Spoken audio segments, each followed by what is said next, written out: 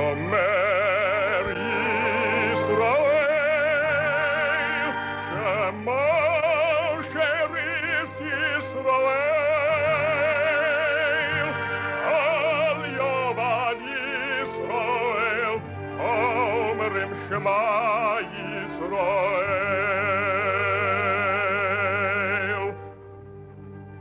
And the Lord spake unto Moses, saying, Command the children of Israel that they bring unto thee pure oil olive, beaten for the light, to cause the lamps to burn continually in the tabernacle of the congregation. And it shall be a statute forever in your generations.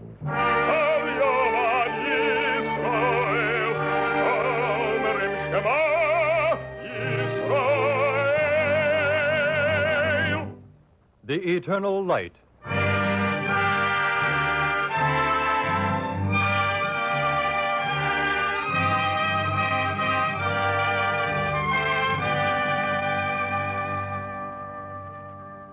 The National Broadcasting Company and its affiliated independent stations present The Eternal Light.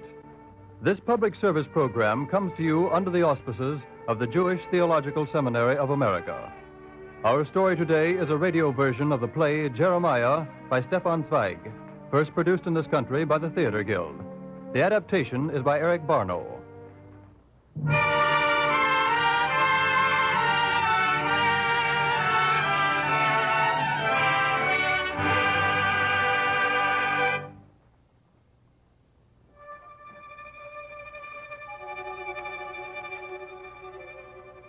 Moonlight over Jerusalem, the peace of a sleeping city, the white towers and the silent battlements, and a soft night breeze.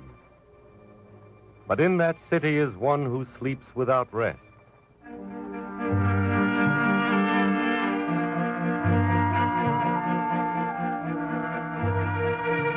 Young Jeremiah, twisting on his bed, sees again the terror and evil.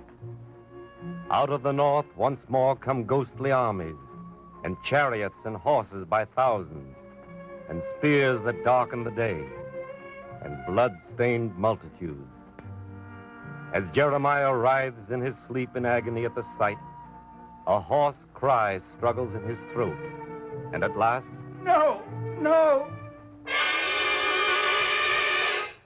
Lord, have mercy. Have mercy. Jeremiah. No. Jeremiah. No. Yes?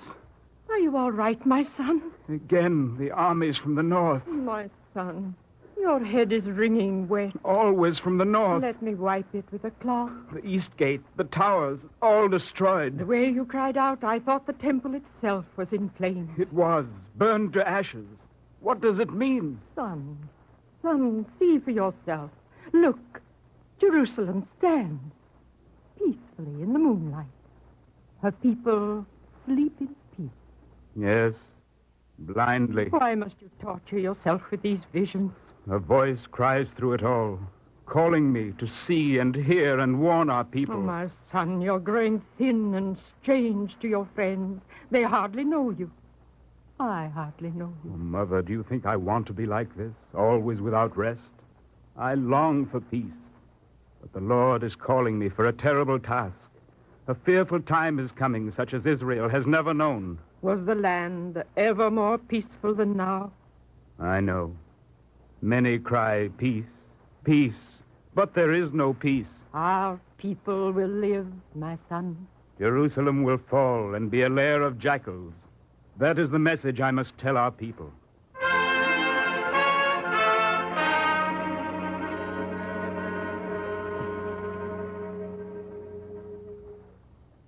This is the man. This young man? He's the one. He was speaking again just now in the temple court. I brought him in at once. What is this I hear of you spreading terror among the people, predicting doom? I spoke the words of the Lord. Another prophet. I assure you we have quite enough prophets in the land as it is, without more self-named ones. You will leave this sort of thing to the priests. I spoke only the Lord's words.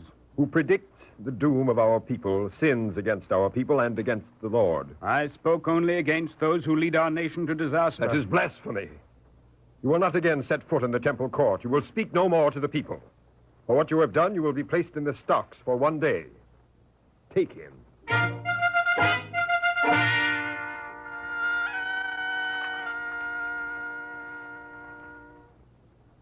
Jeremiah, Yes? I've heard you prophesy many times.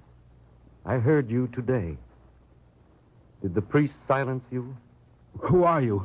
Baruch, son of Neriah. Stand where I can see you. Do the stocks hurt your neck? A wooden collar, that is all. A symbol of servitude, and that is well. We all wear collars. Everyone serves a master, and if it be the Lord we serve, it is well with us. Then I would serve the Lord by serving you, Jeremiah. What are you? A scribe. A scribe. Then truly you have come in the Lord's name. After I am free, come with me.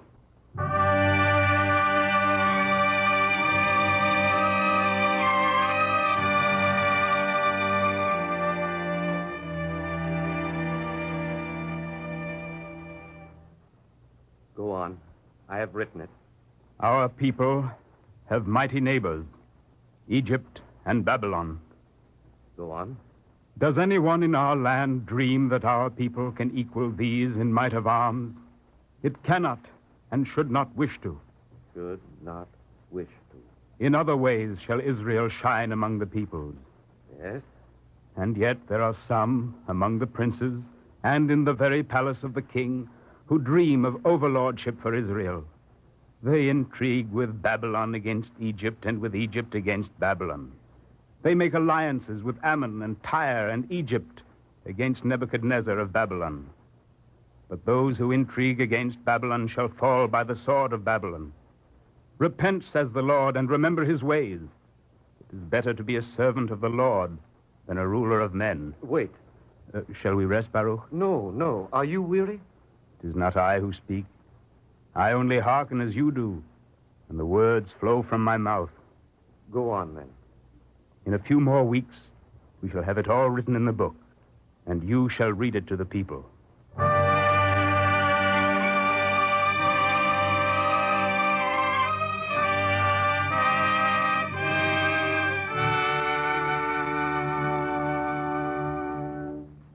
Come in.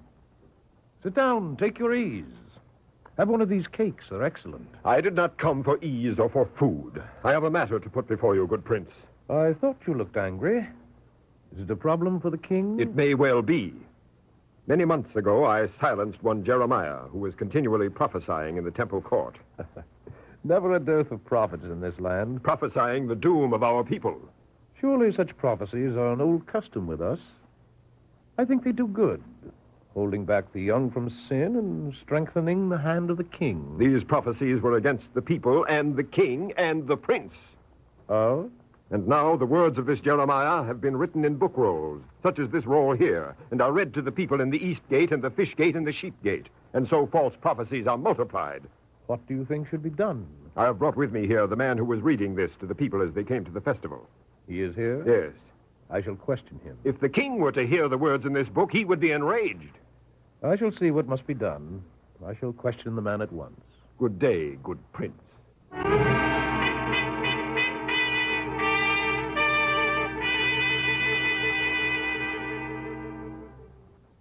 These are strong words in this book. They were spoken to me by Jeremiah, as the Almighty spoke them to him. They are the Lord's warning. Yes, no doubt, no doubt. It'll be my duty to show this to the king. My advice to you and to this Jeremiah is go into hiding. Let not the authorities find you.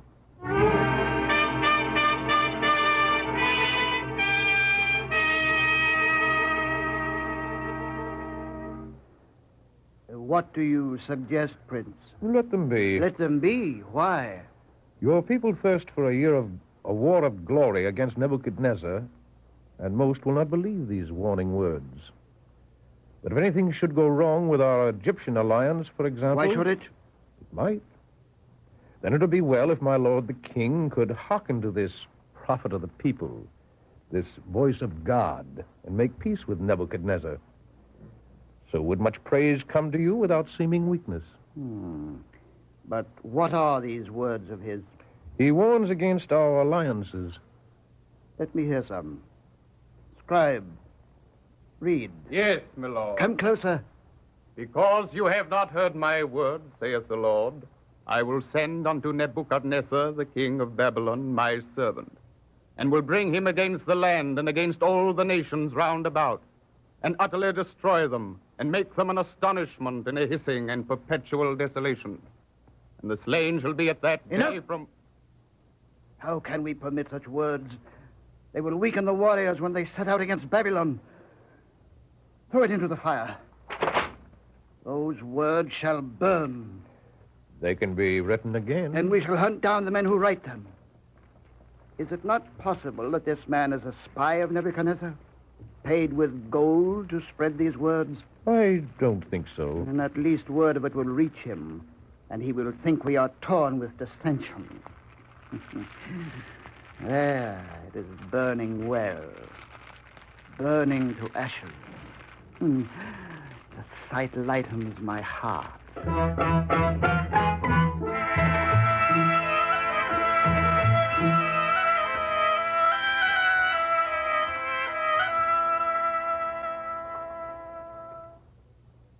A spy from Jerusalem reporting to my lord the king. Bring him forward. I bow before my lord the king. Raise yourself and report. Zedekiah, king of Judah, and his princes go forward with their plan of revolt against my lord the king. They make many secret alliances, but within the land all do not agree. Some of the princes warn against alliances with Egypt. And there is also one Jeremiah. Oh, yes. Word of this has reached me before. More about this Jeremiah. Who is he? A man who claims to be a prophet and to speak for their God.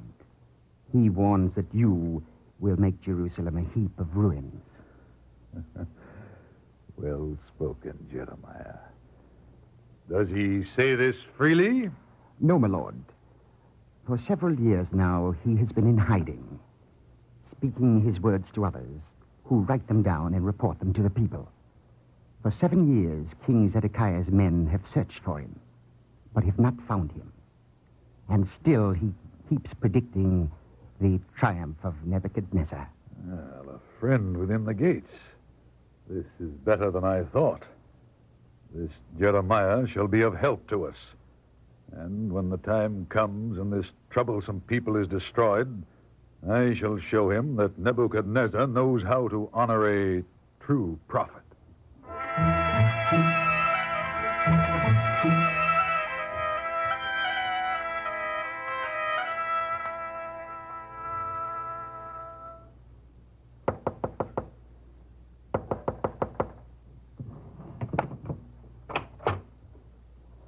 Jeremiah, my son. Close the door, Mother. Oh, my son. I bring you danger in coming here. Oh, I prayed that I might see you. I light a lamp. I heard you were ill. I'm better now. I'm getting old. I can't stay long. The king's men search for me. Oh, Jeremiah, what have you done with your life? Now they call you a traitor and hunt you like a thief in the night. But I know there is no evil in you. Do you still have these visions and dreams, Jeremiah? They are no dreams. I wish they were.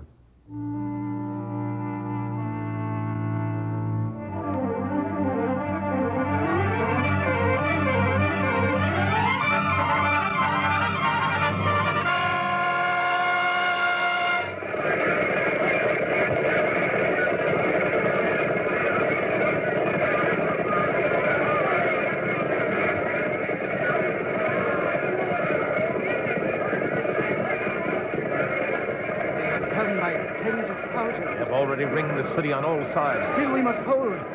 We will, if Egypt comes to our aid. Clouds from Nebuchadnezzar's chariots darken the sky as Jeremiah predicted. Jeremiah! Jeremiah! Why must I always hear his name? My lord, I only... Why has he not been caught? He must be seized and silenced.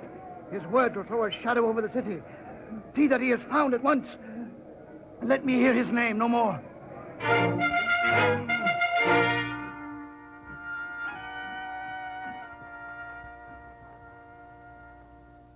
You take me. The deepest dungeon.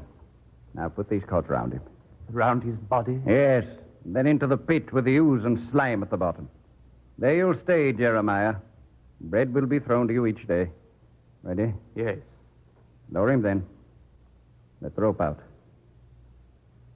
ויוציאו את עצמוס מלכי יהודה, ויש עצמוס סורו, ויש עצמוס הכהנים, ויש עצמוס... Why do you sing, Jeremiah? ויש עצמוס יושבי ירושלים. He sings to the Lord. Lower him quick. Let's leave this place. Why is he sent here? Didn't he prophesy everything that has happened? Do they think they can bury his prophecies in the slime? Quiet! Let's leave here.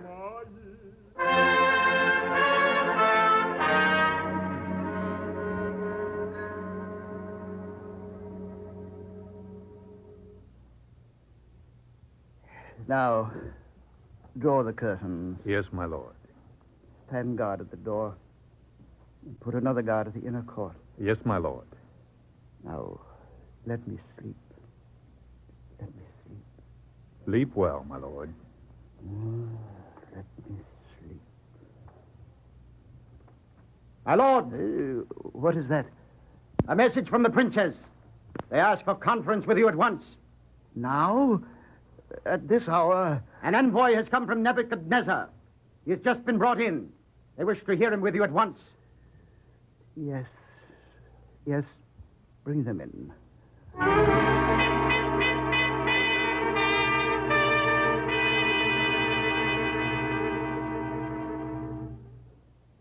What is your name? Baruch, son of Neriah. Are you of our people? I am a servant of the one God and was born in Jerusalem.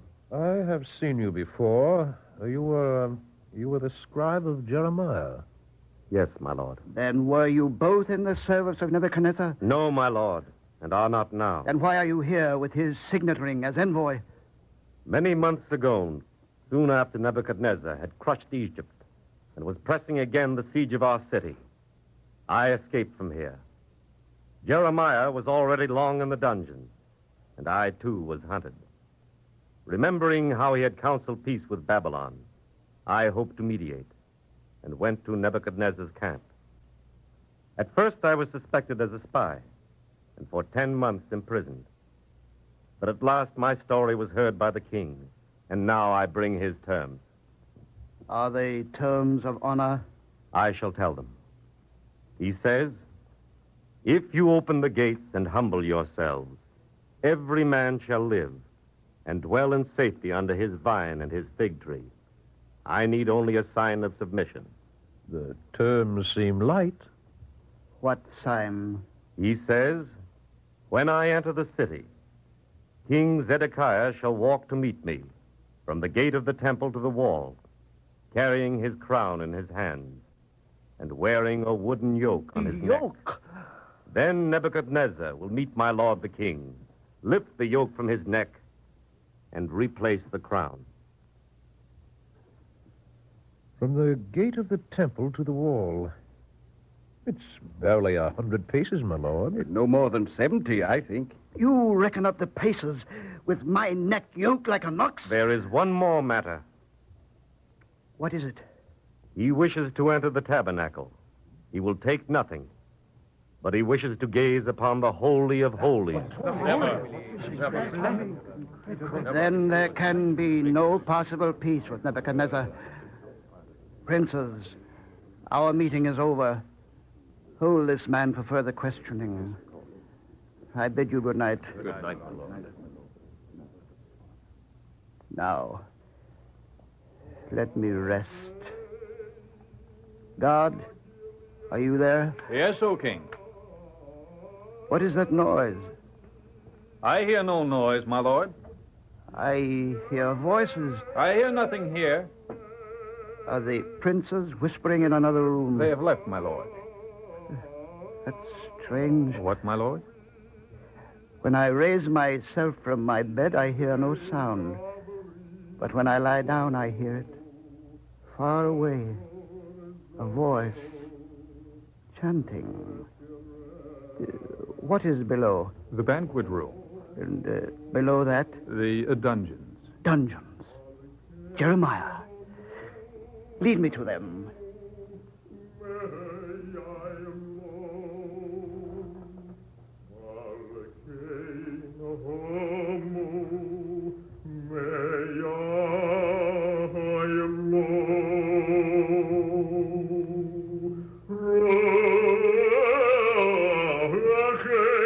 Jeremiah!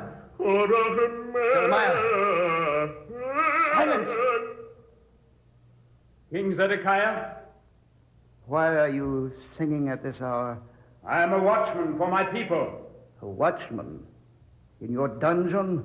The watchmen on your highest walls cannot always see what is coming, but here it is possible to hear the voice of the Lord. Why are you chanting? I pray without end that Jerusalem may yet be saved. Is there any word from the Lord? Yes, Jerusalem will fall.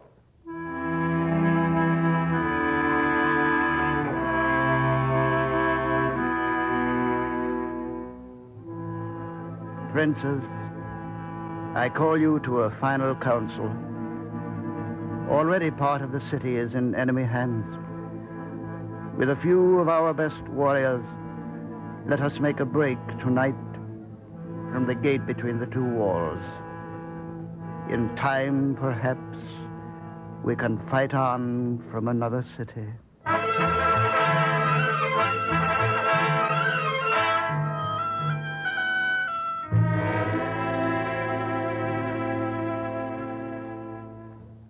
A report for King Nebuchadnezzar.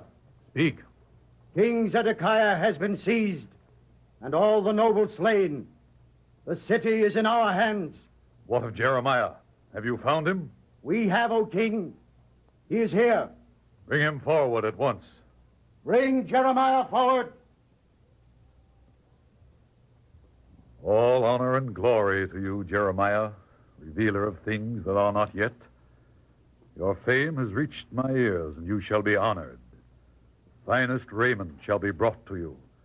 You shall be made my master of magicians, astrologers, and soothsayers. You shall be second to none in my palace. King Nebuchadnezzar, I cannot heed your call. I say to you what I said to my own people. It is better to be a servant of the Lord than a ruler of men. The destroyer shall be destroyed.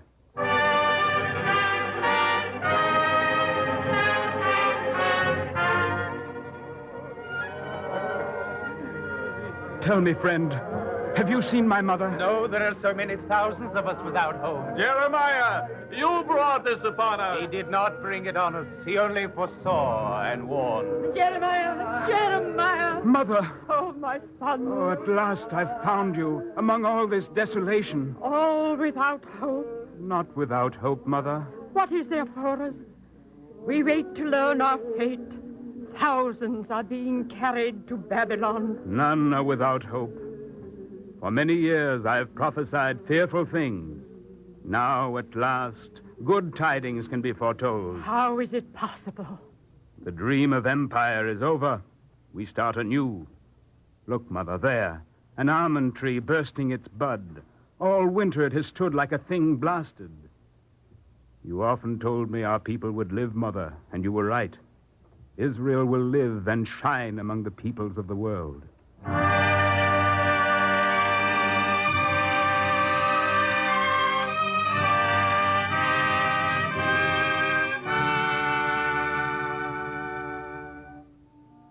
Some walk the road to Babylon, and some flee to Egypt, and some sit among the ruins of Jerusalem.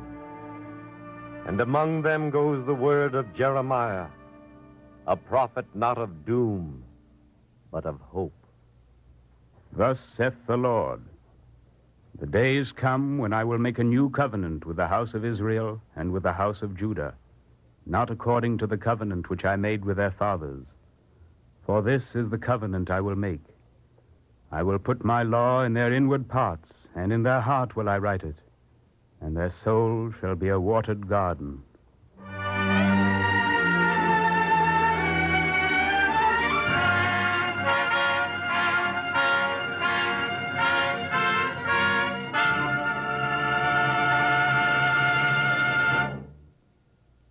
And now we take great pleasure in presenting on the Eternal Light Rabbi Samuel Wald of the Isaac M. Wise Temple, Cincinnati, Ohio. This is Jeremiah, a drama of song and of sorrow, of comfort and compassion. This is Stefan Zweig, who found little truth in Vienna, but discovered much of it in the eternal Jerusalem. This is Israel, man of sin and son of heaven, shattered and bruised but not broken, suffering unending agony, yet knowing always that in the end the redeeming Spirit will bring healing and concord to all mankind.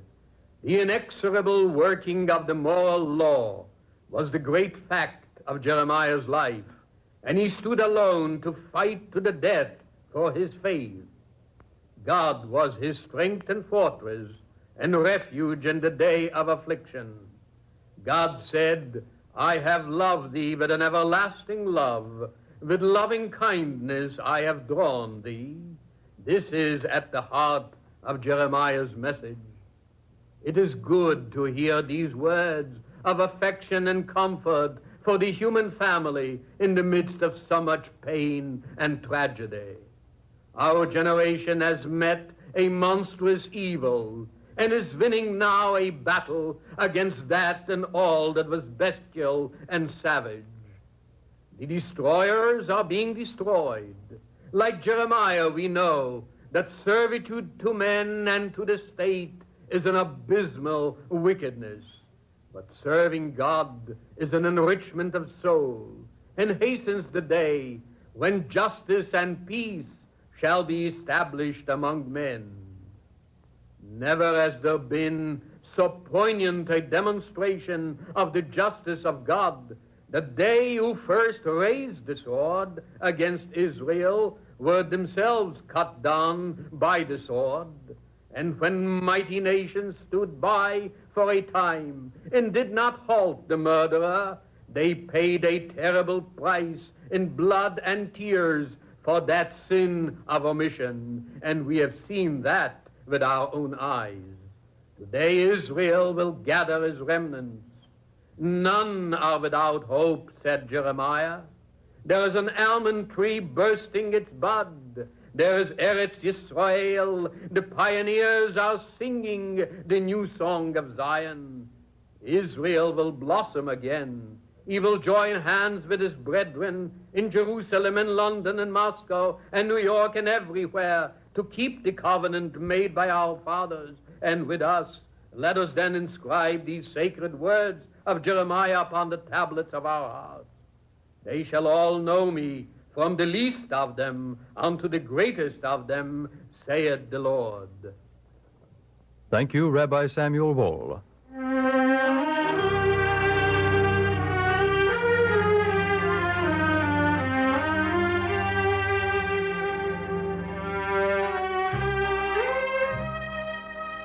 The dramatic portion of our program was a radio version of the play Jeremiah by Stefan Zweig, first produced in America by the Theater Guild.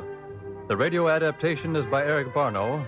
Morris Momorsky composed the special score, which was conducted by Milton Katams. Cantor Robert H. Siegel of the Beacon Street Temple, Brookline, Massachusetts, was the soloist. Guy Sorrell was featured as Jeremiah, and the entire production was under the direction of Frank Papp.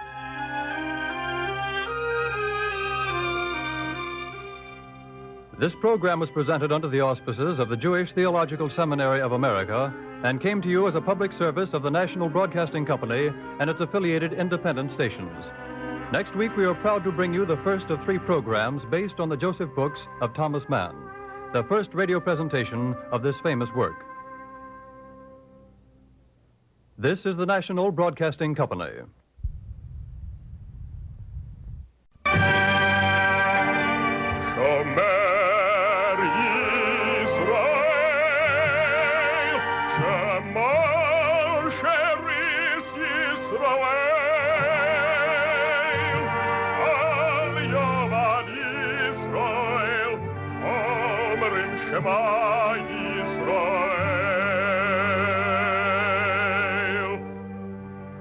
And the Lord spake unto Moses, saying, Command the children of Israel that they bring unto thee pure oil olive, beaten for the light, to cause the lamps to burn continually in the tabernacle of the congregation. And it shall be a statute forever in your generations.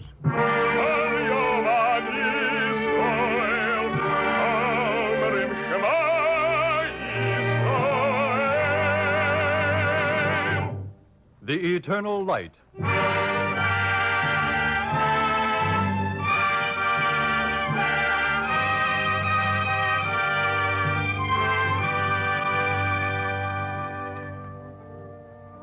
The National Broadcasting Company and its affiliated independent stations present The Eternal Light. This public service program comes to you under the auspices of the Jewish Theological Seminary of America. Today we are honored to present the first of 3 programs based on the Joseph books by Thomas Mann, considered one of the great literary works of our time. Our first program introduces us to young Joseph. The novels were adapted for radio by Arthur Arendt, and Paul Mann is featured as Joseph.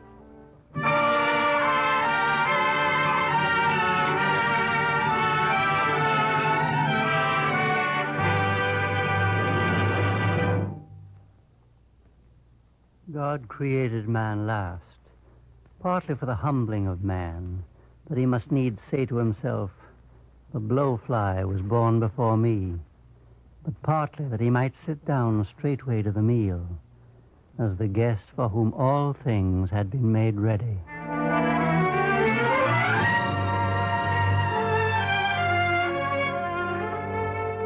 This, then, is the tale of the dreamer, of the young Joseph, the guest for whom all things had been made ready.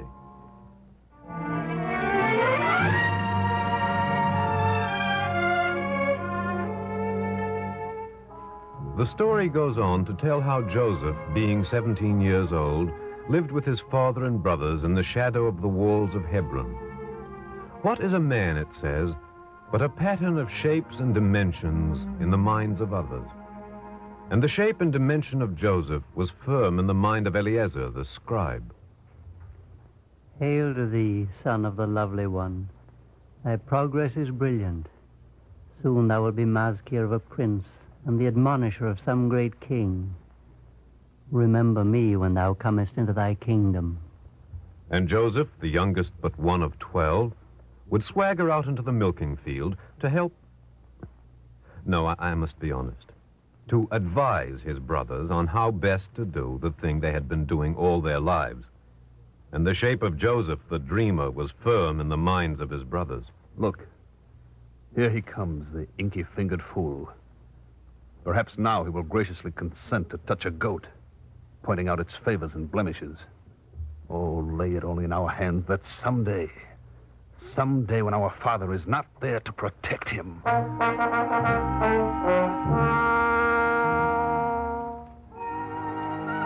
And now it is evening.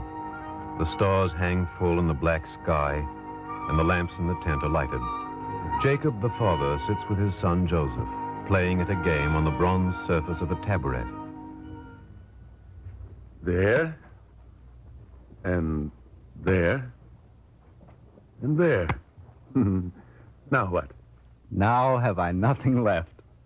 Thou hast beaten me, Father. So it is. And yet I made many blunders. My father was distracted. True. Thy way of playing, Joseph, reminds me of Rachel, thy mother's.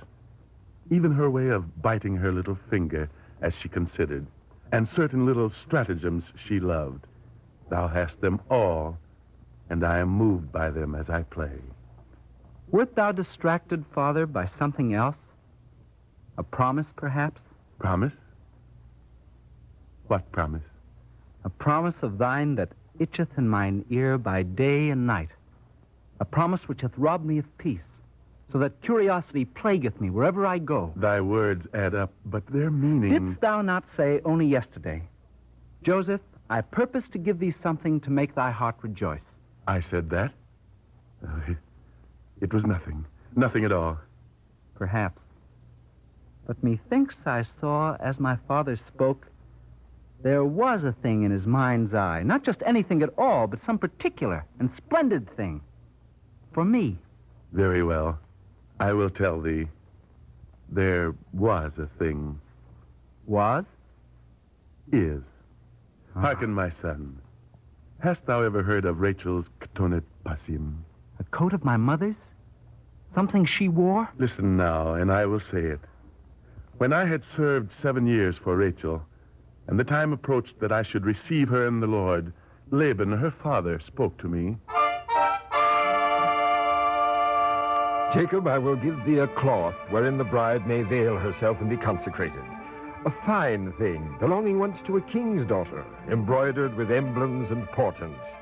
Rachel shall veil her head in it and become like unto the bride of heaven in the tower of Etemeneke.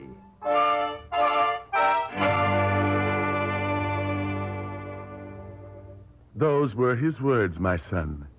But later, when I handed the bride the flower and lifted the veil, it was not Rachel, but Leah whom that devil Laban had brought to me. And did my mother wear this veil, too, at her time? She did. And it is not a veil, nor a wrap, nor a coat, but a piece of sumptuousness.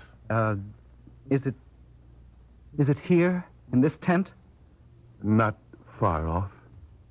And my father will give it to me? Perhaps. Things are in the balance, and the Lord hath not yet pronounced upon them in my heart. What things, Father?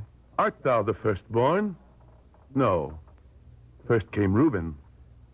But Reuben sinned, and I was driven to take from him his birthright. Is it thy turn next, then, that I should give thee the cloak? One might answer, no. For after Reuben came Simeon and Levi, and then Judah. And then again, one might answer, yes. Because when Leah's firstborn fell and was cursed, then came the turn of Rachel's firstborn, thou. But all that is doubtful and unclear. And if I garb thee in the cloak, then might the brethren falsely interpret it as the blessing and rise up in jealousy against thee and me. Father, let me see the cloak. Well, seeing is not having, but I warn thee, seeing is wanting to have. I must see it, Father. Very well. But stop where thou art. Put thy hands behind thee. Here in this chest it is. Not on top with the woolens, but down. Down to here. Here is the cloak of many colors. Ye heavenly lights. How beautiful. Look, there was a man with a club fighting a lion. And there was a bat, a wolf, a bright-colored bird. Ye heavenly hosts, my eyes are burning from staring at such a distance. I will come nearer. Not too near. What flowers. What figures and shapes and arrangements. Is it stiff to the fingers or soft? Let me touch it, Father. Well... Oh, it is soft. I knew it. Is it too small, perhaps, or too large? How will I know? I must know. I must try it on just once, and only for a brief moment. Father, I have put on my coat. Shall I take it off? No. No. Keep it. Keep it.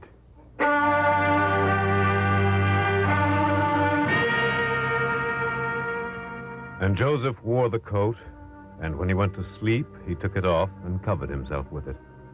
And later, when the brothers came in from the fields, they looked down and saw. And Gad said, Look at him. Regard the sanctimonious expression. Here we stand, the workers in the fields, the milkers, the men of toil. And there he sleeps, the do-nothing, the turner of heads. And he hath the coat. Are we to bow down before him? I keep hearing those words, bow down, as though some cursed insect kept them buzzing in mine ear. Bow down, it says. That's what he would of you. Bow down, bow down, bow down. Next morning, there was no conversation among the 11 brothers until they had separated, the 10 and the 1. And the 1, who was Joseph, strolled to the women's quarters to see his brother, the baby Benjamin. And as he strolled, He knew that he was being followed. Joseph! Joseph! It is Reuben. Wait. Good morning, brother. Good morning. I see thou hast a new robe. Wilt thou keep it? I will keep it, Reuben. Our father gave it to me as a gift. Last night, after the game we played. Joseph, thou playest these games shrewdly and well, for thou art practiced by Eliezer. Tell me, Joseph, didst thou let the old man win in order to ingratiate thyself? Answer. So thou hast wheedled the coat out of him. He promised it without my asking. And when I reminded him of the promise, he gave it to me. Listen, brother, knowest thou not it is against God to misuse the power that is given thee? What power have I over Jacob? Thou liest in asking, for thou hast over him Rachel's power. Brother, have I not saved thee 10 times already from the wrath of the brethren? And for that wouldst thou go and beguile our father of the coat while we were pasturing far away? Tell me who thou art, and how much is thine arrogance that thou makest thyself different from us all, and walkest as one set apart? Fearest thou not that thy conceit will draw down upon thee the dark clouds out of which the lightning strikes? Give it back, Joseph. Give back the coat.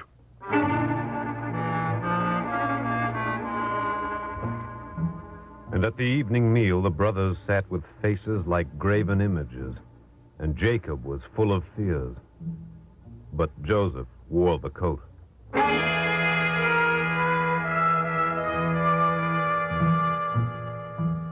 And one day at the harvest time, it came to pass that Joseph was in the fields working with his brothers. And at the midday hour, when they gathered to rest and eat, Joseph fell asleep. The brothers continued their talk of this and that, and suddenly Joseph sat up. There was a strange look in his eyes as he said, I have had a dream. So? What is that to us? Brothers, would you like to hear my dream? No. Now, as I was saying... Forgive me, brothers, but I feel drawn to tell you of this dream. It's not a long one. What aileth thee, boy, that thou dost trouble us with matters that concern us not? Oh, but they do. This dream concerns you all, for you all come into it. Tell it then and be brief. I thank thee, Asher. A few words and it's done. But first, hear me. The meaning lies with you, for it is known that the dreamer shall not interpret his own dream. If any of you dream and ask me, I will tell him the meaning, for the Lord hath given me that power. But with mine own dreams, it is different. Just call that a few words? Listen, then, and you will Joseph, hear... wait. Let him tell it, Reuben, and have done with it. No. Joseph, I know not thy dream, but meseemeth it were safer that each man be alone with his dreams, and thou shouldst keep thy dream to thyself, that we all may go back to work. But we were at work. In the dream, I mean. I saw us all together, the sons of Jacob, harvesting the grain. Marvelous. Very interesting.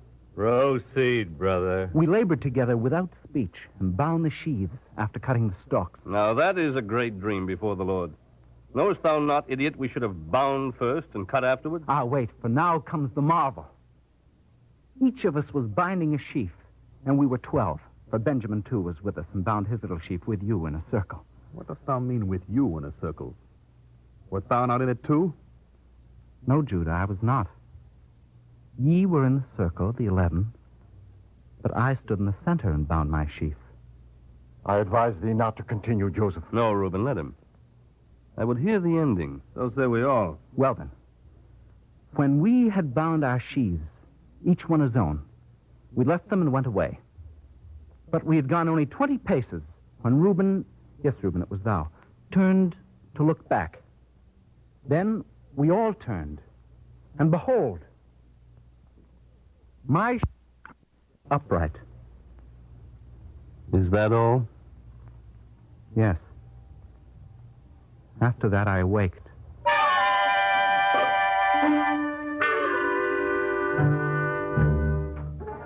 And the brothers, who liked not the meaning of this dream, took counsel, and Simeon said, It is simple. He is a liar. You mean it? It was a made-up thing conceived in vanity? I do. There is another possibility. What if the dream came from God? What thinkest thou, Reuben? Asher, if this dream came from God, there is but one thing to do. Fall on our knees and pray. To Joseph? To our dear little brother? No, to God. But it is my belief it is nothing but a conceit, as Simeon said. And the penalty? A beating, nothing more. Brothers, my memory is faulty. Did he say bow down? Yes. No. Asher is right. He did not say bow down. Yes. No. Asher is right. He did not say bow down. What he said was, make obeisance. I am positive, Gad. Make obeisance, eh? Well, it's just as bad either way. No. To make obeisance is not quite so much as to bow down. Is it not so, Asher? True. One might make obeisance out of caution and shrewdness. On the other hand, one might bow down and yet be too proud to make obeisance. Enough. We argue like magpies. It is decided that to bow down is the worst. Understood, Judah? Understood, my brother. But one thing. Let him tell another dream. And let him once use the word bow down. And then, by the Holy of Holies, I will...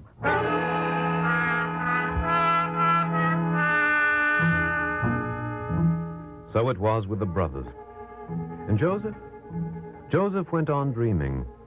But there was that in the eyes of the others which kept him silent. And then it came about that Jacob paid a visit. He came to the harvest field and sat under the awning and smiled at his sons as the good ripe grain was gathered. And Jacob said, It is good that all goes well. It is especially pleasing that all my sons have come together in the Lord. Is it not? Well, Reuben? Yes, Father. Well, Gad? Yes, Father. Judah? It is pleasing, Father. Come now. When I was a young man, we told stories at the rest hour. We sang, and there were poems read, and games. Is it that times have changed so much? Well, Joseph? I have no story, Father. What? No story from Joseph, the student, the reader? No, Father. There is, however, a dream. Joseph! Yes, Reuben? I think perhaps it would be better if thou didst not tell that dream. Oh, but this is another one. I dreamed it last night on the threshing floor. Just the same. Come. I would hear Joseph's dream. Speak up, my son. Very well. I dreamed... Speak up loudly, Joseph, that we all may hear. I dreamed, and I saw in my dream this. This is what I saw. I saw the sun and the moon and the 11 Kochavim waiting upon me. They came and they bowed down before me.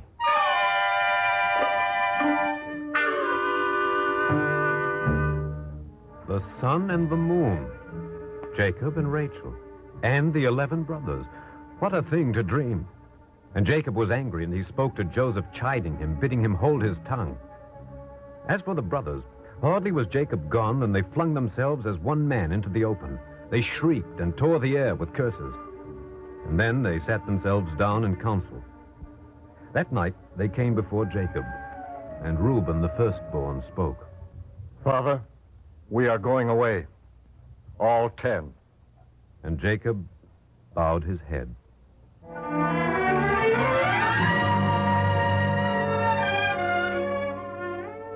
Months passed, and then it happened that Jacob sent for Joseph to come into his tent.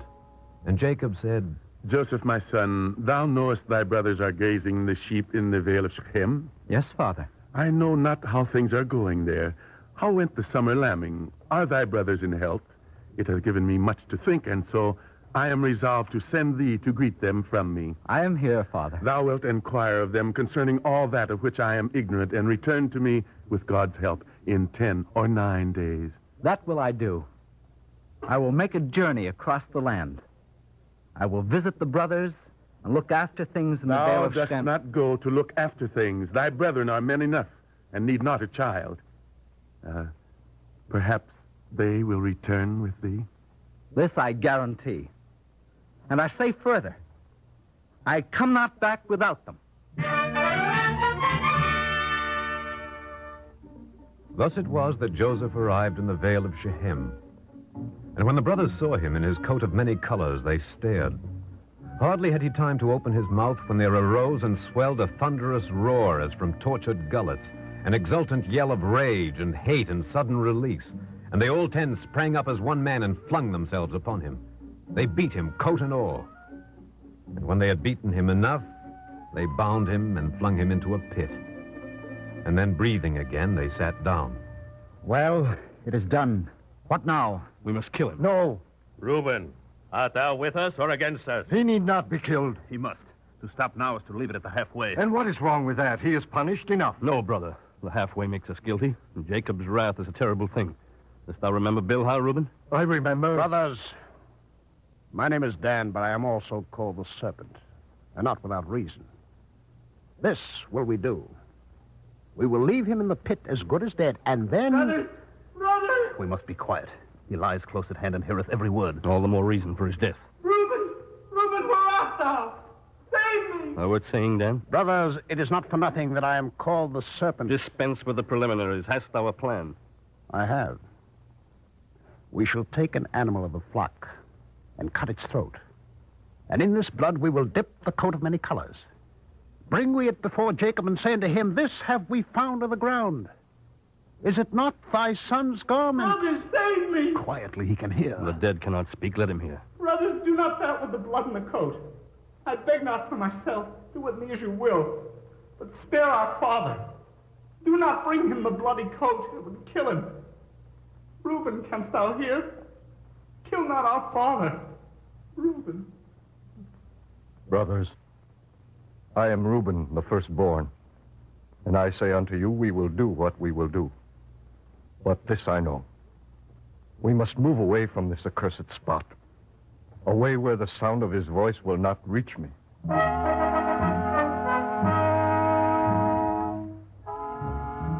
Thus it happened that the brothers moved away, and Joseph was left alone in the pit. And as the brothers argued, it happened that a caravan of traders, Ishmaelites, came upon the pit. And they heard the cries of Joseph, and they rescued him. And even as they approached, the brothers left off arguing. Into their heads had come the same suggestion. They would sell Joseph to the Ishmaelites. And this they did. Brothers, this is the oath which we will swear, each and separately. I will not tell, nor mention, nor divulge, nor indicate, not by sign nor inflection, nor by flicker of mine eyelash, what hath happened here, and what we did with the dreamer. As for him who betrays this oath, we, the remainder, shall drive him from land to land, from river to river. He shall not know where to lay his head. Shall have neither life nor death, but both. For life and death shall spit him to one another his whole life long.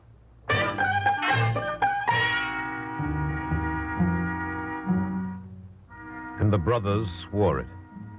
And then 2 beggars were found who brought to Jacob the blood-stiffened rags that were Joseph's coat. And Jacob, seeing this, tore at his clothes and rent them. And Jacob said, It is too much. First the mother ewe, and now the lamb. Wailing ariseth above the beloved son, over the young shoot whose roots were torn out, over my hopes that are rooted out like to a sapling. Oh, alas, my child. Bread will I not eat, water will I not drink, for Joseph, my son, is rent in pieces.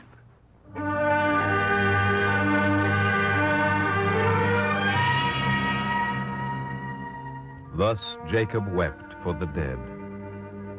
And Joseph, the dead which was not dead, journeyed with the Ishmaelites into the land of Egypt.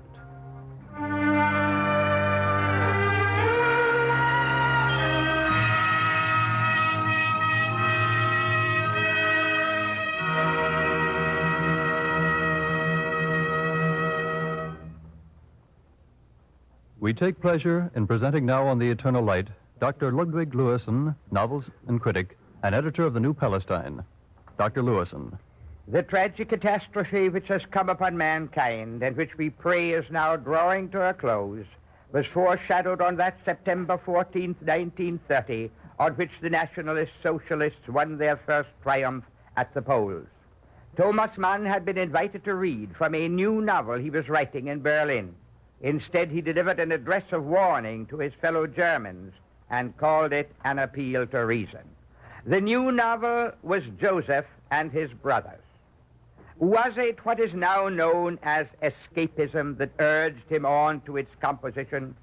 Far from it. In these antique tales, in their inner meaning, Thomas Mann found the meanings that mean humanity to him. He had long been convinced that what ailed civilization was the split between nature and spirit. And it was this saving idea which he found to be the central idea of Israel and of Israel's history and faith. He found that idea embodied in Abraham, who was to be blessing and destiny to all peoples. He found it embodied in Jacob. He found it in Joseph. He found finally and above all that the eternal was consecrated within the congregation of Israel, as he could be someday within the congregation of mankind itself, if all life were to be lived as Jews are bidden to live it unto the eternal.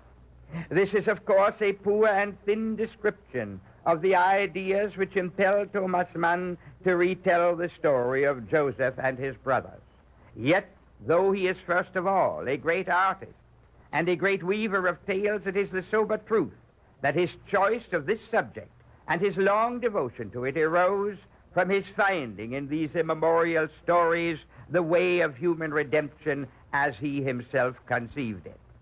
It is also significant that, in this age of the immeasurable crime of the Germans against the Jewish people, the greatest German artist since Goethe should have built this majestic monument of German prose upon a Jewish story told on Jewish assumptions drawn from the inner recesses of the Jewish spirit, summing up what Jews had dreamed and thought concerning this matter through the ages. We cannot speak of an act of reparation.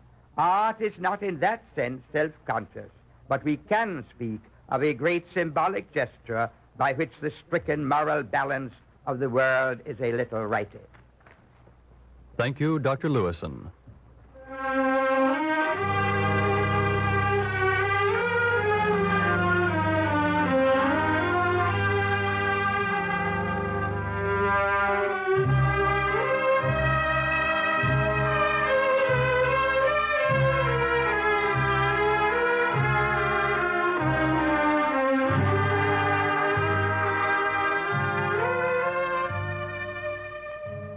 The Eternal Light has presented the first of 3 programs based on the famous Joseph books by Thomas Mann, adapted for radio by Arthur Arendt. Today's program, dealing with young Joseph, will be followed next week by Joseph in Egypt. The third of the programs, 2 weeks from today, will be on Joseph the Provider. Music for today's program was composed by Morris Momorsky and conducted by Milton Katims. Cantor Robert H. Siegel of the Beacon Street Temple, Brookline, Massachusetts, was the soloist. Paul Mann was featured as Joseph. Alexander Scorby was the narrator. The entire production was under the direction of Frank Papp. The Eternal Light has come to you under the auspices of the Jewish Theological Seminary of America and is presented as a public service of the National Broadcasting Company and its affiliated independent stations.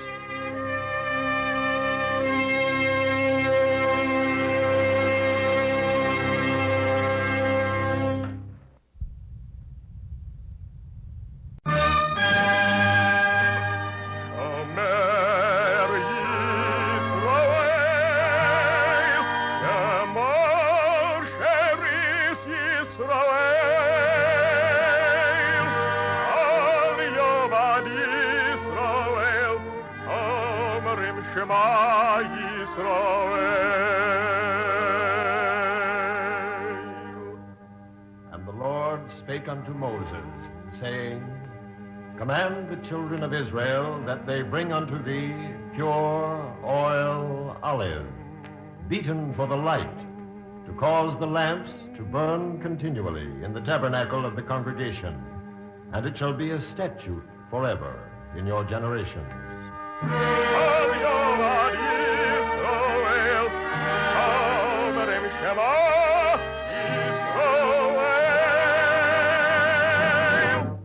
The Eternal Light.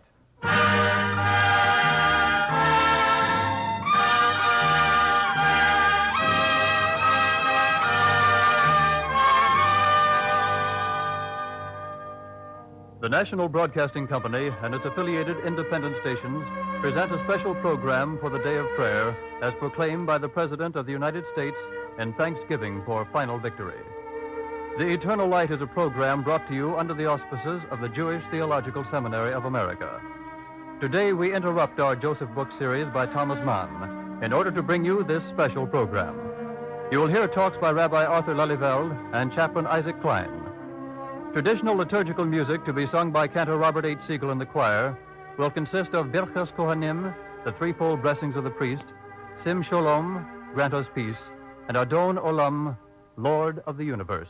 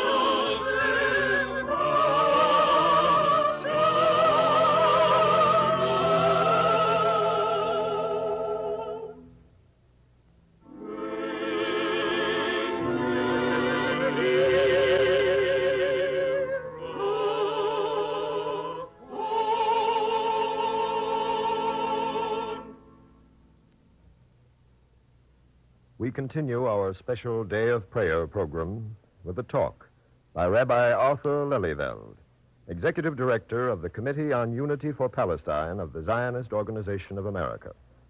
Rabbi Lelyveld.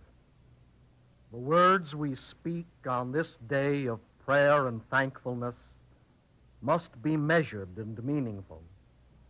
For if it is a day filled with joy that conflict and bloodshed are ended, it is also a day of new and intense awareness of our responsibilities to the future.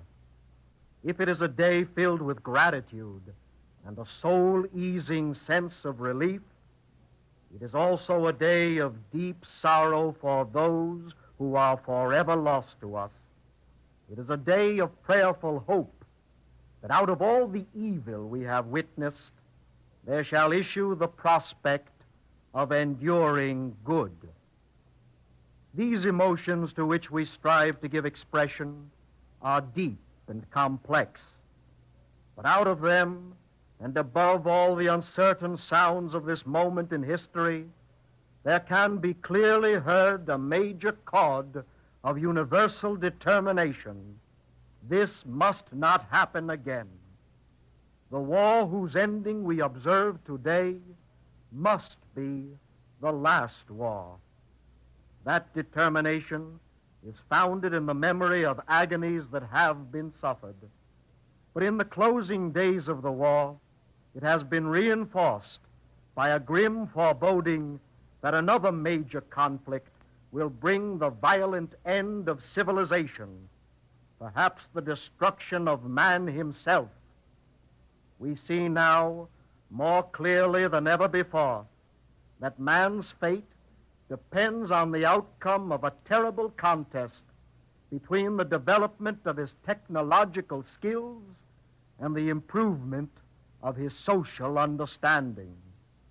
Today we have been granted for the second time in one generation a new start in that contest.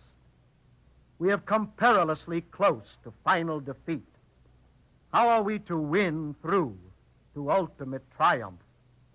If there is universal determination that there shall not be another war, there is by no means universal agreement as to the road we should travel in order to prevent its occurrence. Even at this moment of fateful choice, we are tempted to put our trust in technological advance and in physical strength. There are voices assuring us that we can achieve national security by keeping the secret of the atomic bomb, an assurance that disregards the futility of an effort to hold back the irresistible flow of scientific knowledge. There are some who place their trust in the maintenance of our military supremacy in the air, hoping thereby to keep always one step ahead of the destruction threatened by competing air forces. And there are those who lean upon the broken reed of the effort to build the world's largest conscript army, blind to the increasing meaninglessness of mass manpower in a world of pilotless planes and jet-propelled missiles of doom. This familiar pattern of thinking that peace can be maintained by physical power is as outworn as the fear of black magic. The great statesmen who drew up the Atlantic Charter had the wisdom to recognize this. The nations of the world, the Charter declares, for realistic as well as for spiritual reasons, must come to the abandonment of the use of force. Here, with greater significance than ever before, the word of Israel's prophet is underscored. Lo v'chayil, v'lo v'koach, ki im beruchi, Omar Adonai Tzavaos. Not by might and not by power, but by my spirit, saith the Lord. This is no longer a counsel of perfection. In our times, it has become an inescapable necessity. If men are not to destroy one another totally, they must now at long last learn to live together peacefully. It is possible to build an enduring peace, but we must first cast aside our fixed ideas of national sovereignty, surrendering to international authority the unconditioned right to adjudicate disputes between nations. We must build into our United Nations organization the techniques for the year-to-year solution of our major political and economic problems. We must begin today to create a social order in which our thankfulness that this war is now over will be translated into the assurance that our children and all children yet unborn will dwell in peace and security with none to make them afraid. It is for this we pray, O Father of all mankind. Grant us the courage, the wisdom, and the sacrificial spirit of selflessness to build a world filled with justice and fair dealing. For thou hast taught us that the work of righteousness shall be peace. A world filled with reciprocity and understanding, for we would learn that what is hateful unto us is hateful too unto our neighbors. A world filled with thine all-encompassing love for all thy children, everywhere and forever. Amen.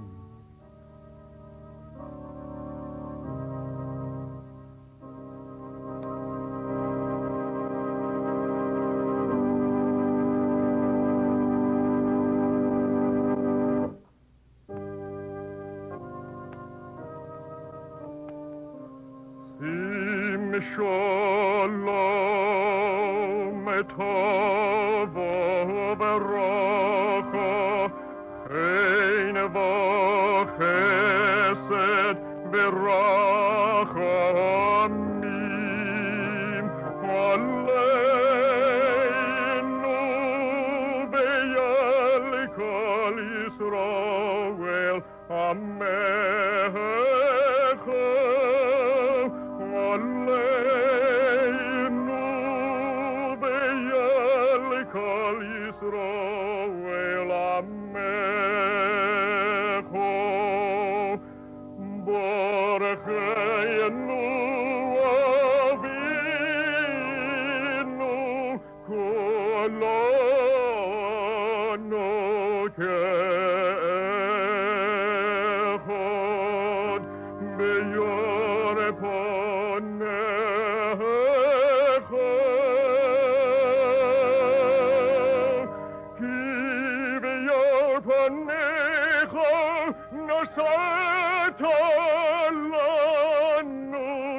Hashem Elokeinu Toras Chayim V'Yahavas Chesed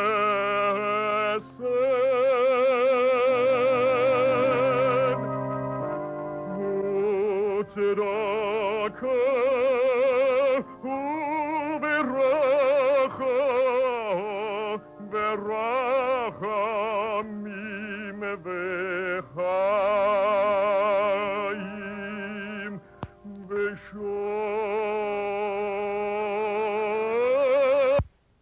The concluding speaker on our Day of Prayer program will be Army Air Forces Chaplain Isaac Klein, who has just returned from the European War Theater. Chaplain Klein. Friends of the radio audience, to the soldier who has just returned from the European theater of war, VJ Day brought a double measure of joy and gratitude. We rejoice with all America and thank God that the early cessation of hostilities has saved so many young lives and spared us so much suffering. We thank God that now all people may redirect their efforts, their energies, and their genius into channels that will enhance the arts of peace and speed the reconstruction of the world, so that we may again dwell in safety, each under his vine and fig tree. In addition, we who only recently have witnessed the sad plight of the people of Europe rejoice with them too. We join with them in their thanks to the good Lord, that after they have drunk the bitter cup of suffering to the dregs, they can now look to the future with more hope and more confidence. My thoughts are with them as we celebrate this day of victory. I rejoice with the resistance groups that I met in France, Belgium, and Holland, who refused to yield to the brazen lies of the German propaganda machine, or to be cowed by the bludgeoning and the tortures of the Gestapo, even at a time when only the stoutest hearts dared think of Allied victory. Let us join them as they rejoice upon the downfall of the evil powers that brought their country so much suffering and humiliation. I rejoice with the Jews of France, Belgium, and Holland, whom I watched and in many cases helped emerge from their hiding places and hesitatingly return to their homes, and with halting steps start to rebuild their shattered lives. I rejoice with the slave laborers whom I saw leaving Germany for their native lands in trains decorated with flags and flowers, happy at the prospect of seeing their homes again. They rejoice now, for never again, they say, shall they know the scourge of the taskmaster. I rejoice with our brethren in Europe, who despite the Nazi gas chambers, starvation, and the mass murders of the German concentration camps, miraculously lived to see the day of deliverance. They rejoice today, even though they know they face a world that is still cold even now to the frightful ordeal that they have lived through and does not accord them the measure of relief they deserve. Amidst their present sad state, they still rejoice, because with the main enemy crushed, they do not fear what the morrow will bring. To us and to these people, whose measure of misery was so much greater than ours, VJ Day brings the vision of a new opportunity to eliminate the tensions and the hatreds that were brought about by the war, and to heal the wounds that were inflicted by it. It has been my observation that even in the country that suffered severely from the ruthless German occupation, and where Hitler and the Nazi doctrines were synonymous with barbarism and savagery, the German propaganda machine has nevertheless been able to sow the seeds of hatred and prejudice that are bringing forth their poisonous fruits even now, when the wicked arm that sowed these seeds are broken. These countries thus are suffering not only from the ravages of war, but also from the heritage of hatred left by the German propaganda office. Now that the clouds of war have been dispersed and peace has again settled upon a weary humanity, it shall be our most sacred duty to undo all the harm done by these enemies of humanity, to uproot all the causes of hatred, to make the world a place where none shall be a stranger, where the laws of justice and love shall prevail. Only then shall the builders be able to build well.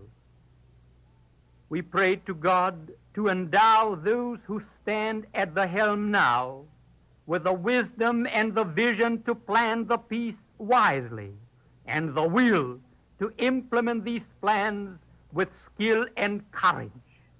Now that the tumult and the shouting are over, let us all return to our homes and thank God for granting us another chance and bend our efforts to the building of the good society, visioned and prayed for by the good men of all ages and all people.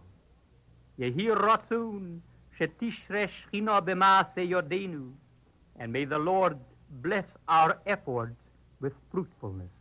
Amen.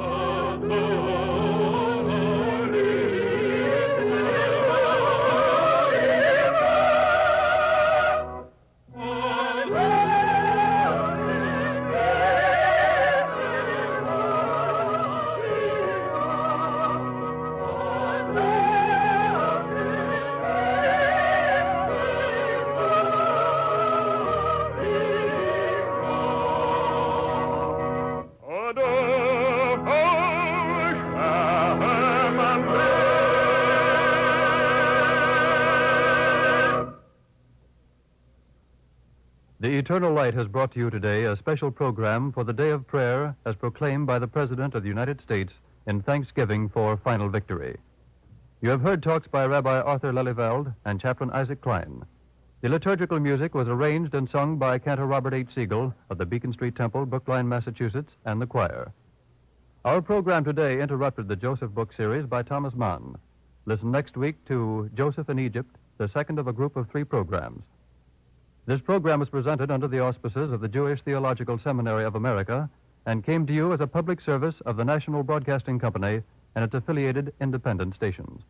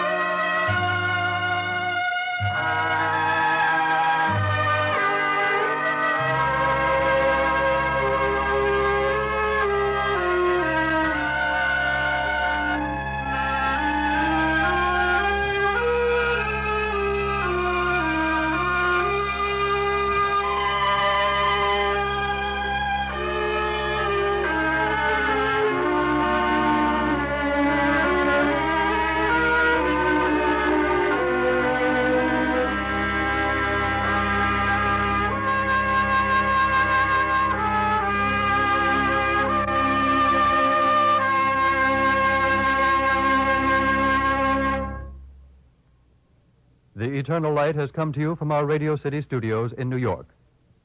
This is the National Broadcasting Company.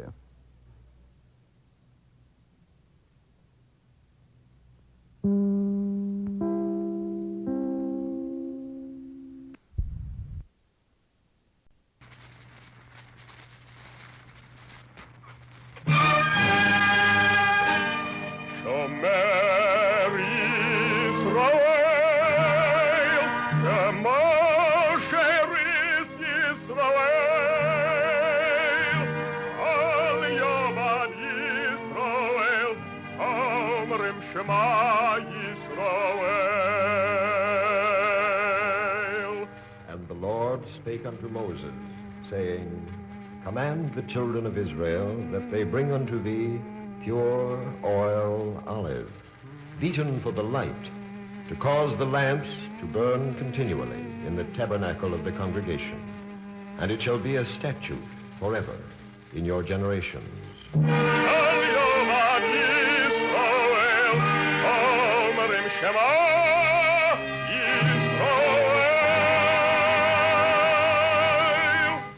The Eternal Light.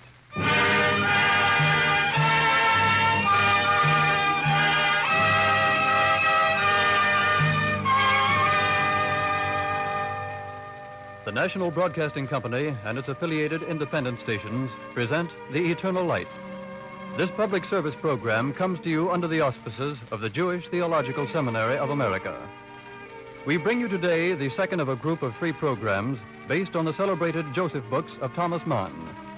First, we presented Young Joseph. Today, we give you Joseph in Egypt. The dramatization is by Arthur Arendt and features Paul Mann as Joseph.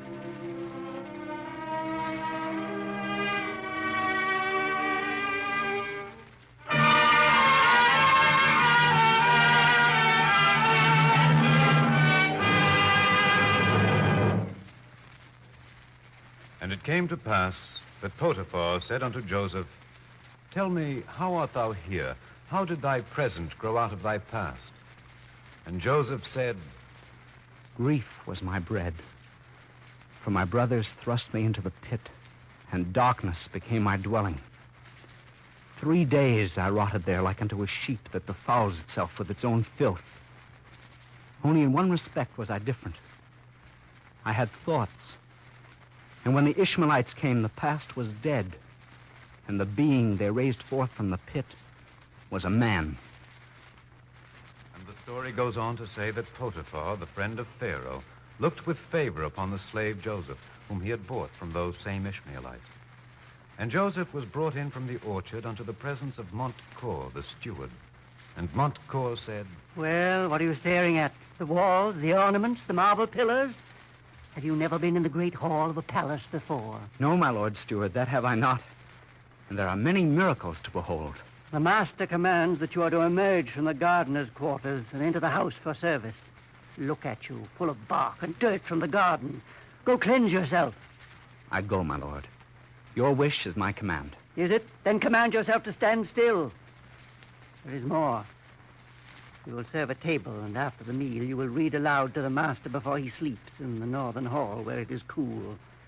Can you acquit yourself? God will aid me as he came to the aid of my father. So, you have a God and a father. Interesting. Now make up a good story. The truth is always dull. Was he rich, your father? My father was a shepherd. Ah, his flocks, I suppose, were numerous? Oh, very numerous, my lord. The land could scarce spare them. Oh, good, good. And this father of a slave was a man without care, hmm? Save his care for God, he knew none. Huh? What is this care for God? Oh, it is cherished throughout the world, my lord. But especially was it from old time laid upon my people, so that my father, a king of his flocks, was also known as a prince of God. A king and a prince. Excellent. It is the truth. Of course. Very pretty. And now, what have I commanded you? To cleanse myself. Then do so. Wait. Come here. Joseph, do you love our master? With my whole soul, with my whole heart, with my whole mind. Good. From today on, you shall be as my pupil and apprentice. You will be with me in my comings and goings, that you may gain insight in house and field, in business and supplies and administration, and shall in time be my assistant. Are you satisfied? My lord, I am satisfied. And grateful. That is the word. It shall be a word between me and you, the old man and the young. We will make a pact between us for Potiphar's service, which each shall hold to the end of his life, so that the death of the elder shall not dissolve the bond, but the other shall keep it over his grave as his successor and son. Do you swear it? By my father's head, I swear it. So be it. And now you will proceed. Make way! Make way! She comes! She comes! Make way! On your face. Throw yourself on your face. Who is it? Who is it? Silence. Lift your eyes a little. What do you see? See? I see a golden carrying chair resting on the shoulders of slaves. And inside? Inside, oh, there was a woman. A beautiful woman. She has gold in her hair and arms like lilies. Her eyes are long and narrow. There are shadows in her cheeks. And her mouth is sweetly soft and... No, the mouth is thin and hard and sinuous as a snake. You have seen. That is Potiphar's wife.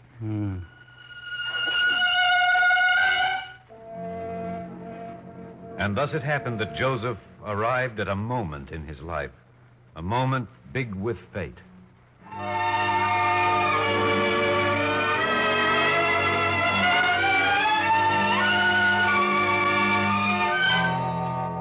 And it came to pass that Joseph stood behind Potiphar's chair for 6 years, the cupbearer, and waxed mightily in his master's pleasure.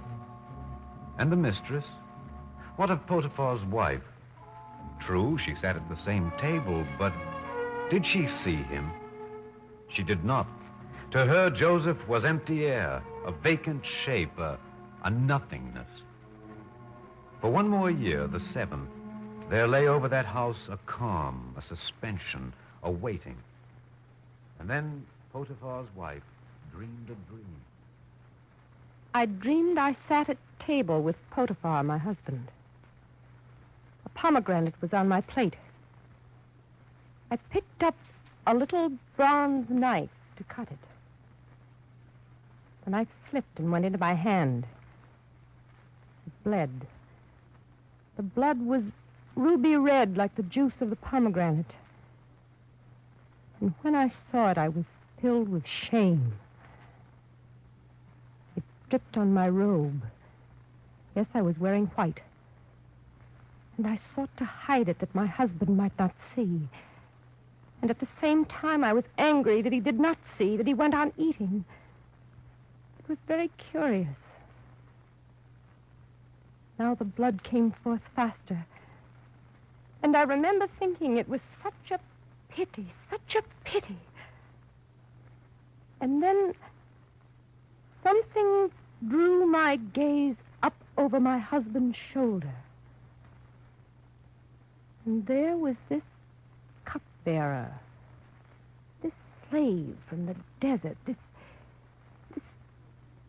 I can't even remember his name. Suddenly, as though my will summoned him, he came towards me. Nearer, nearer, till I could feel his nearness. And then he took my bleeding hand and carried it to his mouth. And my blood stood still with ecstasy and was staunched. That was the dream I dreamed.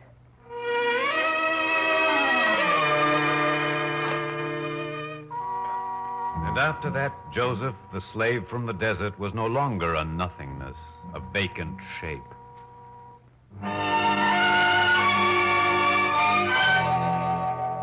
For many nights thereafter, Potiphar's wife tossed on her bed in the women's quarters.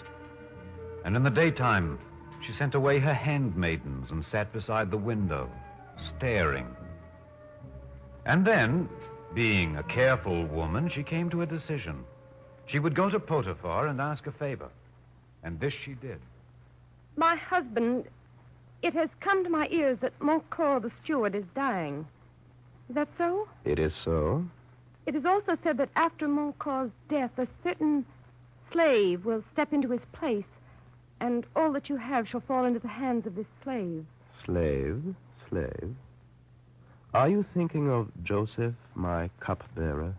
It's a strange way of putting it to say that I'm thinking of him. I withdraw the suggestion, my love. Perhaps it were better to say you merely had him in your mind. Yes, that is better. Much better. And more accurate. I concede the correction. And now, my wife? What now? A question and a favor, my husband. Good. The question first. Well? This cupbearer, this slave, will you put him over all your house when Montcor dies? This slave has become indispensable to me and to this house. I will put him over all, save thee and me. Why? How can a stranger, a foreigner, be indispensable in Potiphar's house? Would you permit this slave, this Shabarite lout, whose gods are not our gods, to shame you before the world? Must you humble your own people so that they gnash their teeth and mutter in dark corners? My sweet, success has been granted me through this slave. My enterprises increase, my house prospers. As for this gnashing and muttering, you are ill-informed. All men look him in the eye with friendship. And as for the women, well, never mind. But I do mind. It's important that I hear everything, however shameful. You were saying? Well, I have heard then whether he shows himself in the streets, the maidens from their windows fling down gold rings, that he may look up at them. Oh, shame. And does he? I have not heard so. And now the favor. What wouldst thou of me? Speak, and it is thine. I would have this, my husband. Send the slave away. Joseph, away? Where? Out of this house. Send him to the fields. Send him to the quarries, where he'll burn with heat by day and shiver with the cold by night and die coughing. Send him away. No. Tell me, Potiphar, do you fear this slave? I fear his God who is with him, who makes everything to succeed that is put into his hands. Hearken, my wife. When Montcor the steward dies, Joseph the slave shall come unto his place. This is your final word. I have spoken.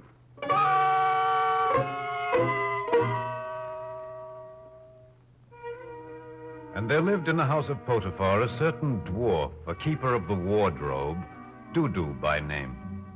And this dwarf was companion and confidant of Potiphar's wife. Up to a point, of course, for she was a careful woman, Potiphar's wife. And in the fullness of her love for Joseph, she summoned this dwarf that she might have someone to talk to.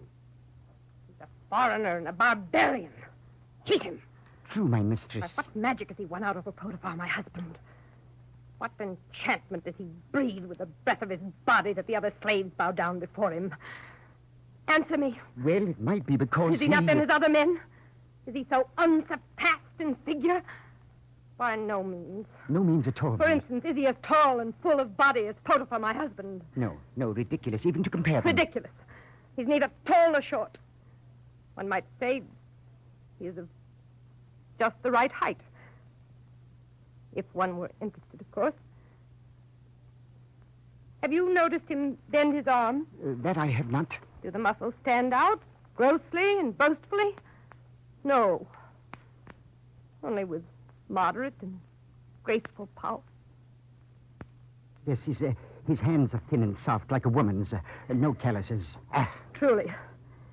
But it is the face and head that impart meaning and dignity to a man. Let us admit, in fairness, that his eyes are lovely in their clear, open gaze.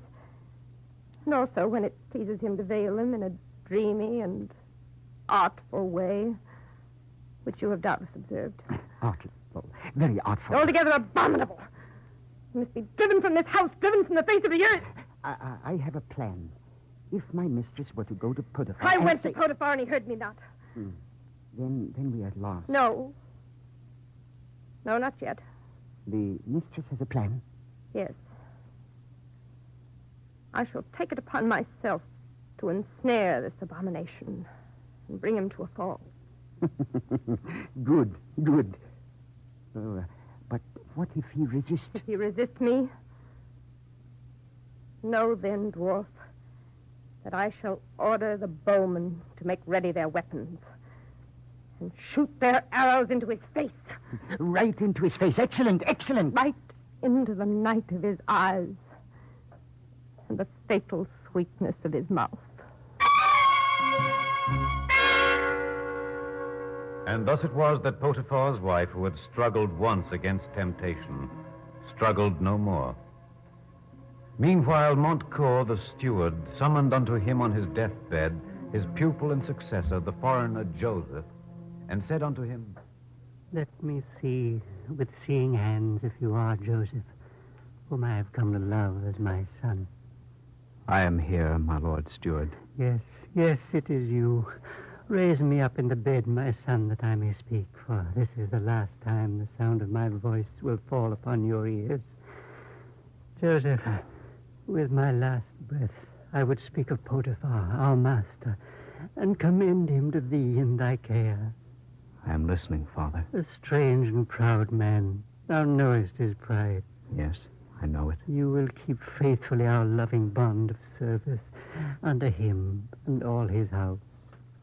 I will keep it, Father. You will shield and justify his dignity with all your skill. You will commit no offense against this house. You will not shame him with word or deed. It shall be as you say. And if ever temptation befall thee, my son, remember the pit. I will remember it, Father. And thee also. But thee first. One thing more, and I am finished. Joseph, listen to me. Didst thou know that Potiphar, thy master, is a lonely man? Yes, I knew, my father. Watch over him. Protect him. Keep strong his pride. Remember the pit. And now, my son, bid me good night. Good night, Father. And quiet repose. Thou who had so much to do art done with it now. No toil and struggle. No anguish. No looking out for others. Farewell. Farewell, my father, my teacher. In light and lightness shall we see each other again.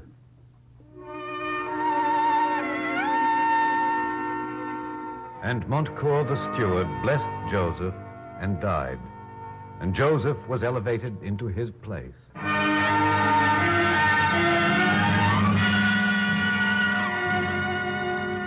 A year went by and another, and many strange things happened in the house of Potiphar. For one thing, the mistress evinced an unsuspected interest in the affairs of the household, and there were daily meetings with Joseph to go over the accounts. And Potiphar's wife would return from these meetings stammering and afraid. Lost. I'm lost. I betrayed myself to him. He saw it all, the truth in my eyes. My restless heart, my trembling. He saw it all, and he despises me. It is over, and I must die. What did he say? We must plant more corn. We must destroy the weeds. The stalks are good for brooms. And what did I answer? I stammered. I made sounds. I smirked. And he was laughing at me. Oh, it was frightful, and I will kill myself. But was I beautiful, at least? If I was in that light, then it is only half bad, and I need not kill myself. Oh, Joseph, speak not thus to me with your mouth, beloved, laughing the while in your heart at my stammering and my weakness.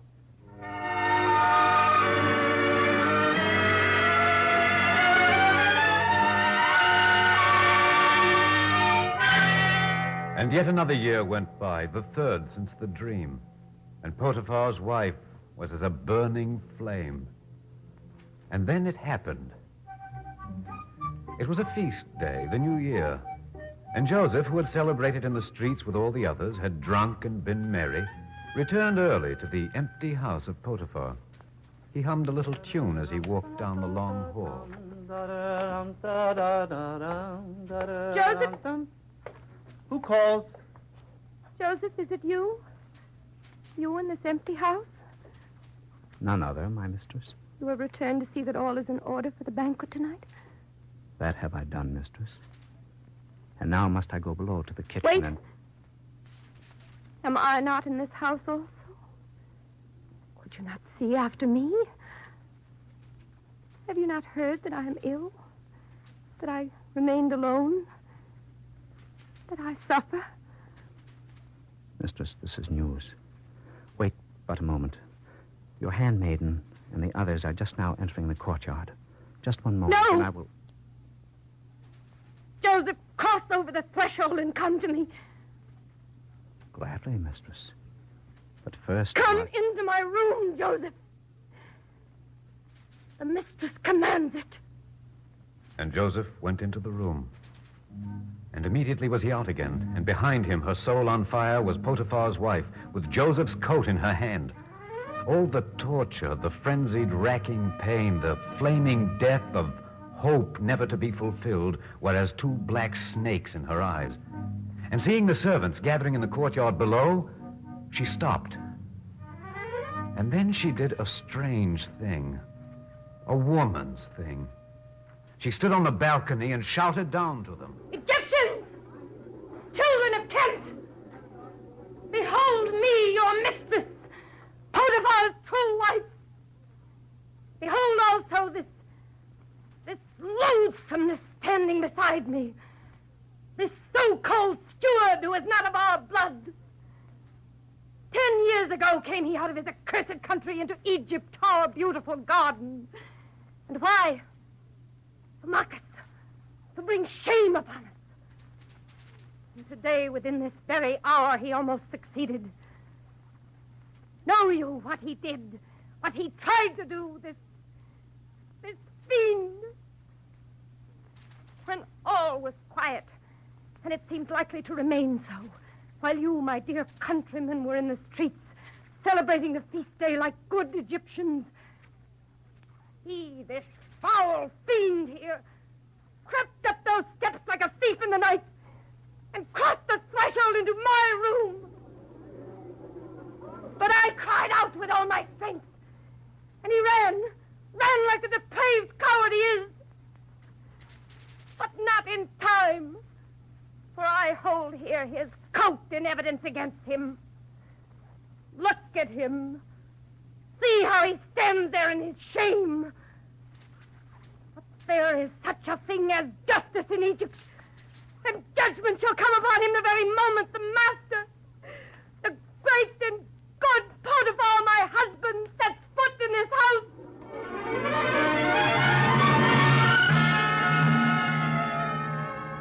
And when Potiphar returned, he spoke unto Joseph in this wise. There you stand, Joseph, my former steward. Your head bowed low, your hands in fetters, and you utter no word in your own defense. And this, my friend, is wise. For how can you speak when it is the mistress who bears witness against you with her own word, which is unimpeachable and of itself would call down judgment? There is also the matter of your coat. Yet I would hear your answer. Speak, Joseph.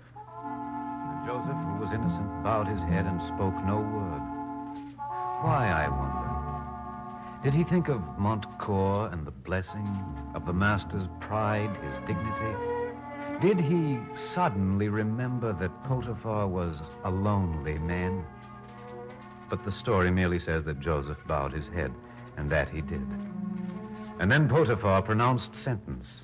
Not to me any longer will you belong. You are now the slave of Pharaoh, and into his prison will I cast thee, to rot out thy days from sunrise to sunrise, from year's end to year's end, until thy bones are like unto a skeleton, and thy soul, if ever thou hadst one, has ceased to be. And so, for the second time in his life, Joseph went down into the pit.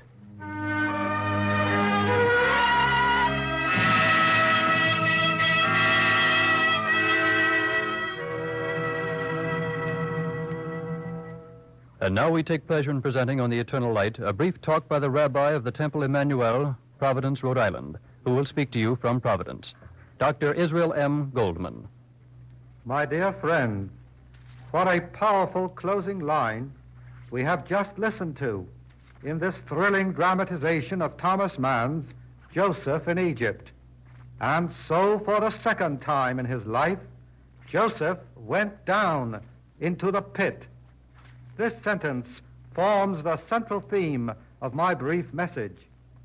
Thomas Mann has made the biblical figure of Joseph symbolize the experience of every one of us living in this tragic generation.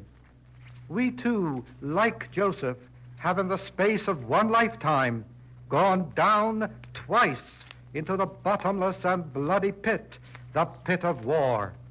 While every war throws man into the abyss, the present conflict, from which, thank God, we are just emerging, has pretty nearly cast civilization into the grave. If we are to emerge from the netherworld in which we have found ourselves these past few terrible decades, then, like Joseph, we shall have to rise like men, without fear and imbued with great thoughts, build the new and the better world. Thomas Mann does not tell us just what thoughts pervaded the mind of Joseph, but the rabbis of the Midrash afford us a glimpse into Joseph's mind when they tell us that while he languished in prison, the Hebrew letter He, which occurs twice in the name of God, was added to his name, so that his name was no more Joseph, but Jehoshaphat. Here, then, is the crucial question. Can mankind today, like Joseph of old, add the name of God to its thoughts and deliberations and plans for the world of tomorrow? If our civilization is to survive, we had better do so. Man has succeeded in splitting the atom. He must learn now to rend open wide the human heart to the words of God. Man has set free atomic energy, the basic force of the earth, to destroy. He must now release divine power, the basic force of heaven immanent in every human being, to build. The cosmic bomb must give way to the universal Lord. Then and then only will it never again happen in history that the Josephs of any age shall ever have to live in a land of Egypt. Thank you, Dr. Goldman. The Eternal Light has brought you today the second of three important programs based on the Joseph books of Thomas Mann. Today we have presented Joseph in Egypt. Next week we conclude this group of programs with Joseph the Provider.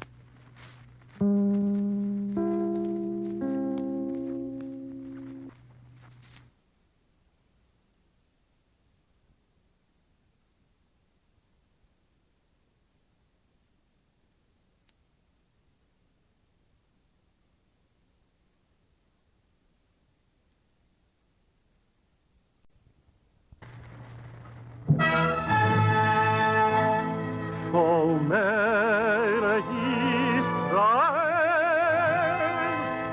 Shemar She'erit Yisrael, She'al Yobat Yisrael, Hamrim Shema Yisrael.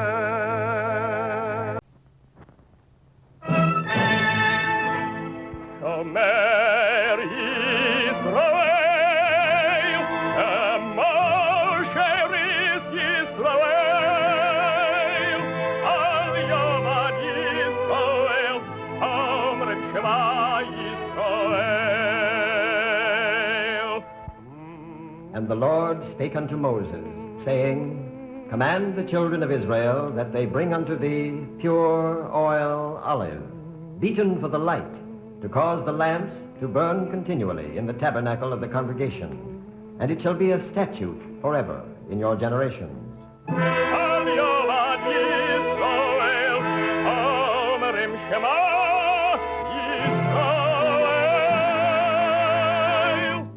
The eternal light.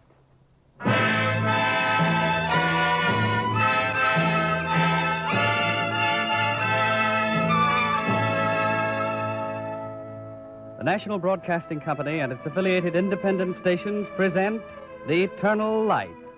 This public service program is presented under the auspices of the Jewish Theological Seminary of America. Today's radio drama, If Not Higher, written by Norman Roston, is based on the famous short story of the same name by Isaac Loeb Perret.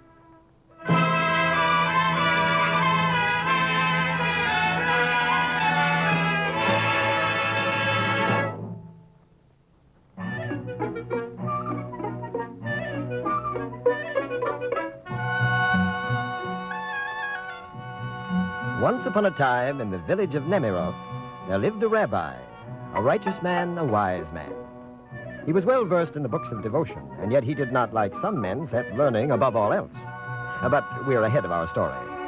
It is a simple story, and we will begin at the beginning. It is the evening before Friday at Slichos time, which is the week of penitential prayers before the new year. And the rabbi is leaving the house of study with his friends, humming a little tune. The rabbi is at peace with the world tonight. A fine evening, a fine world.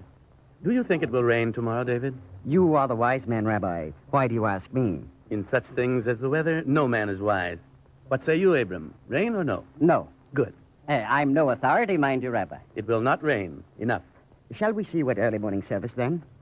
Tomorrow is Friday, is it not? Friday, yes. I will not be at the early morning services. At the house of study, then? No. Then the rabbi will be at home, eh? Not at home, either. Oh. And so, good evening to you, friends. I must leave. Good evening, Rabbi. Good evening and good health.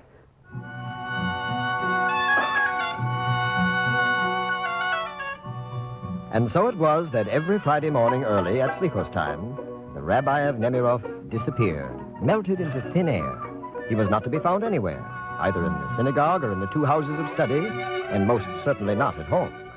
His door on this particular morning stood open. People went in and out as they pleased. No one ever stole anything from the rabbi, and there was not a soul in the house.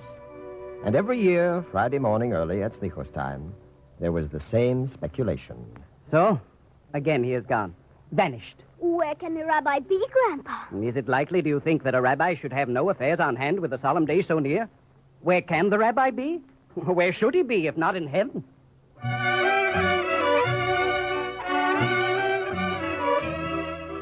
And so they believed it, and it troubled them no further. Jews need a livelihood, peace, health. But Satan, with his 1,000 eyes, spies out the world from one end to the other, and he sees and accuses and tells tales. And who shall help if not the rabbi? So thought the people each year on the Friday morning at Slichos time, and all was well. Once, however, there came to the village a Lithuanian, a learned Talmudist, and he dared to laugh. In heaven, huh? Oh, forgive me, the rabbi in heaven. I split from laughing. In all my life. Are you finished, Lithuanian? Finished. Finished.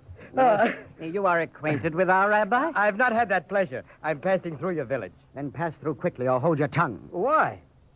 Is it not accustomed to laugh in your village? Not against our rabbi. Well, who laughs against your rabbi? I laugh against the general idea, you will forgive me, a man, holy though he may be, going to heaven one morning and returning by noon. Is that impossible? Definitely. How do you know it's impossible? Have any of you ever seen the rabbi either going or coming from that celestial place? Has he ever himself, righteous man though he is, I do not doubt, ever spoken of such a visit? He would not speak of it. He's a modest man. Definitely impossible. But before the holy days, a miracle perhaps. Definitely no. You are a bore. You Talmudist. You stuff yourself with learning, but when it comes to a thing as simple as this... No. It is simple to walk into heaven just as one pleases. I beg you to show me how, good friend. Go to heaven and bring me back some divine evidence, if you please. Do that, if you please, and I will believe you. Prove otherwise. Perhaps. Perhaps. Prove otherwise or hold your tongue. Ah, the devil with you. Here we're living at peace, and you come in with your if you please. Prove the rabbi cannot visit heaven. And by the book, if you please.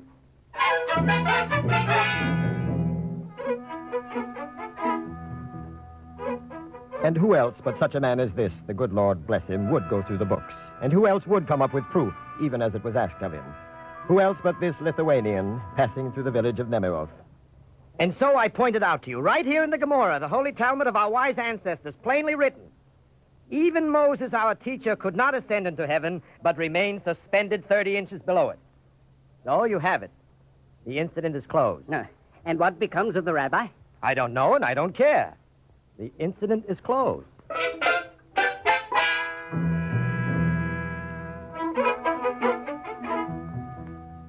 I ask you, who's going to argue with such a scholar?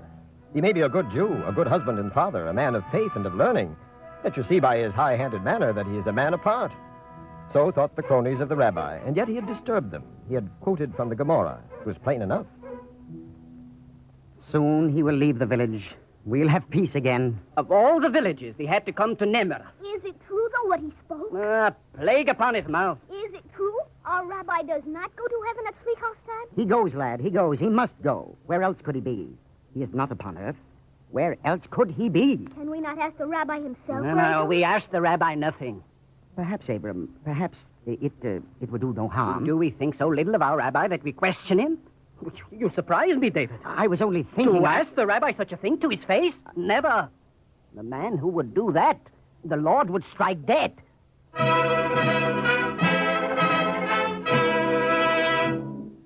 And may I ask you, Rabbi, to your face, if you will forgive me, where you are on Friday early before Slichos time? And why must you know, huh? Curiosity. Where I am, huh? I am about. I am at work. But exactly where? I have always admired you Lithuanian scholars. You know the Talmud only too well. I'm glad you think so. I'm honored, Rabbi. Now, in the Gemara, it states that even Moses, our father, could not ascend into heaven, but remained suspended 30 inches below. Correct? Correct. So? So, what? The moral is clear, is it not? How do you mean? Men should not go around imagining themselves visiting heaven. And men should not go around imagining themselves the keepers of the souls of others. The moral is clear, is it not? So, it is late. I merely stopped in to acquaint myself with you, Rabbi. You are well loved here. I try to live by the ways of God. True, true. And the ways of God are often not accountable to man. And his ways are often so simple to confound man, as you are confounded, my good friend. Be not troubled by what concerns you not. Come again. You are welcome to this house.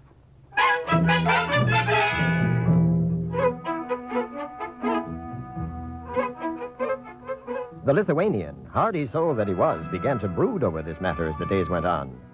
So certain were the townsfolk that their rabbi consulted the Lord for them at Slichos time, and so certain was the stranger that their rabbi did nothing of the sort, that his soul was in torment. The Lithuanian was ashamed of the doubt in his heart, and yet, being a man of learning, he could not allow himself to believe this thing, and so he brooded. Then the time came for his wife and himself to continue on to their destination. So tomorrow, then, we set out. Huh? Oh, yes, of course. I'm deep in thought. In Galicia, there will be more work and less thought for you, my husband. Galicia? Well, why do we travel there, tell me? Have you forgotten? My sister has a farm. So we shall eat stones. What's the matter with you? The rabbi. Who? The rabbi. There's a challenge. He smiles and he smiles and he's silent as a picture. Can it be true he visits heaven? Begin your packing.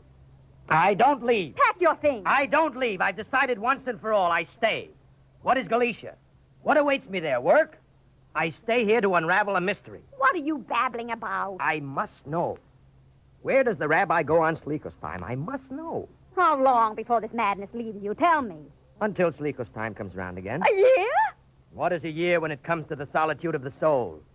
What is a year when such things are at stake? The matter is settled. Now, good wife, bring me my tea. There's a chill in the air.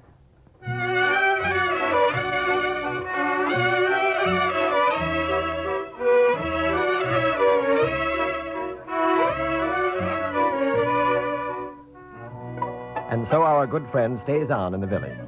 The seasons pass. While others crowd around the rabbi in admiration, the Lithuanian remains friendly but aloof. In time, all in time, his eyes seem to say. He must doubt until he is shown otherwise. For he is no barbarian, but a learned man, an inquisitive man, a seeker of truth. And he waited for his time, and he had a plan. And so we approach the new year, David. Licha's time will be soon here again. Ah, yes, another year. Sometimes when I ponder the passing seasons, I ask in truth what I have done with my life. Ask instead for a better winter than the one we had. It would be more practical. Winter? Did you say a bad winter? Child's play. Now in Lithuania, there you get a taste of winter to freeze a man's soul. I do not mean to be inquisitive, but why did you leave that beautiful land of your birth? My wife, a woman with ambition. And she has a sister with a farm in Galicia. But Galicia is very far from Nemirov, I know. Tell us, why did you not leave our village? To speak truthfully, my friends, I am leaving. You go, but when? When? Soon. After Sleeker's time, to be exact. Sleeker's time? And do not now amuse me with the story of your pious rabbi who consults with the Almighty in heaven early Friday morning on Sleeker's time. You still doubt our rabbi friend? Perhaps. He is scheming. I see by his eyes and that smile. What are you dreaming up, Lithuanian? I do not scheme. I merely wait. You will see. The miracle will take place before your very eyes. We are 2 days before Friday. Try to find the rabbi early Friday morning. Go, look for him wherever you want. Search the synagogue, search the houses of study. Look in his home, look under his bed. You will find him nowhere. Nowhere on this earth, at any rate. And if he is not on earth, then he must be in heaven.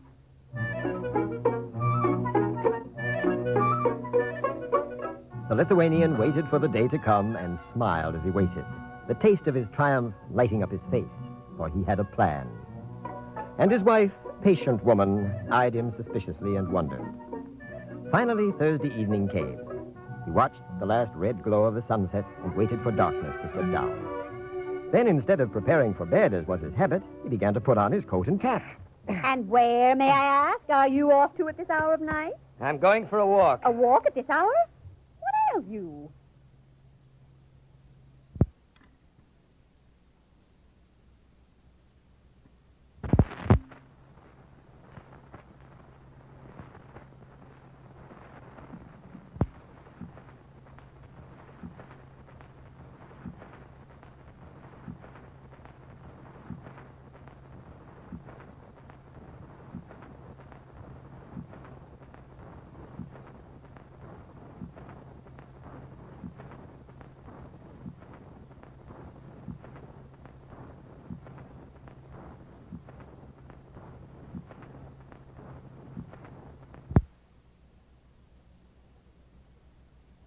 I tell you then, I'm not only...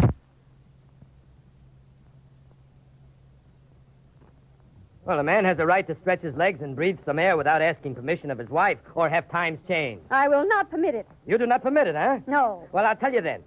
I'm not only going for a walk, I'm going for the whole night. And I shall not be back till tomorrow. Are you mad? Till tomorrow. Oh, I knew it. I knew it, fool that I am. I should have guessed. 20 years married, and now this. Now this. Quiet. Stop your wailing. Have I not been a good wife to you? Have I not humored your whims, nursed you when you were sick, worked for you all these years, and now you bring this shame upon me? Oh. Stop your foolish nonsense. Nonsense. Nonsense, you call it. Who is she? Now I see it all. You did not want to go to Galicia, and it was because of her. If for just 1 minute you leash that tongue of yours, I'll speak. Speak then, but speak well. There is no other woman. And I tell you, in a week we leave for Galicia. You have my word. Not a woman? Why, then does a man leave his home at night? Just this. The rabbi. Again? My hour of triumph is at hand. That's why we stayed on for a whole year. Tomorrow is Friday before Sleeker's time.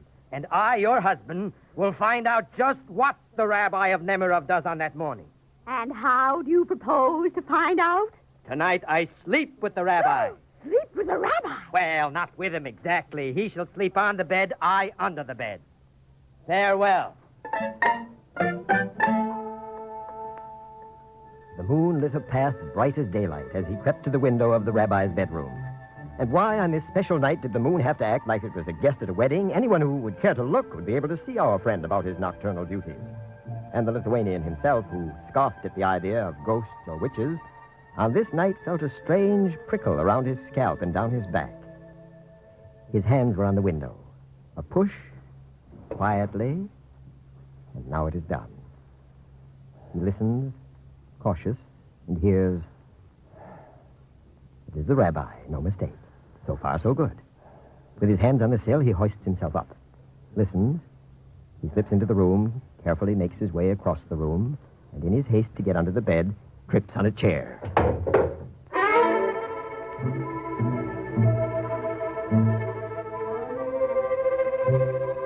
He did not breathe. To this day, he swears that for 5 minutes he did not breathe. Now he stretched himself out on the hard floor, his eyes wide, staring at the mattress above him, and listened to the peaceful breathing of the rabbi. Another would have dozed and slept his time away. Not our Lithuanian. He listened and thought as the night wore on. Snore peacefully, my heavenly friend. The Lithuanian is a patient man. He can wait long. You thought to take your secret to the grave, huh? That was before you dealt with such a one as I. I shall soon find you out. Consult with the Almighty, huh? We shall soon see. Now, in truth, it's not too comfortable here. Not that I'm frightened. Of course I'm not. True, my knees seem to knock against the floor against my will, but then it's cold in here. A slight chill, anyway. Huh? It's only an animal. A spirit, perhaps. Perhaps I'm being warned by unearthly powers to end my scheme. Not such a great joke, after all, to be left alone with the rabbi at sleepless time before dawn. Maybe it were better to leave and forget this business. Too late. Too late.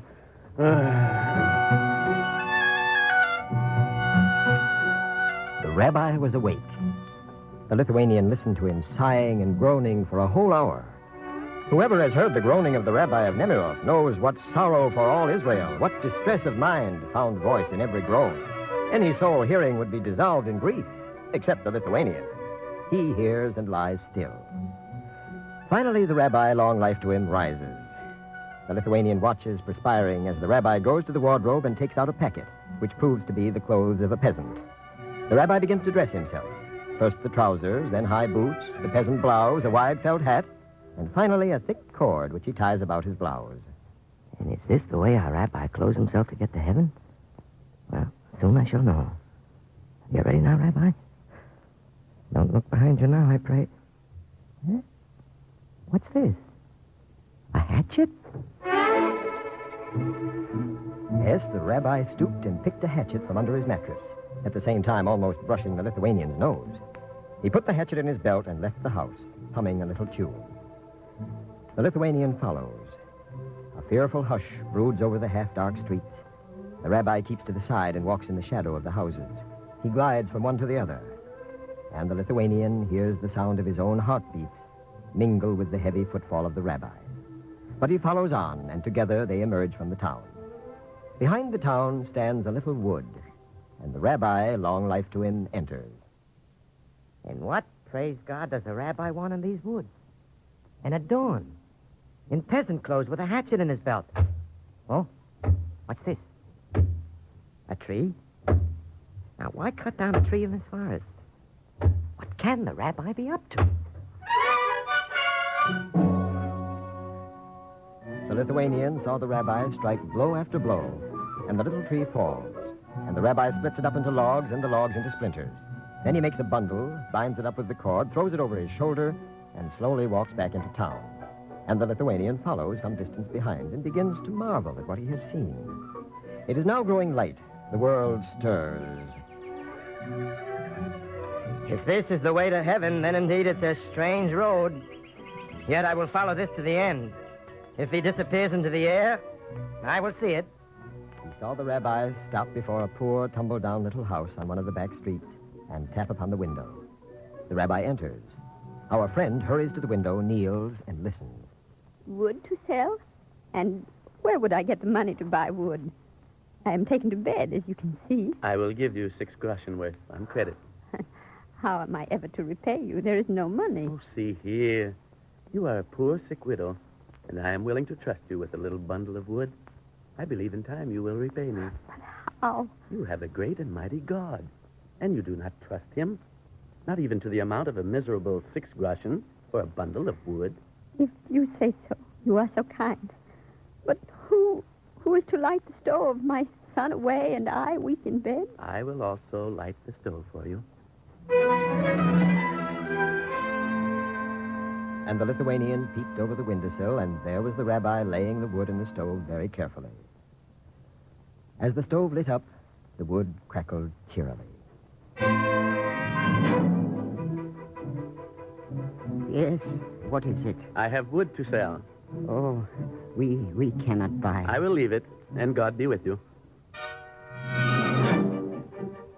It is charity. I cannot... It is not charity. It is wood.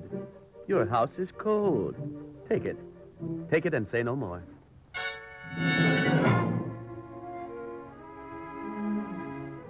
And the Lithuanian saw all this and realized that though the rabbi's heart may have been upon heaven, his deeds were upon earth and given unto the people. And he felt a sudden love and warmth for this quiet man. And the Lithuanian ran swiftly to his home, opened the door. Good morning, wife. My best clothes. Fetch my new blouse, my belt, my good cap. Make haste. Oh, he's seen the devil. He's mad, my poor husband. Hurry, I'll be late for the morning service. The service? At the synagogue. What then? Are we not good Jews? Do you not know that this is Friday before Slichus? And what of Galicia? You promised that you Here would... in Nemirov, we have a rabbi. A man, indeed, who does wondrous things. I intend to become a disciple of this holy man, for I have seen his piety. We stay here. It is settled. And now, my clothes and a comb to trim my beard. At once. And it came to pass that as Slichos time rolled around each year, the legend of the rabbi once again was upon the lips of the people. And there was always a young lad who, having heard the tale, nevertheless asked the question. And where does the rabbi go at Slichos time if he is nowhere to be found? Where should he go, my bright lad? If not to heaven? Surely, with the holy days approaching, our rabbi has affairs of importance to take up with the Almighty. Is that not so, my good Lithuanian friend? Would you not find the rabbi in heaven? And the Lithuanian, the man who once dared to laugh at this question, now turned to the child and said in a hushed voice, Most certainly in heaven, my boy, if not higher.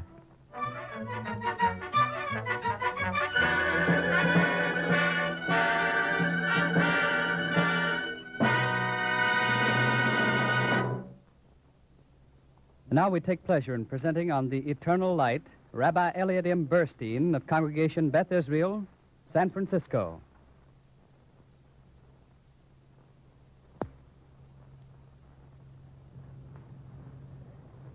Rabbi Yochanan ben Zakkai once asked his disciples, "What is the best thing for man to acquire?" "A good eye," said one. "A good friend," said another. "A good neighbor," said a third. "Vision," suggested a fourth. And then said the saintly Reb Eliezer ben Aruch, "A good heart." Whereupon Reb Yochanan addressed the others, saying, "I prefer Eliezer's answer to yours, for in his words, yours are included." Our religion is essentially a silken cloth, into whose woof and warp are woven the threads of social idealism. It is revealed in the thunderings of a Moses. "Thou shalt love the Lord thy God with all thine heart and soul and might, and thy neighbor as thyself." In the warnings of a Micah, "What the Lord doth require of thee, only to do justly, to love mercy, and to walk humbly with thy God." In the gentle summations of a Hillel, "What is hateful to thee, do not unto thy fellow." All else is commentary. It is found in the sayings of the ancient sages, "Ohev hamokum ohev habrios." He who loves God must love God's creatures. And Rahman Libaboi, above all else, God wants the heart.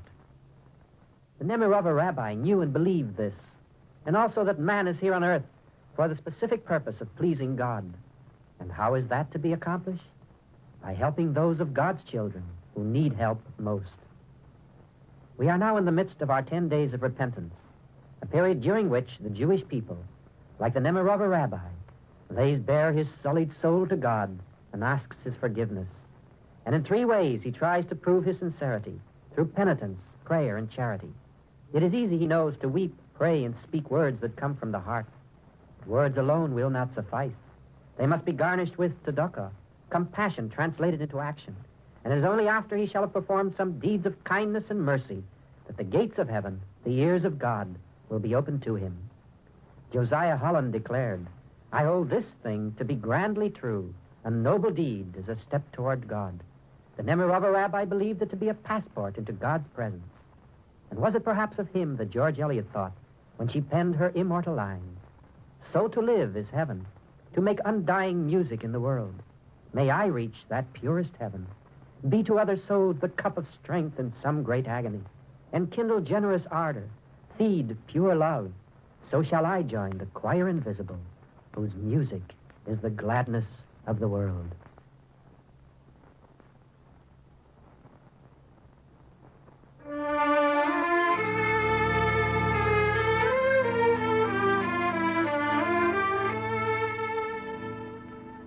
If Not Higher was dramatized for The Eternal Light by Norman Roston and was based on a short story by Isaac Loeb Peretz. The music was composed and conducted by Morris Momorsky. Cantor Robert H. Siegel of the Beacon Street Temple, Brookline, Massachusetts, was the soloist.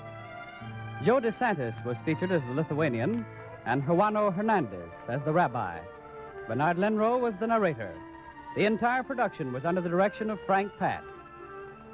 The Eternal Light program will not be heard next Sunday because of the Jewish holiday of Sukkot.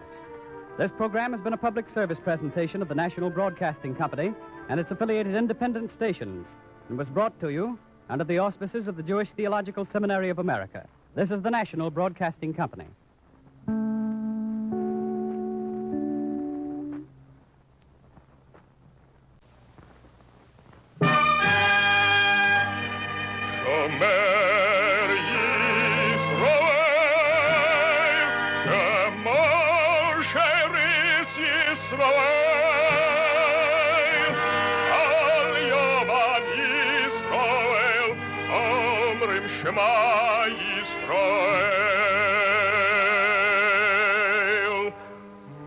And the Lord spake unto Moses, saying, Command the children of Israel that they bring unto thee pure oil olive, beaten for the light, to cause the lamps to burn continually in the tabernacle of the congregation.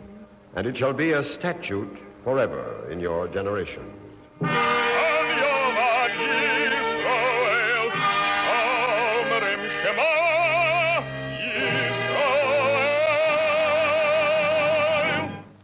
The Eternal Light.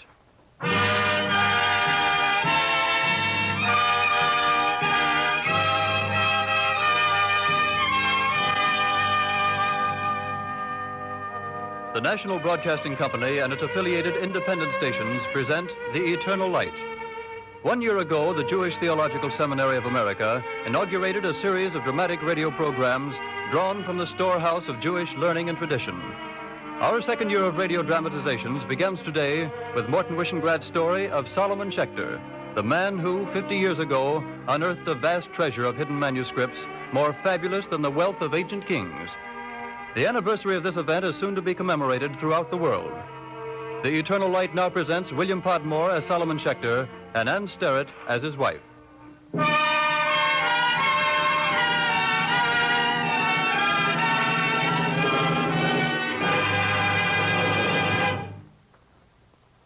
His eyes were quite blue, and his beard was quite red. He had a most unrabbinical temper, and when he swore, which was quite frequent, it was like a catalogue of biblical prophets. He was terribly untidy. He used his vest for an ashtray, and the house was a chaos of manuscripts and books. It was 1890, and he was lecturer in rabbinics at Cambridge University in England. His name was Solomon Schechter, and I was his wife.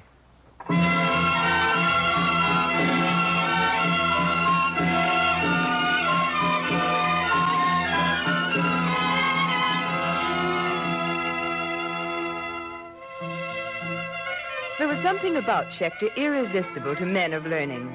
Our house was rich in friendships. Israel Zangwill, the writer, Father Nolan, who came to argue the apostles against the rabbis, Professor Haddon, the anthropologist, James Fraser, the author of The Golden Bough, and the Reverend Charles Taylor, master of St. John's College. Schechter quarreled with them by turns, taught them by turns, and warmed them constantly with his wit and affection. We were very poor, but the Cambridge Library was filled with books, and we felt no lack. Once, I recollect, a student came to see Schechter to say goodbye. What's this nonsense about goodbye, Matthews? You haven't completed your studies. I can't afford to stay on, Dr. Schechter. That's absurd. We can't afford to lose you. Thank you, sir. How much do you need? Please, sir, I didn't come for that. How much do you need, Matthews? I can't accept your help, sir. Not my help at all. I have charge of a college fund for students who need assistance. You have, Dr. Schechter? Now, how much do you need? Are you sure, sir? Will £50 be enough? Thank you, Dr. Schechter. I don't know what to say. Well, just forget this nonsense about leaving. Tilda. Yes. Please give Mr. Matthew £50. £50? Of course.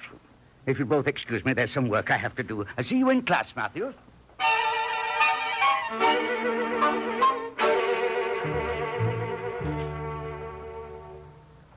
Come now, Tilda, you don't have to look so anxious. It was only £50. It was nearly all we had. Oh, why did you do it, Solomon? That's a fine scholar. He's going to be a fine minister someday. Oh, why didn't you refer him to the Episcopal Church Fund? Matthews is proud he wouldn't take charity. It wouldn't be charity. He could pay it back once they found him a pulpit. Let's not talk about it, Tilda. I don't understand it. You're the only Jew on the faculty. It would be different if you were rich. Mrs. Schechter, no man has a right to more than bread and water and fuel for his stove, as long as the poor are not provided with the necessaries of life. But this wasn't a necessity at all. It wasn't for bread. It was for tuition. Learning is a necessity of life, Tilda. Now stop fretting. It's unbecoming.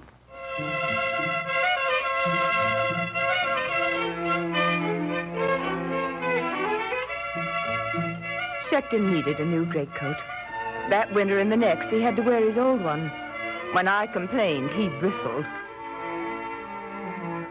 Tilda, I'm a scholar. You can't be everything if you want to be anything. I knew he was right, but he did need a new coat. Oh, Schechter wasn't a saint. He detested what he called mental squinting. He loved Matthews, who was a Christian, because Matthews was an honest scholar. Once a would-be scholar bored him for 2 whole days until he couldn't stand it any longer. Sir, the vocal organs were not meant to cover up ignorance. But Dr. Schechter, Maimonides says Excuse me, sir. You know as much about Maimonides as a monkey in a cage knows about evolution. Now, must you stay? But I wanted you to discuss this passage in Nietzsche. You'll do very well. It doesn't require deep thinking to misunderstand Nietzsche. Your hat, sir. I'm afraid, Dr. Schechter, you don't appreciate my scholarship. On the contrary, my dear sir, you have the encyclopedic ignorance of the highly uneducated. The door, sir. I have an important paper to write. Please excuse me. And try not to fall down the stairs.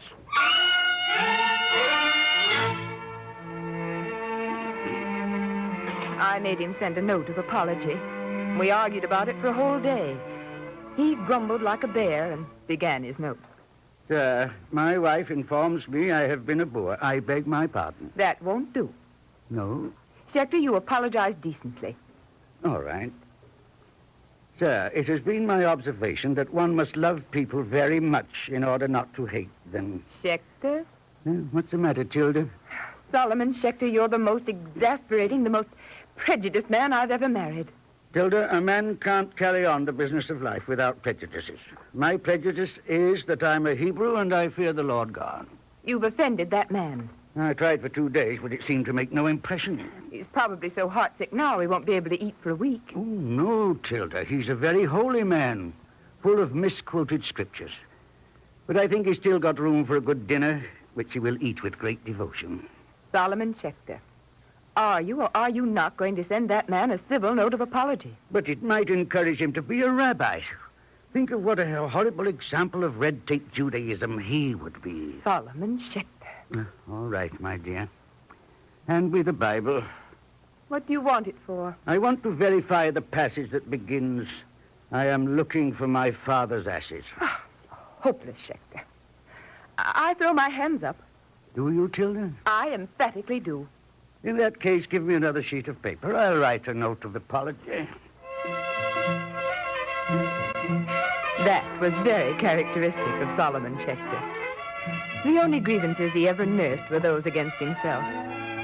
And while Cambridge and London knew and admired him as the foremost Talmudical authority in the West, I knew him and loved him as a very shy human man who was intoxicated with God.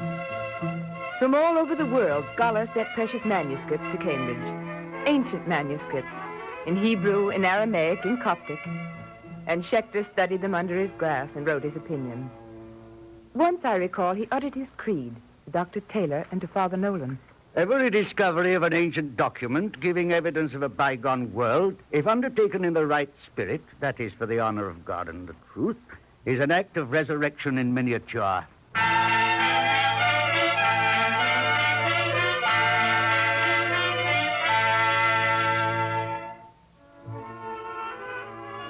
Solomon Schechter believed that the Jewish ministry must be concerned with Jewish scholarship, and nothing distressed him more than what he called platform Judaism. Many congregations offered him rabbinical posts, but he preferred to remain at Cambridge, living precariously on the meager pay of a lecturer. He published his studies of the Talmud, and to a small group throughout the world, he was a famous man. Now a larger group was to hear of him. It began in May 1896. Two of our dearest friends, Margaret Gibson and Agnes Lewis, had just returned from the Near East. Now, Agnes Lewis held two ancient fragments of Hebrew manuscript out to him. Mrs. Lewis, where did you find this? Margaret and I bought them from a book dealer in Jerusalem. Oh, please, handle it carefully. What is it? This one, this is a fragment of the ancient Jerusalem Talmud. But it's this one.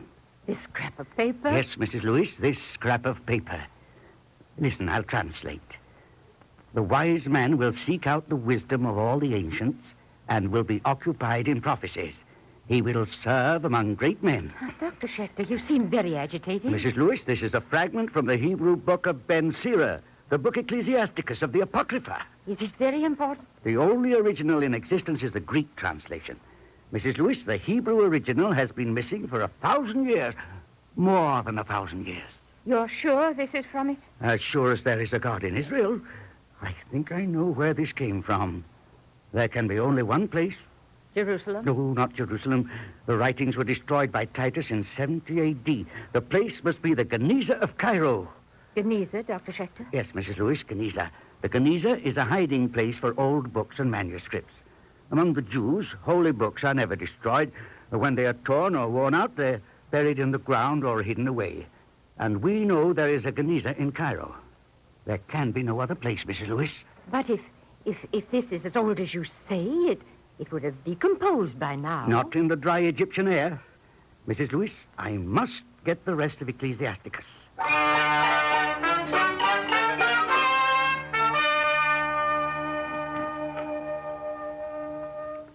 I must go to Cairo, Dr. Taylor. How do you know you'll find anything, Dr. Schechter? I don't know. But if my assumption is correct, there's a treasure of hidden manuscripts in Cairo. Well, I'm sure the university will grant you a leave. I have no funds, sir. Oh, you do, Schechter. You have all the funds I have. I knew you'd say that, Dr. Taylor. That's why I came to you. I'll talk to Professor McAllister and Professor Sidgwick. They'll supply what I don't have. Thank you, sir. But, yes, we must keep this absolutely secret. Every unscrupulous book dealer and collector in the Orient will be following me. For them, this represents more wealth than the pyramids of the pharaohs. We must find the manuscripts, sir, and preserve them for science.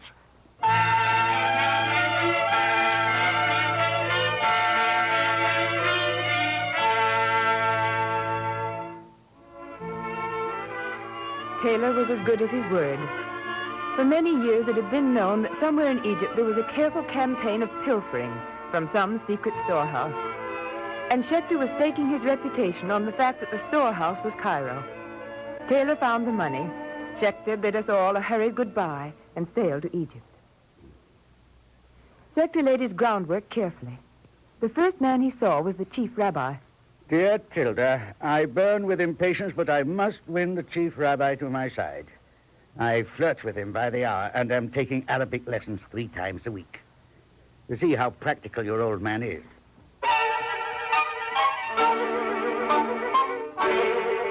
His letters came every day, reporting slow progress. The rabbi is very kind to me. He took me to the Cairo synagogue where I suspect the Geniza is located. I'm afraid I nearly disgraced you. My foot caught against a cobblestone, and I uttered an Anglo-Saxon monosyllable which begins with a D and ends with an N. Did you say something, Dr. Schechter? Oh, nothing at all, Rabbi, nothing at all. I thought I heard you say something in English. Just a little word, Rabbi. Oh, you must explain its meaning then, Dr. Schechter. Rabbi, we have a word in the English language, a little word of one syllable, which is full of theological meaning and is used as a sort of charm against things that annoy us. Oh, is that all? I thought for a moment you were swearing. Merely theologically, my dear Rabbi. Oh, I see. Well, Dr. Schechter, this is the Cairo synagogue. I know every room here. But I'm afraid you've come for nothing. Do you mind if I make my own inspection? Not at all, Dr. Schechter. I've asked the beadle to assist you. I hope you find what you're looking for, but, Dr. Schechter, I strongly doubt that it's here.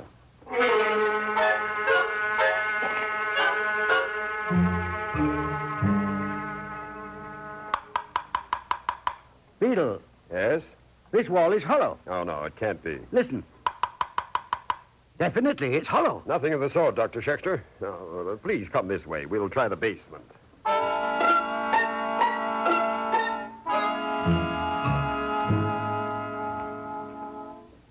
Oh, yes, you. I don't believe I know your name, sir. That's all right. I have some advice to give you. Yes, very kind of you. What advice, sir? Return to England. I have no intention of returning. That's very unfortunate. The climate of Egypt can be rather unwholesome for foreigners. I see. I've taken the liberty to book passage for you. A few of my friends have gotten up a purse to give you. Your friends are extremely generous. Merely public-spirited. Thank you again, sir. But if you don't mind, I rather like Cairo. Now, that's a question. Dr. Schechter likes Cairo. The question is, though, does Cairo like Dr. Schechter?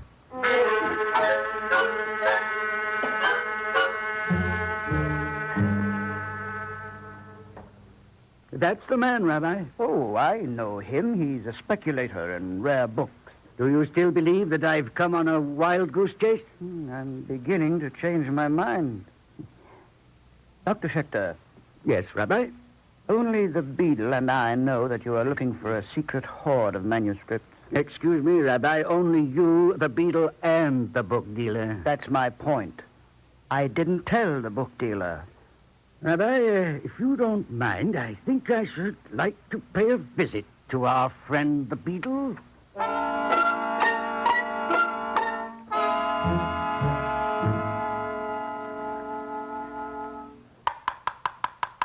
That doesn't sound hollow to you, does it, Beadle? No, Dr. Schechter, it doesn't. Listen again, Beadle. That doesn't sound hollow. I can't say it does. Then get me a pickaxe. I'm going to find out. Now, don't be stubborn, Dr. Schechter. That's what the book dealers think, isn't it? Yes, that's what they think. That's what I think. Why don't you help me save the synagogue from desecration? I don't want to break the wall. How do you get in? The way you will get into Gehenna. I'm sorry you won't help me, Beadle. But that doesn't matter.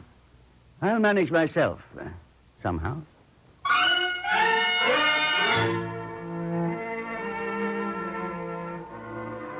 The synagogue at Cairo employed a new beadle the next day. Schechter wrote me about it, and I cabled him to be careful. He was careful. Here, Kitty. A nice bowl of milk. No, not so fast, Kitty. It may give you indigestion. Rabbi, quick, an emetic, quick. Quick, Rabbi, your cat's been poisoned.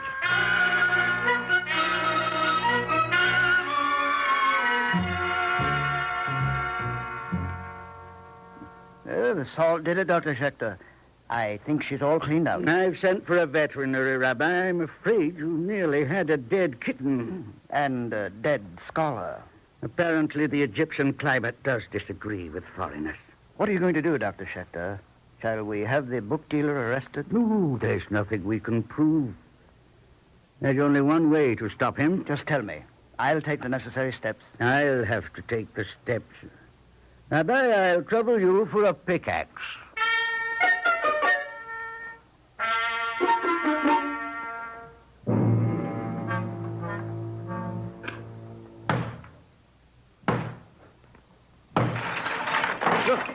Look, Rabbi, look. It's a room. More than a room, Rabbi. Be careful of the masonry. See, a hole in the ceiling and a ladder. That's how they got in. Can you see through the dust, Dr. Schechter? I don't have to see, Rabbi. No? No, I know. This is the secret storehouse of Cairo, the built-over part of the ancient synagogue. Rabbi, here is our treasure chest, the Geniza of Cairo.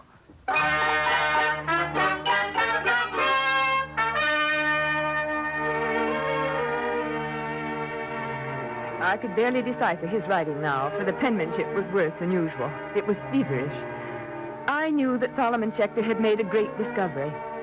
Mrs. Lewis and Dr. Taylor had a cable, and our hearts and hopes were with Schechter in the airless, windowless Geniza of Cairo. Schechter! Where are you, Schechter?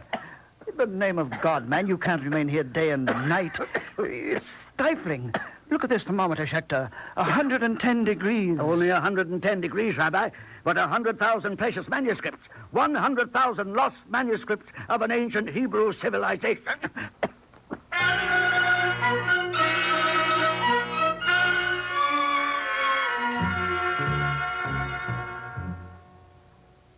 Read on, Mrs. Schechter. Ragged scraps of writing to make the hearts of European scholars glad. For centuries, whitewash has tumbled upon them from walls and ceilings. The sand of the desert has lodged in their folds and wrinkles. Water has drenched them. They have squeezed and hurt each other. Whilst all the time, some of them were keeping for us very precious secrets. Dear Dr. Taylor, my great and abiding affection, as soon as I know what I have, I am bringing my treasure back to Cambridge. Praise be to God. Is that the end? Yes. That's the end of the letter. But it's a beginning. A new beginning for Hebrew scholarship. Solomon Schechter returned with his manuscript. He returned with one of the great discoveries in modern times. But he returned an old man. His eyes were filmed. His beard was fringed with white. Days and nights in an airless room under the blazing Egyptian sun had taken their toll. His lungs were thick with the dust and residue of centuries. He had burrowed like a mole, breathing it in hour after hour, day after day. And he knew that he had shortened a useful life by many years. But Solomon Schechter did not grieve. He was supremely happy.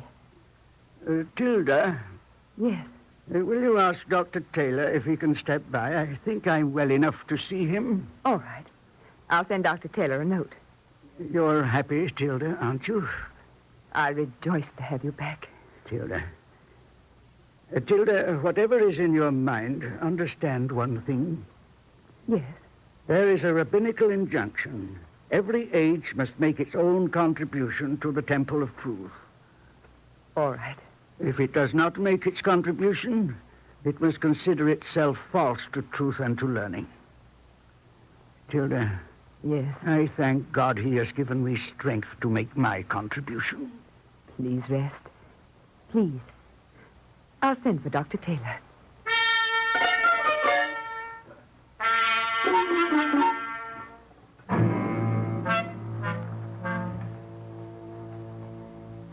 I know there's no need to thank you again. The manuscripts speak for me, Taylor. I understand. What will you do with them, Schechter? The decision is yours. No, Taylor. Schechter, you don't mean you're going to sell them? Oh, I apologize. I have no right to tell a man in your financial position what to do. How many millions of pounds do you think they are worth? It's a very great fortune, Schechter. That's all I can say. That makes me supremely happy. Take it, Dr. Taylor. The manuscripts belong to Cambridge University. You know what you're doing? Yes. Dr. Taylor, I was born in Romania. When I was a little boy and came from the Cheder, my body was covered with blood and with bruises. See, I was a Jew. And then I went to Austria, There I found the higher anti-Semitism that does not bruise the flesh but lacerates the soul. In England, I found happiness, a place to work. If you don't mind, Dr. Taylor, I want these manuscripts for Cambridge University and for England.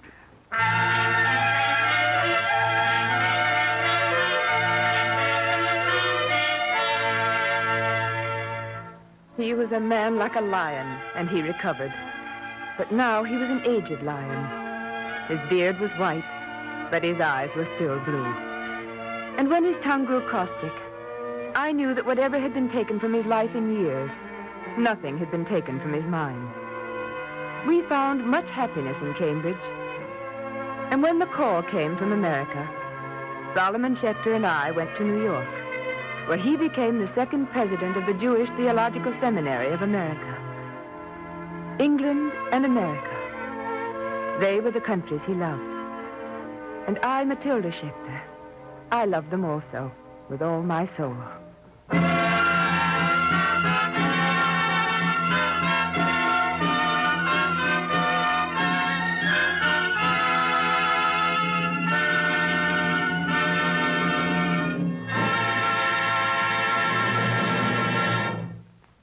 Copies of the script you have just heard, together with the talk which follows immediately, may be obtained free of cost by writing to the Eternal Light, 3080 Broadway, New York 27, New York.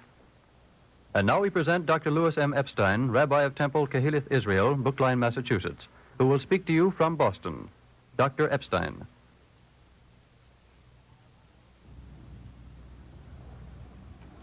"30 years now after the death of Solomon Schechter, I delight in going back to the memory of my first visit with that inspiring personality.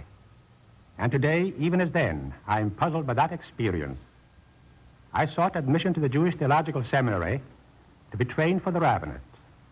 He did not ask me to come to his office, nor require me to stand an examination, but he invited me for tea in his home. We talked about the East Side, college athletics, his son Frank, and when the tea party was over, he announced to me, "Young man, you're admitted as a student in the seminary. Send your credentials to the registrar."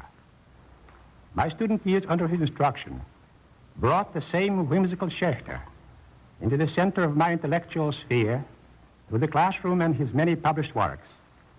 I knew him to be a scholar of meticulous care to matter of detail, punctilious and accurate to the highest.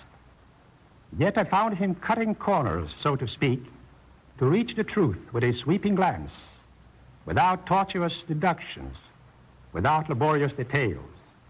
When he did that, he was the magnificent Schechter of impetuosity, of wit, of sharp tongue, of penetrating insight. There he was the creative scholar, endowing the past of his people with life and meaning. There, too, I felt, he made his sensitive scholarly decisions over a cup of tea rather than over an examination paper. There is a sense of truth that supersedes deductive reasoning, which Halevi calls the Inyan Elohi, the divine thing. Some form of this divine thing belongs to men who can see the whole before they see the parts, who have an intuitive sense of truth and reality. Schechter sought that quality in the brilliant faculty which he built up for the seminary. He sought that quality in the students whom he trained for the rabbinate. It was that divine thing that gave color, yea, glamour to his personality. And it was by this gift that he attained leadership in American Jewry practically from the first moment he stepped on American soil.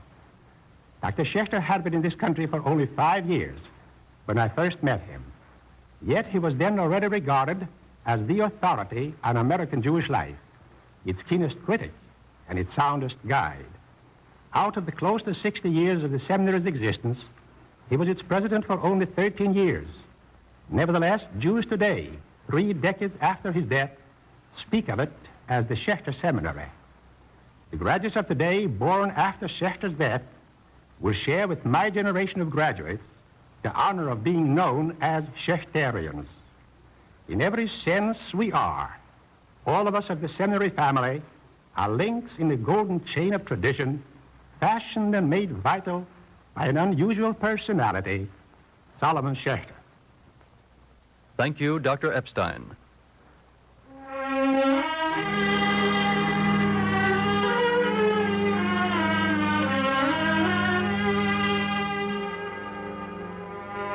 Today's script was written by Morton Wishengrad and featured William Podmore as Solomon Schechter and Ann Sterrett as Matilda, his wife. The music was composed and conducted by Morris Momorsky. Cantor Robert H. Siegel of the Beacon Street Temple, Brookline, Massachusetts, sang the liturgical music. The entire production was under the direction of Frank Papp. The Eternal Light is presented as a public service by the National Broadcasting Company and its affiliated independent stations. The program is prepared by the Jewish Theological Seminary of America. You may obtain free copies of today's script by writing to the Eternal Light, 3080 Broadway, New York 27, New York.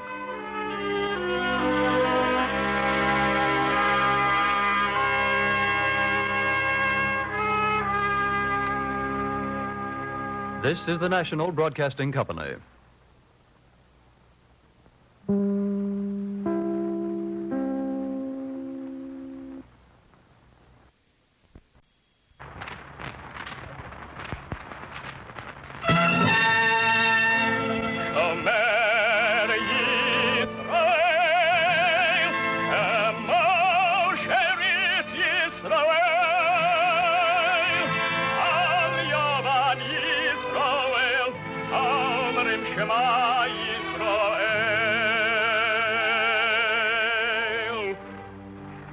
And the Lord spake unto Moses, saying, Command the children of Israel that they bring unto thee pure oil olive, beaten for the light, to cause the lamps to burn continually in the tabernacle of the congregation.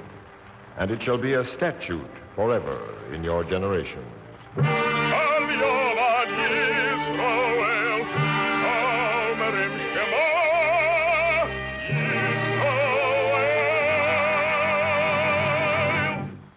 The Eternal Light.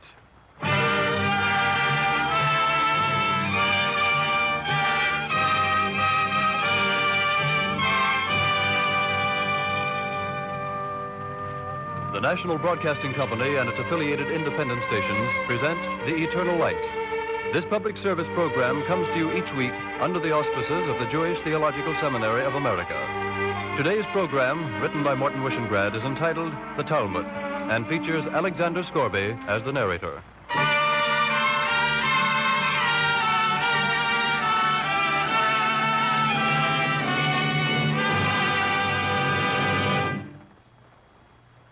Only one man was created by God as the common ancestor of all for the sake of the peace of the human race, that one may not say to another, my ancestor was better than thine. The wisdom of the Talmud.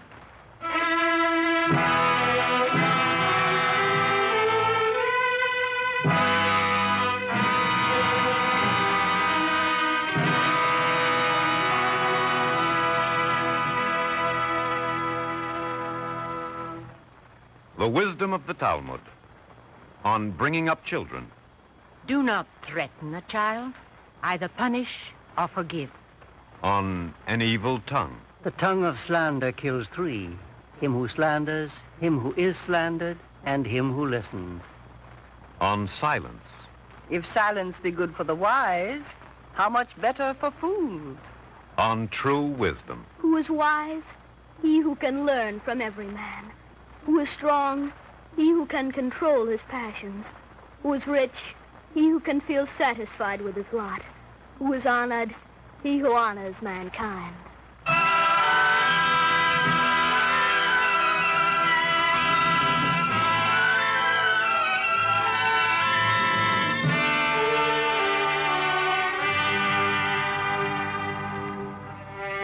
There is a vast literature filling many volumes bearing the impress of holy men and sweet minds, which has stood like a rampart for nearly 2,000 years. The Hebrew verb was lamed, to teach, and the noun was Talmud, teaching.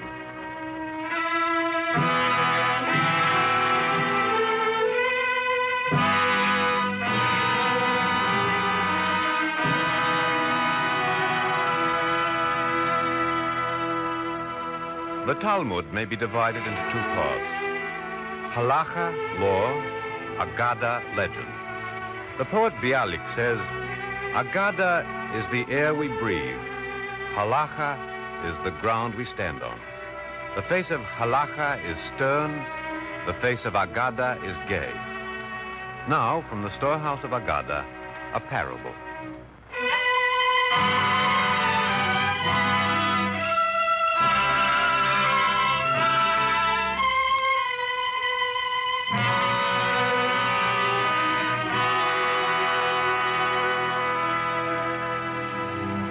On his wanderings to the east, it chanced that Alexander the Great came to the very gates of paradise. He knocked on the sacred portal, and an angel answered. Who is there? Alexander. Alexander? Who is Alexander? Alexander. You know, the Alexander. Alexander the Great, conqueror of the world. We know him not. This is the Lord's gate. Only the righteous enter here. Then I am not admitted? No. Please. Only the righteous enter here. Well, then give me a sign that I have been to the gates of heaven. Anything at all. I just want it for proof to my wise men. Very well. Here. This? It will do. What is it? A fragment of human bone. A fragment from the skull bone that surrounds a human eye. Take it to your wise men, Alexander. Tell them to weigh it.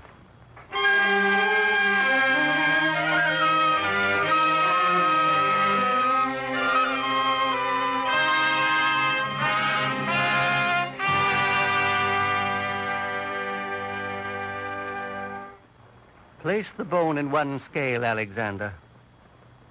Very good, Your Majesty. Well, you're the wise men. What next? We shall weigh the bone. Place some gold coins in the other scale. Why, this is ridiculous. Any schoolboy knows gold weighs more than bone. Do as we say. Very well. I don't understand. The bone weighs more than the gold. Add more gold.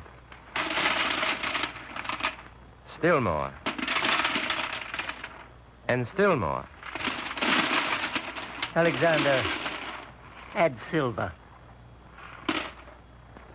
Now, Alexander, add your scepter and your crown jewels.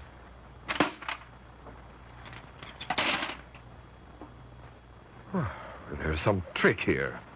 I see it with my own eyes, but I don't believe it. Alexander, this insignificant fragment of human bone weighs more than your entire treasury. Is that the meaning? Not yet, Alexander. The gold and the silver in your crown jewels, where are they? Nearly touching the ceiling, outweighed by a splinter of bone. Now, Alexander, reach to the ground and take some dust in your hand. Do as I say, Your Majesty. A little will suffice. Well? Sprinkle the dust on the bone. Just sprinkle it? Yes. As you say. I saw it happen. I must believe it, but I don't believe it. A few grains of dust upset the scale. Alexander, listen to me. What was the bone? That part of the skull which surrounds the human eye. Nothing will ever satisfy the human eye. Nothing except the dust of earth, which is the grave. Wise man, is that the whole meaning? Something more, Alexander. When a child is born, the little hand is clenched, as if the child is saying, "See, the whole world is within my grasp." But when a man dies, the hand is open, and he says, "Everything I have taken from life, I now return. I go empty to the grave, with no earthly possession, save only my good works." Alexander, this is the whole meaning.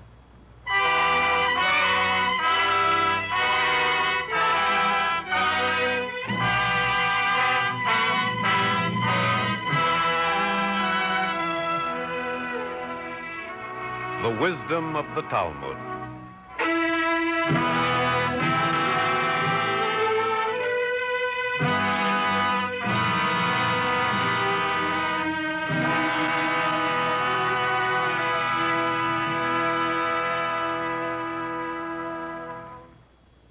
On charity. Better give no charity than to give in such a way as to put a poor man to shame. On poverty. When food is lacking in the larder, quarrel knocks on the door, on adjusting a quarrel, A reconciliation without an admission of error on both sides is not a true reconciliation. on evil disposition, Bad neighbors count a man's income, not his expenses.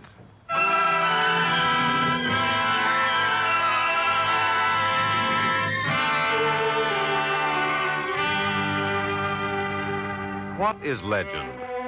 A great Talmudist declared, Legend is only irresponsible history and therefore not necessarily untrue. thus, from the wisdom of the Talmud, the legend of Rabbi Samuel.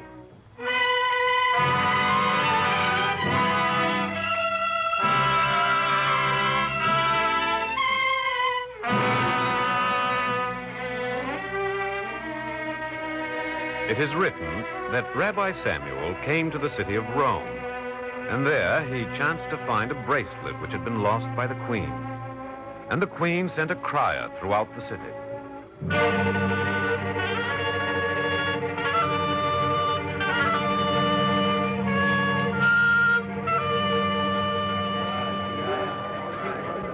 Whoever returns the queen's bracelet within 30 days shall be rewarded with many bags of gold. But if the bracelet is not returned within 30 days, let him who has found it beware. His head will be cut off. Come with me, Rabbi Samuel. I will show you the way to the palace. Thank you, my son. But it's Whoever this way. returns the bracelet I'm not shall going to receive the palace. 20 bags But Rabbi of gold. Samuel, the But if reward, found you will upon be him rich. after 30 I am days, not going to the palace. his head will Rabbi be cut off. Samuel, do you hear? Please come with me and be rich. My son, I am going home. I shall not go to the palace.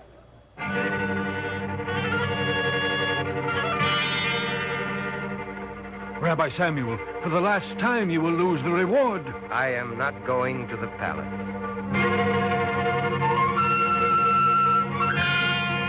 Only 10 days are left. Why endanger your life? I am not going to the palace.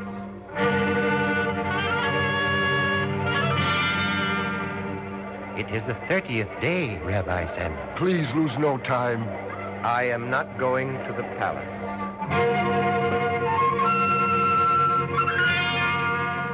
The 31st day, Rabbi, be quick.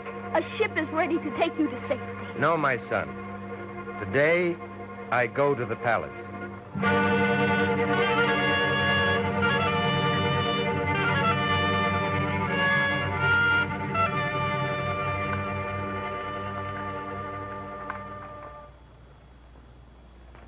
Unbind his arms and let him stand free.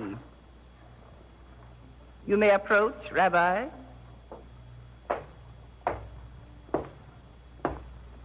Why didn't you return this bracelet? I have returned it, Your Majesty. Why didn't you bring it yesterday or the day before and claim the reward? Why did you endanger your life? Your Majesty, to fear a human being is akin to idolatry. For in the act of fearing, man begins to worship what he fears. And I may worship only God. Very nice. But why didn't you return my bracelet sooner? In order, Your Highness, that you should not say I feared you or hoped for reward. For I fear only the Lord, and he is my reward.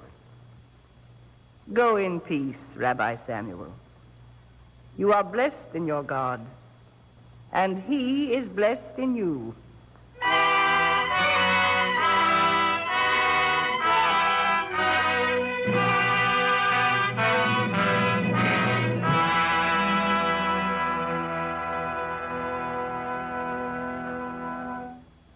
Above all things, study. So taught the rabbis. Whether for the sake of learning or for material reasons, study. For whatever the motives that impel you at first, you will very soon love study for its own sake. A scholar's hymn.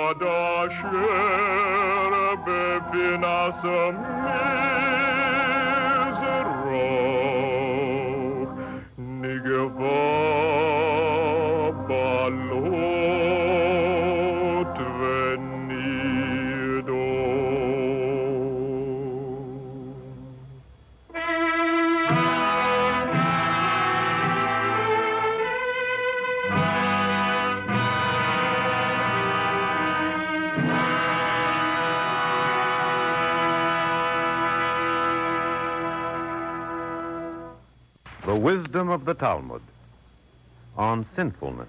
Commit a sin twice, and you will think it is perfectly allowable. On honest dealing. Be rather a tail to lions than a head to foxes.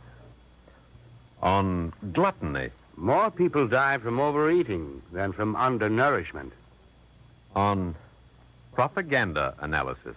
That which a child speaks, he has heard from his father or mother.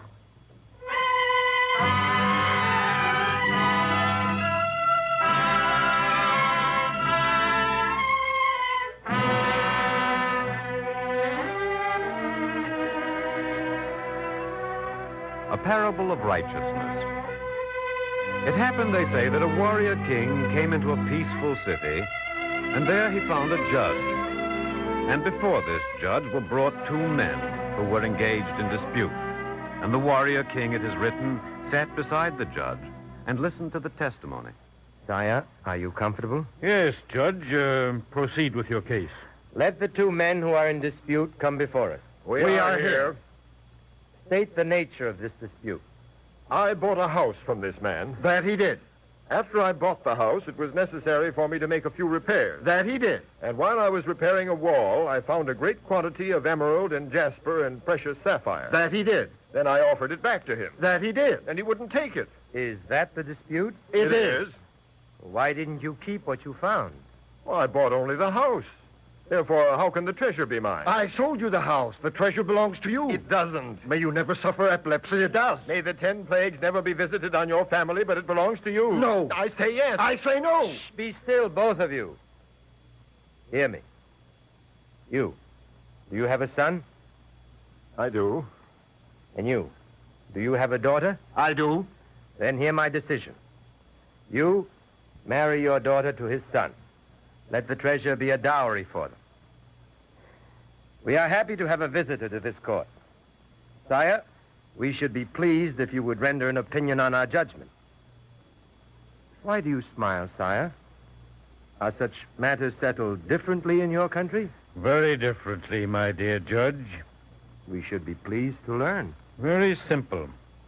If this dispute should be brought before me, why, I would imprison this man, imprison that fine fellow, and keep the jewels myself. I see that I have misjudged you and your country. Tell me, sire, does the sun shine in your land? Naturally. And does the rain cause the fruits and the grain to ripen? Yes, of course. Tell me also, sire, are there sheep and cows in your land? Yes. Oh, I understand now. Surely the sun and the rain come to your land for the sake of the innocent beasts, not for the sake of unjust men.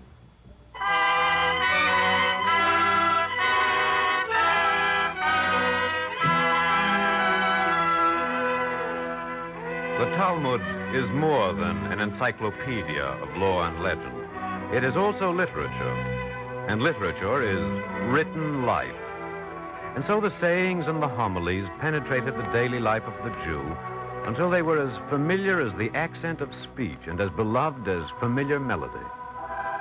The Jewish mother in the ghetto cities of Poland did not sing of warriors or feats of strength. The cradle lullaby was, "My child, I will give you raisins and almonds and a small white goat to play with. And when you grow up, study and be good, and perhaps you may even become a rabbi."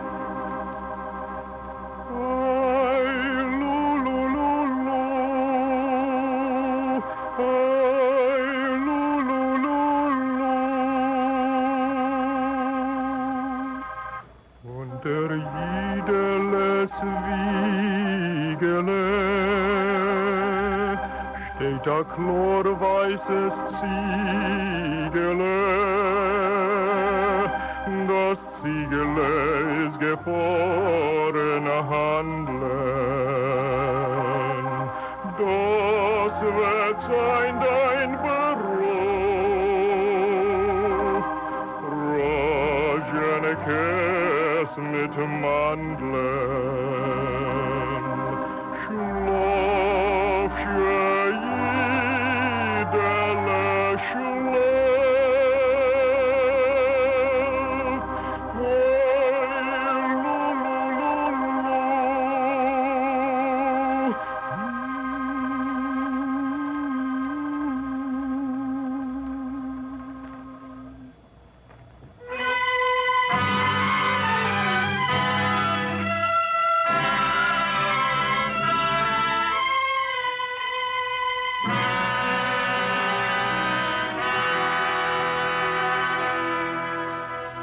A final Talmudic legend. A blind man and a man without legs were brought before the court of rabbis.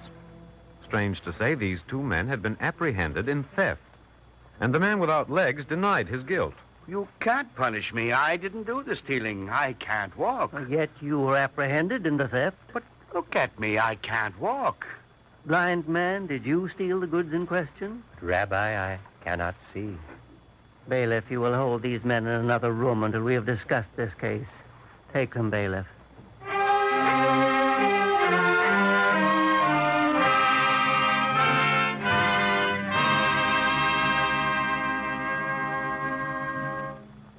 This is a difficult case. It is, Rabbi. Speaking candidly, how could a blind man steal what he can't see? Also, how can a man without legs take what he cannot reach? It's quite clear from the evidence. The man without legs saw the object of the felony. He climbed on the back of the blind man, and together they stole it. Even worse. Who was the thief? I think I know. Ask the bailiff to return with the prisoners.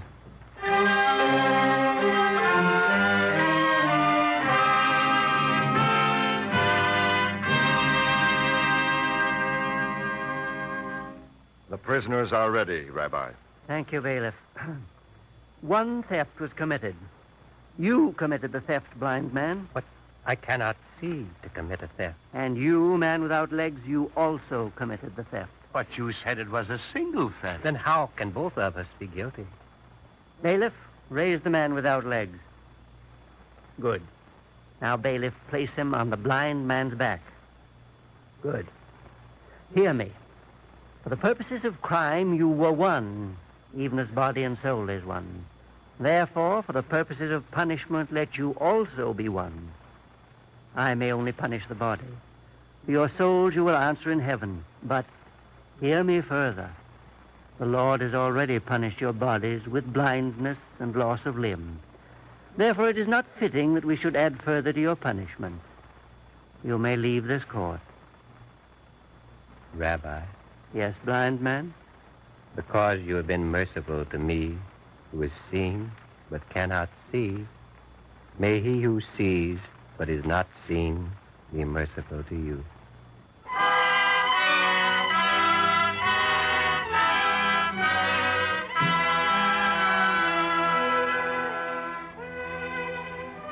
Heaven and earth I call to be witnesses, be it pagan or believer, man or woman, man servant or woman servant. According to the actions of every human being does the Holy Spirit rest upon him. The wisdom of the Talmud.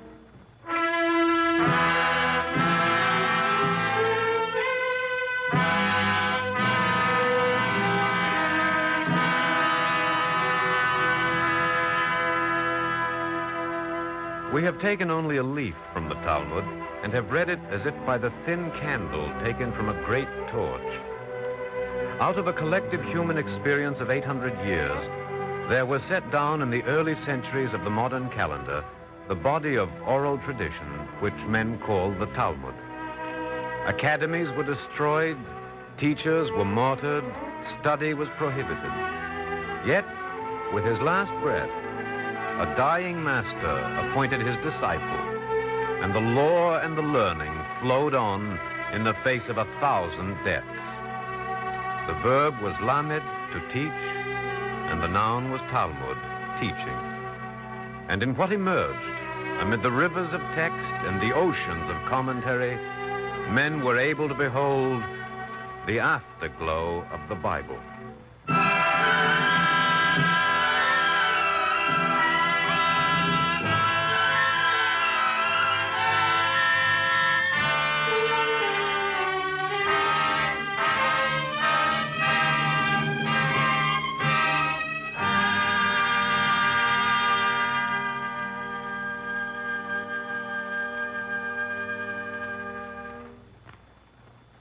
Copies of the script you have just heard, as well as the talk which follows, may be obtained without cost by writing to The Eternal Light, 3080 Broadway, New York 27, New York.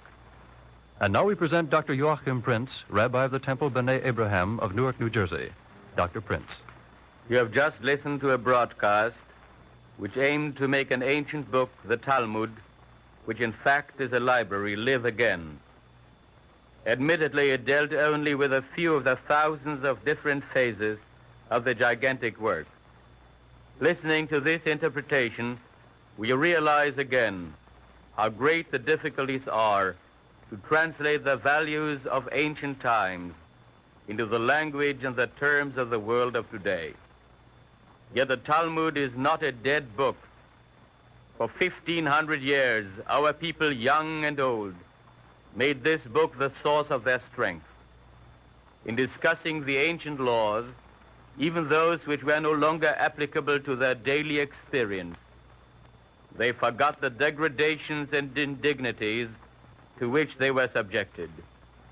In the glory of the past, they lived because their present life was too humiliating to be accepted.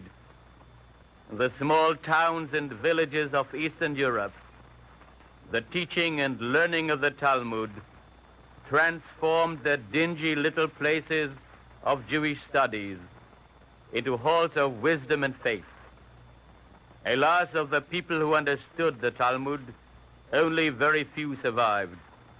Thousands of teachers and pupils have perished in Europe.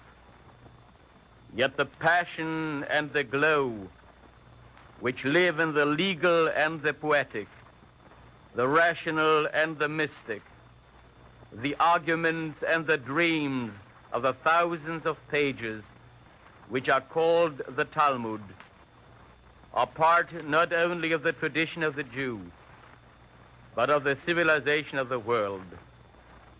And the multi-voiced chorus of this civilization, Judaism is but one. At many times, each of the many voices is called upon to sing the part of a soloist. The Jewish people in the days of the Bible and Talmud have sung their part. To make it heard for generations to come is a great and sacred task. But to make it part of the whole of the human symphony is a task no less important. In the harmony of all the voices, and in the attempt to make each of them sound clearly so that it may be heard and understood, lies the guarantee for a better world and a greater, more meaningful civilization. Thank you, Dr. Prince.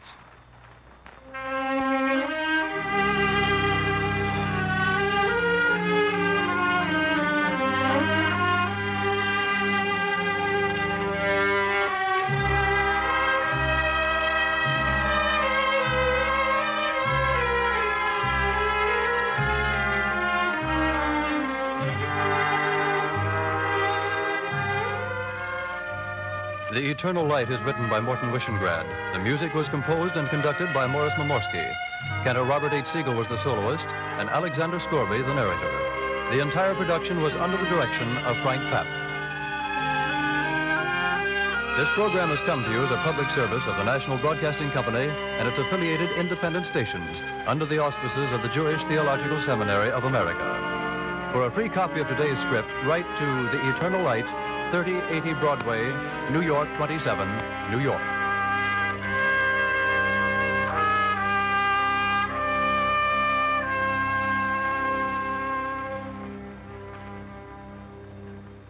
This is the National Broadcasting Company.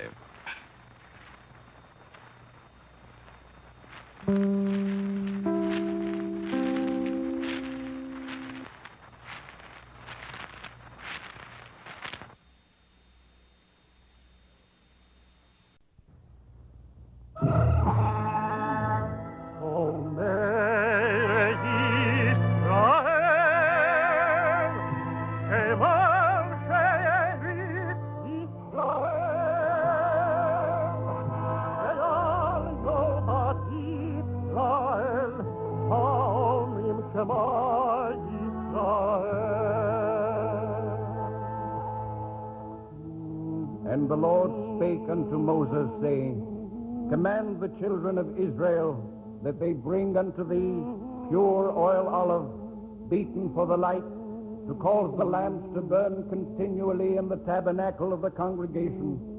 And it shall be a statute forever in your generation.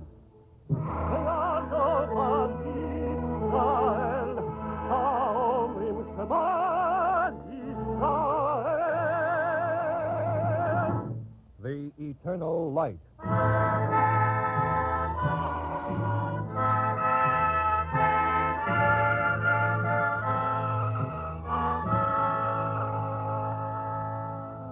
The National Broadcasting Company and its affiliated independent stations present The Eternal Light. This public service program is prepared under the auspices of the Jewish Theological Seminary of America. Our story today by Morton Wishengrad is entitled The Unbroken Circle and features Daniel Ocko.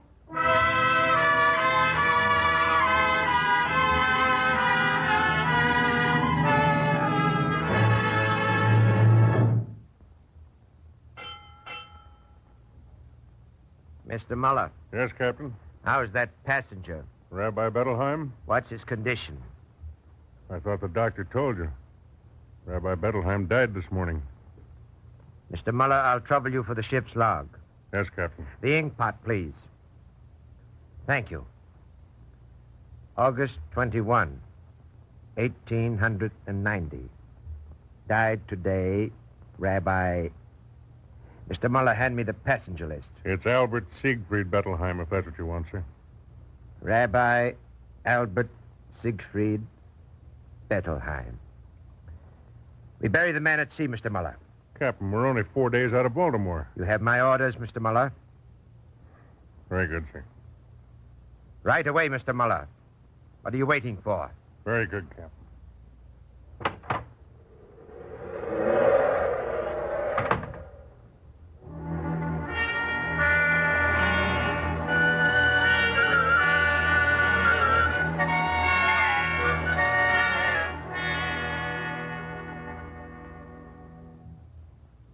Looks to be all, Mr. Muller. Trunk full of books and a small suitcase of clothes. All right. Get it all together. Seems a pity we have to bury the rabbi at sea. I'm only the mate. I'm not the captain. No offense. Thought you'd want to see this. What is it? Diary, I guess. Dear Rebecca, I've begun this little book on shipboard. I have a presentiment. This is a letter. This isn't a diary. No harm to read it, Mr. Muller. Curious, huh?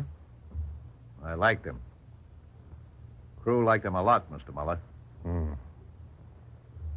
I have a presentiment, Rebecca, that this will be my last voyage. The doctor says there's every reason for me to live on. But your father has an intuition, Rebecca. I believe in reason, as you know, but being a rabbi, I don't discount intuition. There's a verse in the book of Psalms which says that a man blessed with many children is like a warrior whose quiver is full of arrows. My quiver has been full, and I'm thankful.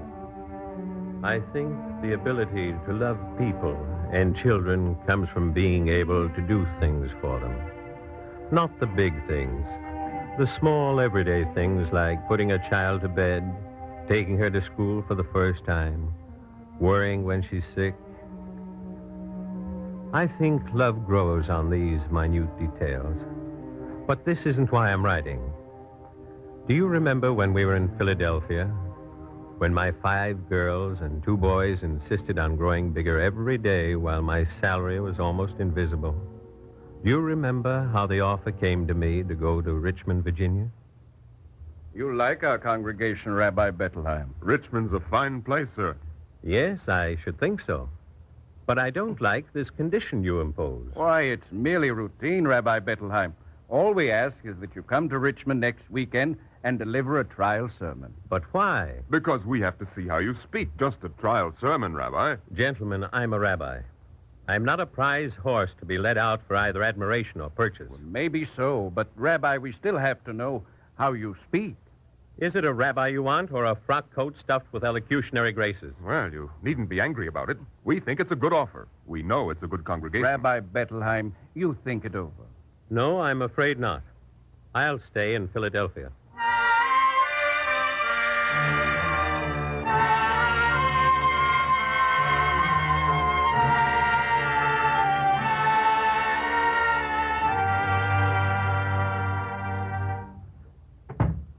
What is it, Esther? Is your mother all right?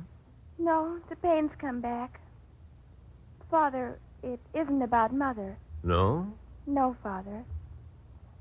Father, are all rich people wicked and all poor people good? Not necessarily. Father, wouldn't it be nice if we weren't so poor for a change? I see the girls have had another meeting. We have. We think Paul ought to go to college. I'll find the money somehow. But that isn't all. Felix is ashamed because all the other boys have new books. His school books are falling apart. Well? And I need a new dress. Do you, Esther? Crinoline, Father, with a low waist and puffed sleeves. And, Father... Yes? When I grow out of a dress, where does it go? To Minna. And when Minna grows out of it? It goes to Rebecca. And after Rebecca? It goes to Sid. Yes. And after Sid, the seams haven't burst and the cloth isn't completely porous. Dress goes to Eva. Father, after Mother took sick, said I was to be responsible for the household. I understand, Esther. You want me to do something about it. Very well. See if you can find me a clean shirt and a change of socks. It seems that I have an engagement to go to Richmond, Virginia, and deliver a trial sermon.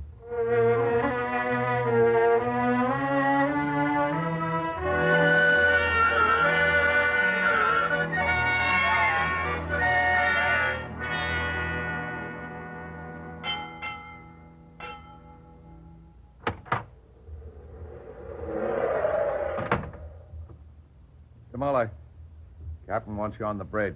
Tell the captain to... Yes, Mr. Molly? Never mind. Tell him whatever you want. Now, leave me alone. I'm reading. But I...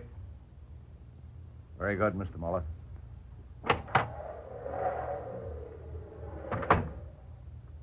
And so, Rebecca, I went south to Richmond to deliver the trial sermon I said I would never make. The South that I found was not so stricken. But that the chivalrous traditions of a more prosperous past softened the asperities of impoverished households. I liked the South almost from the beginning, Rebecca. Yet I was distressed by the feeling toward the North. I'm afraid I was rather tactless. Glad you changed your mind, Rabbi. We'll be at my house in a few minutes. Richmond looks, well, it's not as I expected it to be. Not the way it used to be. No? It's only 5 years since the war. Rabbi, we've still got a score to settle with the Yankees. Scars take a long time to heal, don't they? Some scars don't heal, Rabbi Bettelheim. There isn't a man here who hasn't lost a boy in the war. There isn't a man here who... We've been bled, Rabbi, wiped out, cleaned. The South doesn't forgive easily, and it doesn't forget. I met a man from Georgia on the train. He talked as you do. You don't approve, do you, Rabbi Bettelheim? I can't say I do. Well, perhaps I ought to give you some advice. Don't talk about the war. Talk about prayer, talk about anything you want, but not the war. Generally, it's the things people don't want to hear that are most important. Now, take my advice, Rabbi. Talk about the dietary laws. Tell the congregation it's wrong to mix milk dishes and meat dishes. I'll do that. But don't you believe that the things that come out of a man's mouth are as important as the things he puts in? Here's my house, Rabbi. Bettelheim, we want you here in Richmond, but it's up to you to show that you want us. I have an idea you've got a sermon written. I have an idea we may not want to hear it. It's a trial sermon, Rabbi. I thought maybe I ought to remind you.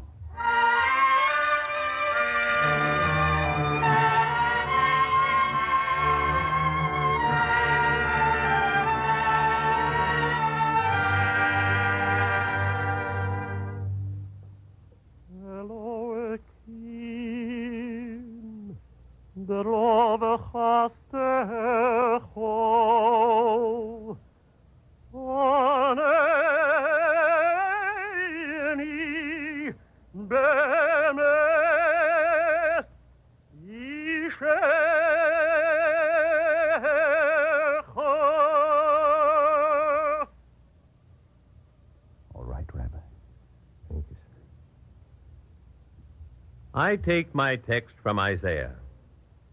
Come, let us reason together. Isaiah does not preach a religion all smoky sacrifice, assiduous worship, and callous ritual. For us, there can be no ignorant, fanatical, superstitious Judaism. Do we pray more or less? That isn't important. Do we love or hate? That is important.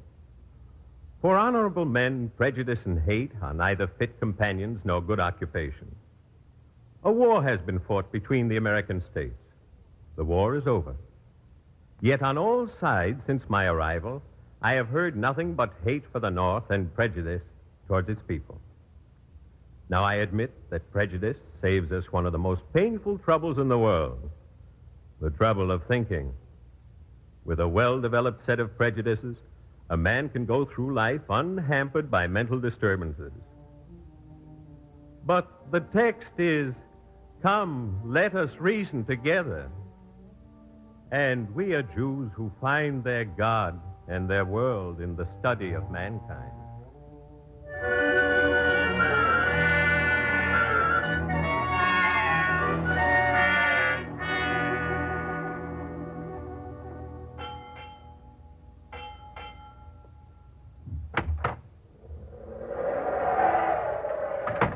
I told you to tell the captain that It isn't the captain, Mr. Muller.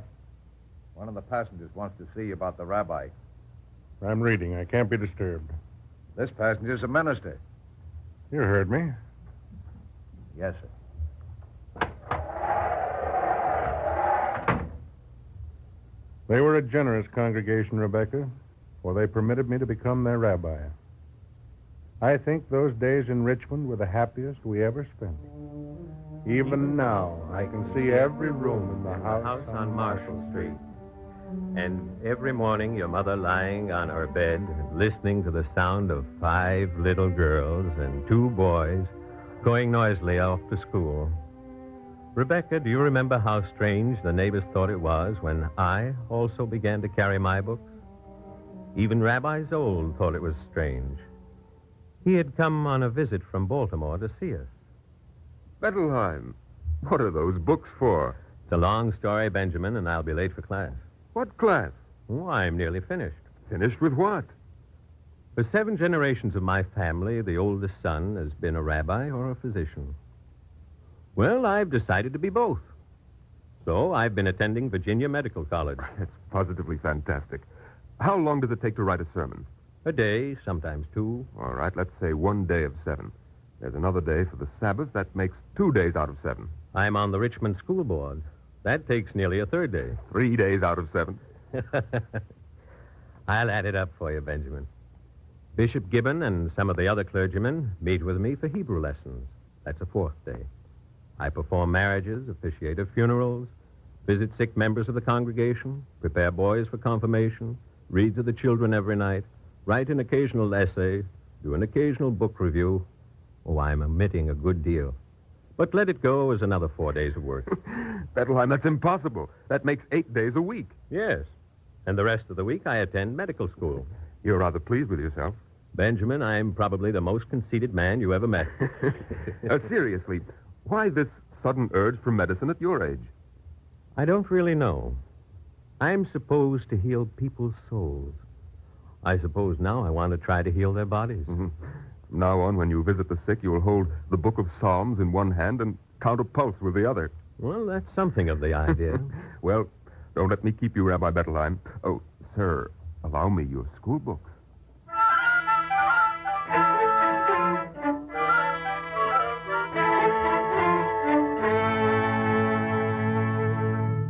Bettelheim, there's a case in the clinic I'd like you to look at. Yes, of course, Dean. The woman's a bit touched, Bettelheim. I think she needs a rabbi, not a doctor. She's as regular as trouble in taxes. Bothers us every week with some story of a worm gnawing the inside of her thumb. A worm? She insists on it. There's nothing wrong with her thumb.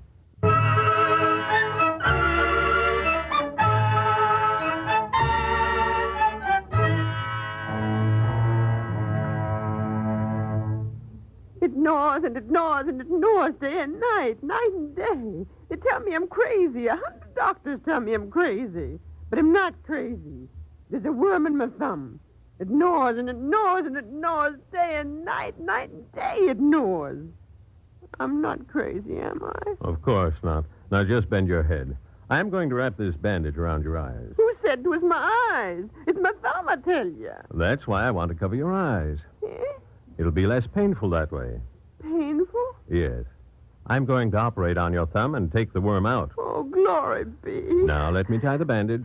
It gnaws and it gnaws and it gnaws day and night and day, and I'm not crazy. Too tight? Oh, no, it isn't tight. But I can't see. Where are you going, Doctor? Why, you just sit there a moment. I need some instruments. Now, you stay there, and I'll be right back.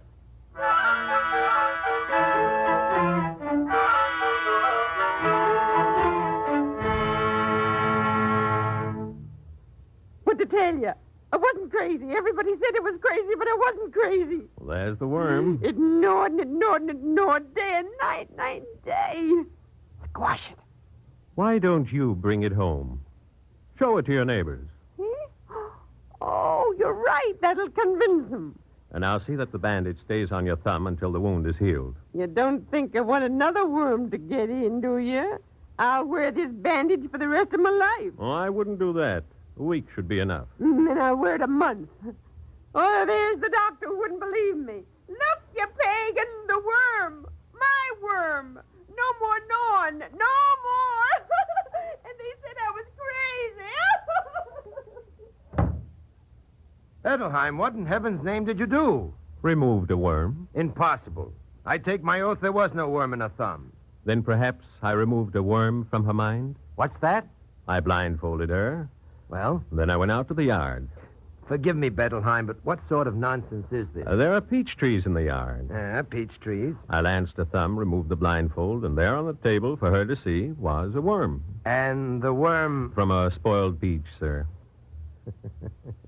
I must say, Doctor... Rabbi, sir. Rabbi? Yes. A doctor didn't find the worm, sir. A rabbi did.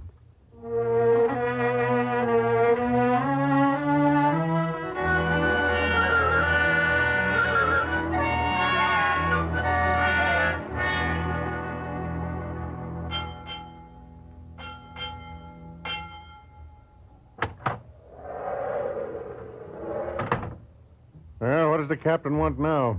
He wants to know if you're ready. Tell him I'll be ready in a little while. Very good, Mr. Muller.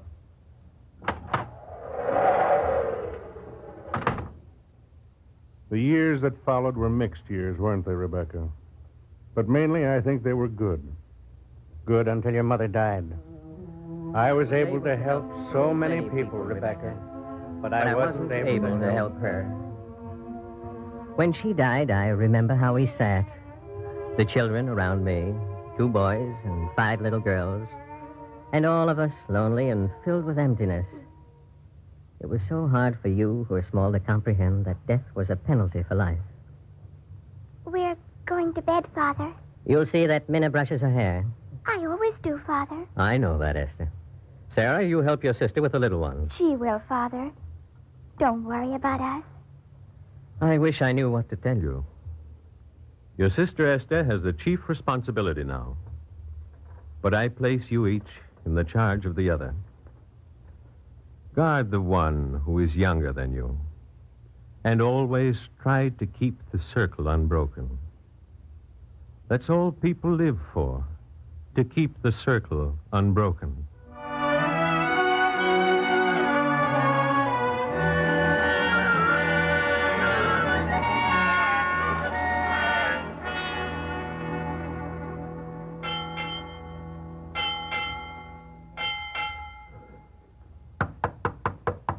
Come in. You're Mr. Muller? That's my name. One of the sailors told me that Rabbi Bettelheim is to be buried at sea. You're a minister, aren't you, sir? Yes, I am. I knew the rabbi rather well. Mr. Muller, can't anything be done with the captain? I'm afraid not, Reverend. But we're only 4 days out of Baltimore. There's no use to talk to the captain, sir. Would this influence him? Money? $400. It's a remarkable thing, isn't it? The passengers barely knew the rabbi, but they raised this sum in less than an hour. Will you give it to the captain? Not the captain, sir. Not him. Then shall I? No, sir. You're a good man like the rabbi was. When a good man has to ask a mean man for a favor, well, it's pretty humiliating to be turned down. You're a good man, Mr. Muller.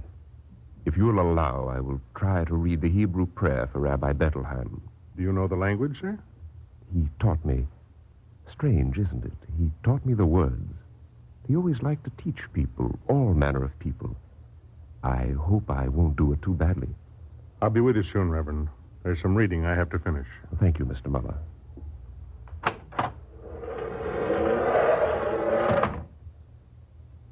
I had a good deal, Rebecca.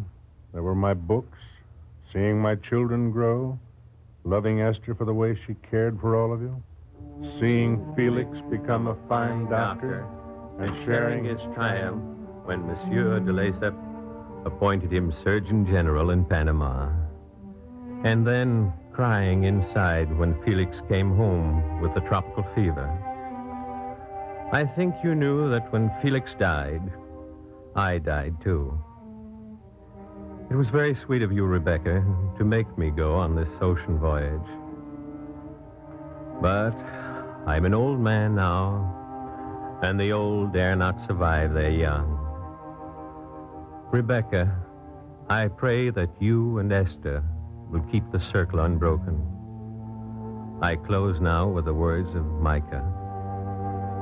It hath been told thee, O man, what is good and what the Lord doth require of thee, only to do justly, and to love mercy, and to walk humbly with thy God. God bless you, Rebecca.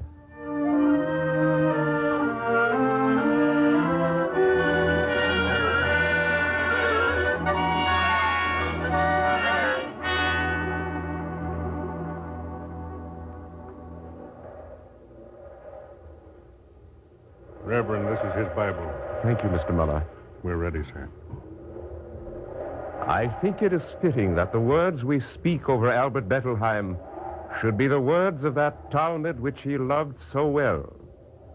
It is the way of the world that when a human being is born, all rejoice. But when he dies, all sorrow. Rather ought the opposite be the case. No one can tell what troubles await the child on its journey into manhood. But when a man has lived and died in peace, all should rejoice, seeing that he has completed his journey and is departing this world with the imperishable crown of a good name.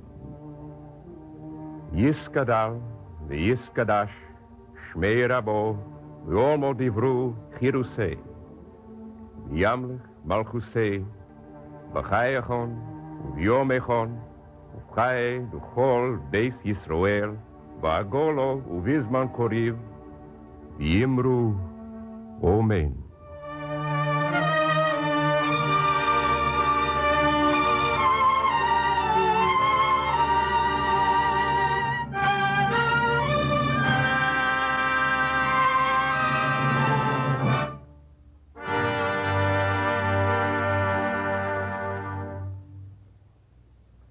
Copies of the script you have just heard may be obtained without cost by writing to the Eternal Light, 3080 Broadway, New York 27, New York.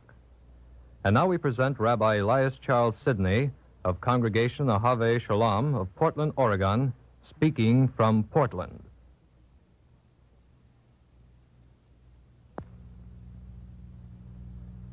Dear friends, this morning, as we listen to the story of outstanding episodes in the life of Rabbi Albert Bettelheim, time touched yesterday, and we were for fleeting moments in the America of the years following the Civil War. The war had left its trail of blood. There were deep wounds not too easily healed. But this rabbi, together with other men in the service of God, pleaded for patience, for mutual understanding. Said he, scars take a long time to heal. But even so, come, let us reason together. Let us understand that for honorable men, prejudice and hate are neither fit companions nor good occupations. Let us realize that prejudice saves us a painful trouble, the trouble of thinking. Men hearkened. True enough, the pain did not disappear in the night, nor was prejudice, with its ugly manifestations, entirely absent. But the union continued one. The circle of our beloved country remained unbroken. What a striking symbol, the unbroken circle. Whether it be the home, the community, the nation, how important it is that each remain unimpaired. In our beloved land, fortunately, this is still possible, for families were not scattered, communities not erased, nor our nation destroyed by the ravages of world war. For us, because of God's compassion, the circle continues unbroken for parents and children, for neighbors, and for fellow citizens. And yet, we dare not be at ease, for we are part of a world whose circle has been broken, and whose unity, whatever it may have been, is shattered. No people can be free from fear, danger, and destruction until civilization's torn threads are bound together again. No nation will be safe, regardless of its weapons, until all men worthy of mutual association have met together and in good faith. There can be a happy world, and there will be once again, when men create a circle unbreakable by passing circumstance or studied prejudice, a circle whose foundation is an acknowledgement of the fatherhood of God, and whose structure is a recognition of the brotherhood of man.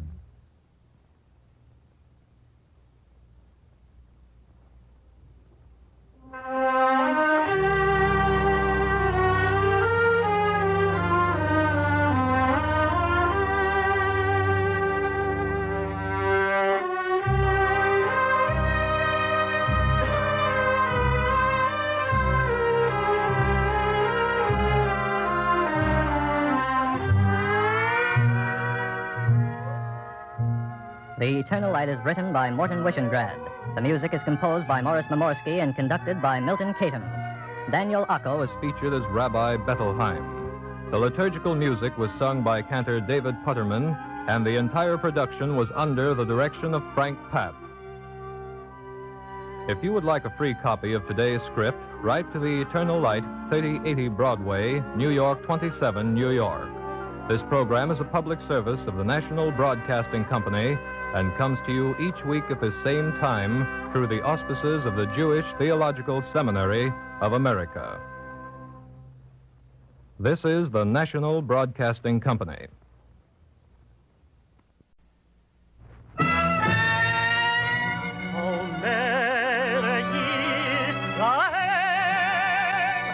Shema,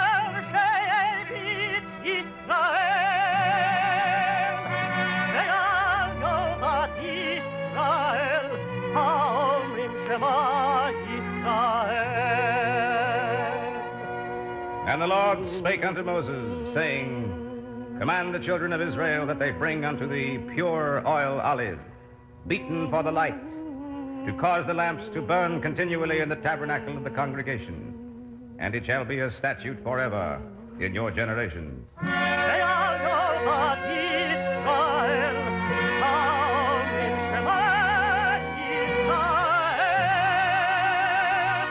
The Eternal Light.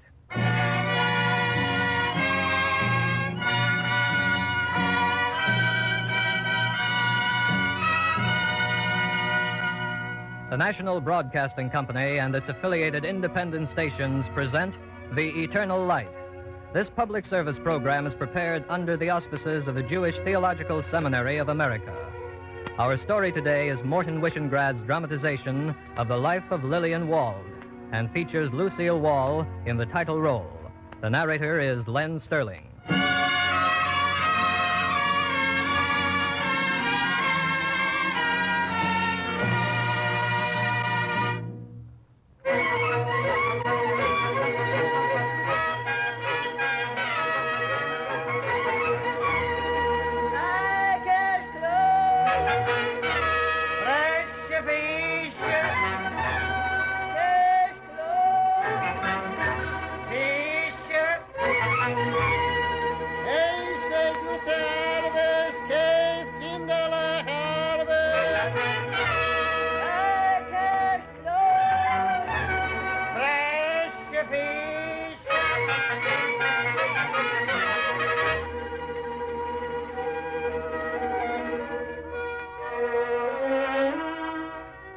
This is the story of a nurse. It is also the story of a word, the Hebrew word which stands equally with truth and equally with justice. The word tzedakah, charity.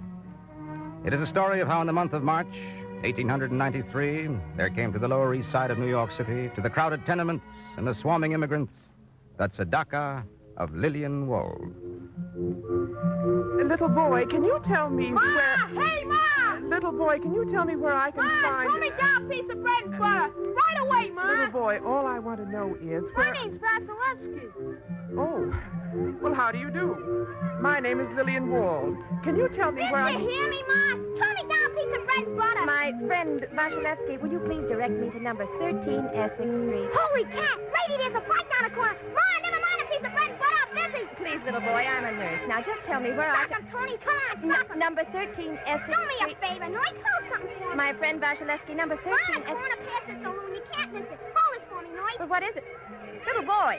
Vasilevsky, what did you give me? Hold it careful, lady. It's me glass eye.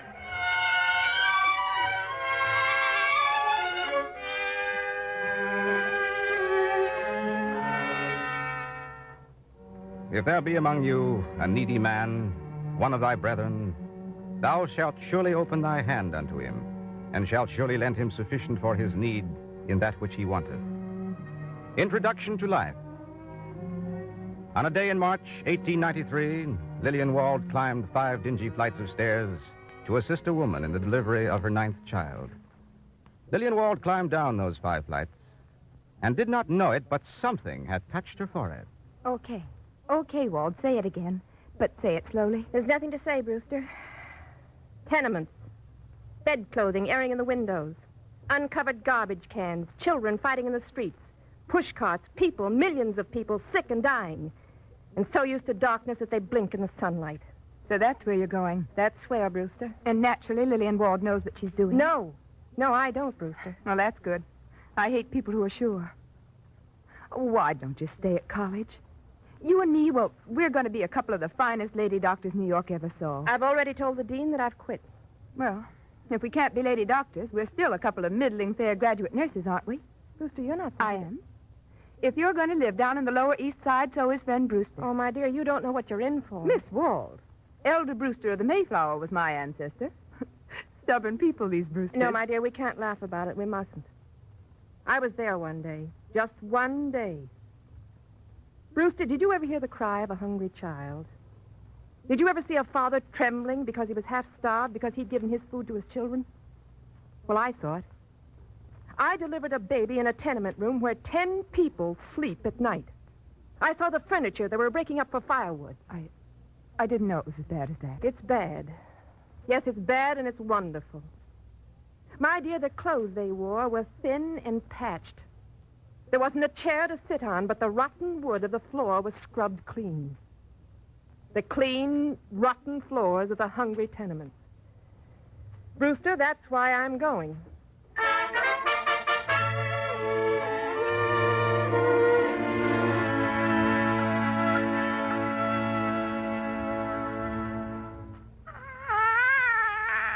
All day, nurse. Like that, he cries all day. Mrs. Mendelssohn, his temperature is 105 degrees. I boil the water to drink like you tell me. Well, I brought some alcohol. Rub him down with that every hour. Yes, I rub him down. Miss Wald, nighttime when he sleeps, I bend over, my ear to his mouth. He sleeps so still, so terrible still. Well, Mrs. Mendelssohn, Miss Brewster and I are only nurses. Your baby needs a doctor. Yes. What's wrong, Mrs. Mendelssohn? $10 a month, nurse. That's what my man brings in. $6.50 is for rent. $3.50 is for tape. Well, now, I know a fine doctor. Don't worry about the money. No, Miss Wald. Not my baby. But he's a famous specialist, Mrs. Mendelssohn. No, Miss Wald. If you say he must be a fine doctor, but many babies he sees, yes? So many babies. This one to the fine doctor, this one will be only a number. A nurse is my baby. All right.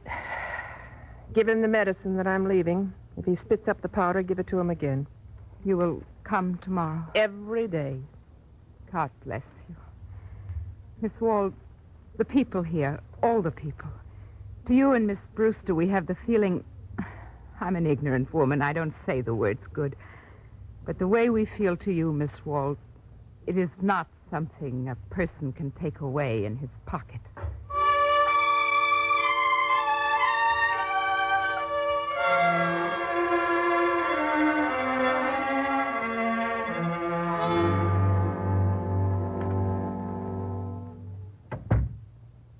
The children wait in the kitchen, like you say, Miss Wald. That's good, Mr. Bobritsky.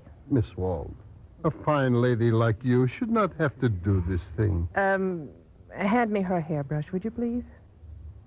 I'm afraid I'll need more warm water in the basin. Not for you to do, Miss Wald. Mr. Bobritsky, sit with your children. You see, I do not even cry. Who am I that I should cry? Am I the only one? Please, you will let me stay. All right. So many times you came. We never thanked you. Her comb, please. Yes. You have put curtains up in this room. It's nice. Yes, Miss Wald, it is nice. The basin of water, please. Thank you, Mr. Bobritsky. Now, her hair brushed. She'll be clean soon. Miss Mitzvah. Hebrew? Yes, the words are Hebrew. Oh. When I was a girl, I learned some Hebrew words. I wish I could remember. Some people remember words, but you do not forget the meaning of the words. Well, in a few minutes, you can call the children. They will see their mother clean, her hair combed. That's good, isn't it? Yes, it's good. For the last time, they will see her. And because of you, they will remember her clean. It's very good.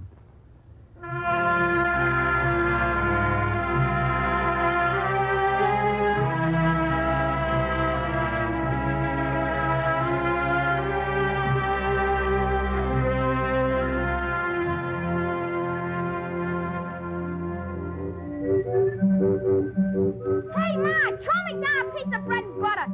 Oh, hello, Noise. Good morning, Vasilevsky. Don't you have a first name? Nah. Oh, of course you have. Hey, Ma, throw down two pieces. One for the Noise.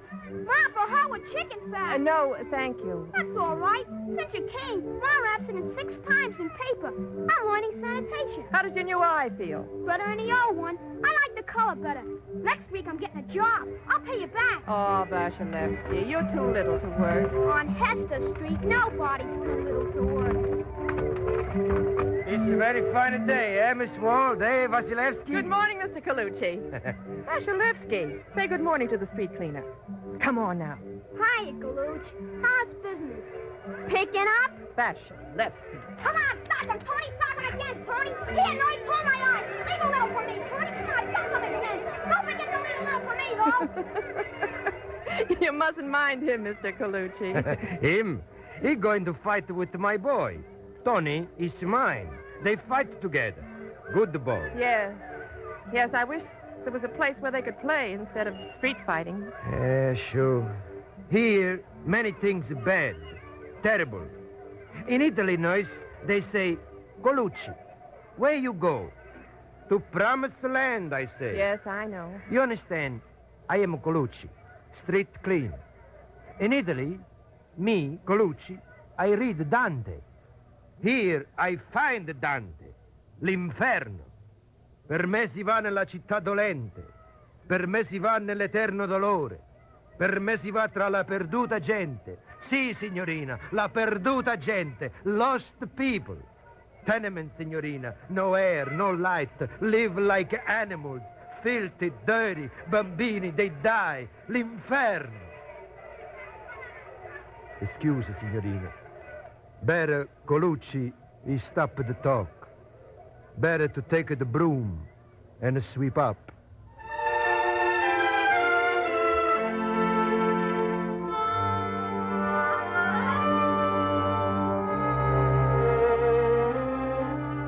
Better to take the broom and sweep up. The Lower East Side, 1895, and the tzedakah of Lillian Wald. The word tzedakah, the word charity, derived from the word tzedek, justice and righteousness, and the charity of Lillian Wald, even as the righteousness of Isaiah. Is it not to deal thy bread to the hungry, and that thou bring the poor that are cast out to thy house? When thou seest the naked, that thou cover him, and that thou hide not thyself from thine own flesh? For Lillian Wald, there was only the immediate task. And Miss Brewster laughed. Definition. Lillian Wald is a state of energy, surrounded by street cleaners, children with running noses, push-cart peddlers, street corner loafers, crying babies, and the affection of the East Side. You're tired, Brewster, aren't you? I guess so. Yes, that's what I thought. Look, Brewster, I've got the constitution of a horse. I wake all hours, I climb stairs, and I'm getting fat on it. But not you. I know. But I hate to quit now. But you have to. Don't you, Brewster? Lillian, what are you going to do? Do you know Jacob Schiff? He's very rich, isn't he? Well, I saw a house on Henry Street. 265 Henry Street. Maybe with Mr. Schiff and Mrs. John Crosby Brown and Mrs. Solomon Loeb and some others, maybe I can get that house on Henry Street. And instead of 2 nurses, 10 nurses. Maybe more. Of course. And perhaps even a backyard for the children to play in. Oh, why don't you talk to Mr. Schiff? Brewster, where's my hat? I'm on my way.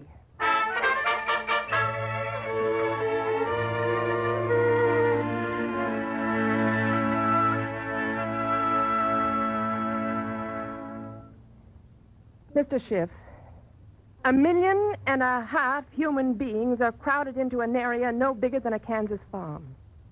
There's tuberculosis, typhoid, diphtheria, every disease in the book.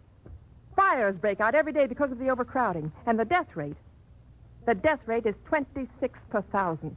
And do you think it's your duty to make it better? I don't know what duty means. I haven't time for abstractions. I want to do the next thing that has to be done. You'll wind up with a settlement house. I want a nursing service, Mr. Schiff. The Henry Street nurses. I like that. But one thing. There must be no labels. Everyone must be helped. There are no labels, Mr. Schiff. There are only people. Lillian Wald, you speak like a Talmudist. That's fine. I'll talk to Mrs. Brown. I think we can manage that house on Henry Street.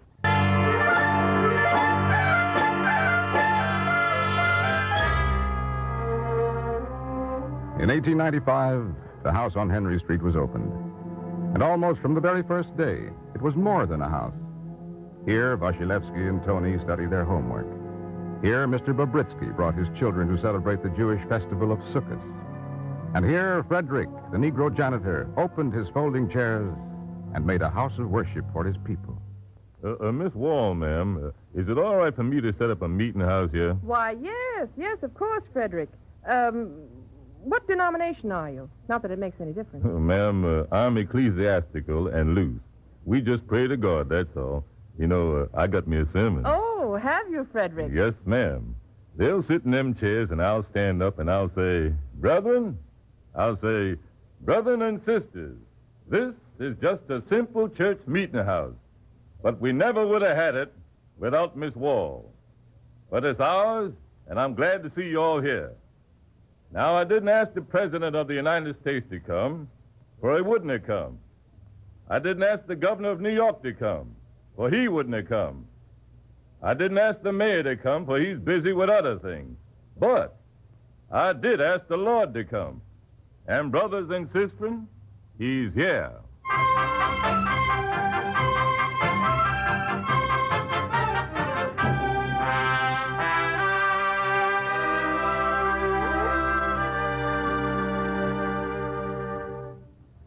Well, Miss Wall, there's a little boy outside who tells me we've got a flourishing settlement house. That must be Vasilevsky, Mr. Schiff. Mm-hmm. I asked him to mail a letter for me. He walked 2 miles and delivered the letter himself. Then he licked the stamp off and gave it back to me. Well, I expect that people who see you are just ashamed to be anything else but good, Miss Wald. Now, what's the trouble that you have? The needleworkers. Well, what about them? Mr. Schiff, I know what they earn. They can't support their families. And now they're talking of a work stoppage. Mr. Schiff, there's going to be starvation here. That must not happen. Well, that's why I called you. Now, you know some of the employers. Bring them here. Let's try to talk it over. You know something, Miss Wald? What, Mr. Schiff? I've heard some people say that a settlement house is a place to teach poor people to eat with forks, but you seem to be different. You want to put food on the forks. Now, I'll ask a few gentlemen to come, but I don't know how they like it.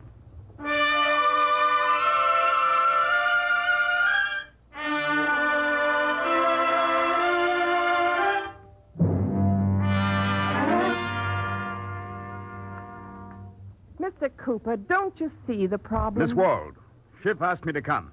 I came. Now I'm going. Cooper, you don't lose anything by staying and talking to Miss Wald. Schiff, you see this watch? Every hour that passes costs me $10. Oh, that's more than Mr. Babritsky earns in a week. I don't know the gentleman, Miss Wald. I dare say it's no more than he deserves. Mr. Cooper? Look out of that window. What for? Look out, Mr. Cooper, and tell me what you see. Is this a game? I see some people. Good. Now look in this mirror, the one over the table. What do you see there? What is this nonsense? I see myself, of course. Of course. The window is glass and the mirror is glass. But just because the mirror is covered with a bit of silver, you stop seeing people and see only yourself. Now, look here. What can I do about it? Business is business. It's a question of supply and demand. It's a question of people who haven't enough to live on. It's supply and demand, Miss Wald. I pay what the industry pays. Still... Yes? Well, I know the men get very little. I'll tell you what I'll do. We're listening, Mr. Cooper. If what I pay them out of my business pocket isn't enough, well, I'll help with relief out of my charity pocket. Mr. Cooper, I've been in homes where people pawn their furniture down to the last stick so they can pay us even 5 cents for our service. They insist on paying even a penny because they don't want charity. Not ours and not yours. Cooper, our whole world falls apart if we forget certain things. Well, I don't know. Of course you know. Do I, Schiff? A verse in Amos. You read it in English, I read it in Hebrew, and my friend Dolan reads it in Latin. But the labels disappear and the words mean the same. Will two walk together except they have agreed? Will a bird fall in a snare upon the earth where there is no lure for it? That's what this house means. Two people who walk together and are agreed. Please think it over, Cooper. I know you'll change your mind.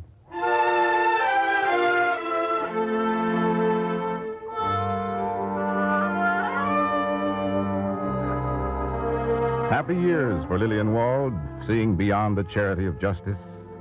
Now she understood the words of the psalmist. Happy is he that considereth the poor. And this consideration led her through the dingy tenements, past the coughing children playing amid the refuse of the slums, past the squalor of lives ground down by poverty, to the halls of the legislatures. And an American nurse sat modestly in her seat and waited to be heard. Speaking now for the housing measure, Miss Lillian Wald. Miss Wald, have you any additional statistics? No, sir. I don't understand statistics. For every number, read a human being. For every tenement on your list, read a place where people live. Read toilets in the backyard. Read sickness. Let's not talk of mankind or of society. I don't know what they mean. Talk of a boy. A boy called Vasilevsky, growing up in the gutter. Miss Wald, we want facts, not emotion. You can't squeeze emotion out of facts, sir. I'm presenting facts. All you've told us is that it isn't good to be poor. No, sir, I'm telling you it's dangerous to be poor. To the poor, yes. To you, sir. In the tenements, consumptive women manufacture cigarettes. They lick the cigarette papers with consumptive lips. You smoke, sir. It seems to me that I'm presenting a fact. And right now, you're suffering from an emotion. Gentlemen, I haven't come here to scare you. It's our religious duty to build homes for our people, to give work to our people, to give them decent pay for that work, and the leisure to discover a world that isn't just work and eat and sleep. I hope you'll excuse me. I've talked too much. A very wise street cleaner I once knew said to me, Colucci talked too much. Better to take the broom and sweep the streets.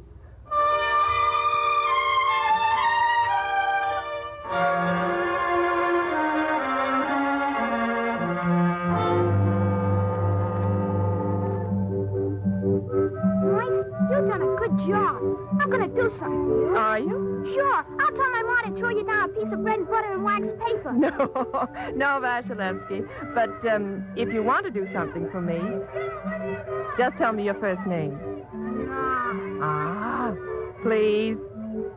My mother was a patriot. Well, that's fine. What did she call you, Vasilevsky? Vasilevsky. No.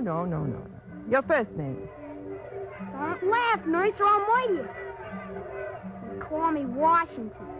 Why, that's a wonderful name. Yeah? Go ahead and say it, I dare you.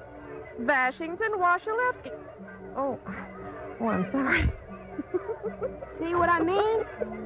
Goodbye, Miss Wald. Goodbye, Vasilevsky.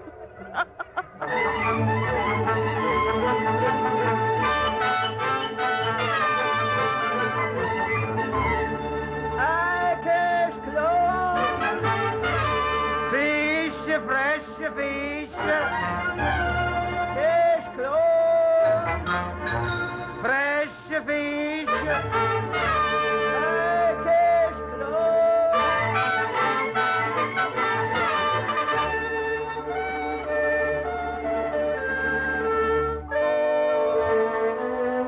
The slums of Lillian Wald are nearly vanished, but the house on Henry Street still stands.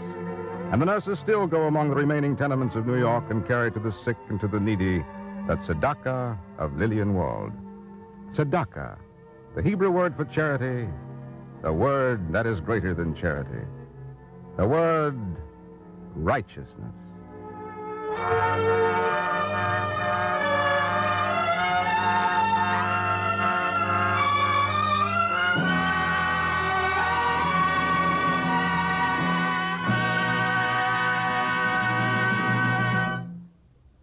If you would like a free copy of today's script and the talk which follows immediately, write to the Eternal Light, 3080 Broadway, New York 27, New York. And now we present Rita Wallach Morgenthau, Vice President of the Henry Street Settlement and Director of the Neighborhood Playhouse School of the Theater. Your sketch showed the story of Lillian Wald's great adventure in the history of our city and nation. I want to add a story, which to me also has drama. I like to recall the particular day when a radiant young woman, Lillian Wald, went to see Mrs. Solomon Loeb. When Mrs. Loeb rejoined her children, she said, "I've had an extraordinary visitor. She's either a genius or she is mad. I prefer to think that she's a genius. She wants to have me and your Uncle Jacob, that was Jacob Schiff, help her plan a visiting nurse service for the city. This visit bore rich fruit.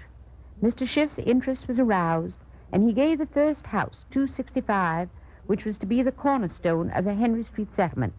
There around the fireside often gathered the men and women who were the social planners of their era. Lillian Wall's contribution to the nursing field and the public health movement would alone have given her a distinctive position, but it was her interpretation of conditions that distinguished her and gave Henry Street settlement its significant place in our society. She saw the social implications of every situation, felt the needs of every minority group. Her philosophy was to translate ideas and emotions into action, to sense evil, to stand out against social injustice.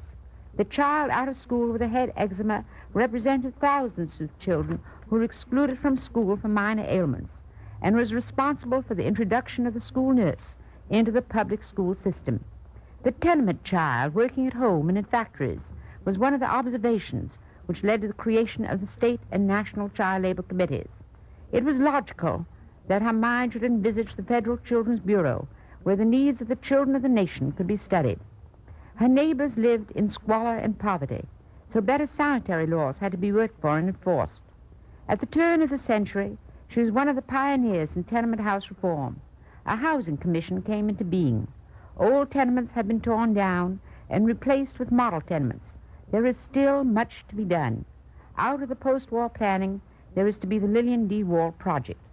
She was extremely modest in not taking credit for many of the things in which she participated and which she initiated. The first playground in the city of New York was in the background of 265. From that small beginning, other sites for playgrounds had to be found. Henry Street settlement under Lillian Wall's leadership became a centrifugal force.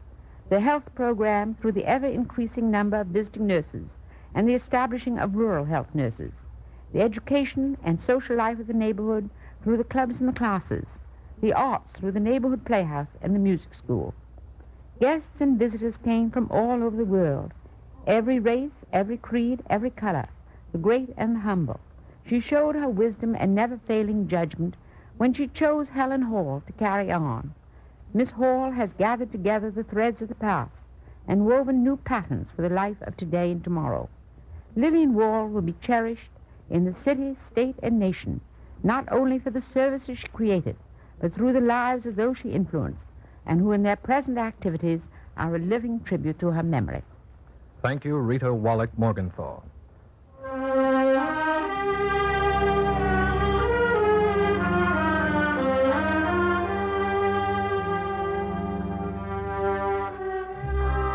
The Eternal Light is written by Morton Wishengrad.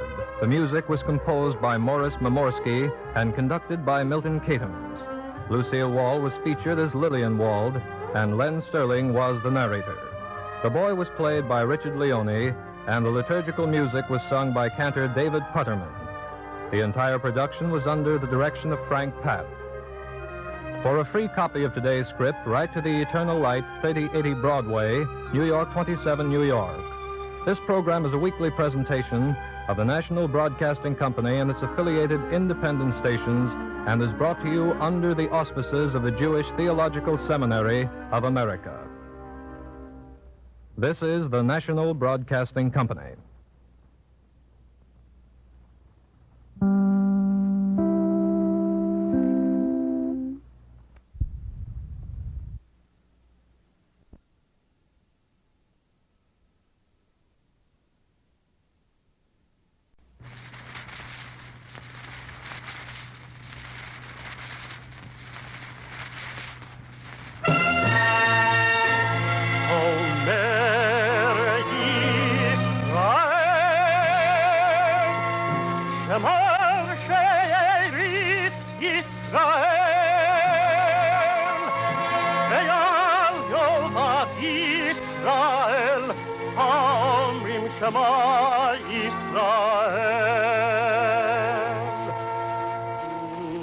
And the Lord spake unto Moses, saying, Command the children of Israel that they bring unto thee pure oil olive, beaten for the light, to cause the lamps to burn continually in the tabernacle of the congregation.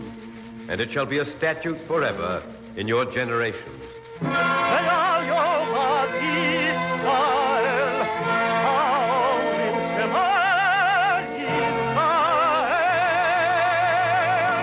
The Eternal Light.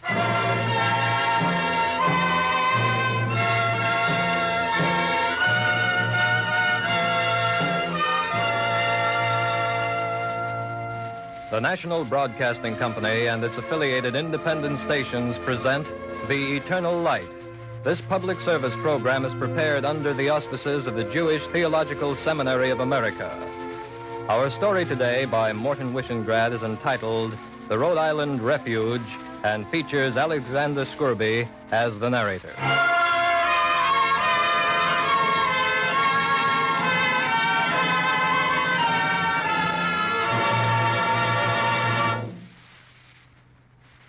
They call it the old Jewish cemetery of Newport. From Narragansett Bay, the land breeze rustles in the trees, and the Rhode Island sun is clean and friendly on our graves. They sleep so still beside me. Once so long ago, they fled from Spain and Portugal, fled before the Inquisition, and they wandered over the earth again. And here in Rhode Island, they found refuge. And now they sleep, a final refuge, the last exodus. The headstones mellow in the rain. Lopez, Alvarez, Levy, Seixas, Toro. But over my grave there is no tablet, only a nameless stone the color of earth. It does not matter. The grass is my comfort, and it is warm and green and living. And yet once I had a name and also a history. My name was Mordecai, a good name, and Benjamin was my father, a good man. And in the year 1760, when I was a boy, my father said to me, It hath been told thee what is good and what the Lord doth require of thee, only to do justly and to love mercy and to walk humbly with thy God.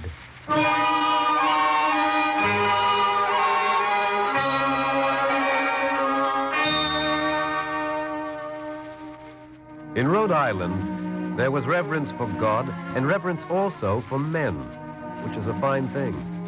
It was not so in the other colonies, where Puritan persecuted Quaker and Anglican opposed the Catholic, and both opposed the Jew. My father told me this. And also how 23 Jews came to Peter Stuyvesant in New Amsterdam and were turned away, and how in despair they came to Rhode Island. And Roger Williams said, All men may walk here as their conscience persuade them, and every one in the name of his God.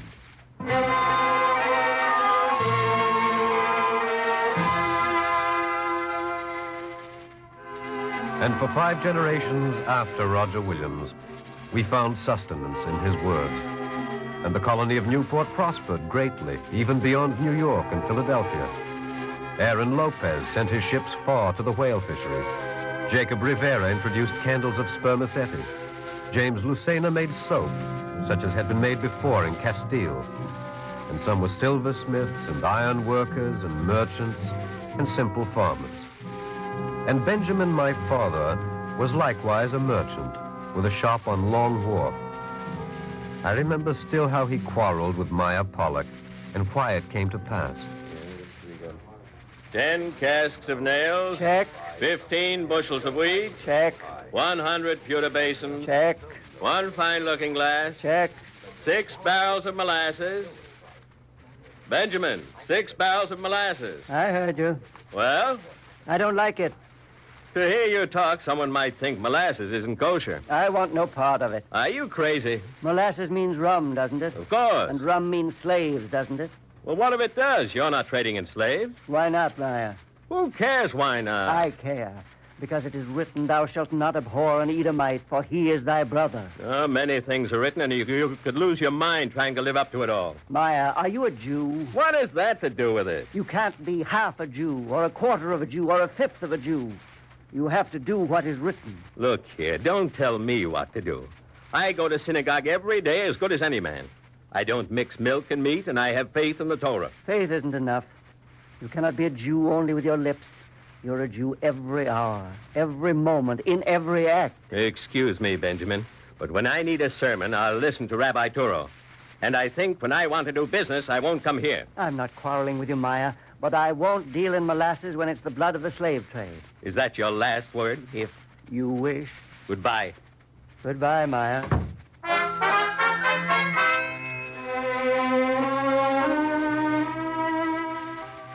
They did not speak much to one another after that, and then they grew stiff-necked and did not speak at all.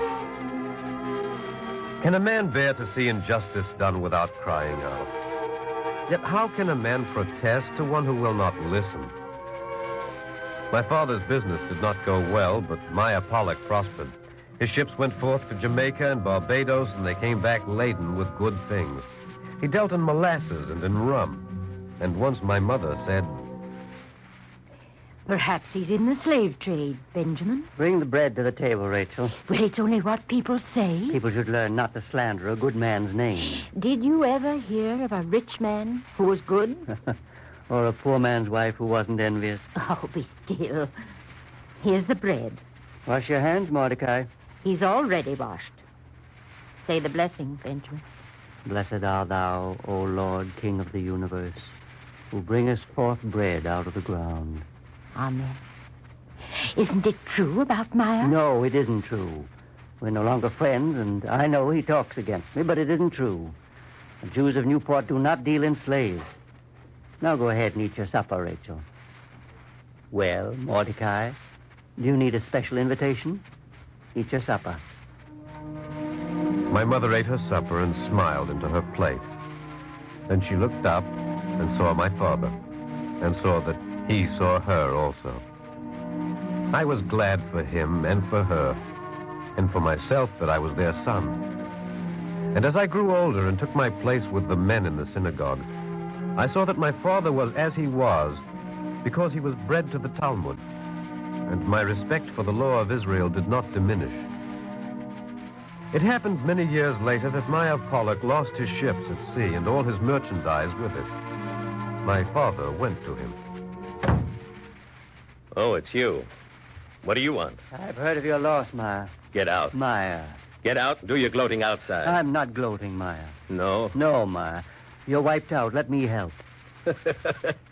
I really believe you mean it. Benjamin, you're a fool. I don't have much to give, but take it. Thanks, Benjamin. I shouldn't have called you a fool. Why not? I suppose I am. Well, a good fool, then. You didn't believe I dealt in slaves, did you, Benjamin? No, I didn't believe it. I didn't, you know. I could have, but I didn't. Once I tried, Benjamin. And then one day I found the book on a chair, open. And the page was Leviticus. It stared at me. I know the place. Do you? It said something about not making your brother serve as your bondservant. Of all the pages in the Bible, it had to be open at that one. For they are my servants, whom I brought forth out of the land of Egypt. They shall not be sold as bondsmen. That's it.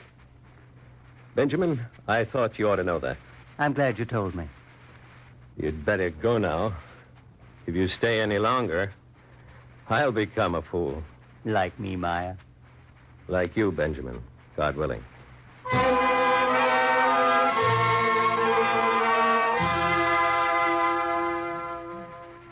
There were many things my father said as I came to manhood. And I do not remember that anything he told me was false or insincere or said merely for the sake of pious display. Each morning after prayers, he went to his shop on Long Wharf, and I went with him. And on Sabbath Eve, my mother would light the candles and make the benediction, and there was peace and serenity, and a table laden with good things. I wonder sometimes whether we're ever fated to have peace and serenity for long. For the colonies were impatient under the restrictions and the taxes of the crown. And soon there was a feeling of tension and a sense of impending trouble, which made the Sabbath bitter as Mara. Yes, but I resent anything. Please, not all at once, please. That's better, isn't it? Let's do this thing democratically. We're here to make up our minds on some action, definite action. Moses Satius, you haven't said anything. I'll stand with the others, Benjamin. You can count on me, Benjamin. We'll buy no British tea, pay no British taxes, import no British goods. How about you, Isaac Hart? Do you go along? You know my opinion. I'm not sure that we do. It hasn't changed. Well, suppose you tell us. All right, I will. All my life I've known you. I've broken bread with you. Our children have grown up together. We've liked each other, respected one another. Get to the point, Isaac. Thy yes must be true, and thy no must be true. One must not say one thing with his mouth and another in his heart. You've become quite a scholar of the Talmud, Maya Palak. I'm no Tory, if that's what you mean. And I'm no rebel. I side with England. England is where I was born. England has done me nothing but good. What reason... You live in Rhode Island, Isaac. Yes, don't forget that. I see. True democracy. Everyone wants to talk, and no one wants to listen. Let him speak. Go ahead, Isaac. You are all, at this very moment, guilty of rebellion. Can you tell us what liberty has ever been accomplished without rebellion? I see, Maya, you are not only a scholar, you are also a philosopher. Maya, sit down, please. Isaac, let's speak without anger. Every Jew in Newport has turned against me. Why? Because I'm loyal to England. Would Roger Williams have been able to found Rhode Island colony if not for English tolerance? Would Spain have permitted you to live here unmolested? Don't you see the consequences of your rebellion? There may be bloodshed. Some things can only be settled in blood. The words roll so easily from your tongue, Maya. Before, you quoted the Talmud to me. I can also quote. I'm listening. Look in the Talmud Sanhedrin. If someone should say to thee, kill, or I will kill thee, it is better that thou should be killed than to commit murder. Why don't you answer, Maya? Shall I answer for him, Isaac? Yes, if you can. 2 answers, Isaac. The first, Moses said, shall your brethren go into the war, and shall ye sit here? The second you know also, Isaac. Separate not thyself from the congregation. You distort the meaning. No, Isaac, the meaning is plain. The American colonies are your congregation. This is our place. We came here as the others came. Pray God there will be no letting of blood. But if blood is to be spilled, our place is with the colonists.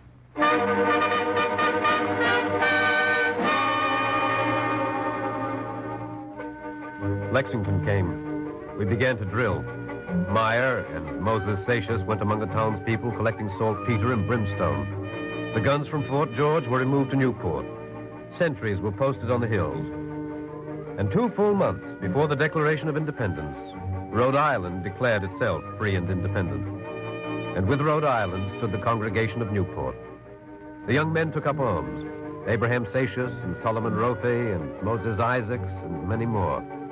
And I with them. Then there were battles, and many of the redcoats were slain. Rejoice, Isaac Hart. And why should I rejoice, Maya? Because 100 redcoats have fallen. When the angels began to sing as the Egyptians drowned in the Red Sea, God said, creatures of mine are drowning in the sea. How can ye sing a song?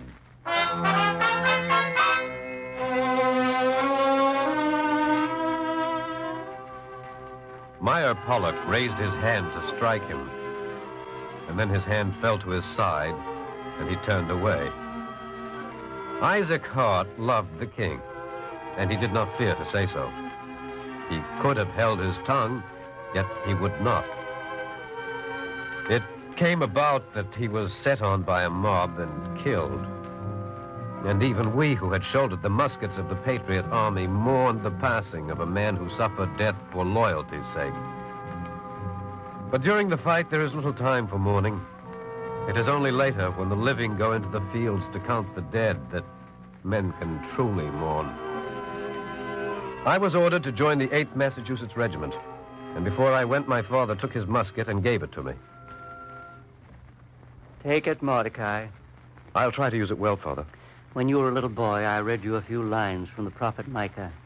Do you remember, Mordecai? I remember, Father.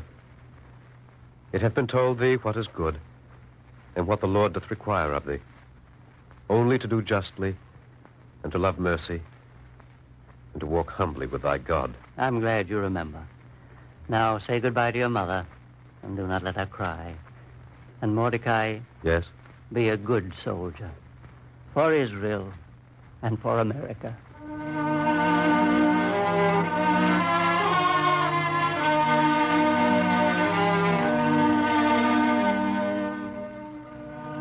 These were the last words I ever heard from my father's mouth. I went to war, and the congregation of Newport dispersed before the British invasion. The goods were burned, the warehouses emptied, so that nothing could fall into the hands of the enemy. And then, many years later, after the terrible winter of Valley Forge, Moses Satius wrote me a letter. My dear Mordecai, God be with you. My heart melts for thee, for I have nothing to give thee but bad news.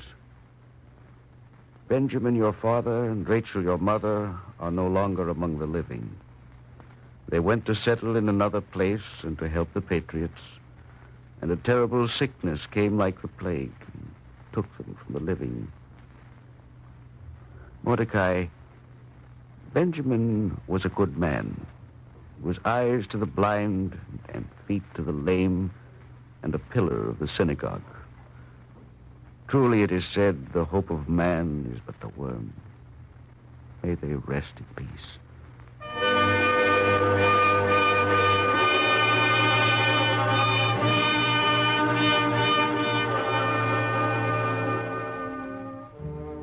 I said the Kaddish.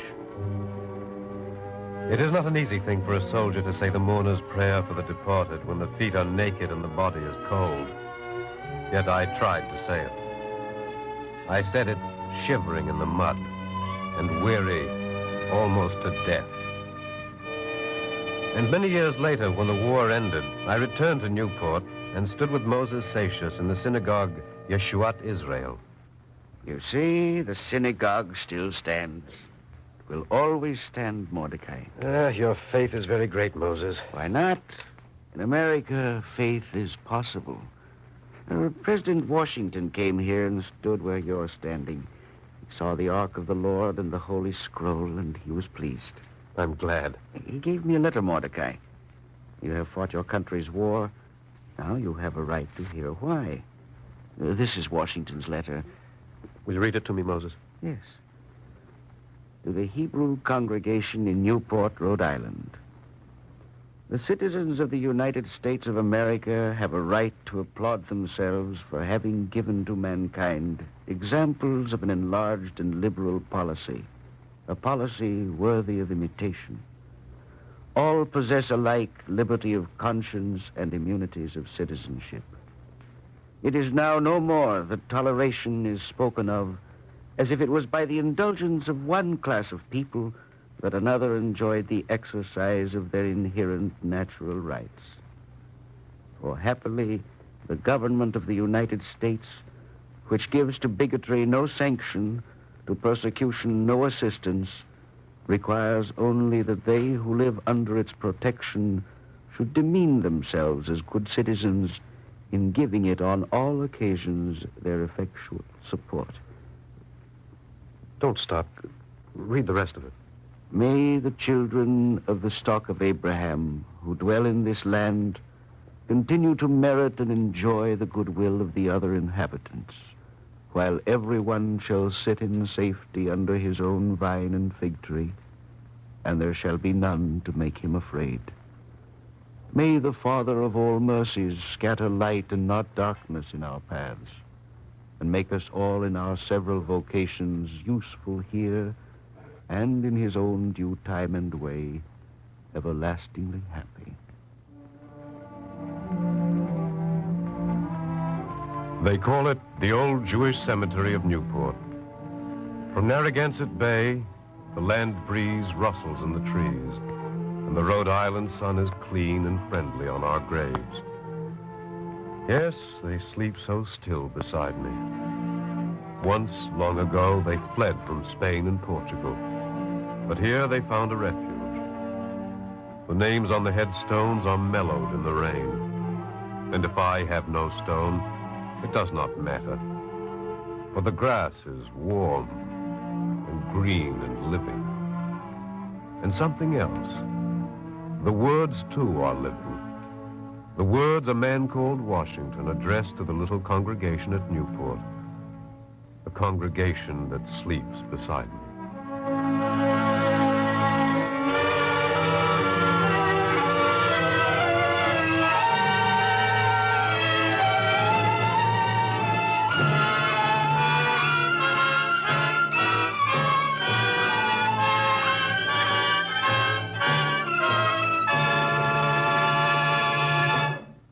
Copies of the script you have just heard may be obtained without cost by writing to the Eternal Light, 3080 Broadway, New York 27, New York.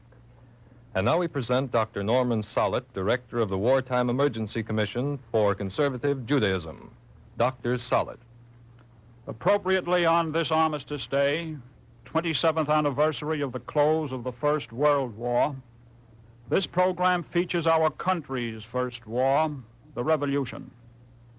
From that day to this, Jewish effort, treasure, and blood have unstintingly been given to America.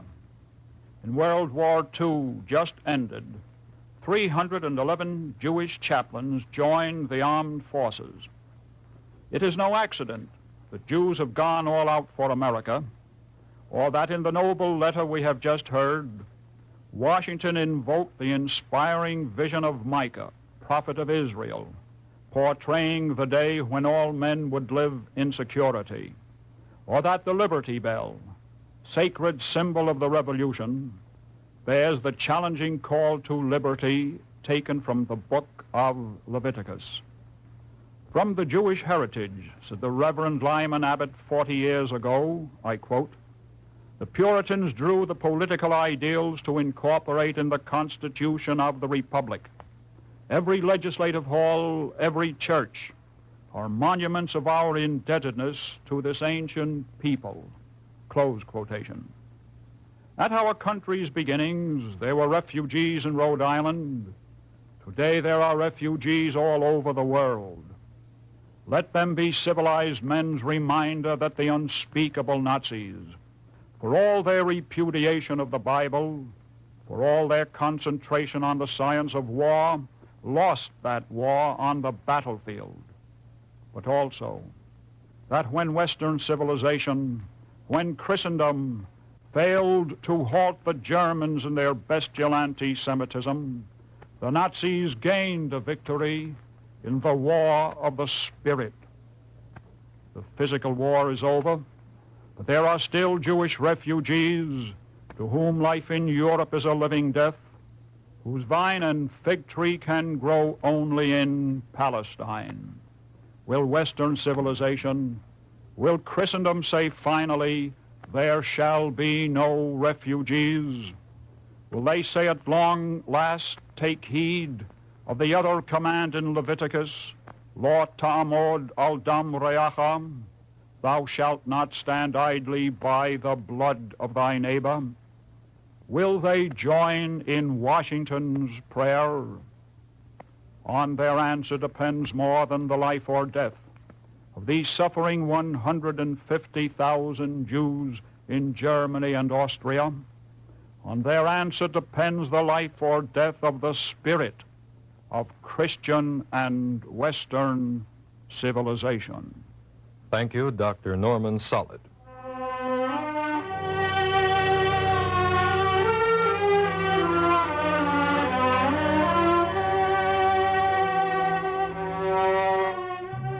The Eternal Light is written by Morton Wishengrad. The music is composed by Morris Momorsky and conducted by Milton Catums. Alexander Scourby was featured as the narrator. The liturgical music was sung by cantor David Putterman. The entire production was under the direction of Frank Papp. If you would like a free copy of today's script, write to the Eternal Light, 3080 Broadway, New York 27, New York. This program is a public service of the National Broadcasting Company and comes to you each week at this same time through the auspices of the Jewish Theological Seminary of America. This is the National Broadcasting Company.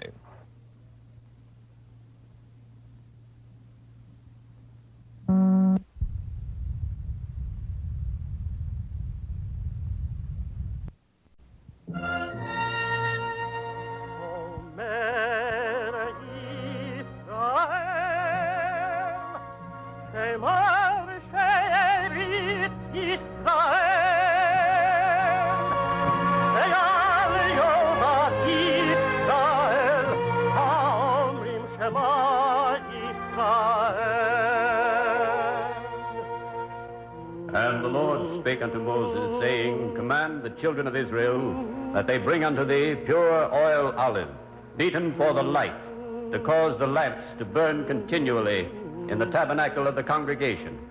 And it shall be a statute forever in your generations.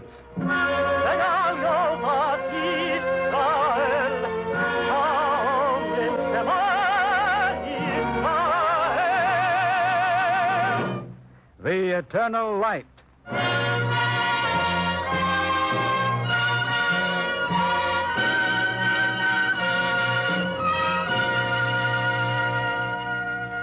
The National Broadcasting Company and its affiliated independent stations present The Eternal Light. This public service program is prepared under the auspices of the Jewish Theological Seminary of America. Our story, by Morton Wishengrad, is entitled The Day of the Shadow.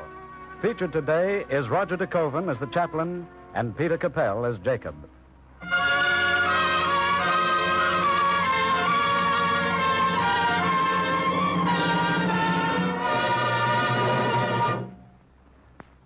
Listen. Listen to the silence. I have come from the land of the day of the shadow. I have seen the naked cities and the dead lips. Someone must speak of this. Someone must speak of the memory of things destroyed. O Lord, my God, and God of my fathers, break open a shaft in the darkness and let me speak, for I have a right to speak.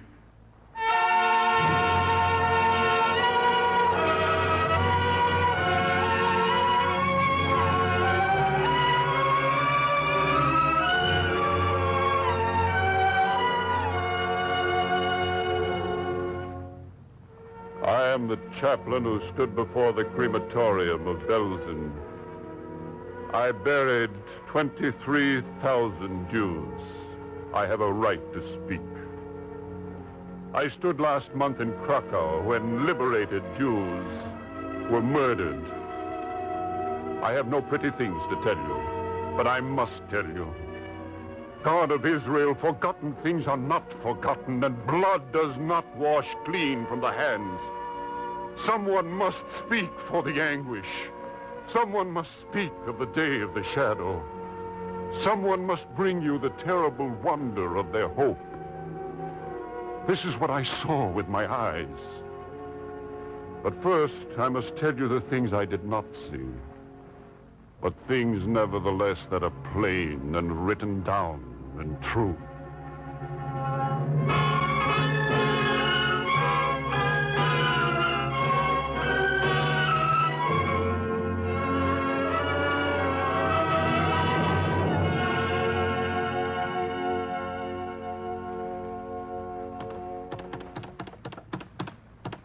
Listen, the adding machines of the statistician. The Jews of Poland, before and after. 1938, Jewish population of Poland, 3,300,000. 1945, 475,000. survivors, 15%. Dead, 85%. Czechoslovakia, before and after. 1938, Jewish population of Czechoslovakia, 354,000.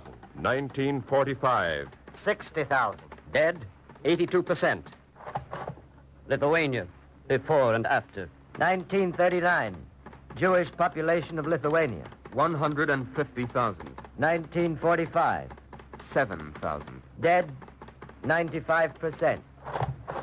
Germany, before and after. 1939, remaining Jewish population of Germany, 275,000. 1945. Less than 5,000. There were some promises Hitler kept. Romania, 415,000 dead. Hungary, 110,100 dead. Austria, 86,000 dead. France, 80,000 dead. occupied Russia, 1,250,000 dead. Let us say the prayer for the dead. Holland.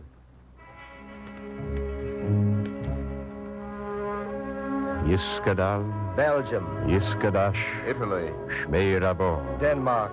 Yormo Devrochiruse. Yugoslavia. Yamlich Malchuse. Estonia. Bachayachon. Luxembourg. Uviomechon. Norway. Uchae. Greece. Dochol Des Yisroel. Latvia. Bagolo Uvizman Koril. Bulgaria. Niemru. Omen.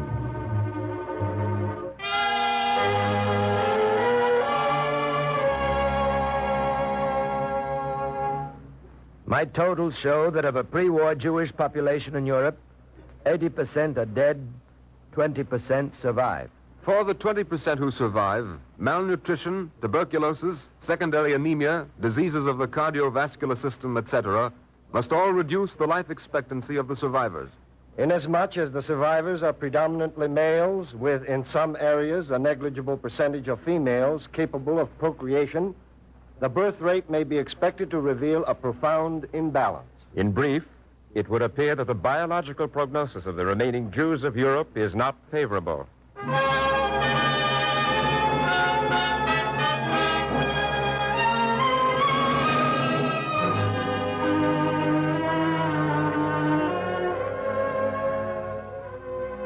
Prognosis, etc., statistics. What good are the figures? Can you comprehend the ghastliness so vast? I cannot. Let the adding machines be still. The cup is empty. The light has gone out. A single child in a single bed, a child dying of fever, that is comprehensible. But 4,750,000 dead of 6 million who once lived, that is beyond comprehension. God is merciful and men do not weep over statistics. Let the numbers and the percentages be for the cost accountant who has no flesh.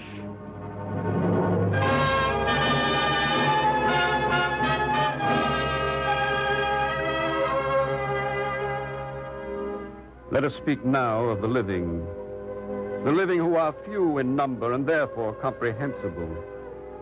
Let us speak of the man and the child I saw in the American zone of occupation. They tell me I have to go back to Poland. Please believe me, Jacob, I tried to stop it. I understand, Chaplain. Here we are not admitted, and in Poland, once again, there are pogroms. Chaplain, at least admit this boy. I'll try. But, Jacob, perhaps in Poland he can find his parents. He does not want to go to Poland. Moshe, speak to the American rabbi. Tell him what you want. I want to stay here. But this is a concentration camp. I want to stay here. Chaplain, we mustn't make him cry again. Last night we found a place to sleep, but he cried all night. You know why he cried? Tell the chaplain, Moshe. It was different. I was afraid. I want to stay here. A woman gave us a bed in her house. He was frightened of the bed. I want to stay here. He cried for 3 hours. Chaplain, do you know what I did? I let him sleep on the floor. That was better, but he still cried. So I left the light burning. I want to stay here. Then I found some barbed wire, and I put it over the window, just like in the concentration camp. But he cried. So I walked up and down like the sentry. And then he stopped crying, and he slept on the floor. I want to stay here. He wants to be back in the concentration camp, Chaplain. He wants to be restored to his normal existence. For him, it is not enough to bring light. First, you must teach him to see. Come, Moshe. Come with me to Poland. Perhaps we shall find a concentration camp. Jacob Dvoretsky, wait. Wait for me. You come because you pity us? No. There is no progress through pity. I'm glad you said that. We do not pity ourselves. We do not beat our breasts. Moshe, tell the chaplain how your father died. There is nothing to tell. My father was not the only one. They took 1,000 Jews that day. Tell him. You saw it. You were there. Those who had faith, they were not afraid. They stood on line waiting to go into the crematorium. Then my father found a piece of broken glass. To kill himself? No, not to kill himself. But The broken glass, what was that for? To cut his garment. When someone dies, he told me, you stand up and cut your garment. First he did it, then they all did it. 1,000 men stood on line and cut their garments before they died. Moshe, were they mourning for themselves? Is that why they did it? They mourned for those who died without faith. Father said it is a terrible thing to be a martyr and not have a cause. Father was a Jew. He believed he had a cause. Thank you. I understand. Now, let me go with you.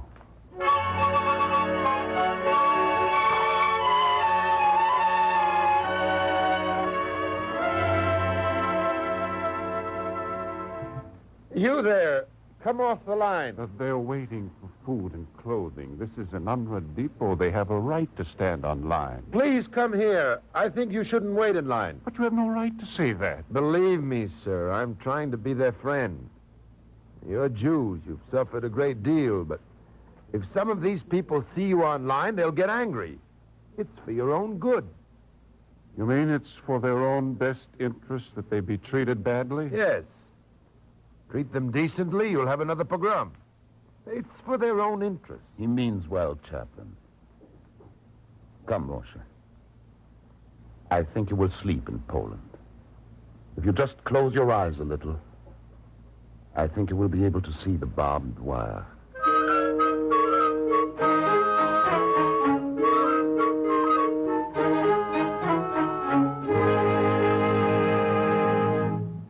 Why come to me, Chaplain? There's nothing I can do for these people. There's no discrimination now. No.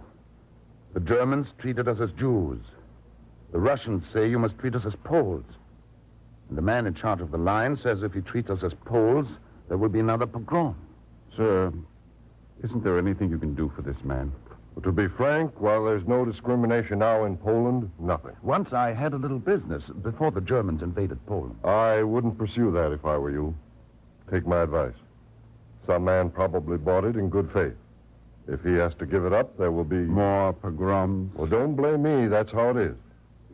Well, look, Jacob, take my advice. Leave Poland. Where shall I go? Wherever you want to. You're liberated. Then I should like to go to Palestine. Palestine is home. They say that home is a place where they've got to take you in. Jacob, I'm afraid that right now, Palestine is impossible. Then, Chaplain, perhaps you will let me come to America. It's not up to me. I'm afraid that's impossible. There are other places you're still free to emigrate. Very well, I shall go to England. Oh, no. That's out of the question, of course. I understand. There are two kinds of countries. Countries where Jews cannot live, and countries where Jews cannot enter. Well? You have a suggestion? I don't know. Why don't you see my superior? Sure, go to see him. You can't lose anything more, can you?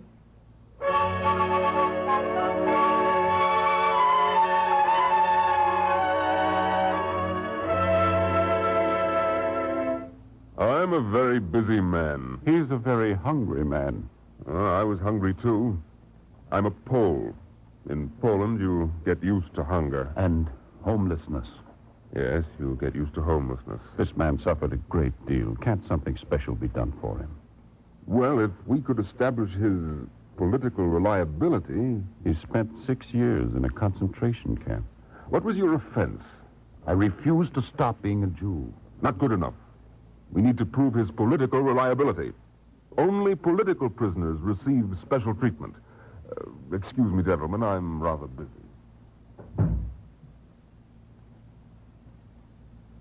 Cable America, if they'll let me.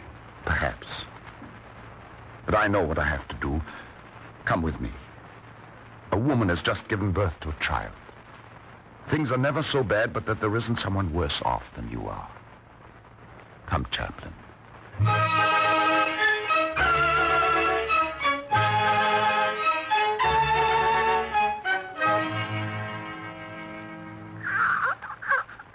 Chaplain, gave birth to a baby. Her man is dead and she has consumption. But here is a baby. Leave this chocolate bar for her, Jacob. It's all I have now. We'll get her something else later. Do you hear? They think Israel has died. But Israel dies in childbirth. What a time to be born in. Is there a better time? Or another time? What is my strength that I should wait? What is my end that I should be patient? You see, I remember the words of Job. Why died I not from the womb? Why did I not perish at birth? Why did the knees receive me? And wherefore the breasts that I should suck? For now should I have lain still and been quiet. I should have slept. Then had I been at rest. As a hidden, untimely birth. As infants that never saw light.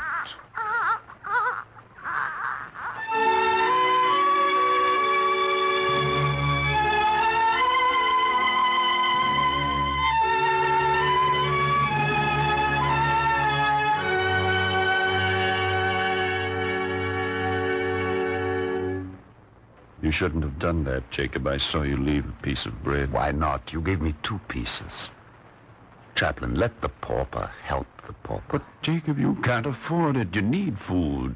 That's the trouble. Every day the body needs food. But doesn't the conscience also require something? To lie in the gutter and not to forsake dignity. Do you marvel at it? There can be cleanliness in the gutter. Jacob, what's going to become of you? I don't know. The pretexts change, but the hatred remains the same.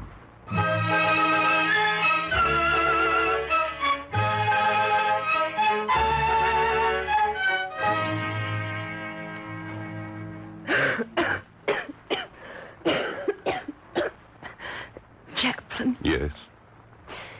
Jacob told me. Thank you for the chocolate. How's your baby? He lives. Is there anything I can do for you? Maybe you can find a woman who will nurse him for me. I have no milk. I'll try. I shouldn't have had the baby, should I? But my husband, he Don't try to speak. It's all right. Jacob, you knew my husband. Yes. Yes, I knew him. I think he was a good man. I'm not sure. He wasn't a soldier. He wasn't shot on the battlefield. They didn't even kill him in hot blood. He stood on a line and waited his turn. They processed him. Chaplain, if my baby lives, his father died a Jew. He must live a Jew.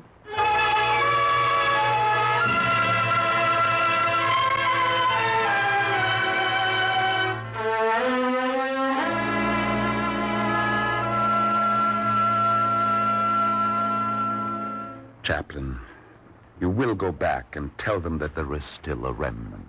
Yes, Jacob. I'll go back and tell them. Tell them we hold fast. Tell them that the normalcy of the Jew in the European diaspora is not the inferior category of the tolerated Jew, but the Jew who holds his faith like a Torah. I wish you could tell them yourself. It can't be. I stay here and I wait. It's hard to wait. The synagogue's down. The yeshiva's broken. The books torn. Tell them not to forget the books. But the food comes first, Jacob, and you must not give away your own food. I'll try not to do it again, but that is how I pay for the grave of Moshe's father. The good deed to pay for blood. You mean that, Jacob, don't you? Yes. Sometimes in the middle of the night, I wake up screaming, and I'm ashamed. I think to myself, Jacob Dvoretsky, there is a Judaism to build. And Jacob Dvoretsky, you are only a liberated Jew without a home. But that's foolish. One man can't build a whole world. But one man can give away a piece of bread. I know what has to be done now. The small things are what count. You teach a little boy how to study, and you build a world. When a man falls down, you take his hand and you help him up, and you build a world. You stay honest, and you don't sell your heart, and you build a world. Such small ways, Chaplain. And that's all there is to it. I must have been a fool not to have known it before.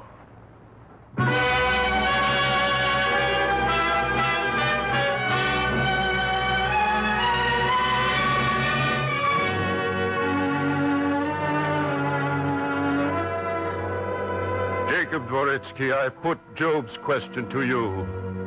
Dost thou still hold fast to thine integrity, blaspheme God, and die?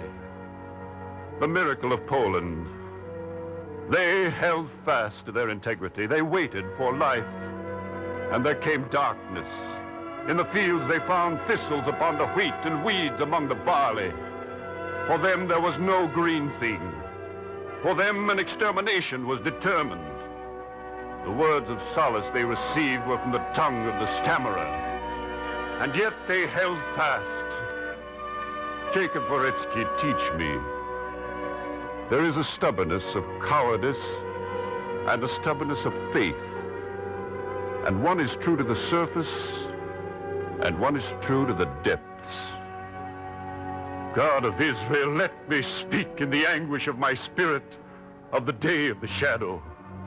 They held fast.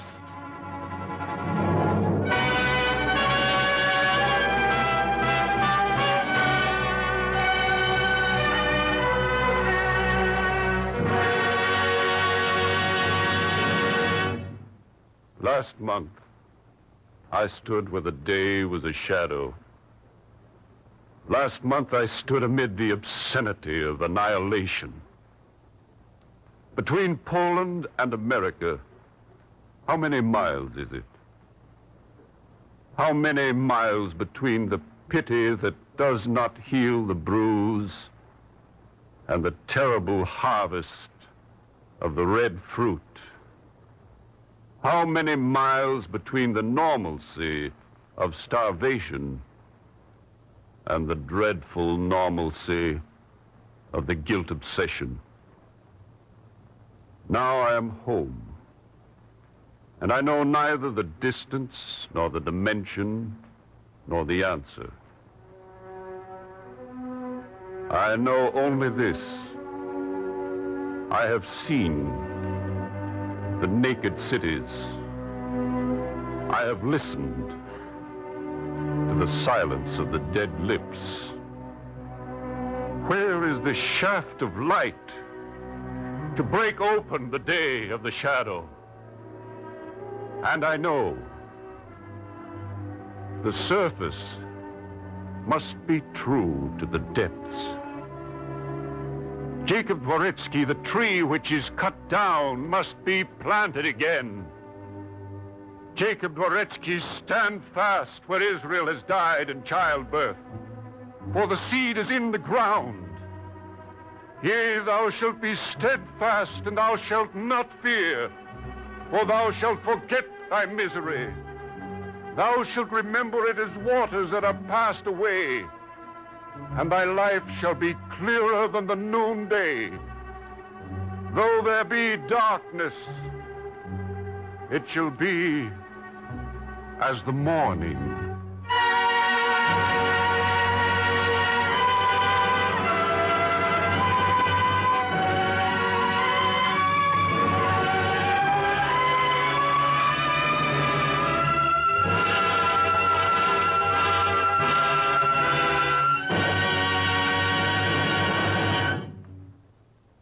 Copies of the script you have just heard may be obtained without cost by writing to The Eternal Light, 3080 Broadway, New York, 27 New York. And now we present Rabbi William G. Brada of Temple Bethel, Providence, Rhode Island. Speaking to you from Providence, Rabbi Brada. Friends, you and I have listened just now to the stirring tale of Jacob Dvoretsky, an unusual name for an unusual man, one who survived both in spirit and in flesh the ordeal of the concentration camp. The name Dvoretsky carries great meaning. Translated freely from the Russian, it means the man from God's court. That name gives the key to a character which at all times can declare that a day in thy courts is better than 1,000 elsewhere. The Jacob Dvoretsky, the courtiers of God, as it were, are the strongest links in the continuity of our people, in their godly courts, in their religious schools, their yeshivas, their houses of prayer. They learned from childhood the importance of simple things, and armed with these, with a smile, with a blessing, with a piece of bread, with a verse from the Bible, they walked through lands and years of terror. Though their feet were shackled, their spirits remembered the rhythm of the courts of God where they grew up. Though they witnessed ghastly doings, their reservoirs of faith and courage remained pure and untouched. Thus they walked under the lash, in the shadow of the gallows, in the very stench of death, and they did not flinch. Because of this extraordinary valor, which even the least of the Jacob Dvoretskys possessed, the demonic scheme of the adversary miscarried, and a heroic remnant survives to bear witness, to right wrongs, to rear anew homes, houses for worship, and chambers for study, when new generations will be born, to learn once again that a day in thy courts is better than 1,000 elsewhere. We in American Israel are seeking to provide the Jacob Dvoretskys with bread, clothing, and shelter. They are daily providing us with magnificent examples how men may at all times walk with solemn dignity and quiet confidence, and how we also may transmute the day of the shadow into a day of triumph. Thank you, Rabbi Brada.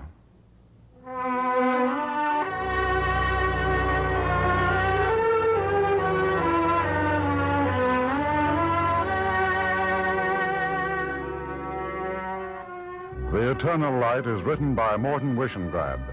The music was composed by Morris Momorsky and conducted by Milton Catons. Roger de Koven was featured as the chaplain and Peter Capell as Jacob. The liturgical music was sung by cantor David Putterman, and the entire production was under the direction of Frank Papp. If you would like a free copy of today's script, write to The Eternal Light, 3080 Broadway, New York, 27 New York. This program is a public service of the National Broadcasting Company and comes to you each week at the same time through the auspices of the Jewish Theological Seminary of America.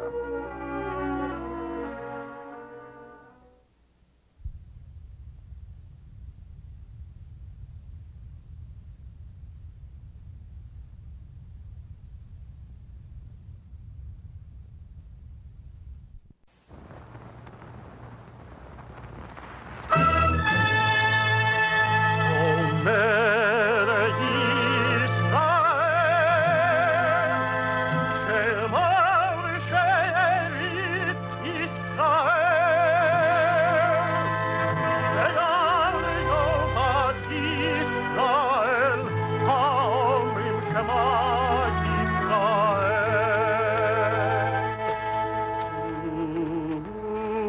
the Lord spake unto Moses, saying, Command the children of Israel that they bring unto thee pure oil olive, beaten for the light, to cause the lamps to burn continually in the tabernacle of the congregation.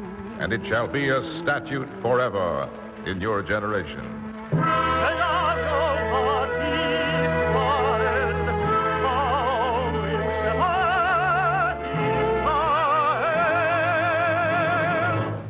The Eternal Light.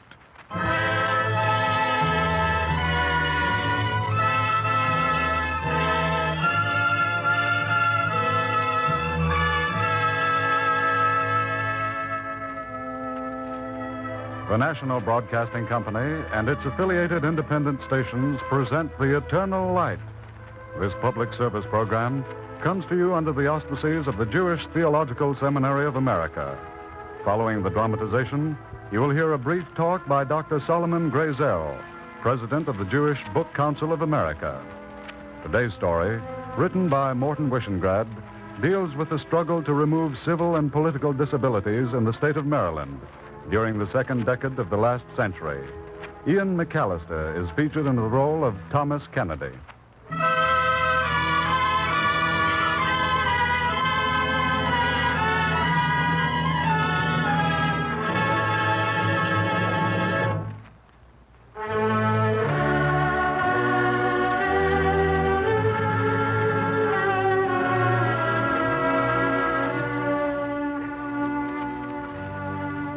Blessed art thou, O Lord, who hast kept us in life and sustained us unto this day. A prayer of thanksgiving.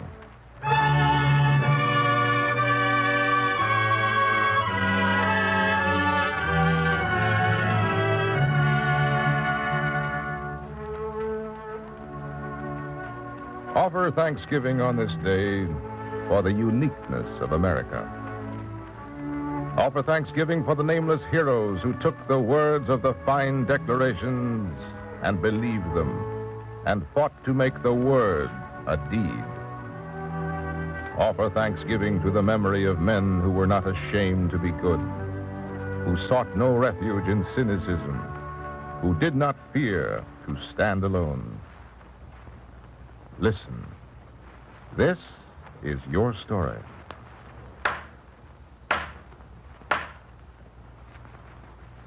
(1818), the House of Delegates, Annapolis, Maryland. The clerk of the House.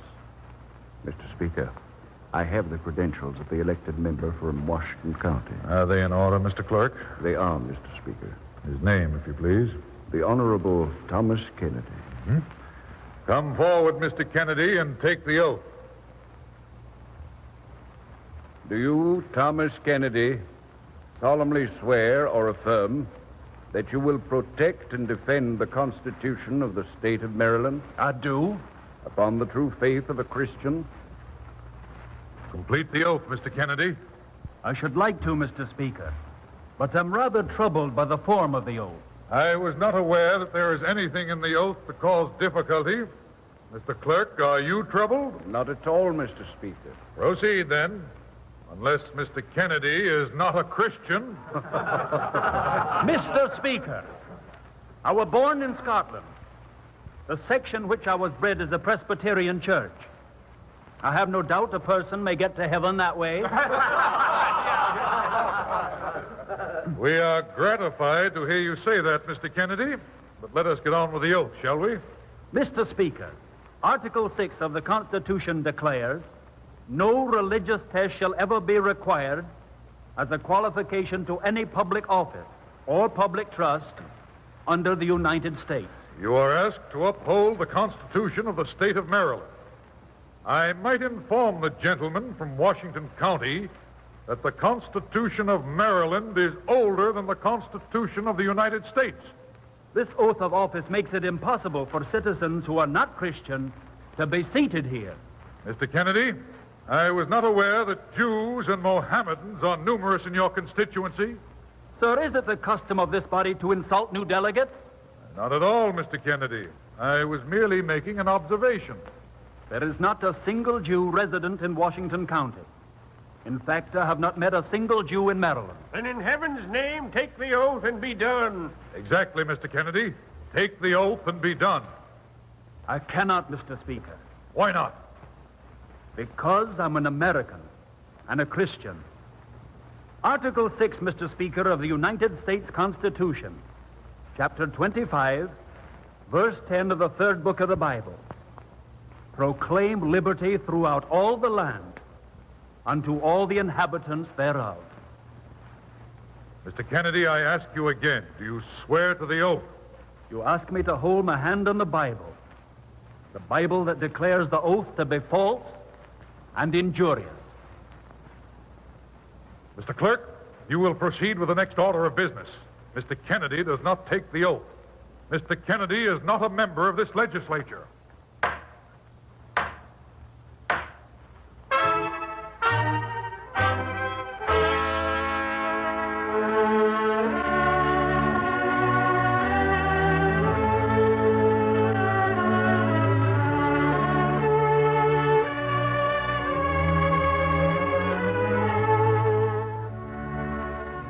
Incident in the House of Delegates in the town of Annapolis, Maryland, in the year 1818. But an incident that was not closed. It could not be closed. For a man called Jefferson had said, "We are not to expect to be translated from despotism to liberty in a feather bed." Jefferson said it, and Thomas Kennedy was of the party of Jefferson. The incident was not closed. Now, Thomas Kennedy received a visitor. The name is Sullivan, Mr. Kennedy. Jeremiah T. Sullivan. And what can I do for you, sir? Go back to the House of Delegates and take the oath. Mr. Sullivan, I don't know why you came. I don't know who sent you, but I'll trouble you to mind your own business. Spoken like a man. A fine temper like that, and you're not Irish. What a pity. You asked me to mind my own business. I do, Mr. Sullivan. This is my business. It wasn't so many years ago a Catholic couldn't sit in the House of Delegates. Did you know that now? Yes, I do. What do you think I'm trying to do? Kennedy, in Maryland before the Revolution, a Catholic, because he was a Catholic, paid twice the land tax. A Catholic servant from Ireland paid a tax of 20 shillings. If a Catholic man died, the law said that his children could be taken from the widow. You see, Mr. Kennedy, I am minding my own business now. It's not altogether clear, Mr. Sullivan. I'm coming to the point. Why did it take so many years to change the law? You tell me. I'll do that. Because laws are written and changed in the legislature. You can't change a law when you don't sit in the legislature. That's why you want me to take the oath? That's why. It's a good reason, Mr. Sullivan. Think it over. All right, Mr. Sullivan. I'll think it over. I'll shake your hand now. Oh, one more thing. Yes, Sullivan. Kennedy. That's a fine name. Now, thank you. You're sure now? Sure. Sure of what? Was it Scotland you really came from and not Ireland? Kennedy, are you sure?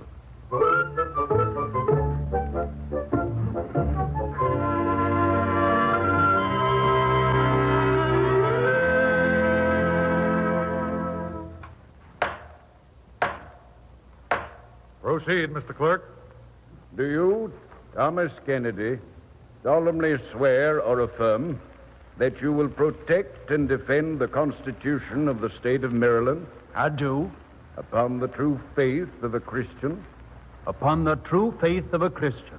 I congratulate you, Mr. Kennedy, on your good sense. Mr. Speaker. Yes, you have the floor. I offer a resolution. What is your resolution, Mr. Kennedy?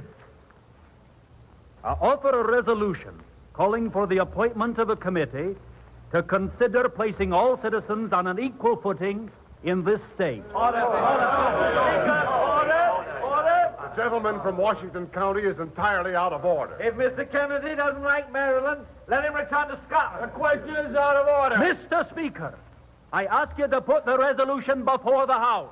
Mr. Speaker, I move we adjourn. I protest, sir. There is a question before the House. The motion to adjourn is out of order. Mr. Kennedy, You are new in this body and entitled to your ignorance. I must inform you that a motion to adjourn is never out of order. I rise on a point of special privilege. What is your point, Mr. Breckenridge? I confess to a sense of shame. Mr. Speaker, gentlemen of the House of Delegates, we may abuse Mr. Kennedy here, but we abuse ourselves more. This is the legislature of the people of Maryland. Mr. Kennedy is entitled to an honorable hearing. He's entitled to our courtesy. He's entitled to every privilege of this legislature. I appeal to your sense of decency. Mr. Speaker, motion to adjourn. The motion is to adjourn. All those in favor will say aye. Aye. Only 3 for adjournment. Apparently, there is no need to call for the negative. The House of Delegates remains in session. Mr. Clerk, the roll call on the resolution.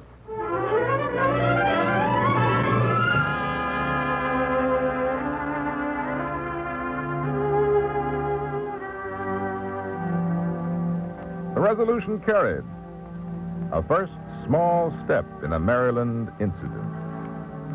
A committee of 3 was appointed to report. On December the 9th, 1818, Thomas Kennedy rose before the House of Delegates. Your committee introduces a bill entitled, An Act to Extend to Those Professing the Jewish Religion the Same Rights and Privileges that are enjoyed by Christians.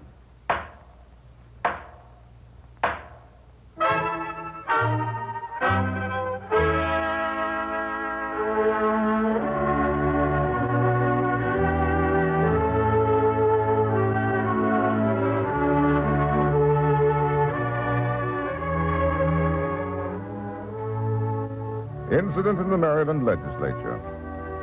And an incident which was not closed. The bill was defeated. Yes, Jefferson was right. We are not to expect to be translated from despotism to liberty in a feather bed. During the session of the legislature in the following year, once again the bill was introduced. And once again it was defeated. Kennedy and Breckenridge continued the work of the committee.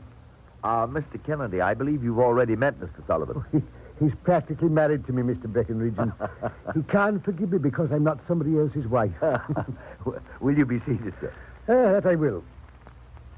Sullivan, Mr. Breckenridge tells me you're not happy over the bill I've introduced. You're right there. I don't like it. You're a hard man to please, Sullivan. It's the Dublin blood in me. I'm trying to remove the religious test, Sullivan. I thought that was what we both wanted. Sure. But your bill does not remove the religious test. What in heaven's name does it do? It substitutes tolerance for intolerance. Good Lord, and is there anything wrong with that? Sure. How? Tolerance is no virtue, Mr. Kennedy.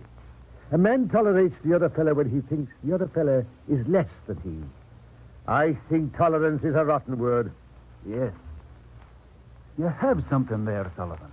The Maryland legislature can't give me permission to worship God as a Catholic. I'd spit clean in their eye. They can't give Breckenridge here permission to worship as an Episcopalian. And they can't give my good friend Captain Reuben Etting permission to worship as a Jew. Because when did the Maryland legislature last speak to God? You're absolutely right, Sullivan. What do you propose? Take out the word Jew from your bill. Put the word all in its place. Breckenridge, do you agree? You better go slow, Kennedy. You'll be attacked as irreligious. I won't let them. Religion is in my bones. It's in the Declaration of Independence. It's in the American Constitution. Breckenridge, I'm a religious man. Government without the spirit of religion is like a bird without wings. But by heaven, we're not going to allow the legislature to make a political club out of religion. Kennedy, now don't deceive a believing man. Are you sure it's Scotland you come from?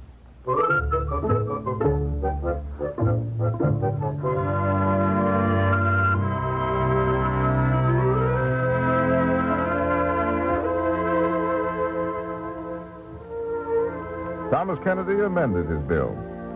For the third time, the bill came before the House of Delegates. And For the third time, the bill was defeated. Then Thomas Kennedy returned to Washington County to stand for re-election. Now, he was a marked man. I tell you, Tom Kennedy wants to strike from our laws the last protection of true religion. This bill is a spawn of the devil. That's what it is. Where did he come from? Scotland. A country flooded with infidels. And I tell you where he's not going. He's not going back to the legislature. They're good for you, Galloway. Give him both barrels. I tell the people of Washington County, I tell you, Tom Kennedy is half Jew. And the other half ain't Christian. Shut up, Galloway. Hey, who said that? Shucks, I don't mind that. He's Kennedy's man. And what do you expect from a pig but a grunt? He's not my man, Galloway. I don't need anyone to talk for me. Mr. Gabby, you can put down that shotgun. I've got no weapons on me. You too, Joe Merrick. It seems to me our state has been advancing backwards for a long time. We seem to get one day older and 2 days worse. Kennedy, I don't like you, and I don't like your bill. Mr. Galloway, that's your inalienable right as an American. Now, get out. I'll say what I have to first. I said get out. Let him talk, Galloway. Thank you. I want you to understand that I'm against the religious test because I'm an American. That test reminds me that I'm a Protestant and that another man is a Catholic. That test divides us. That test justifies the Massachusetts Puritans who drove out the Quakers. That test justifies the Virginia bigots who drove out the Catholics. Are you done, Mr. Kennedy? No, I'm not done. Galloway, go home and pick up your Bible and show me one word in it that justifies the proscription of any man because of his religious sentiments. Kennedy, don't tell me to read the Bible. Galloway, at Christmas time you say, goodwill to men. To what men? Galloway, it's either to all men or to no men. Kennedy, now, we've heard enough. No, you haven't. You can't take a religion which flames with justice and make it an excuse for bigotry.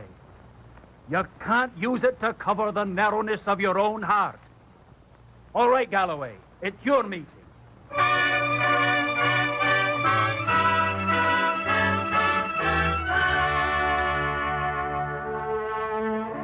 Washington County voted, and Thomas Kennedy was defeated for re-election.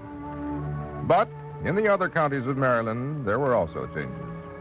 From Frederick County and Montgomery, from Carroll and Prince George counties, from Calvert and St. Mary's and Dorchester counties, there were also new faces in the House of Delegates.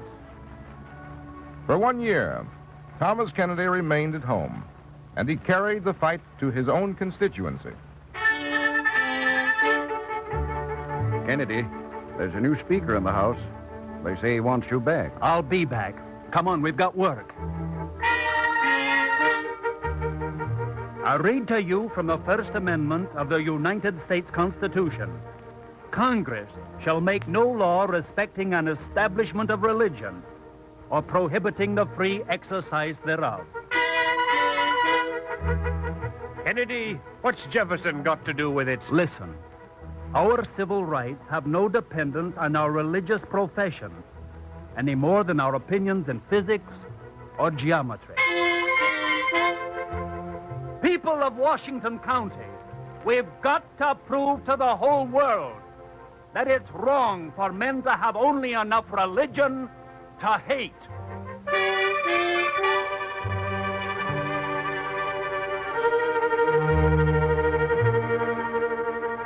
The citizens of Washington County returned Thomas Kennedy to the Maryland legislature. Once again, he stood before the Speaker's table in the House of Delegates.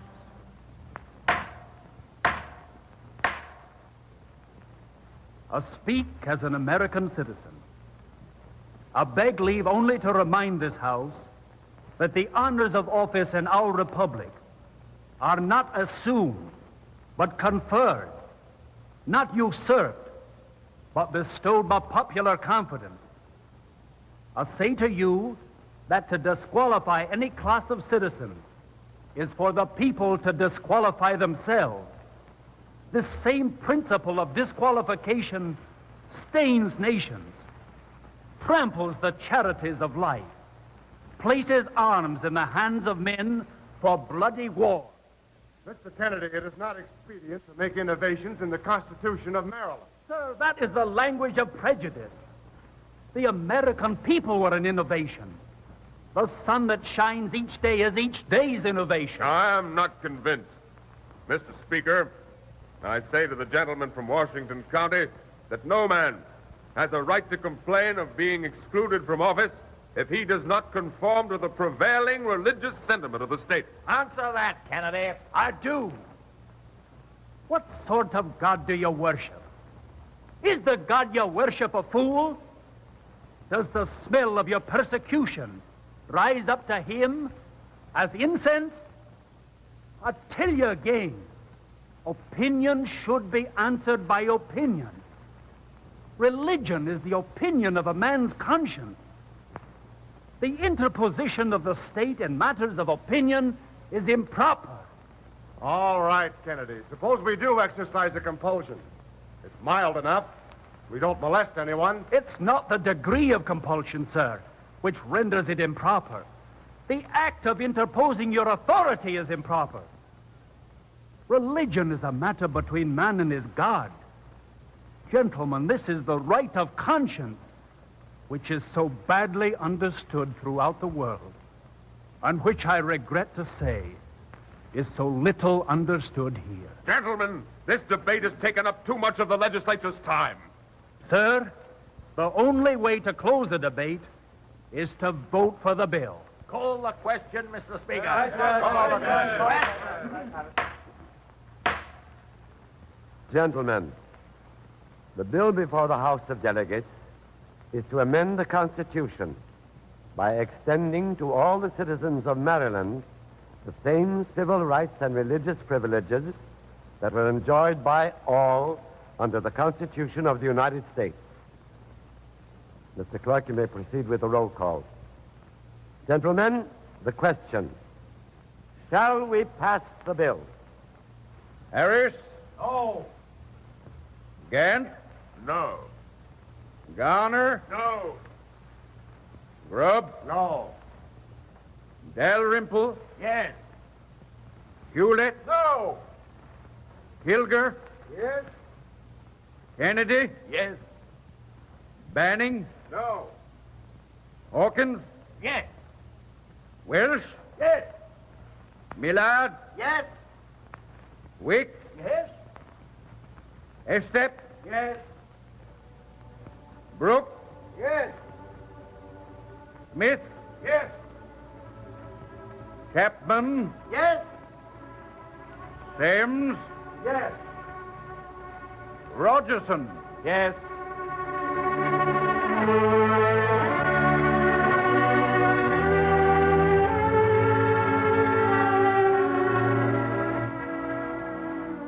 February 26, 1826. Thomas Kennedy's bill carried by the Maryland House of Delegates. Incident in the history of the American people. But the incident is not closed. The incident never closes. Every generation must make its own fight for freedom. Every generation in every age.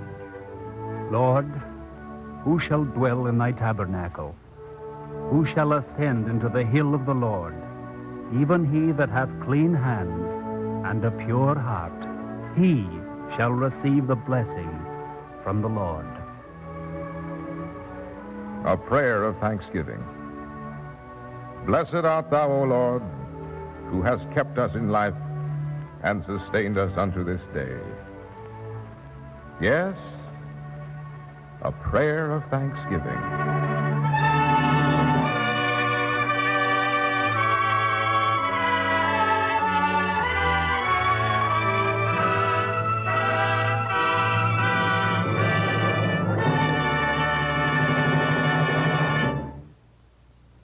Copies of the script you have just heard and the talk which immediately follows may be obtained free of cost by writing to the Eternal Light, 3080 Broadway, New York, 27, New York. And now we present Dr. Solomon Grazel, President of the Jewish Book Council of America, speaking from Philadelphia. Dramatized, depicts America in one of its heroic moments. From Thomas Jefferson presenting the Declaration of Independence to Franklin D. Roosevelt calling for the attainment of the four freedoms, the history of our nation is full of such occasions which have made America what it is.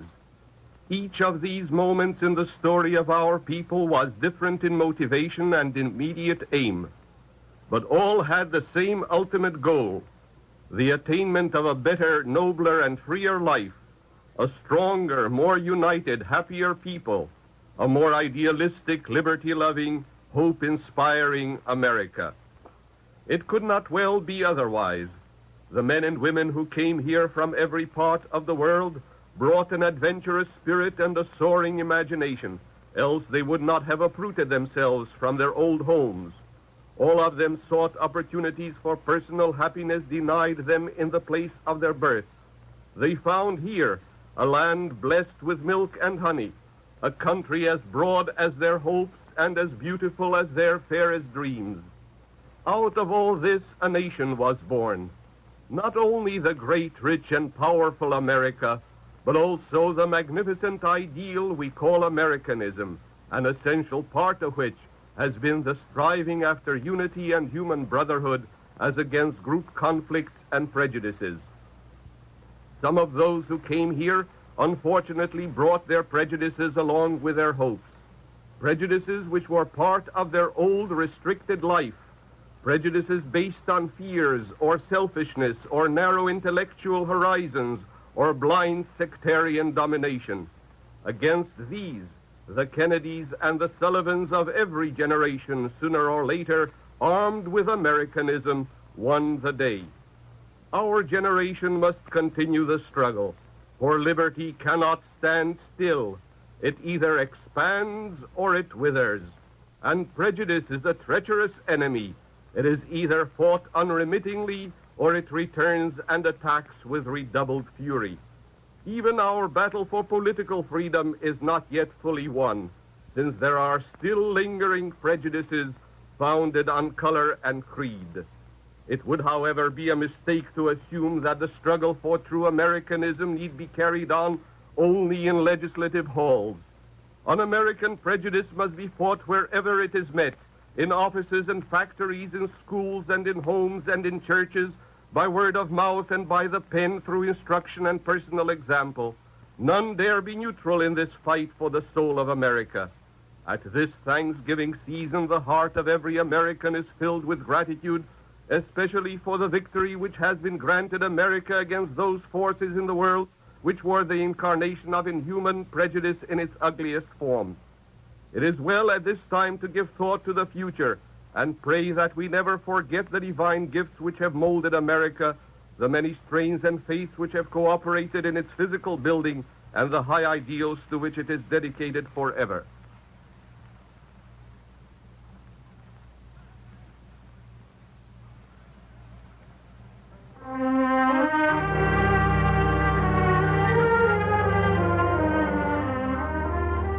The Eternal Light is written by Morton Wishengrad.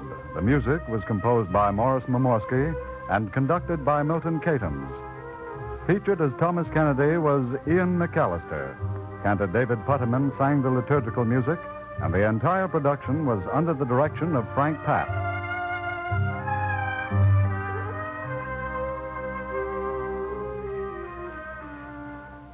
This is the National Broadcasting Company.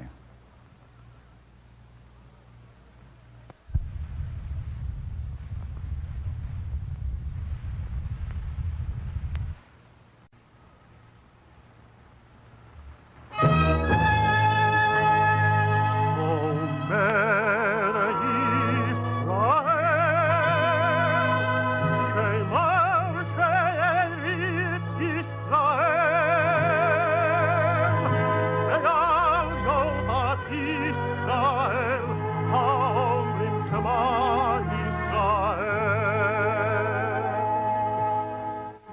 And the Lord spake unto Moses, saying, Command the children of Israel that they bring unto thee pure oil olive, beaten for the light, to cause the lamps to burn continually in the tabernacle of the congregation.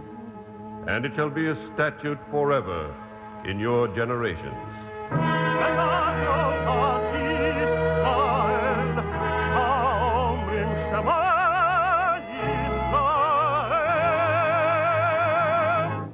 The eternal light.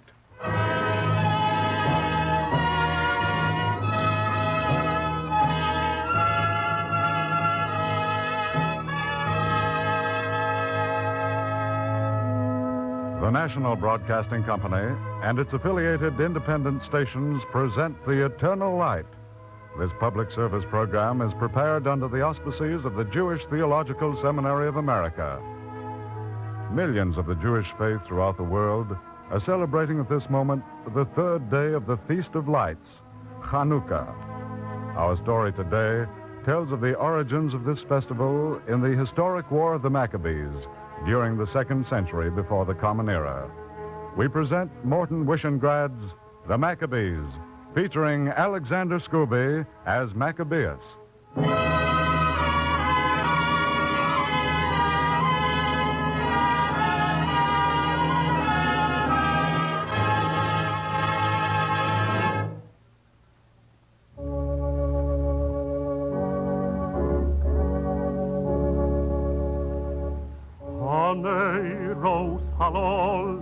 אנחנו מדליקים על הניסים ועל התשועות ועל התשועות ועל הנפלאות שעשית לאבותינו על ידי כהניך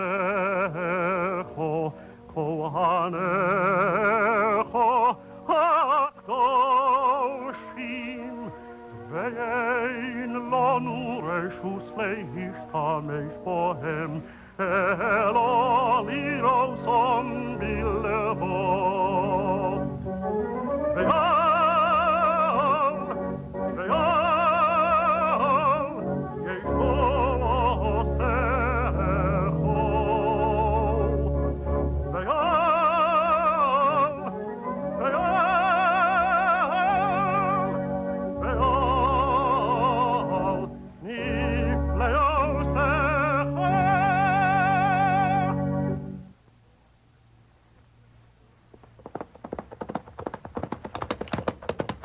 How far to the city of Modin? Half a league by the city road. Ryder, your garments are torn. I bring bad news. Children inside the house. Inside and fasten the shutters. Ryder, your horse needs water. He's bleeding under your spurs. Ryder, he'll fall under you. No time to lose. Thanks anyhow, my friend. What news, messenger? What's the news from Jerusalem? News of death. Thousands have been put to the sword by the Syrians. Have they touched the temple? Can you hear me? What have they done to the temple of Jerusalem? Have they set foot in the temple? Have they done anything to the temple? Desecrated the altar, the candlesticks, the sacred vessels, plundered. Which way to Modin? Which way to the house of Mattathias and his 5 sons? Keep to the road! You can't miss it! Directly ahead! Thanks. I must reach Mattathias before dark.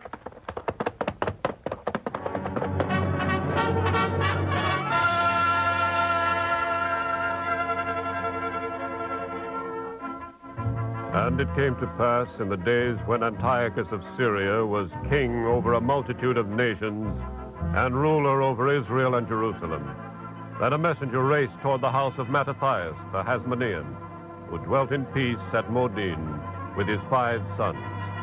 And the messenger fell as though dead into the arms of Maccabeus, the 3rd of the sons of Mattathias.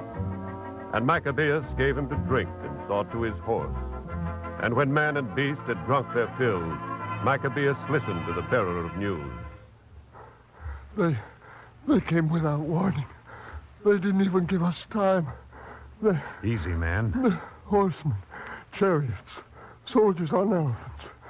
We didn't even have a stick in our hands. How many were slain? I don't know. Women? Women and children. The stones of Jerusalem are dark with blood. Easy, easy. I can't get it out of my mind. But there's worse. They went into the sanctuary. Try to rest. I'll listen later. No, hear it now. They defiled the temple, do you hear? Plundered the sacred vessels. They made a mockery and a blasphemy of the holiness of Israel. Jerusalem is unto a wilderness. Her feasts are turned into mourning, her Sabbaths into reproach, her honor into contempt. You rest here. I'll tell my father. Yes. Tell the priest Mattathias. Tell him that the house of Jacob is clothed with shame.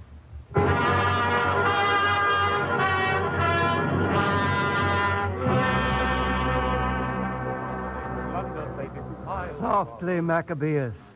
This is a time to think. There's a time for thinking, Father, but this is not the time. Perhaps you're right, Maccabees. Let us lay aside our garments and put on sackcloth and cover our heads with ashes. No weeping, Father. No weeping, no wailing, no lamentation. Let there be lamentation among the enemies of Israel. Be still. All of you be still.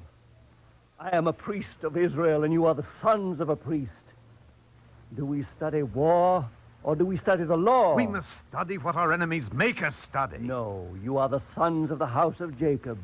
Peace is your profession. If we are afflicted, let us render praise to the just God who afflicts us. It is his will. This is our punishment for evil. No! Maccabees. No, Father. Look at my hands. Unclench them, Maccabees. I will not. If I clench them, it is because God clenches them for me. Will you answer a curse with a kiss? Thou shalt bear no hatred in thy heart. Will you see blood shed and lift no finger? Thou shalt not commit murder. Shall you see murder done? Father, murder must also be punished. Wait. Have I spoken wrong? No, Maccabees, but wait. All of you, wait. It cannot be so bad. The messenger exaggerates. He is overwrought. I command you, wait.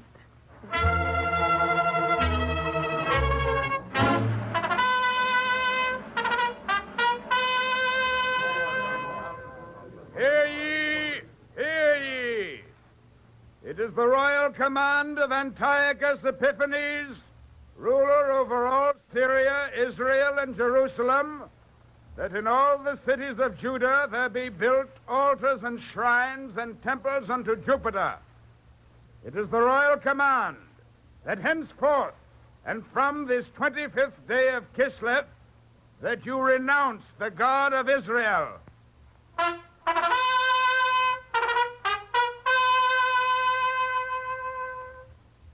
Do you still wait? Father, do you still say wait? Yes, Maccabees, I say wait. Give no provocation. It will pass. It will pass.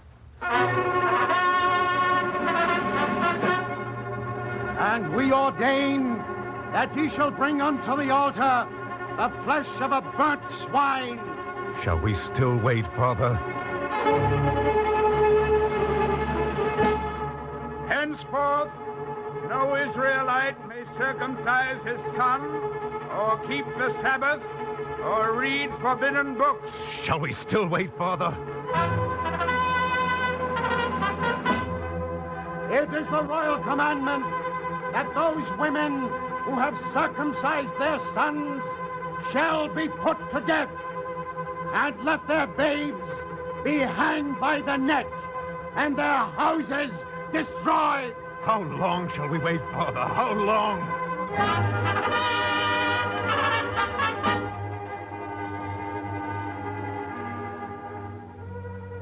And the priest Mattathias bit his lip and rent his garments and put ashes upon his head. And he saw the blasphemies that were committed in Judah and in Jerusalem, and he spoke. Wherefore was I born to see the destruction of my people, and to see the holy sanctuary of Jerusalem given into the hand of the alien? Her vessels of glory are carried away into captivity. Her infants are slain in her streets. O Lord, my God, what nation hath not inherited her places and gotten possession of her spoils? Her adorning is all taken away. Instead of a free woman, she has become a bondwoman. And behold, our holy things and our beauty and our glory are laid waste and profaned. Wherefore should we live any longer?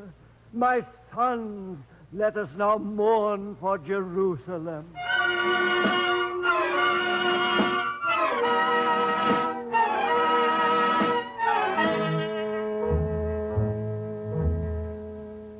It is written that to the city of Modin came officers of the king to enforce the apostasy, and many of Israel who were in fear came unto them. But Mattathias and his 5 sons were gathered together, and the king's officer spake to the venerable priest Mattathias. You! You speak to me? Yes, I speak to you. There is an altar here. Well? You are the first of the Israelites in this city. Therefore, you will be the first to make a sacrifice here. This is a pagan altar. Don't be a fool. I've gold and silver for the first man to make the sacrifice. There are 3 sins punishable by death, and the first of these is idolatry. There is a curse on your gold. If you refuse, there are others who will not refuse. For the first to make sacrifice to Jupiter, these bags of gold. Who comes forward? Sir, both bags of gold? There's a sensible man. Both bags. Come forward. 2 bags of gold? You do not dare. I forbid it. My son, idolatry is a capital sin. Hearken to the commandment. Don't listen to the old fool. Go to the altar of Jupiter. I plead with you, do not go aside from our worship. I command you. Mattathias, I don't want the gold, but I don't want to die. Turn your face from the graven images. Don't be afraid of him. Here's the gold. Go ahead. Mattathias, I'm sorry. You know Mattathias, no. No, Mattathias. Put down the knife. Put it down. Please don't. Not the knife. Mattathias!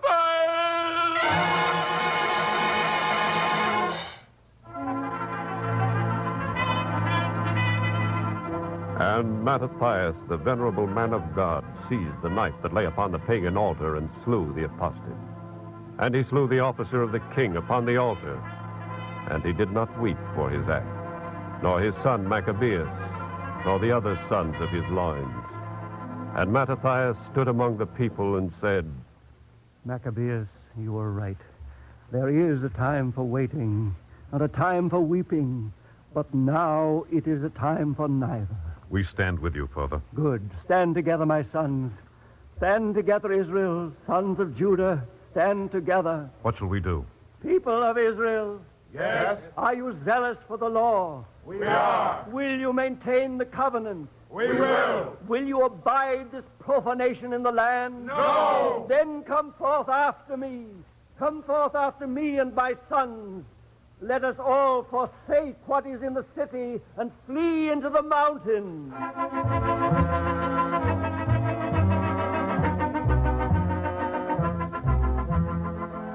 And because evils were multiplied upon them, they that sought after justice and judgment went down into the wilderness to dwell there, they and their sons and their wives.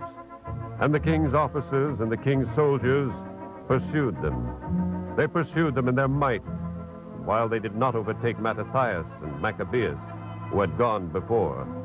They came upon others in the secret place of the wilderness. And an officer of the king shouted a command. In the cave! You there in the cave! King Antiochus offers clemency. We stay here. You're entirely surrounded. Come out, Jews. If we come out, will you let us go in peace? That's more like it. Yes, we'll let you go, if you obey the commands of the king. No more of your law. Today the law is the law of Antiochus. We give you 5 hours to consider the offer. In 5 hours we come after you. You have your choice.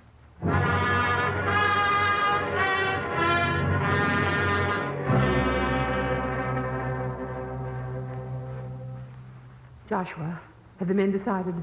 We have. The women are ready, Joshua. We have gathered stones. No stones, Hannah. We can't let them murder us. This is the Sabbath. Have you forgotten? We will take up no arms on the Sabbath. Well, then, let us seal the openings of the cave with stones. We will not profane the Sabbath. Joshua! It is God's will. But before God, we are innocent. Then let us die in our innocence. And let heaven and earth bear witness that we were put to death without trial.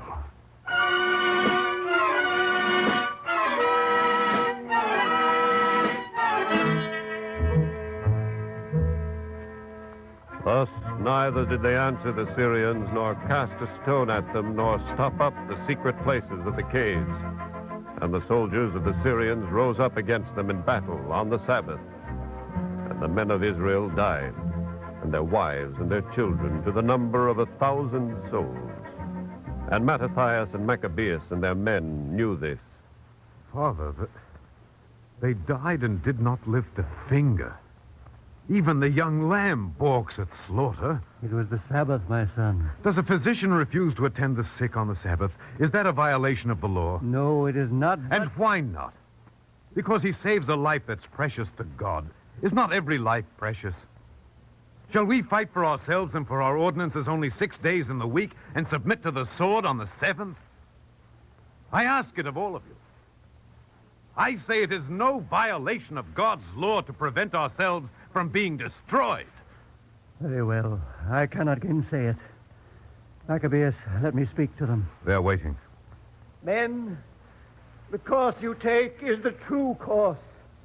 Israel, listen. Hear me. I say, have pride. Have pride in yourselves. Rebuke the enemy. Submit no longer. Do not stifle your wrath. Kindle your indignation.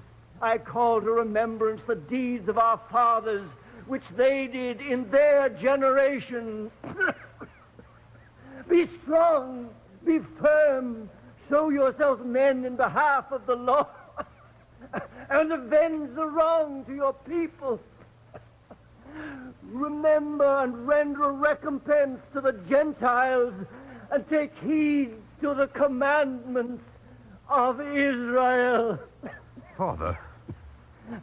Let me get on the ground. Father, what's wrong? I am old. That is wrong. I'll send for the physician. No. Call your brothers. Eliezer, Simon, John, Jonathan. Maccabees. Are they... My brothers are with me. Good. Maccabees, I shall die today. No, Father. Wash me clean. Jonathan, my son, comb my hair, trim my nails. I want to go clean to the grave, as I went clean to the temple every Sabbath day. Will you do this for me, Jonathan? Yes, Father. You are good sons. Put me in the ground at the right side of my father. If the space is a little narrow, it does not matter. He loves me well enough to make room by his side. Now go. Go. Keep the covenant, and do not tremble before sinful men. My sons, may God bless you.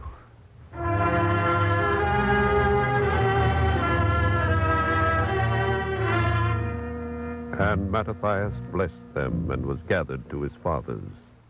And his son Maccabees rose up in his stead and was like a lion in his deed, and as a lion whelp roaring for prey. He pursued the lawless and made Jacob glad with his axe. And he went among the cities of Judah and destroyed the ungodly out of the land, and turned away wrath from Israel, while those who were ready to perish gathered together around him. They went forth together against a great host from Samaria, and they were victors. No spoils. Take only the weapons. But what of the gold, Maccabees? I say take only the weapons. He wants it for himself. Put the gold down. I fought for it. Put it down. I fought for it. I take it. I say put it down. Never. You will have to take it from me. Maccabees, you strike your own soldier? You are not my soldiers. No? No. The soldiers of Israel. Soldiers of the law. Woe to him who increases possessions not of his own, The stone shall cry out of the wall, and the beam out of the timber shall answer it. Put it all down. You ask us to put it down so that you can take it up. Yes, I take it. For yourself. Not for myself. Have you forgotten the widow who weeps for her husband? Have you forgotten the old and the orphaned? I'm sorry, Maccabees. I forgot. I'll remember now. Be sure you do. Be sure you remember who we are, and what we are, and why we are. Now help him up and go back to your tent.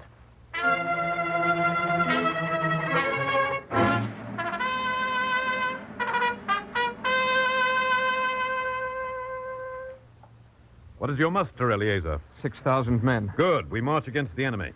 How can we, Maccabees? There are 8 to our 1. Trust in God, Eliezer. Trust in the overweening insolence of the enemy. He is overconfident. Maccabees. They have 40,000 foot soldiers and 7,000 horsemen. Eliezer, do you think strength is in the multitude? Order the trumpeter to sound the call. As you wish. Trumpeter, sound the call. Yes, Eliezer.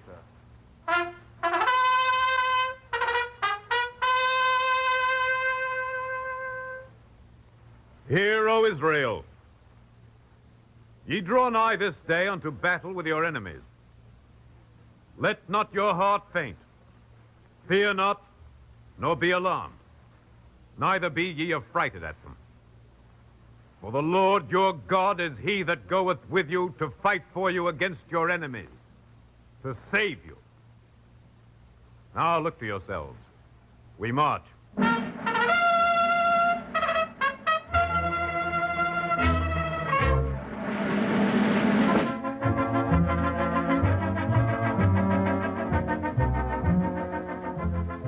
And the army of Maccabeus, the third son of Mattathias the priest, moved forth by night. And when the enemy came in his place and found no man, he laughed and said, These men flee from us. And the enemy sought Maccabeus in the mountains. But Maccabeus came from behind and sounded his trumpets. And the Syrians were discomfited and fled into the plain. But all the hindmost fell by the sword, and more besides, to the number of 3,000 men on the plains of Idumea. Then the armies of Lysias encamped against them, and were also vanquished.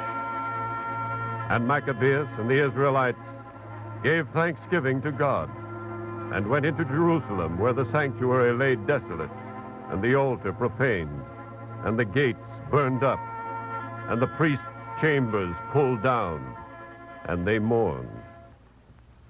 Eliezer, take the stones of the altar that is defiled and put them away. It will be done, my brother. Simon, you will see that they take whole stones according to the law and build a new altar. Yes, Maccabees. John, see to the holy vessels and the candlestick. New ones will be fashioned. Good. Jonathan. Yes? See to the holy lights. Let the lamps be kindled again. The lights? Yes. I'll see to the lights, Maccabeus. Let them be kindled well.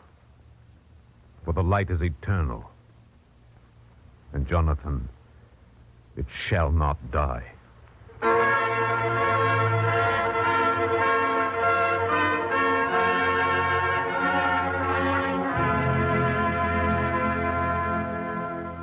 And they rose up early in the morning on the 5th and 20th day of the 9th month, which is the month of Kislev, and offered sacrifices according to the law.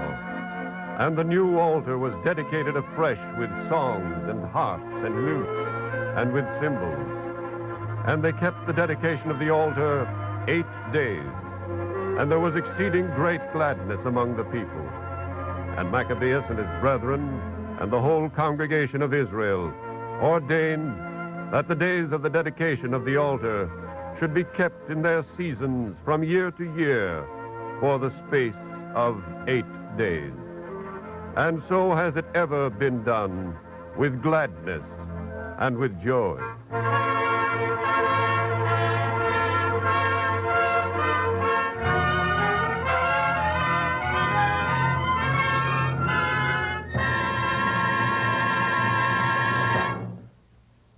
Copies of the script you have just heard, together with the talk which follows immediately, may be obtained free by writing to the Eternal Light, 3080 Broadway, New York, 27, New York.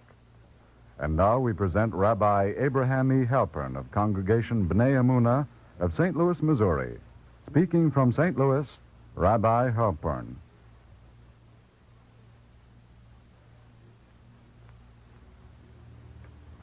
Indeed, may we give thanks to God on this Feast of Lights for the light of freedom of the world. We give thanks for the miracle of today, as did our fathers of old. The enemy was at the gates, nerved for his final blow to humanity. But the miracle did take place, and the world was saved from slavery. In Nuremberg, the murderers stand before the bar of justice. They who brought darkness and suffering must answer for their bestial cruelty. They who almost extinguished the lights of civilization must stand before decent men who, in meting out justice, will try to rekindle these lights again. But in Nuremberg, too, will the Jews rekindle the little tapers to symbolize their freedom, even though not yet complete. But those little lights will reflect their glow in the hearts of men everywhere. We Jews have shared in the liberation of the world. Our sons have died so that all might live in freedom. Between the crosses of our fellow Americans, there stand the stars of David. Side by side, the Jew and Christian fought and died. And now we pray that side by side, the Christian and Jew will rekindle the lights of the world. This is our prayer, and this is our hope as we celebrate the festival of Hanukkah. May men of all faith join hands to establish the peace as we were joined to win the war. May we be united to heal the wounds of all men and find that peace through the fatherhood of God and the brotherhood of man. We pray that the light that once shone on the hills of Judea shall again beckon to the world to return to God, for not by might and not by power, but by my Spirit, saith the Lord of hosts. There, in that little land, can men of all faiths restore our faith in God and hope for men, through God, the eternal light of the world.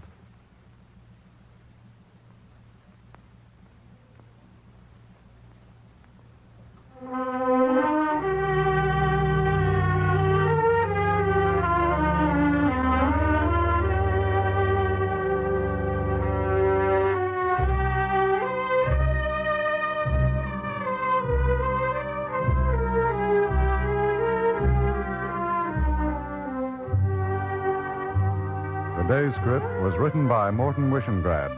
The music was composed by Morris Momorsky, and the orchestra was conducted by Milton Catons. Alexander Scobie was featured as Maccabees, Roger de Koven was the narrator, and Edgar Staley was Mattathias. Cantor David Putterman sang the liturgical introduction. The entire production was under the direction of Frank Patt. For a free copy of the script, write to the Eternal Light, 3080 Broadway, New York, 27, New York. This program is a public service presentation of the National Broadcasting Company and its affiliated independent stations, and comes to you each week at this time under the auspices of the Jewish Theological Seminary of America.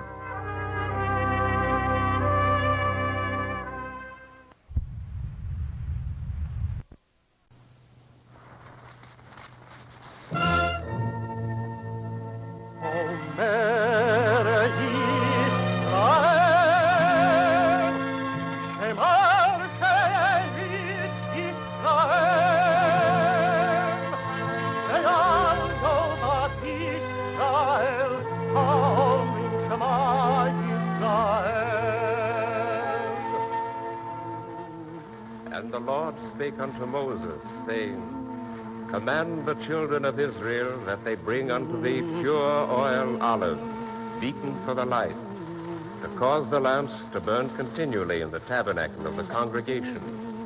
And it shall be a statute forever in your generation. They are your heart Israel,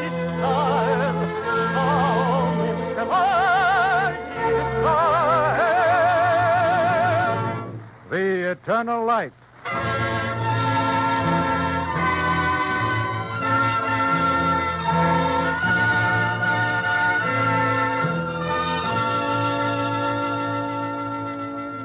The National Broadcasting Company and its affiliated independent stations present The Eternal Light. This public service program is brought to you each week under the auspices of the Jewish Theological Seminary of America. Our drama today is Morton Wishengrad's The Lantern in the Inferno, a story of a modern Maccabee. Featured are Charlotte Holland and Carl Malden.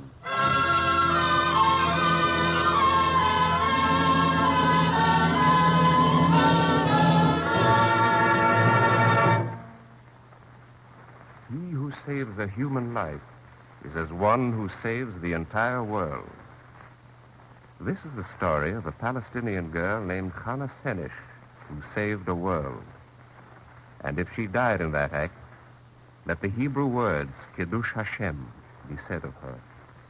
For she died for the sanctification of God's name.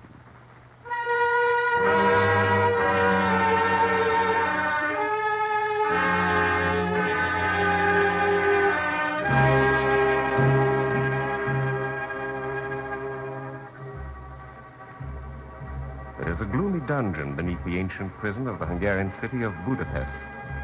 Toward the end of May 1945, Lieutenant Hardy of British intelligence led a squad of men to the old dungeon.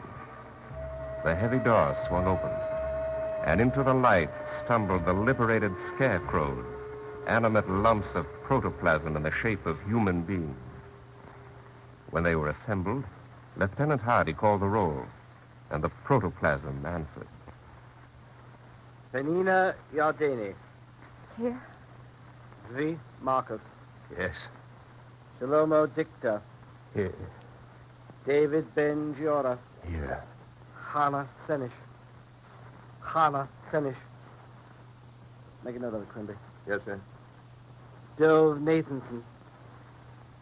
Dove Nathanson. Dove, the lieutenant called your name. Dove Nathanson. 264. 265. Dove. 266. Please, Dove. 167. Quimby, get a doctor for this man. Right away, sir. Dove, listen to me. It's Penina. 107. Please stop counting. 71. You're among friends now. 72. Dove, you're no longer in the dungeon. Please, Dove. What is he counting? 75. Why does he do that? 76.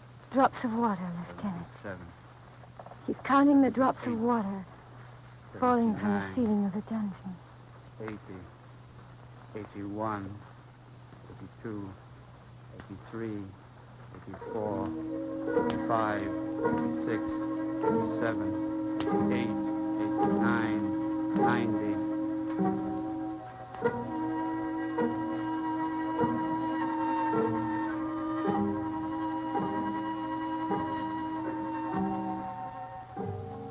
I mustn't lose count. 93, 94. I mustn't lose count. Dove, you're going mad. Dove, you mustn't lose count. Dripping, dripping. Hannah Senish. Can you hear it? From where you are. Can you hear it, Hannah? Hannah, this is Budapest. Palestine is so far away. Very far. I wonder, in our cooperative colony at Sidotiam, do they remember you?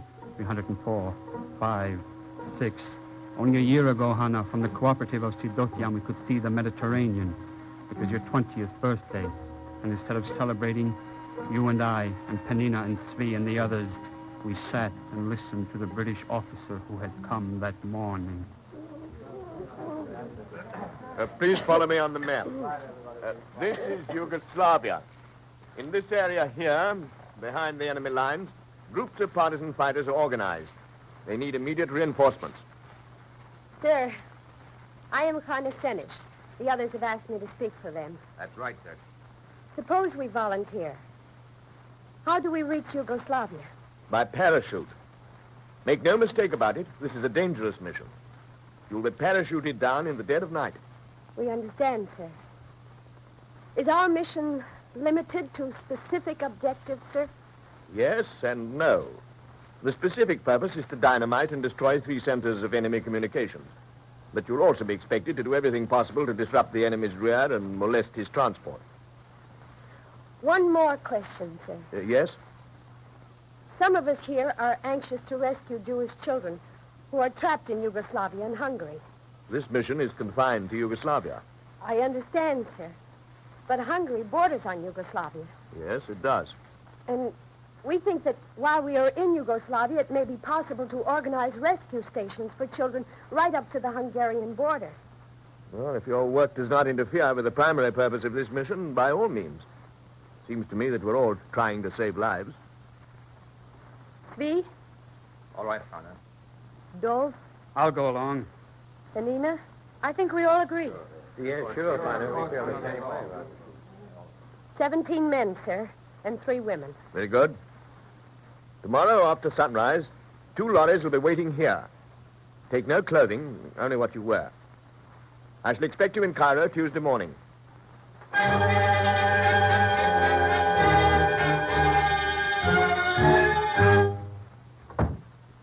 Our brethren, the whole Hannah, house of Israel, the lorries are waiting. such of them as are given over. Speed will have to hurry the morning service. Let him finish, Dov. Whether they abide on the sea or the dry land, may the Lord have mercy upon them and bring them forth from trouble to enlargement, from darkness to light, and from subjection to redemption.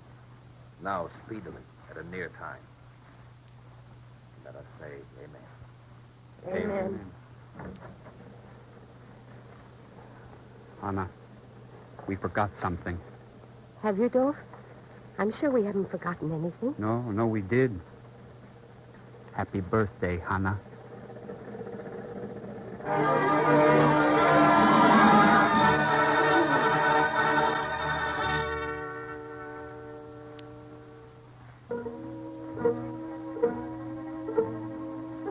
$308, 9, 10. Happy birthday, Hannah Senesh. Happy birthday. Listen, do you hear water dripping? Drip, drip, drip, like a clock ticking, like a heart beating. 316. Hannah, this is Budapest. We went to join the partisans and to save the children. But this is Budapest. And before Budapest, so long before, we were in Egypt to be trained.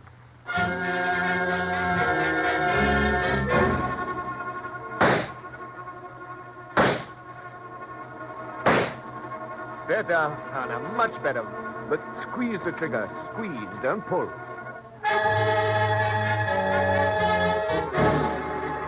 No fuse? Right. Primer detonator. Right. Booster charge? Right. Arming wire, suspension lug. Good enough.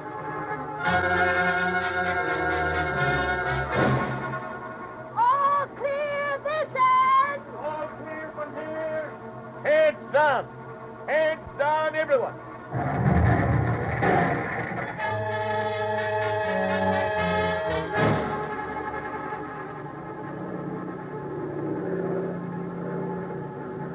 You've jumped in daylight. Now jump in the darkness. Ready, Hannah? Ready, sir. Don't freeze to the ripcord. Jump.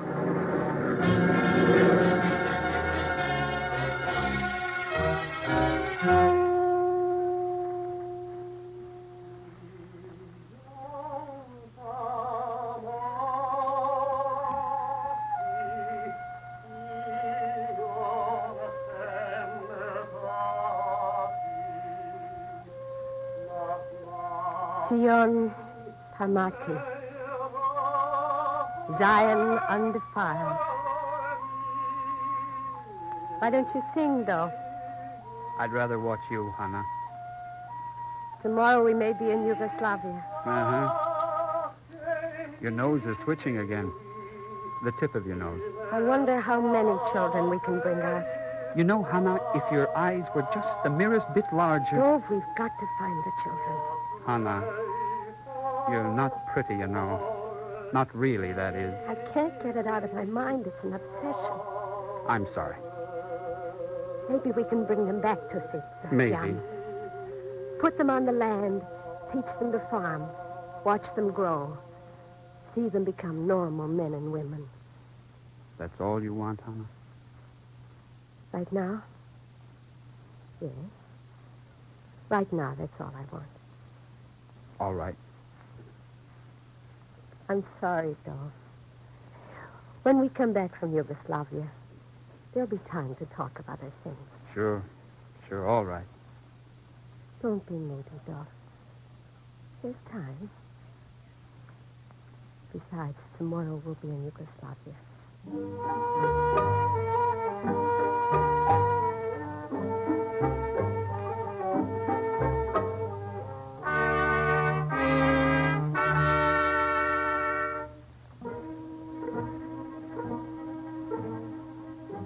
Always time, Hannah. Always time for 337, 38. That night the planes took off from Egypt. Our clothes were black, parachutes black, black night, darkness. And the Lord said, stretch out thy hand toward heaven that there may be darkness over the land of Egypt, even darkness which may be felt. And Moses stretched forth his hand, and there was 349 drops of water falling, 17 men, 3 women, falling through the darkness into the night of Yugoslavia.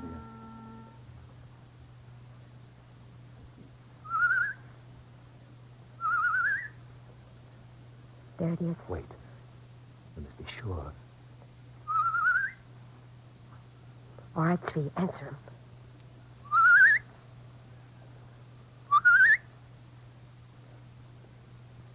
Shlomo. David, Penina. Ready? Aye. See anyone? Never greet a stranger in the night, for he may be a demon. What's that? The line from the Talmud. Why doesn't he come? Answer and see. Hello. Hello. We're glad to see you. How many? 20 of us. That's good. We've got mules waiting below. Friend, are there any Jewish children here? No children, only Nazis. Come on, we have work.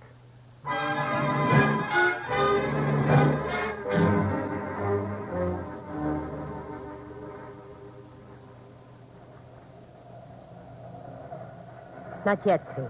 Not yet. Not too soon. Wait. Svi! No!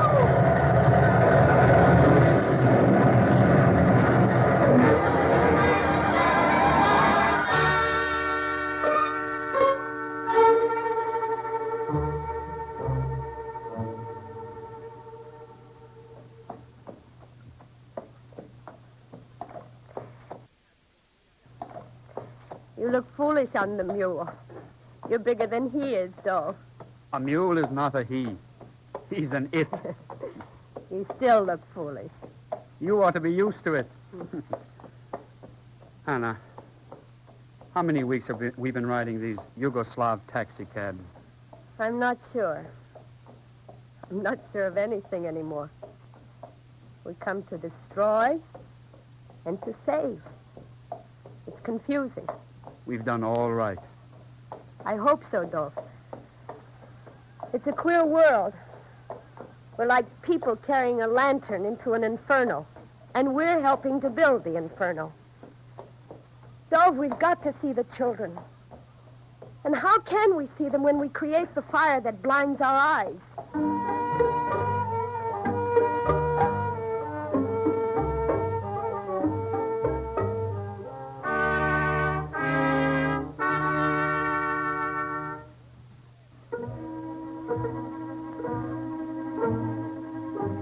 A lantern in the Inferno, 362, three primary objectives. That's what the British officer said, Hannah, didn't he? 3 explosions, primary mission completed. Only where were the children? Where were the 379, 80, 81? So we went north toward the Hungarian border. And Nina and Svi, and Hannah and I, north, looking for the children. See, what did you find out? Something. Across the Hungarian border, the city of Teged. 30 Jewish children are hidden there. What else, see? Here, spread your map, Penina. Right here. Look, this is where we are, north of Subotica. If we can get the children to Subotica, we can make contact with the partisans. There are relay stations here at Topola, Sombor, Sobobran, and then due west right to the coast. Once we get the children to the coast, fishing boats will take them out. But the big job is in Teged. What do you think, Dov? How do we work past the border guard? That's the rub. Nazi patrols there are thicker than bedbugs. We'll have to split up. I don't like that, Hannah. I don't either, but it's better that way. If one of us is stopped, at least the others will get through. The only sensible thing. If we get through to Teged, where do we meet? There's a big church off the main square. We meet at the church.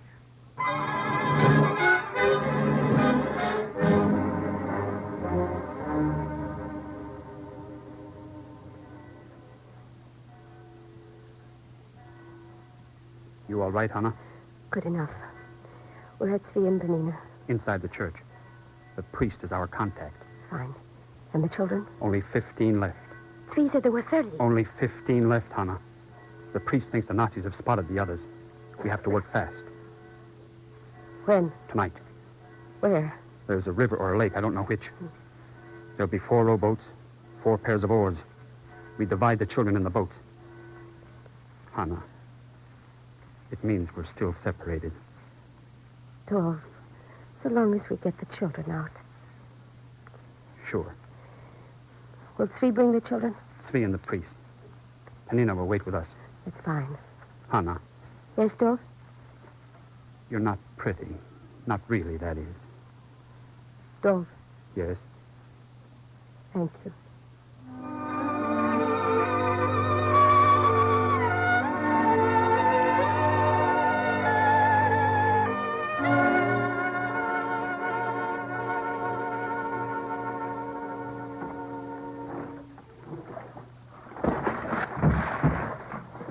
Why did you take so long? We were worried. Your load safe? In the woods. Children, this way. No talking.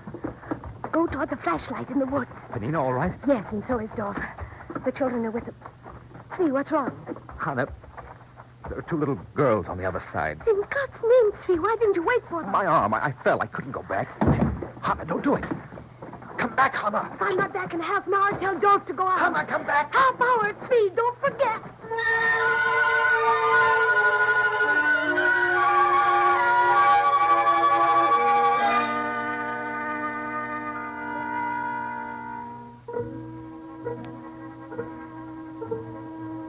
Like a clock ticking, like a heart beating for 112, for 113. You knew they would catch you, Hannah. We saw the lights. We heard the shots.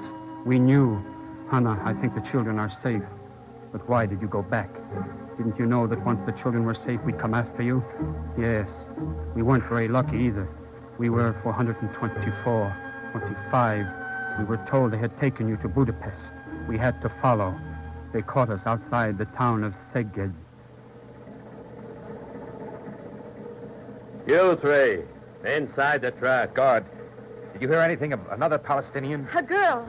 About my height. I heard. Inside the truck. Is she all right? For now, yes. She shot a soldier.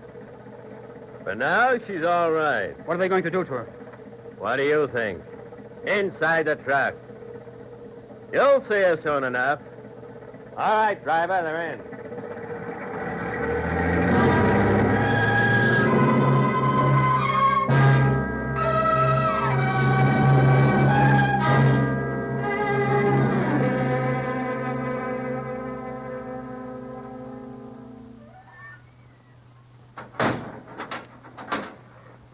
Dove.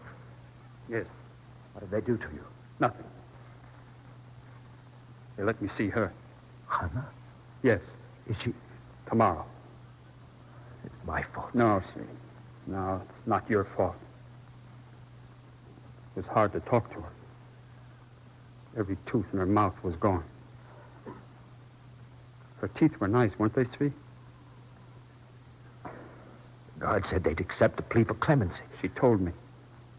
She told them clemency was for criminals. Yes. Yes, sure. He says they haven't treated her too badly. Some try to be decent. She say anything else? Not much. Just that she's glad the children were rescued. Yes. Sure. Children were rescued. Sure.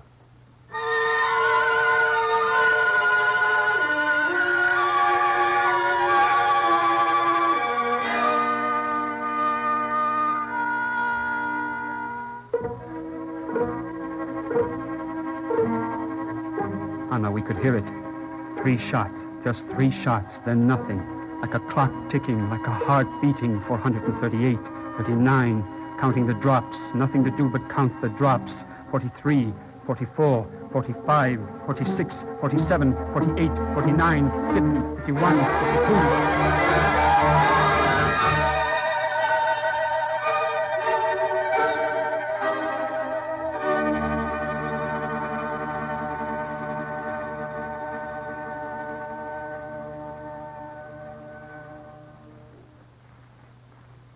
He's coming out of it now, Lieutenant. Thank you, Doctor. I wouldn't make him talk too much. Oh, no, of course not. Dove Nathanson, it's Lieutenant Hardy. You're all right now. 3? Penny? They're fine. I'm glad. You mustn't talk too much now. In a short time, there will be a plane to take you home to Palestine. That's good. Lieutenant, I want to go home soon. Yes? Make it soon. Perhaps in time for Hanukkah. Dove, you're not to talk. I want to tell them of Hannah Senish. I'll try to. Lieutenant, she was a lantern in the Inferno. Yes. She was a lantern in the Inferno.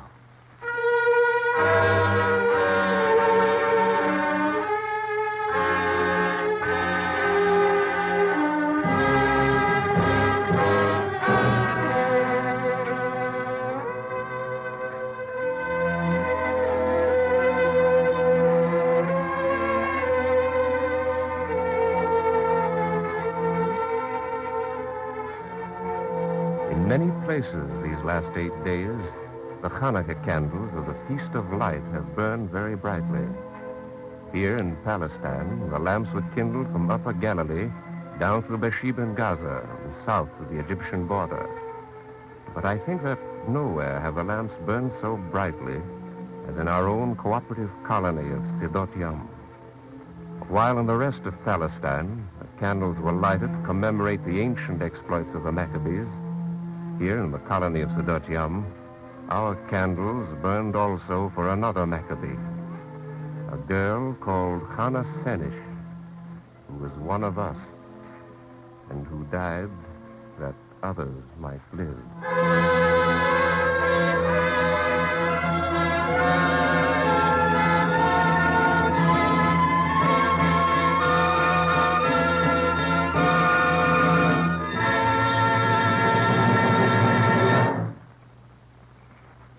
If you would like a free copy of the script just heard, including the talk which follows immediately, write to The Eternal Light, 3080 Broadway, New York 27, New York.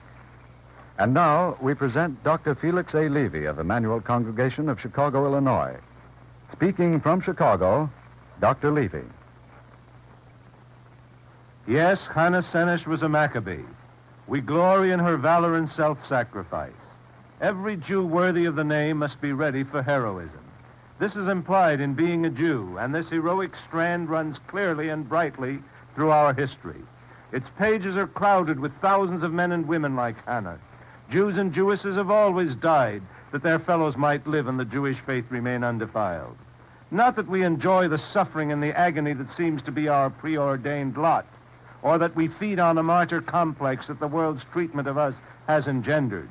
We would gladly do away with the necessity of the sacrifice of Hannah, but we cannot. The world will not permit us the luxury of living free and untrammeled, or even as welcome guests. Israel in our literature is often compared to light, to an olive, and Israel's good deeds to fine oil. The application of these parallels is evident. I read in the most recent work on Plato that the latter's hero, Socrates, had to die, for he lived in a world that had no place for a man of his kind. Thoughtful Christians sometimes make the same statement about the central figure of their religion and predict that were he come back to earth, say on Christmas 1945, he would again be crucified. With equally keen insight, but with no yielding to despair, our fathers appreciated the role of Israel in the world, the anomaly of a God-fearing, righteous people among idolaters who not only repudiated God and morality, but shed one another's blood. Hence the sages said that like the olive, Israel had to be crushed before it would yield the fine oil of character. The furnace of affliction had to burn away the dross in its soul so that the finer gold might be produced. Israel's unfortunate experiences, instead of destroying as it might have the moral fiber of the people, tended to make it more heroic, more noble. The bestial receded and the godlike came to the fore. It is neither poetic fancy nor arrogant chauvinism that makes Israel the suffering servant of mankind. It is history that does this. It is Israel's actual experience that makes the hero of the nations a nation of heroes. The light of the Maccabean festival will shine forever, says ancient lore, implying that emancipation must always be fought for. The Jew struggles, therefore, not only to save his life, he is compelled to do so in every age and clime.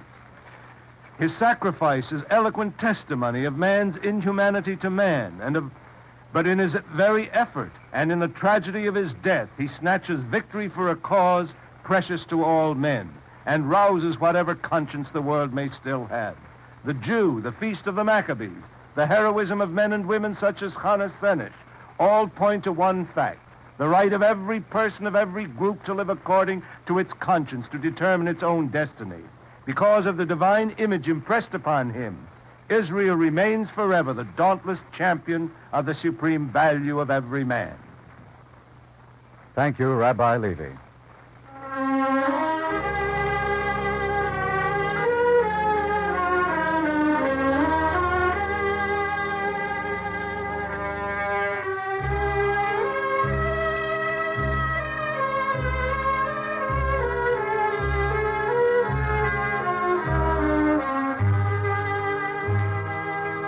The Eternal Light is written by Morton Wishengrad. Today's drama was based on an article which appeared in the Hebrew publication Hador.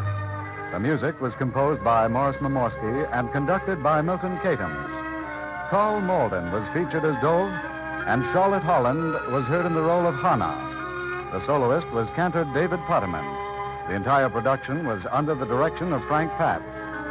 This program is a feature of the National Broadcasting Company and comes to you each week at the same time under the auspices of the Jewish Theological Seminary of America. Copies of the script may be obtained without cost by writing to The Eternal Light, 3080 Broadway, New York 27, New York. This is the National Broadcasting Company.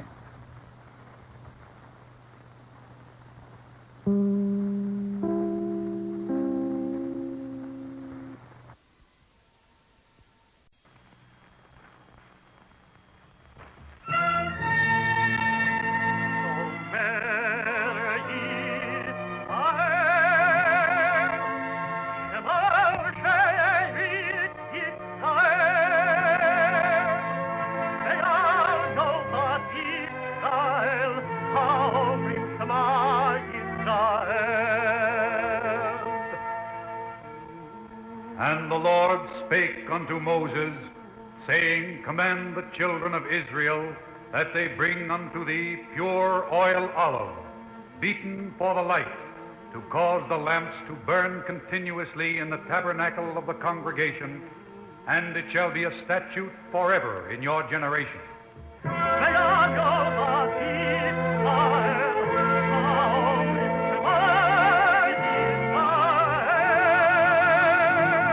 The Eternal Light.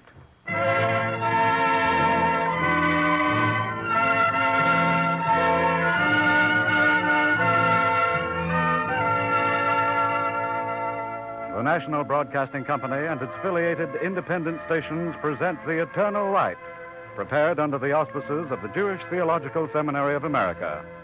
Today's story, written by Morton Wishengrad, is entitled A Hasidic Tale and features Richard Keith as the narrator and Will Geer as the rabbi.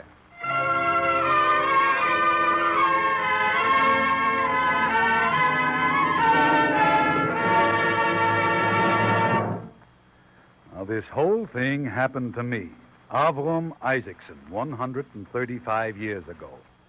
Now, if you ask me how it is that a man does not stop talking after 135 years, I will give you a proper answer. It's none of your business. Now, let's understand one another. If you want to argue, I can argue. But if you want to be reasonable, please sit where you are and be quiet while I, Avram Isaacson, will tell you.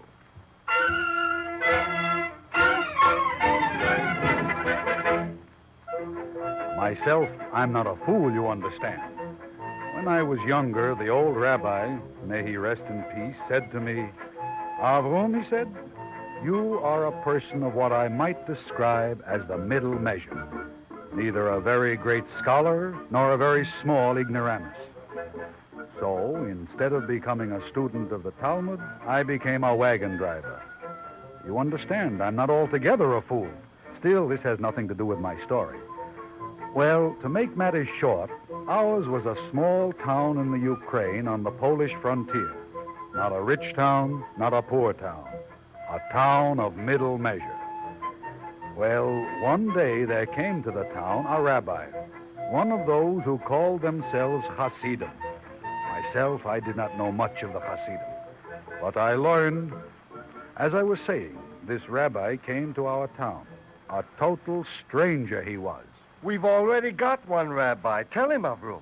You.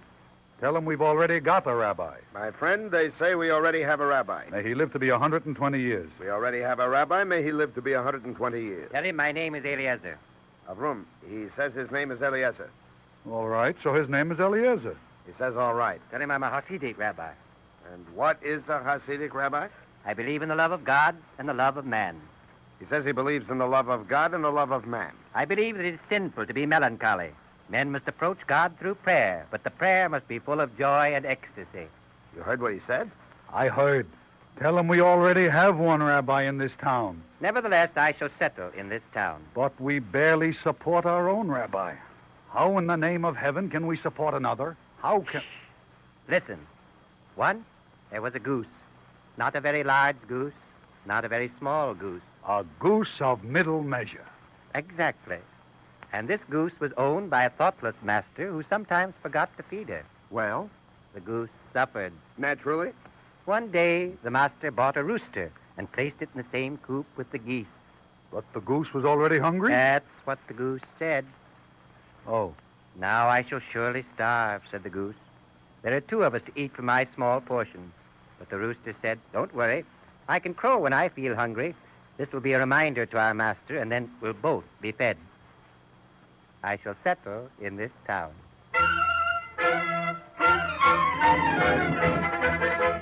Well, that is how Rabbi Eliezer came to our town with roosters and geese.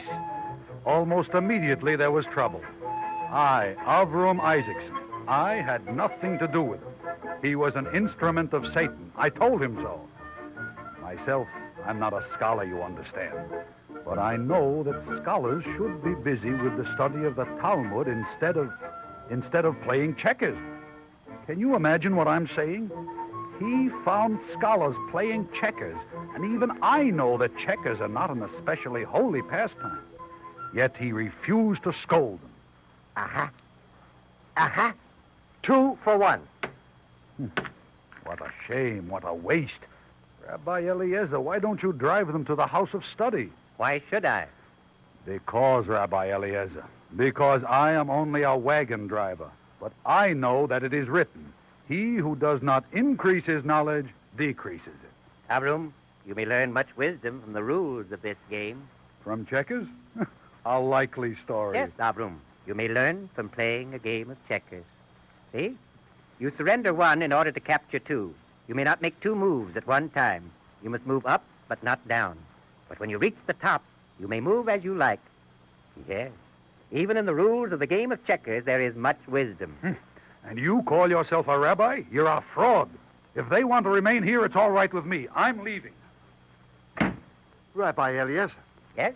Avrum insulted you. Perhaps. I'm sorry. You should have answered him. No. My old teacher, may God bless his memory, never expressed his displeasure on the day a person offended him. He would wait for the next day. Then he would say, yesterday I was displeased with you, but today is today and a new day. Go on with your game. I find pleasure in watching you.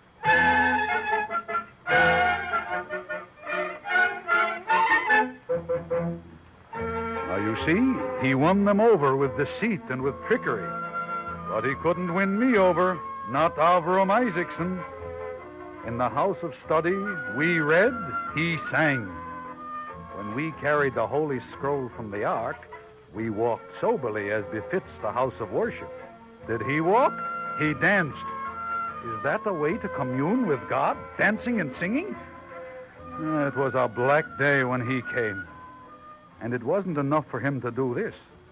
He made the others dance and sing. I tell you, it was a revolution. Nothing was sacred. The cantor would be rehearsing the Sabbath.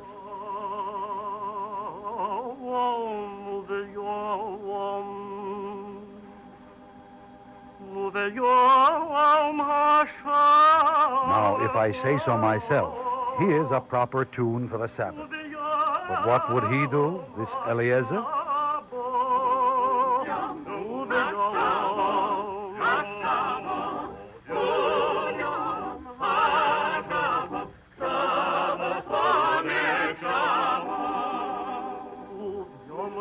Scandal? Is this the way to worship God?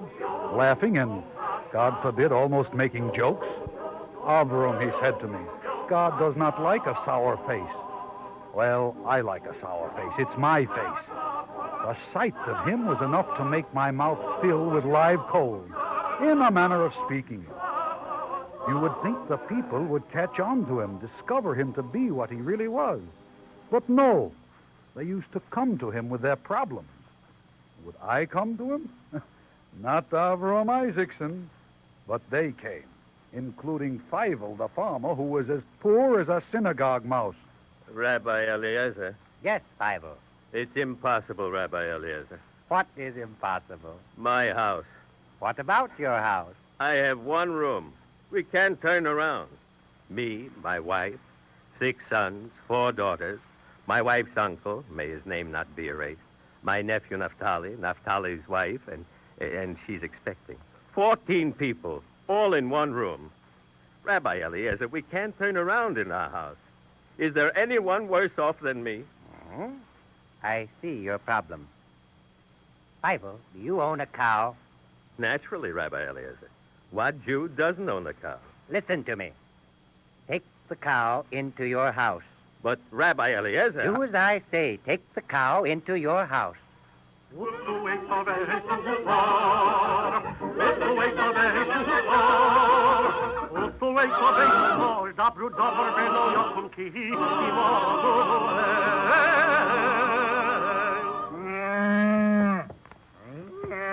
crazy.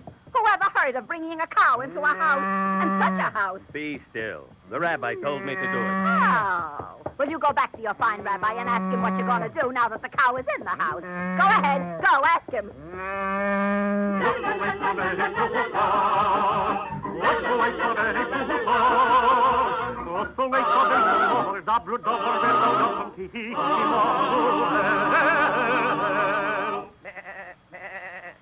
Take that goat out. Take him right out of this house. Now, be reasonable.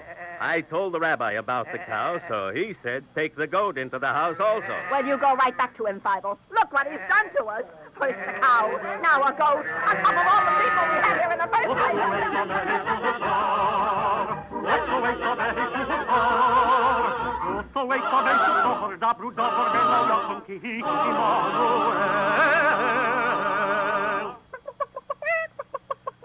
No chickens. The children, yes. Your relatives, yes. A cow, all right, even a goat. But, Fievel, no chickens. Do you hear me? No chickens. 6 sons, 4 daughters, my uncle, your nephew Naphtali, Naphtali's wife who is expecting, God bless her, 1 cow, 1 goat, but no chickens. I positively draw the line at chickens. But it's what Rabbi Eliezer said.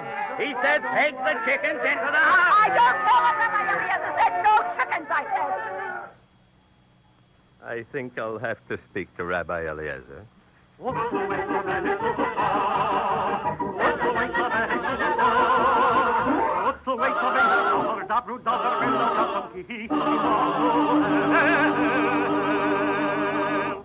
Rabbi Eliezer, they're in the pots, they're under the beds, the goat is eating my phylacteries, my wife's relatives are sitting on the rafters.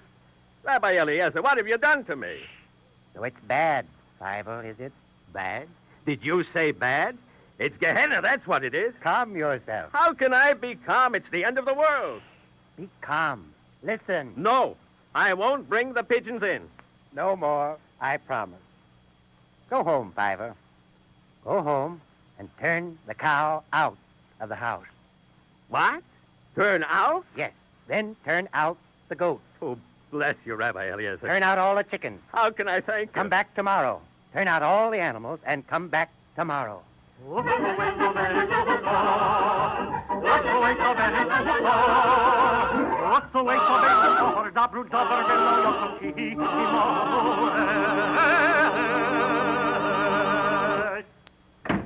Rabbi Eliezer, behold me, Fievel. Look, I want to dance. I'm a radiant man. You turned the animals out, did you? Out, every last one.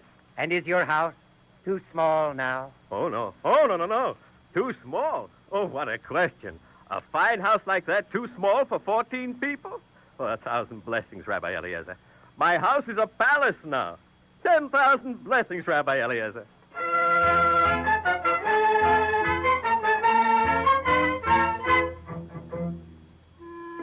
Tricks. Magician's tricks. Laugh, he said. Rejoice in your God, he said. Be merry. Not me. Not Avram Isaacson. I may be only a wagon driver, but I can recognize an imposter when I see one.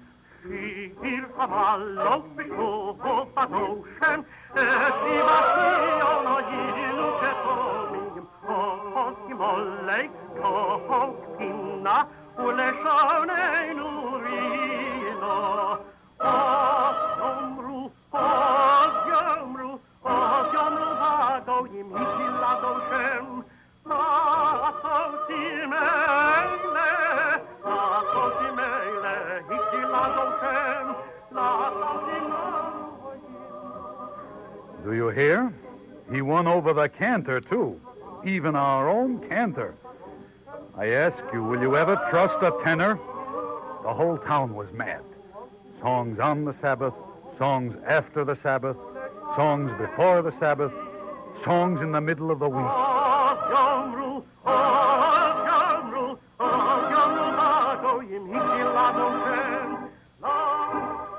Never stop singing.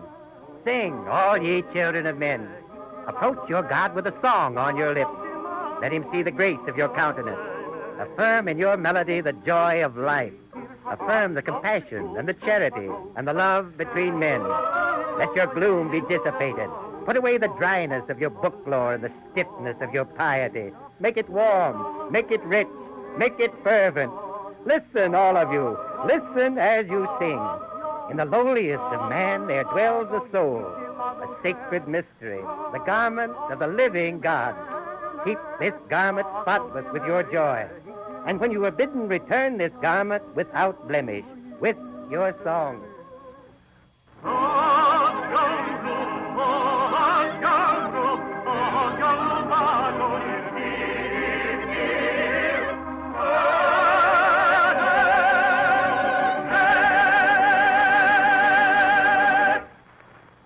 Listen, do you think this Eliezer was all piety and good works? Don't believe it. I myself saw him insult a fine young man. Perhaps he wasn't so fine. Perhaps he was even a fool, for he came to Rabbi Eliezer and he said, I actually overheard it because I was exercising my horse in the snow, and I overheard him say, Rabbi Eliezer, I wish to be ordained as a rabbi. Do you now? Yes, with all my heart, Rabbi Eliezer. Why do you want to become a rabbi? Oh, I don't know exactly, but it's what I want to do more than anything else. Hmm? Tell me something of yourself. Tell me something of your daily conduct. Well, every morning I always dress in white. Do you now? Yes. And I drink water. Only water? And every day I place tacks, sharp tacks in my shoes. In heaven's name, why do you do that? Oh, for self-mortification. I also roll naked in the snow. Yes, and when I'm finished, I order the synagogue caretaker to give me 40 stripes with a lash on my bare back each day, Rabbi. And you think all this entitles you to become a rabbi? Yes, Rabbi Eliezer. Young man, that is Avram Isaacson's horse. What color is he? White? Yes. The creature is white. It drinks only water. It has nails in its shoes. It rolls in the snow. And I suppose that our friend Avram gives him even more than 40 stripes a day with his whip. Still, as you doubtless see, it is only a horse. Die Welt an alte Kasche, trala tradiridi rom. Die Welt an alte Kasche, trala tradiridi rom. Yes, after Rabbi Eliezer came, nothing was the same. He had respect for no one at all. After all, a man should know the difference between a beggar and, let us say, Asher Horowitz, who was the wealthiest man in the town. But Rabbi Eliezer, did he know the difference? Not at all. He pretended that there was no difference between Asher Horowitz and his hundreds of rubles and a beggar like Nachum Fishman who didn't have a broken slutty to his name. Good Shabbos, he would say to Asher Horowitz. Good Shabbos, he would say to Nachum Fishman. Just like that, as though they were the same. It happened once that Asher Horowitz lost a wallet and Nachum Fishman found it. Immediately, Rabbi Eliezer had to meddle. I'm very glad for you, Nachum. Asher Horowitz has promised a reward of 10 rubles to the one who finds the wallet. 10 rubles? It's a fortune. Rabbi Eliezer, 2 loaves of bread for Sabbath and wine for the Kiddush. My wife is going to be happy. Come in. Asher Horowitz, your wallet has been found. Wonderful. Quick, let me have it. Hold on, Nachum. Asher, haven't you forgotten something? Yes, the reward. Of course. Hold the wallet over. I've got to make sure the money is all there, don't I? It must be there. I didn't even open it because it wasn't mine. Just as I found it, that's the way I'm returning it. I'll see in a moment. 100, 200, 250, 75, 300, 25, 50, 70, 80, 90, 400. Only 400 rubles. I don't give any reward. I lost 500 rubles. Rabbi Eliezer, he can't be telling the truth. I swear I haven't even looked inside the wallet. No reward. Good day, Rabbi. Good day, Nachum. Asher Horowitz, you will please give the wallet to Nachum. What's that? Give it to him, I say. Take it, Nachum. But what are you doing? Here, give me back my wallet. Oh, no, Asher. This is not your wallet. You are an honest man. You lost the wallet containing 500 rubles. But Nachum is also an honest man. He found the wallet containing only 400 rubles. Clearly, the wallet is not yours.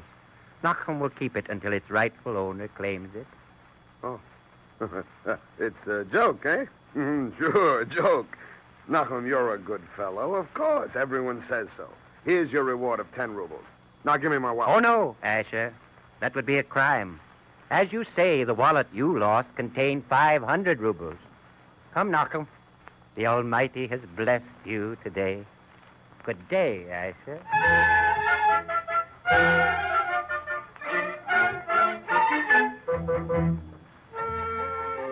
This meddling was bad enough, but it was more painful to have to listen to Rabbi Eliezer preach. Why did I listen, you might ask? Did anybody make me? I'll tell you. First, it's none of your business. And second, I, Avram Isaacson, listen to anyone I want to listen to. So I developed the very bad habit of listening to Rabbi Eliezer. Now, make no mistake, he was a meddler, all right. Yet I must confess, some of the things he had to say were good enough. After a fashion, that is.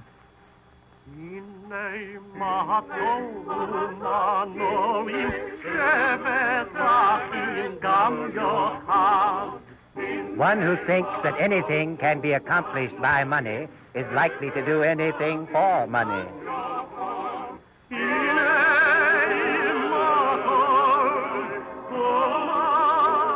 One who thinks he can live without others is mistaken. One who thinks that others cannot live without him is even more mistaken.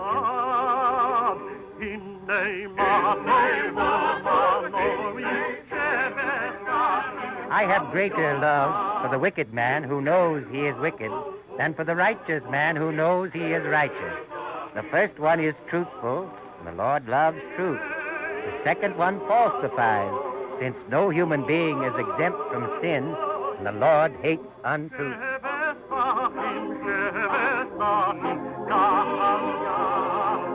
To sin against a fellow man is worse than to sin against God. The man you have harmed may have gone to an unknown place, and you may lose the opportunity to beg his forgiveness. God, however, is everywhere, and you can always find him when you seek him.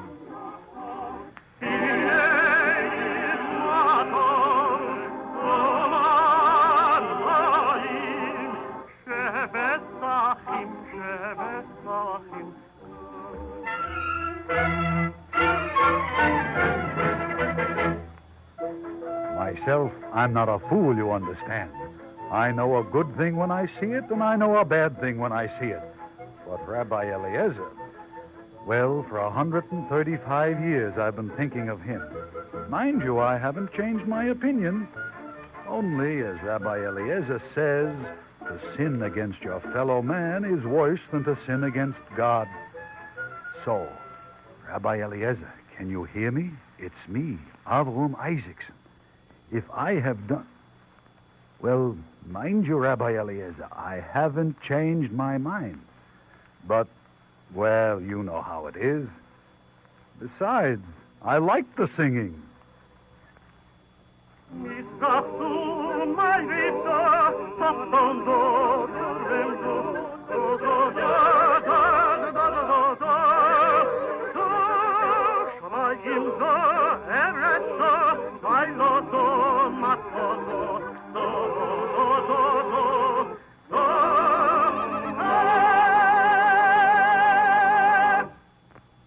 Copies of the script you've just heard may be obtained free of cost by writing to the Eternal Light, 3080 Broadway, New York, 27 New York.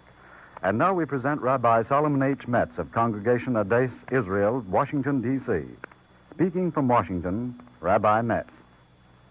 Hasidism is a uniquely significant manifestation of the ever-recurring miracle of self-renewal.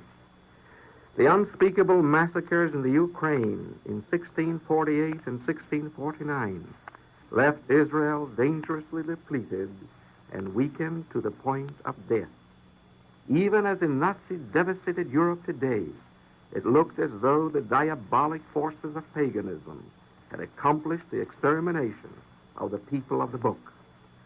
But when Israel found himself on the rim of extinction, there burst forth from the depths of his soul the burning bush of Hasidism. By its mystic light, the very wilderness was transmuted into a holy pilgrimage to messianic fulfillment and the ineffable joy of the nearness of God. Under its spell, hidden wells of astounding vitality sprang into being. In its wake there came song and rhythm, rejoicing and dancing, and those extraordinary legends which, for beauty, humanity, and depth, rank among the greatest religious creations of all time. To an unparalleled degree, the Hasidic movement has achieved the synthesis of the priestly and the prophetic in religion, the organic unity of the ritualistic form and the living content of the mystic experience. The prophet and the priest are not antagonists. They represent the polarity of the continuing life of the Spirit. Religion is indeed like unto a beautiful river, its sweet, quickening waters endlessly flowing between its banks. We never swim in the same water twice, for the river is a living unity. Were the banks leveled down, the river would turn into a destructive flood. Were the flow of its waters paralyzed, it would turn into a serpentine swamp of death. For the river to live and to quicken, its banks must endure, and its waters must be in perpetual flux. The formal rituals and laws symbolized in the priesthood are the banks, and the prophetic and mystic inspiration is the water that everlastingly flows on. In Hasidism, its melancholy background, its unheralded emergence and momentous power, we perceive the divine in history, the poetry, the redemptive awareness of God's presence, the all-embracing compassion, the spiritual range and sweep that Hasidism brought into Jewish life in one of Israel's darkest hours are for us today a rainbow and a reassurance of the revival of the remnants of our people.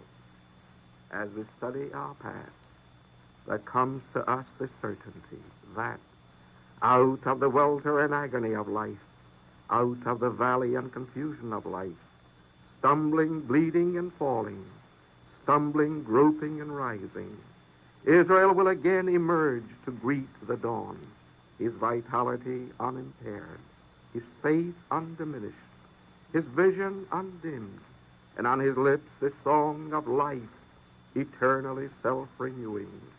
Lo amus ki echyeh, I shall not die but live and declare the works of the Lord. Thank you, Rabbi Metz.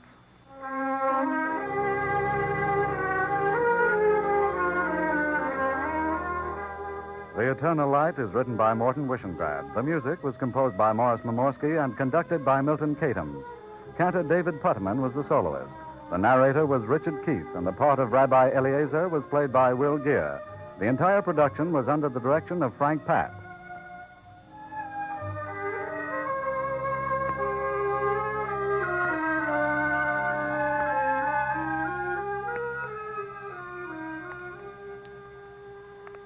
This is the National Broadcasting Company.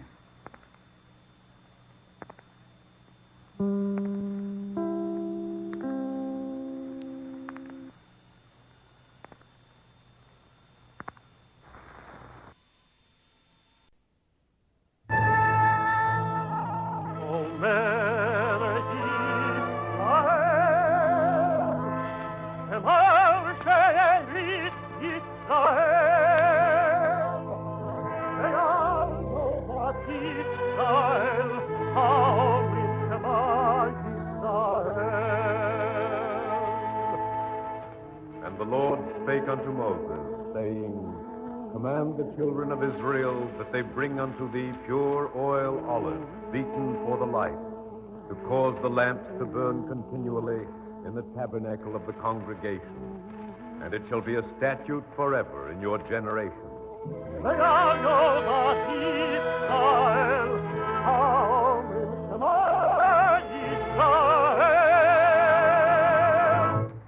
The Eternal Light.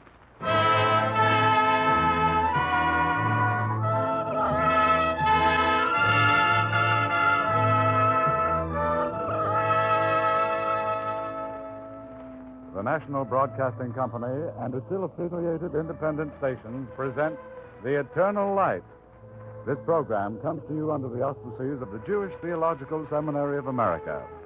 Today's drama by Morton Wishengrad is entitled A Sound of Music and is the true story of Adolf Bahler. Featured as Mr. Bahler is Alexander Scourby. Mitzi Gould is the narrator.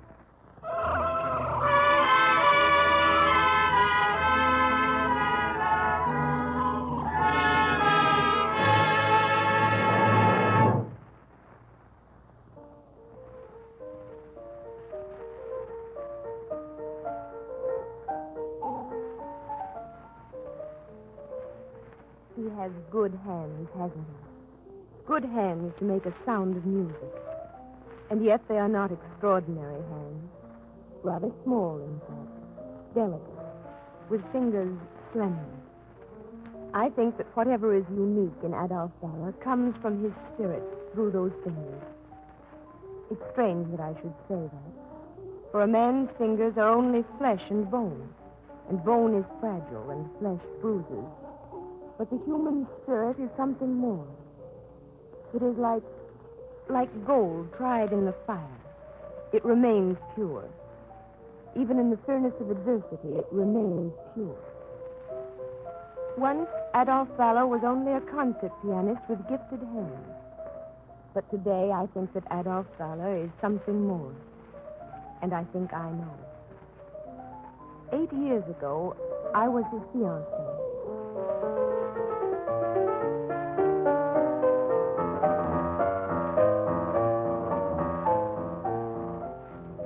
He was born in Poland. I lived in Austria. He was a pianist. I was a violinist. Our music brought us together. In March 1938, Adolf Bauer left my house in Vienna to rehearse the Emperor Concerto with the Vienna Philharmonic Orchestra. There was nothing strange in this. There was to be a concert at the Vienna Concert Hall, and Adolf Bauer was a celebrated pianist. Nothing strange. Only the day was strange. It was March 11th, 1938. Johann, where's the orchestra? Am I too early? The orchestra went home, Herr Bauer. But we're supposed to rehearse. The orchestra went home, Herr Bauer. But we have to prepare our concert. No concert, Herr Bauer. We're closing the concert hall. Take my advice and go home. Go home? And see to the shutters. Make sure the lights are put out. Go home, Herr Bauer. Why? I don't understand. Von Schuschnigg has resigned. Arthur Seyss-Inquart has succeeded him. And hurry with those shutters. Get a move on. Johann, what does it mean? It means that the Nazis are here. Herr Bauer, go home. Go home as fast as you can.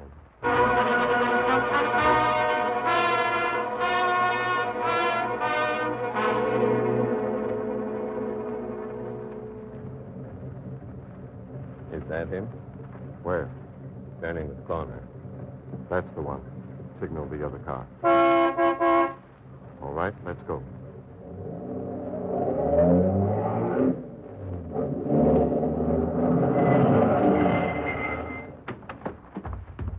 All right, you. We want to see you, Herr Bauer. I don't know you. Get into the car. What for? Get into the car. I'm a Polish citizen. You can't do this. I advise you, Herr Bauer, to get into the car. You can't do this. I'll show you my passport. You've made a mistake. Have we made a mistake, Heinrich? Not at all. What authority do you have? Heinrich, kindly show Herr Bauer our authorization. Good enough, Heinrich. Now give me a hand with the Jew.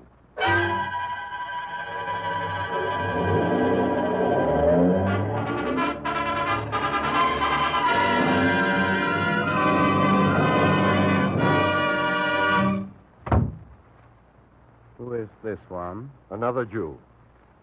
All right. This one is a pianist. Oh, he is. I thought you'd like to know. Naturally, I like to know these things. So he's a pianist. Interesting. I'm a Polish citizen. I demand to see the Polish consul. Do you? I demand that you notify my fiancée, Fräulein Edith Strauss. So you are a pianist, eh? I should like to see your fingers, if you please. I said I should like to see your fingers. Do as he says.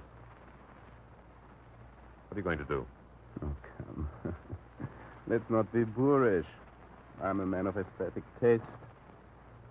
I should like to see your fingers. Why? Do as he says. Put your fingers on the table. You don't talk like a hoodlum.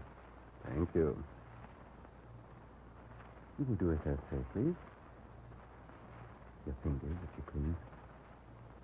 That's better. So these are the fingers of a pianist. Interesting. Now, leave them on the table. I said leave them on the table. All right. Shall I hold his wrists? Yes, if you will be so kind. By all means, hold, Herr Bala. By all means, hold Herr Bala's wrist. I wish to study his fingers.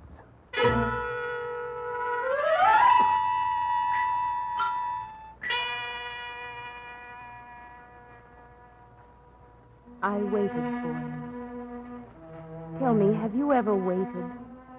Have you ever sat in a darkened house in the middle of a darkened city, waiting for a familiar step, waiting for a familiar knock on the door, for the clasp of a familiar hand? Not a large hand. A hand with slender fingers, fragile fingers that make a sound of music. I waited. I waited through the night, and I knew the meaning of the verse from the psalm. O Lord, out of the depths, I cry to thee.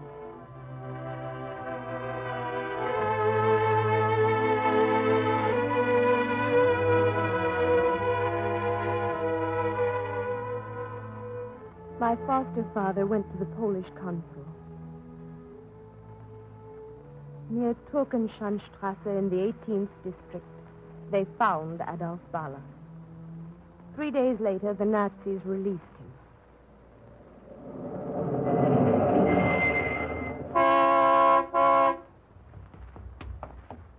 Fräulein Strauss?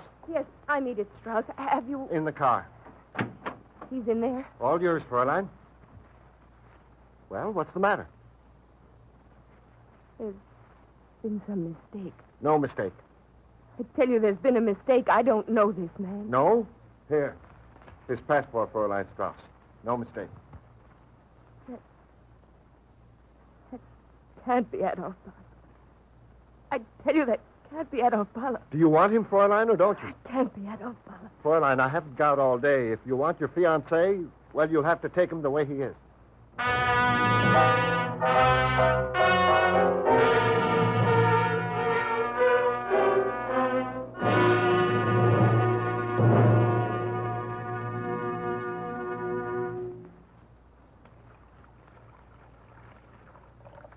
Is that you, Edith? I can't see. Yes, it's Edith. Edith, tell me about my fingers. Edith, find my hands. They're not hands anymore. They walked across my hands. They beat me with clubs. They put their cigarettes out against me. They kicked me. But they walked across my hands. Back and forth. Back and forth. Edith, please speak to me. Edith, I can't see you. I can't open my eyes. I can't feel with my fingers. Edith, speak to me.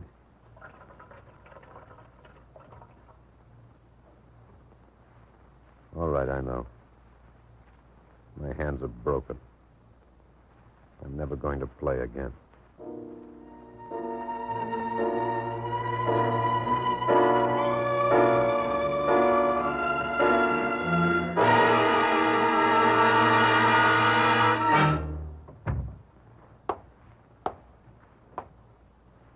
Yes, Doctor.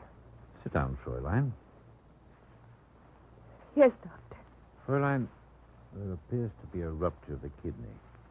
His eyes are, well, I think you will see. Use this for the burns.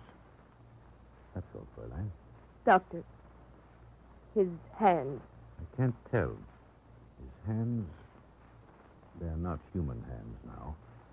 I can't tell, Fräulein. You must tell me, Doctor. Don't try to make it easy. Very well. The holes burnt in his hands. They'll heal, I think. I don't know how many fingers are broken.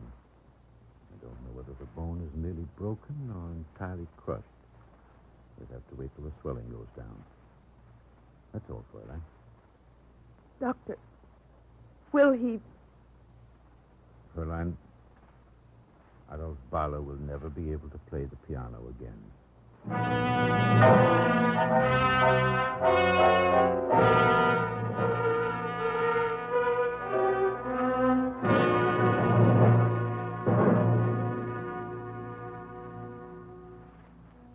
you ever stand before the Sabbath candles? Do you ever say a Sabbath blessing? Do you open a holy book and pray to God? Do you find consolation in words, or in silence, or in speech? Do you? But then your light has not gone out. What is yours is still yours. What is you is still you. But 10 fingers, 2 hands of fragile bone and fragile flesh. That was Adolf Bala. Do you understand that? Those fingers were the altar of his synagogue. Those fingers were the expression of his spirit. And what was acceptable to God and good to men was the sound of music from Adolf Bala's fingers. Do you understand that?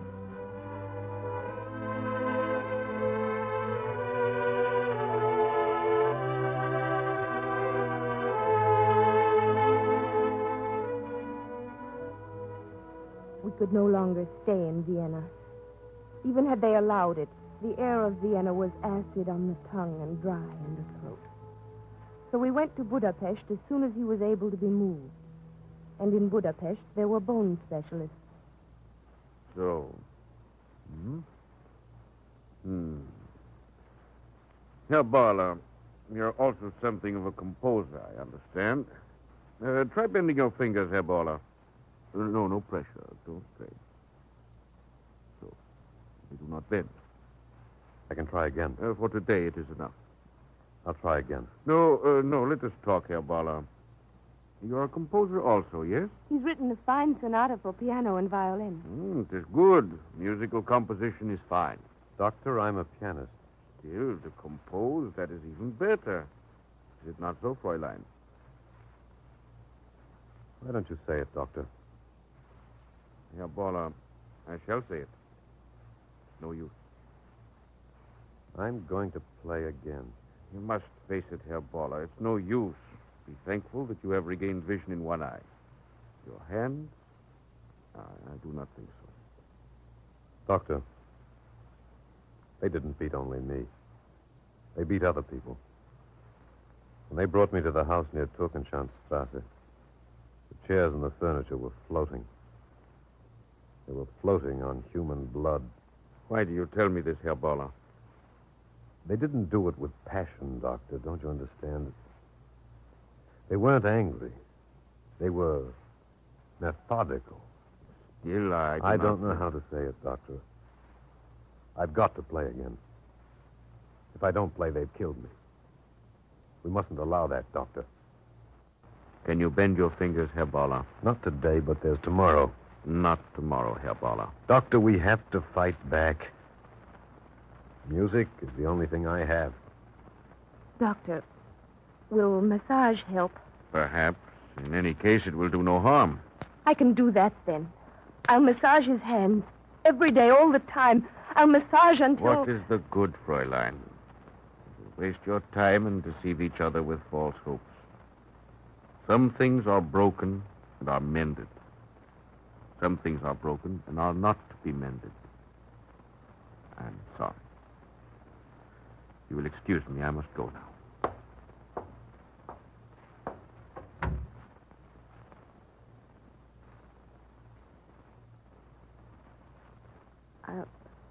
I'll get you a cup of tea. No, Edith. It will be good for you. I don't want tea. I'll get a book then. I'll read to you. I don't want to be read to. You mustn't make it more difficult than it is. I'll be back in a moment. Don't go, Edith. Edith, come here. I want you to massage my hands. I want you to start now.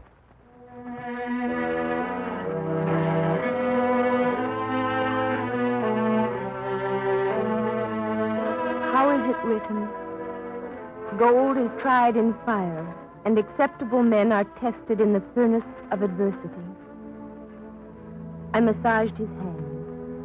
fingers stiff, fingers no longer slender and delicate. The broken bones had come closer together, but the flesh was numb and dull. Flesh no longer sensitive. Flesh no longer willing to make a sound of music. I massaged the flesh, and Adolf Bala smiled. Can a man smile when his teeth are clenched? He smiled.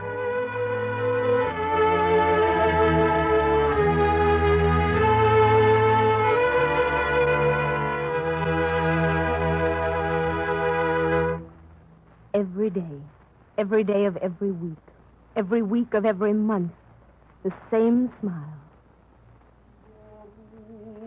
In Budapest, 7 years ago, I married a man with broken hands.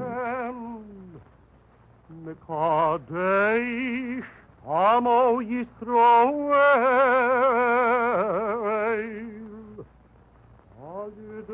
One day, soon after we were married, I came home. I put my key in the lock. I turned the key, but I did not open the door because there was a sound. It was a sound I heard. Oh, Lord, it was not a sound of music. It was Adolf Bala's heart. His fingers were like clumsy, childish hammers, but he was at the keyboard, and there was a look in his eyes. Edith, Yes, you heard? I heard. I'm doing it. There's sweat on your face. Did you hear what I said? I can do it. Here's my handkerchief. Wipe your face. You'll see. On your forehead, it's all wet. Here. I said you're going to see. You're going to hear. Yes. Say you're glad. Edith, say you're glad. I'm glad, darling.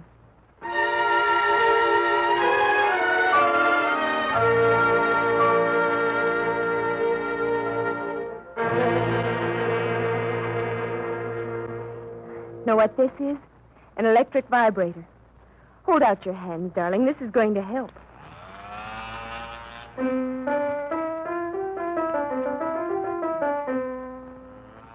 They look better. Even I can see that they look better. Hold out your hands, darling.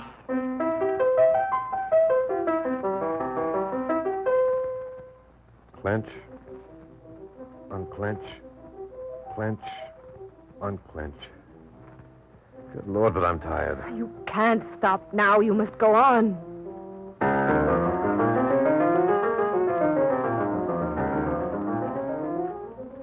I know it's only a wooden board, but that's the treatment.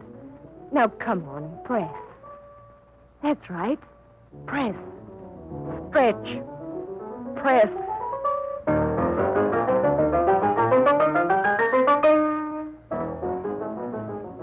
Here are the new X-ray plates. Mrs. Barrow, I'd like to shake hands with you.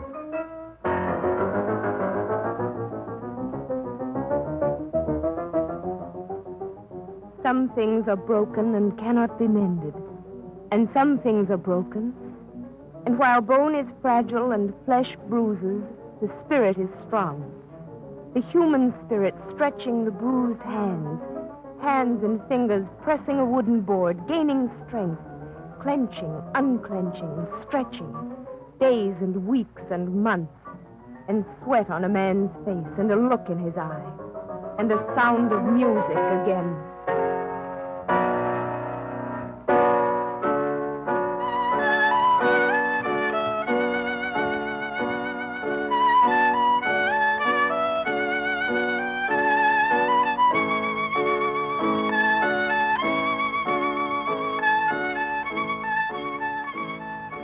Sonata in B minor for violin and piano. Sonata of Adolf Bala, and my violin no longer shut away in its case. Each man must affirm the human spirit for himself. Each man must render his testimony in his own time, in his own fashion. And this was Adolf Bala's testimony and his affirmation. We left Budapest for France. From France, 7 years ago, we sailed as immigrants to America. only the clothes we wore, only the music we brought, was all we could bring. A memory of pain and a sound of music.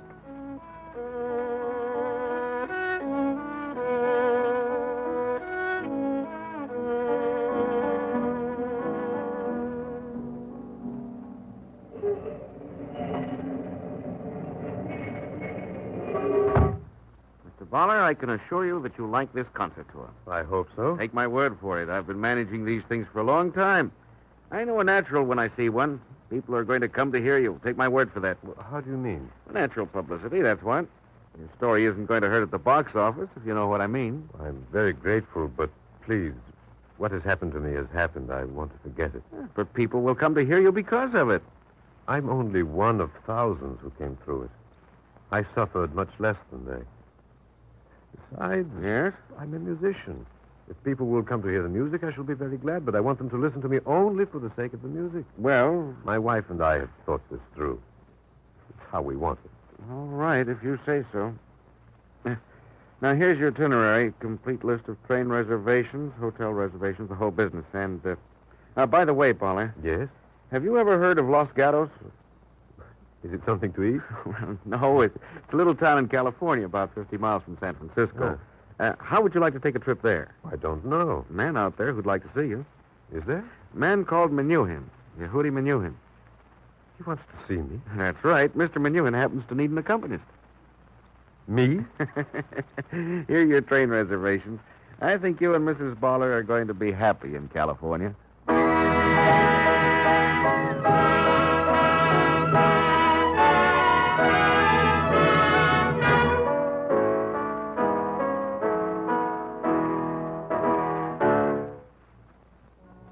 Perhaps you received a letter this year from your husband or your son or your brother.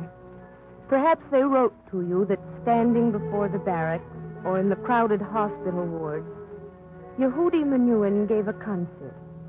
And perhaps they noticed the hands of his accompanist. There was nothing extraordinary about those hands, merely the 10 fingers of an American citizen called Adolf Bala. He made a sound of music, and that was all. This was his affirmation, in his own time and his own fashion, that gold is tried in fire, and acceptable men are tested in the furnace of adversity.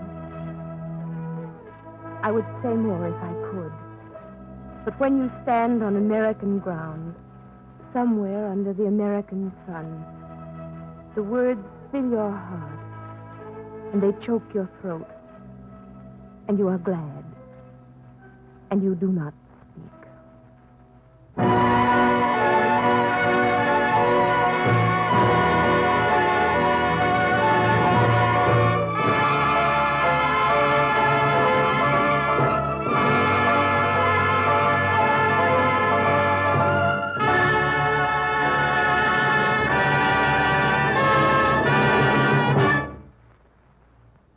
If you would like a free copy of today's story, the story of an American citizen named Adolf Bala, write to the Eternal Light, 3080 Broadway, New York, 27, New York. And now we take pleasure in introducing Rabbi J.X. Cohen of the Free Synagogue in New York City. Rabbi Cohen. Bala the musician consciously willed to live again to the sound of music.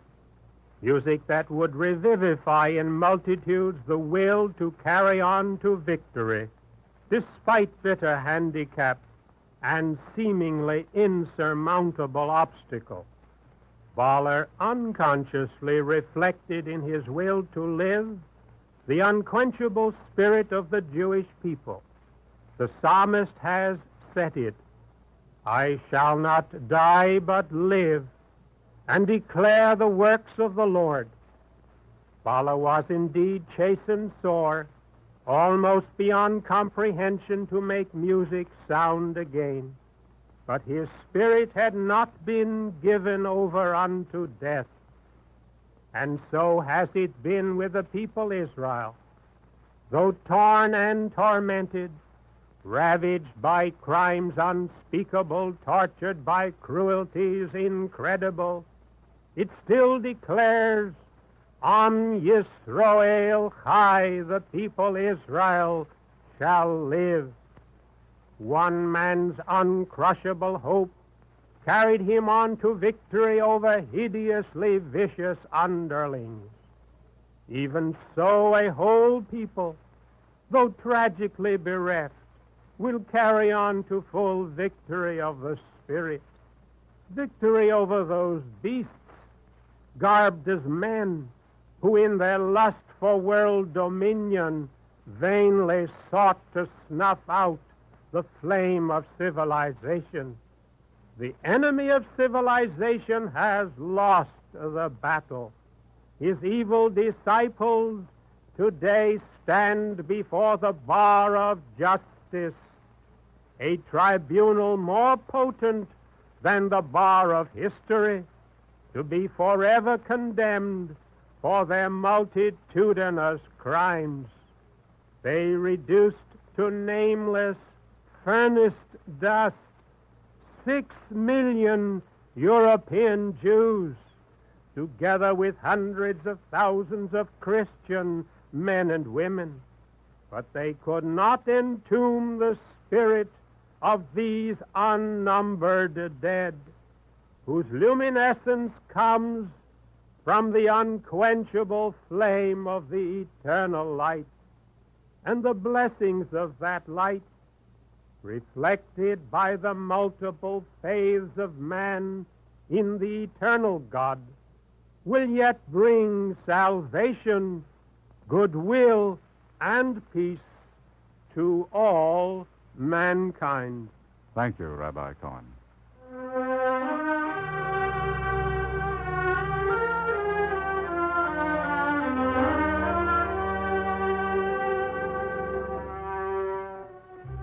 The Eternal Light is written by Morton Wishengrad. The music was composed by Morris Momorsky and conducted by Milton Katims. Today's story was based on Music Hitler Couldn't Silence, an article by Dean Jennings which appeared in a recent issue of Coronet. Adolf Balla was played by Alexander Scurby. Mitzi Gould was the narrator. Cantor David Putterman sang the liturgical introduction. The entire production was under the direction of Frank Patt.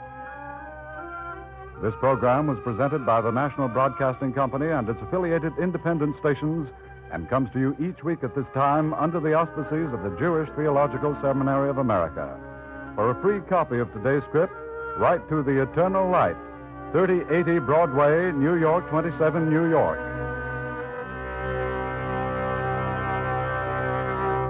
This is the National Broadcasting Company.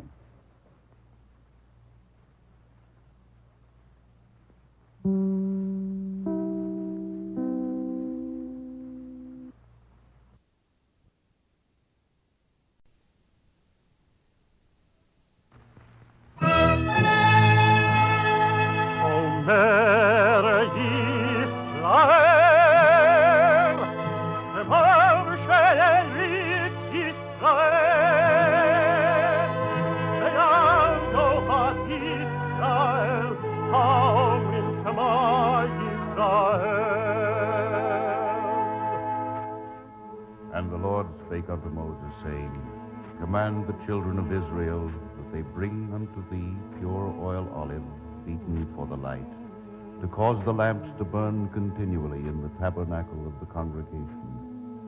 And it shall be a statute forever in your generations.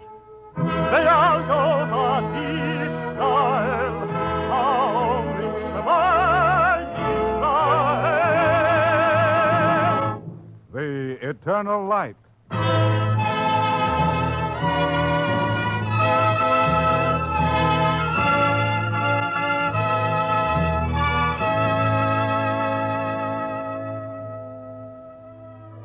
The National Broadcasting Company and its affiliated independent stations present The Eternal Light. This program is brought to you under the auspices of the Jewish Theological Seminary of America. Our drama today is Morton Wishengrad's The Voice of Rochelle, and features Ann Sterrett as Miss Miller and Ronnie Liss is the boy.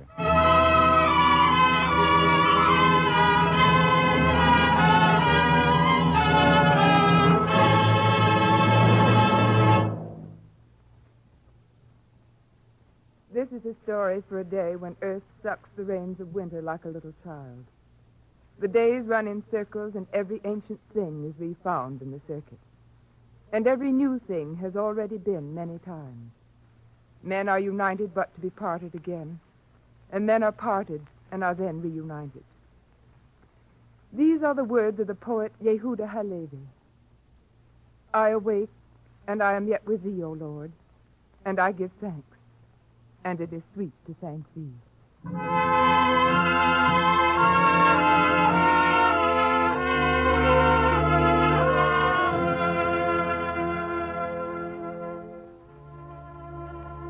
My name is Hannah Miller, but this is not my story.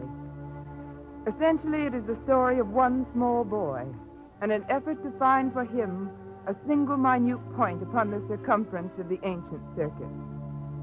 For him, the story began nearly 4 years ago in France. For me, it began 2 years ago at Pier 45 in New York Harbor. He was only one child among 7 small children, residue of war. 7 orphans come to America from lands of destruction and famine. I had gone to the pier to collect this consignment from overseas, and when children have been starved and carry only the inconsequential baggage of empty hands, it is quite possible to crowd 7 little children into a New York taxicab.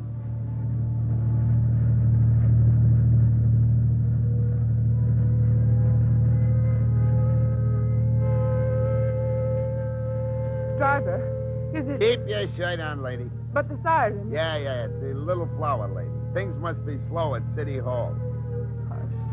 Hush, boy. It's not a real air raid. It's just practice. That's right, kid. Sit tight. It's only the warning siren anyhow. We got time. Children, you mustn't cry. Kinder, ihr müsst nicht weinen. Nie boitis, dieti. Nie bies pacoitis. Rehitel no nichivo. Tell him, lady. Bernard, explique à la petite fille qu'il n'y a pas de danger. C'est seulement l'exercice. Pas de boche en Amérique. That's telling him. Hans, gib mir die Hand. Sage dem anderen Jungen, soll keine Angst haben. Everything is all right. You're in America. It's only a practice raid. Hey, lady. Yes? What you got back there, the Boiler School of Languages? Driver, can we get to 4th Avenue before the second siren? It's important. These children are frightened. Lady, I already went through 1 red light. I gotta stop for this one. But, driver, please hurry. Keep your shirt on, lady. It'll turn green in a second. Hey, it ain't my business, but where you taking these kids? The Hebrew orphan shelter. These children I are... got you. I shouldn't have cracked wise. Driver, the lights change. Madam, who is driving this here taxi cab? How do y'all like that? Hey, you! Hey, you monkey, what are you waiting for? Better shade of green?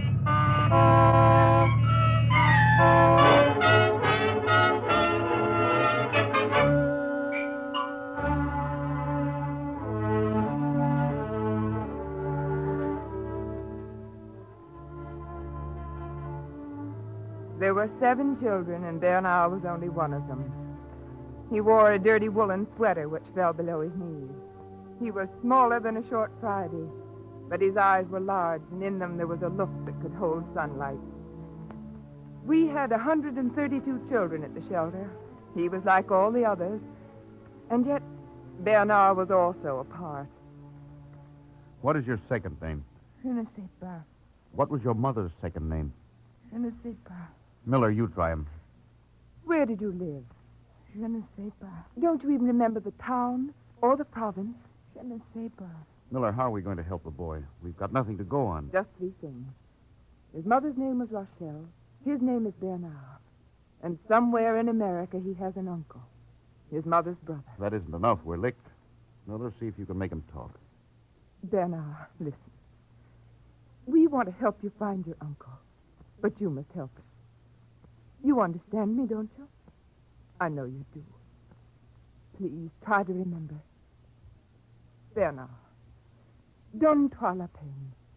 Tu m'aideras de trouver ton oncle en Amérique. N'importe quel renseignement est d'importance. Je ne peux pas me rappeler. Je me rappelle mes feuilles pour presque rien. Mon père était soldat. Il a été tué à la guerre. Je restais avec ma mère. Ensuite, ils sont arrivés, les Boches. Ma mère était bonne, si bonne. A little boy speaking. And it was as though the sun came down the steps and it was night. He remembered so little. Only that his father had been a soldier. Il est mort. And that his mother had been very lovely. Elle est morte. And that he could not remember his second name. Je ne sais pas. And that somewhere in America he had an uncle. Mon oncle américain, le frère de ma mère. The other children left the shelter. New children came, they left. Bernard remained. And then, slowly, he began to remember. Mon père a été tué. Les Allemands sont arrivés. Ils nous ont mis dans les trains. Ils ont dit qu'ils nous envoyaient en Pologne. Je me souviens. A little boy speaking.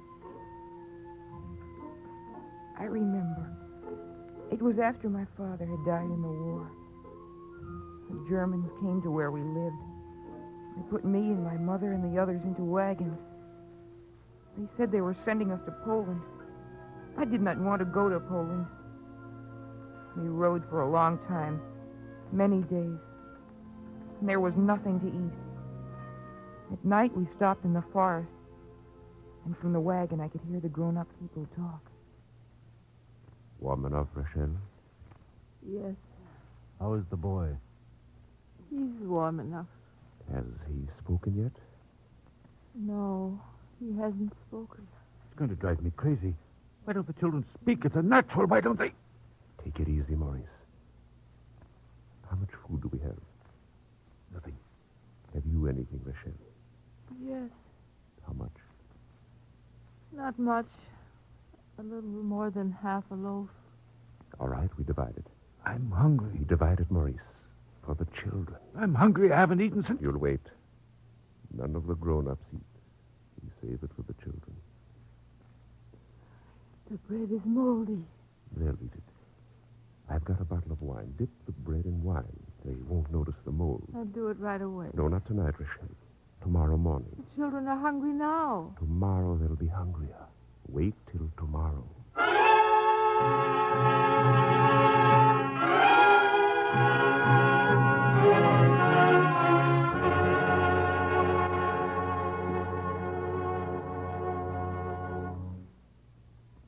Bernard, are you awake? You don't have to speak if you don't want to. Eat this. It's your breakfast.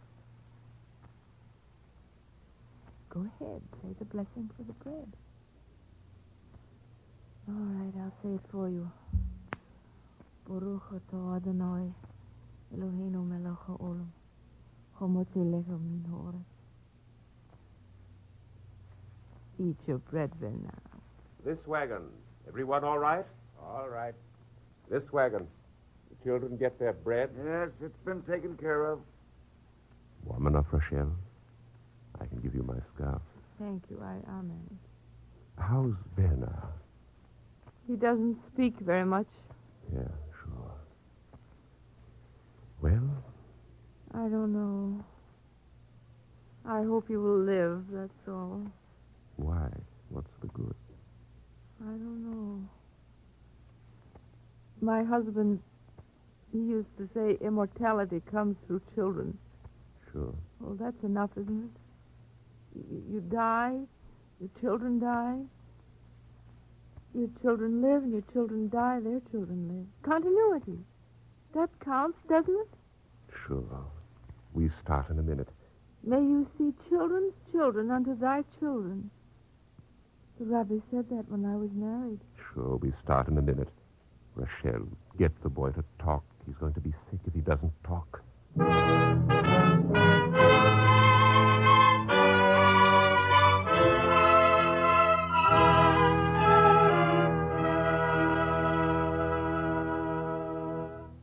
Try again, Bernard.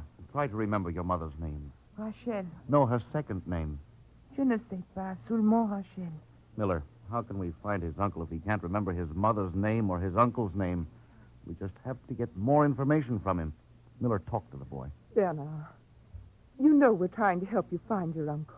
Oui. She told you had an uncle in America? Oui. But that isn't enough. America's a great big place. Where does your uncle live? Je t'en prie. Dans quelle ville ton oncle demeure-t-il?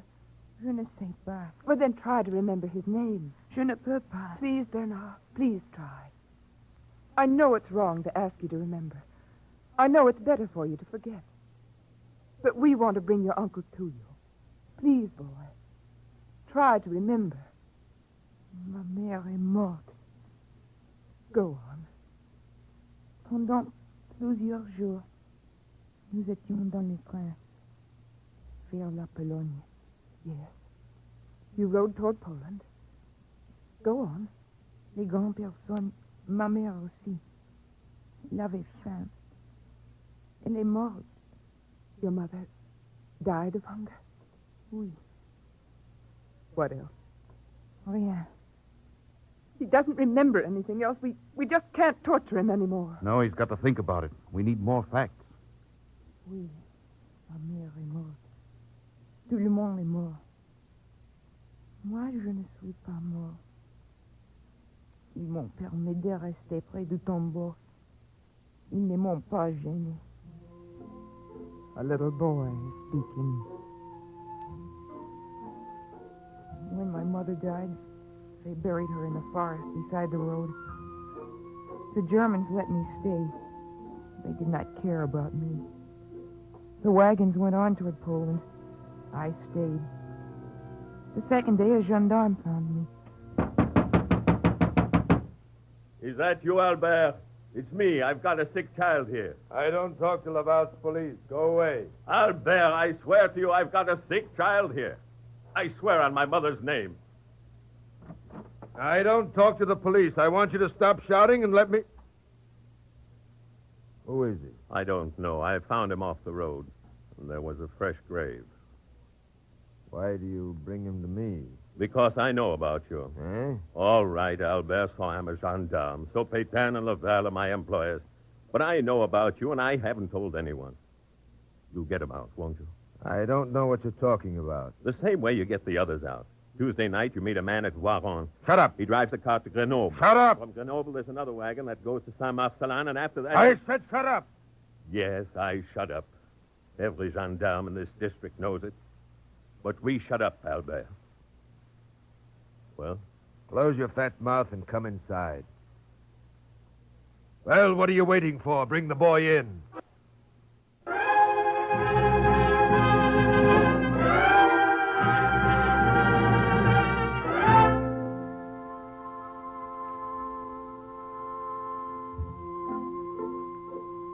Il était bon, lui et les autres.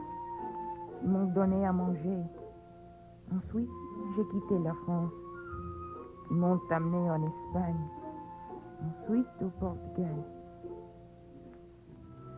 A little boy speaking, trying to remember what is best forgotten. The days run in circles, and every old thing has already been many times. So we tried the old things, the old familiar things that had been tried before. Hurry with that press release, Miss Abrams. I'll help her get it out. Oh, no, Miller. You get to the reporters. Buy them a martini. Buy them 2 martinis. We've got to get a good story. Miller speaking. Yes, that's right. But it's all we know. His mother's name was Rachel. His name is Bernard. He has an uncle in America. I know. I know it's very little to go on. Yes. Yes, certainly. That's right. Fine. Miss Abrams, don't forget to include the boy's age. He's approximately 8 years old. That may be The morning important. bulletin sending a photographer Well, up. that's good, Miller. You might tackle the wire services. Oh, I should have thought of that myself. It's a good story. They'll take it. I hope so. Miller, I'm praying. Somewhere in America, there's a man we want. And we'll get to him. We have to get to him. Please, no more interviews. We appreciate everything, but the boy is tired. Where shall I put these cartons? In the same place. Miller, for heaven's sake, ask the public to stop sending toys and clothes. The boy doesn't want to open a department store. All he wants is his uncle. Thank you very very much, but Bernard isn't quite ready to appear on the radio, but thanks again. Miller, how many does that make? 36. Thank them all, will you? But tell them that Bernard does not want to be adopted. He just wants his uncle.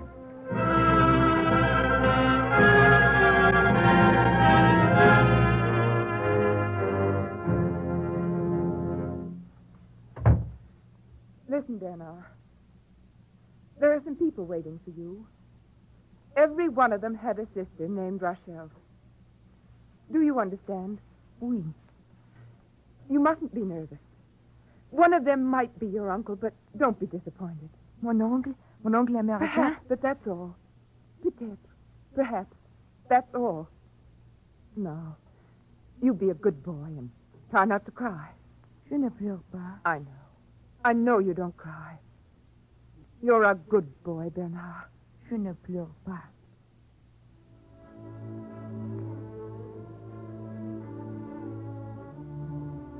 A little boy with large eyes who did not cry. From many cities they'd come to see him. Americans of French descent who once in better days had had a sister called Rachel. Our little boy was called Samuel. Is that your name? Samuel, not Bernard. Je ne sais pas. Her second name was Israel. Try to remember, Bernard.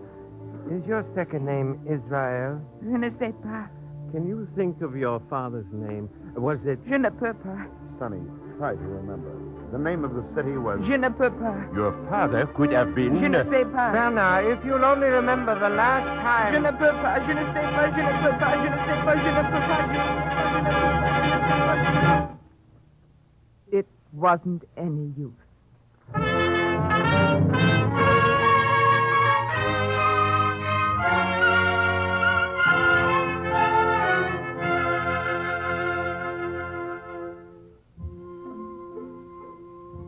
We were fools, such clumsy fools. How does the Talmud say it? When the waves are running high, yield before the waves, and they will not overpower you. So we stopped questioning. We yielded before the waves. He was smaller than a short Friday, and his eyes were large. We stopped questioning him. He played with his toys, and then, one day, because he was content, he hummed a little song.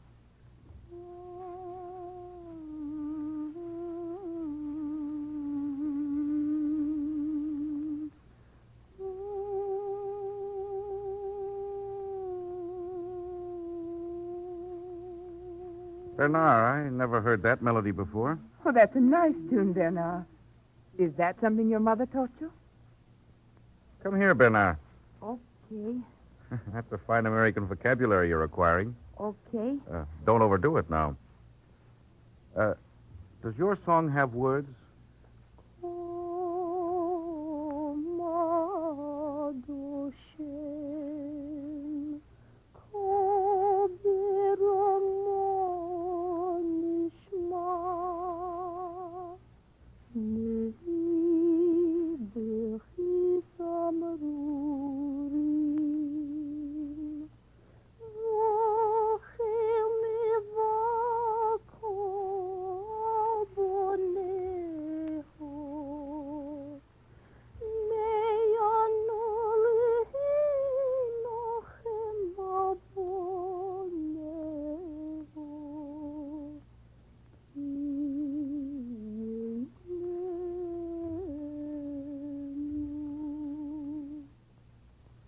Miller, do you know that tune? Never heard the tune. The words are from Jeremiah. Thus saith the Lord, a voice is heard in Ramah, Rachel weeping for her children.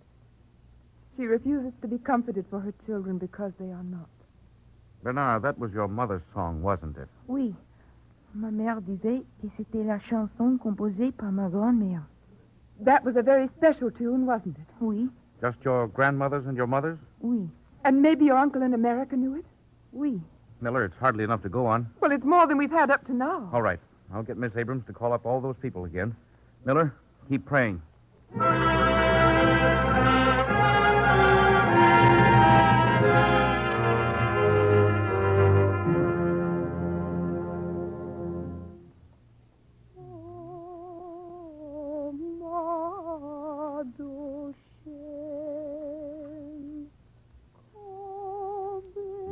That's not familiar. I don't recognize it. No? Never heard that melody before? It's too bad. I had a sister called Rachel. I know she had a little boy, but I never heard that melody in my life. Miss Miller, there's someone outside who wants to talk Please, to you. I left word we were not to be disturbed. He's on furlough. He thinks he might be the boy's uncle. He seems excited. The boy is tired. Wait a minute. We've got to try every angle. Tell him to come in.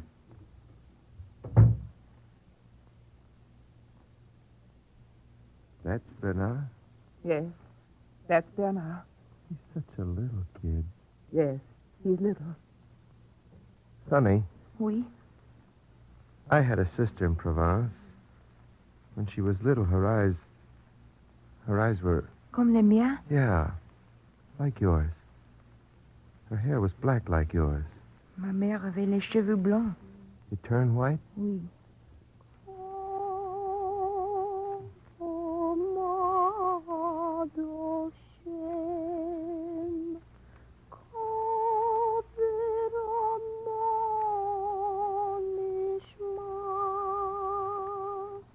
Bernard. Oui.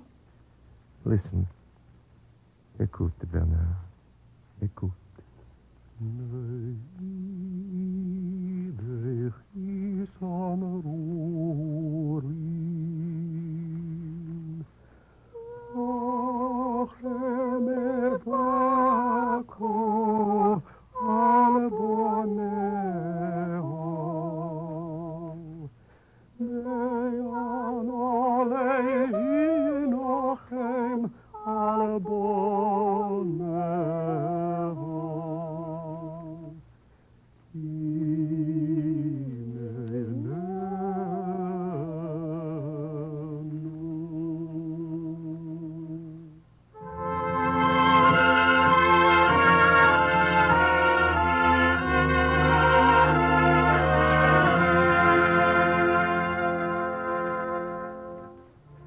There is one American soldier today who has returned from the war.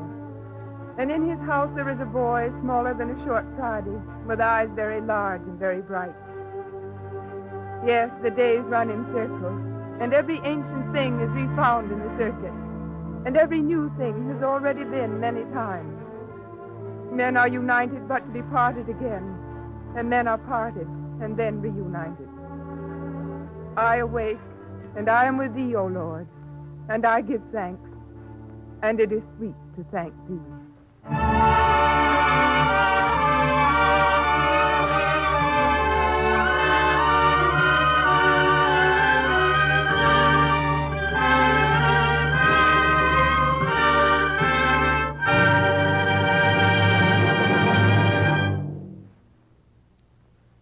If you'd like a free copy of the script just heard, write to The Eternal Light, 3080 Broadway, New York, 27 New York.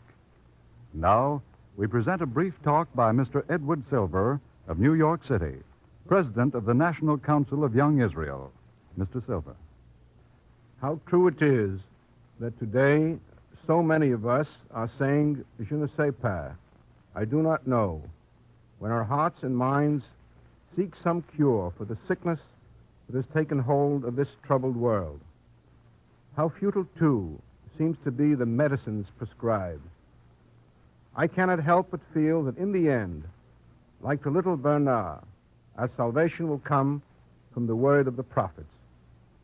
Whether atomic energy will prove a blessing or a curse, whether any scientific advance will prove a blessing or a curse, will, in the last analysis, depend upon the heart and conscience of man. A decade ago, we brought destruction to the world by a false evaluation of the word culture. We could not believe that a nation that had brought to the world great music, literature, art, and scientific discovery could commit the crimes it threatened. We failed to realize that a nation that felt that the words of the prophets were to be shunned and despised was a nation without heart or conscience, depraved and debased. This concept is shown in Exodus, which reading we began yesterday in our synagogues. Israel and Egypt represent two world conceptions, two ways of looking upon God and man. They're not merely in conflict, but mutually exclusive. As said Jeremiah at the door of a king of Judah, "Woe unto him that buildeth his house by unrighteousness, and his chambers by injustice." These words of Jeremiah are but a prophetic echo of the Israelites' cry for freedom that pierced the heavens in the days of Moses. They are but the translation of the trumpet sounds of the Exodus and the covenant of Sinai, with the divine and everlasting proclamation of the rights of man. Thank you, Mr. Silver.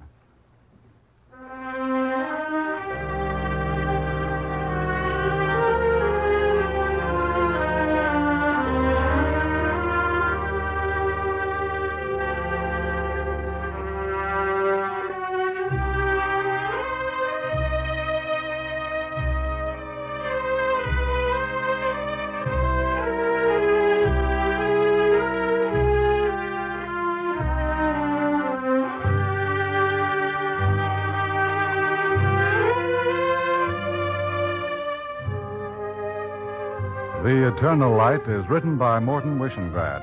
The musical score was composed by Morris Momorsky and conducted by Milton Catons. Ann Sterrett was featured as Miss Miller, and Ronnie Liss was the boy. The soloist was cantor David Putterman, and he was assisted by Bobby Miller. The entire production was under the direction of Frank Papp.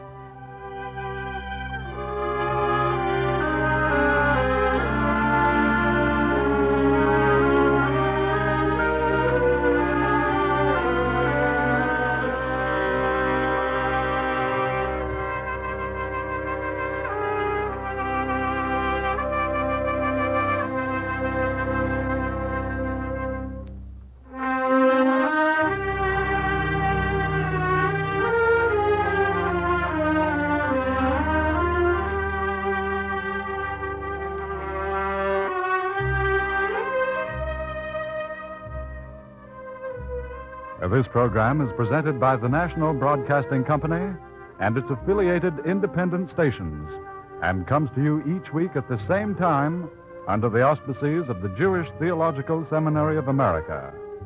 If you'd like to have a free copy of today's program, write to The Eternal Light, 3080 Broadway, New York, 27, New York.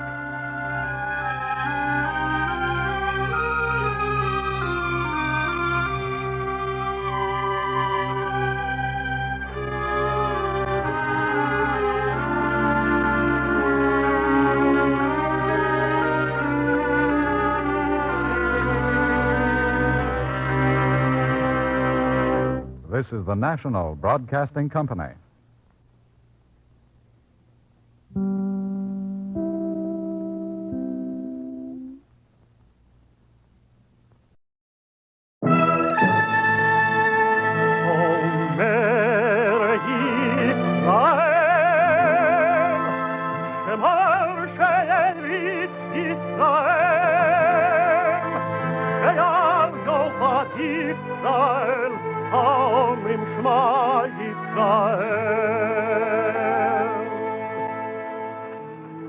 And the Lord spake unto Moses, saying, Command the children of Israel that they bring unto thee pure oil olive, beaten for the light, to cause the lamps to burn continually in the tabernacle of the congregation. And it shall be a statute forever in your generations.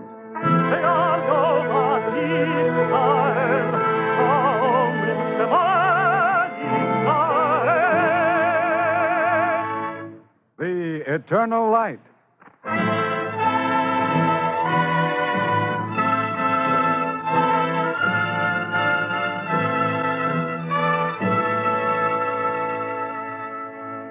The National Broadcasting Company and its affiliated independent stations present The Eternal Light. This program comes to you under the auspices of the Jewish Theological Seminary of America. We bring you today Robert Nathan's book, Jonah, adapted for radio by Harry Kleiner. Alexander Scobie is featured as the narrator, and Jack Lloyd as Jonah.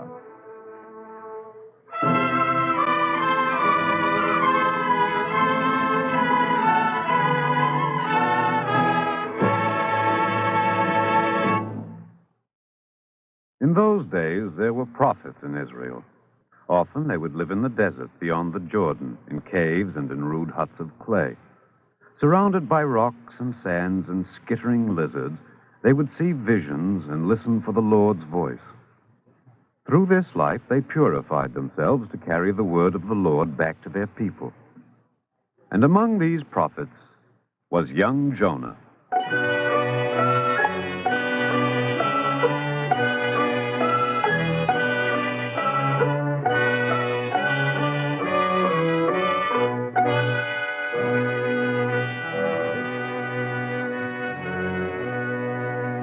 Jonah shared his frugal meals with the lions of the desert and with the birds and foxes and ravens.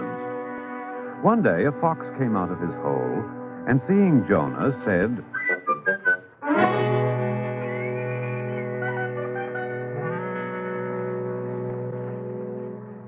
Jonah? What? Did you speak? Of course. You heard me. I thought said, Jonah. I thought I heard you. I wanted to ask you something. Oh? Yes? When I go down in my hole, God goes down after me. Now, is God a fox or a Jew? The Almighty made us in his own image. So he has the appearance of a man. He created animals, too. But he made them in the image of animals. Of course, it's true that some men worship bulls and doves and such idols. But our people may worship only the Lord. Oh, very puzzling. I dreamed once of a God who was a raven and kept pecking at me with his beak. Oh, well.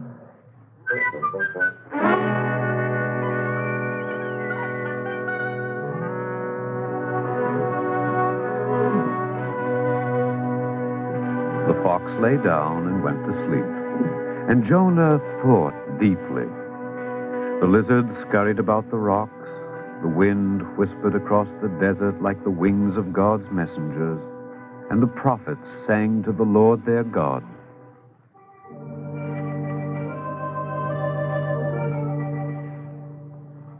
Vayomer aleichem iveri yonoechi ve'esad Hashem Elohei hashomayim ani yorei asher oso es hayom ve'es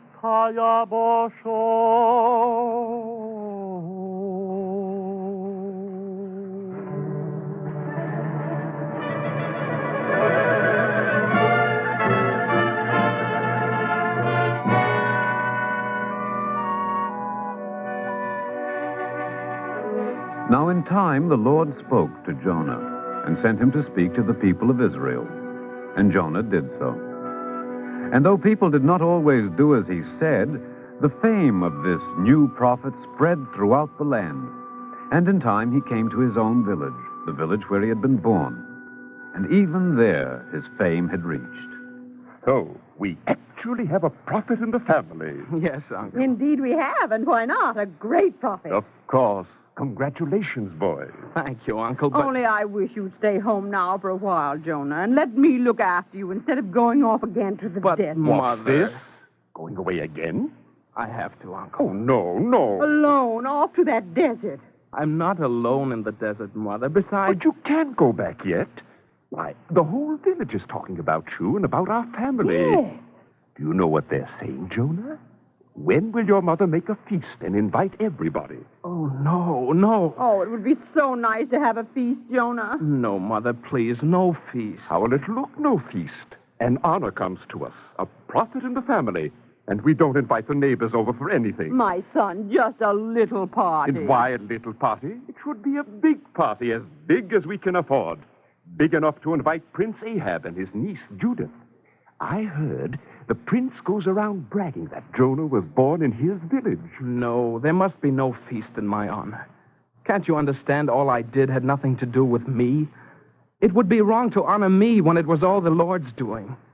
Besides, I have to get back. I'm getting confused. I must go back to the desert and learn what I must do next.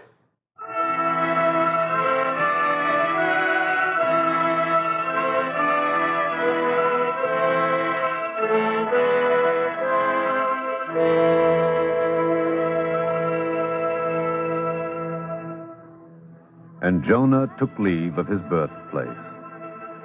But as he came to the edge of the village, he passed a giant sycamore tree near a palace of stone and fragrant cedar wood.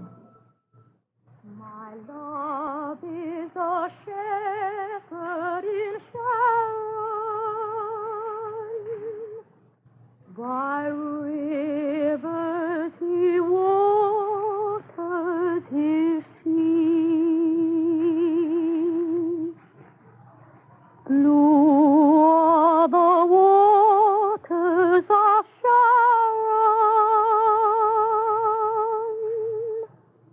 Rivers of Sharon are deep. My love. Who is he in Sharon? Why are you frightened? I'm not. Who is it you sing of in Sharon? I've been there. Perhaps I know him. Oh, I don't know anyone in Sharon. It's just a song. Why do you sing such a song? Why not a song in praise of God? Who are you to come into my garden and tell me what to sing? I am Jonah the prophet. Jonah? You don't even have a beard. I said I am Jonah. Strange. When you spoke of God just now, I seem to feel something. Such a strange feeling. So peaceful. And yet it hurts a little. That is how I always feel about him. Then you are Jonah. Oh, don't go. I only stopped because I heard you sing. Oh, there are so many things I'd like to ask you. They say Jonah has been to many different places. Think of the people you must have seen. I can't stay. I must be on my way. Very well. Goodbye. I'm not as beautiful as some of the girls you've seen. You are. I mean, in a different way. In what way? Well, tell me. Why do you speak as if you command? I didn't mean to, Jonah. Who are you? My name is Judith. My uncle is Prince Ahab.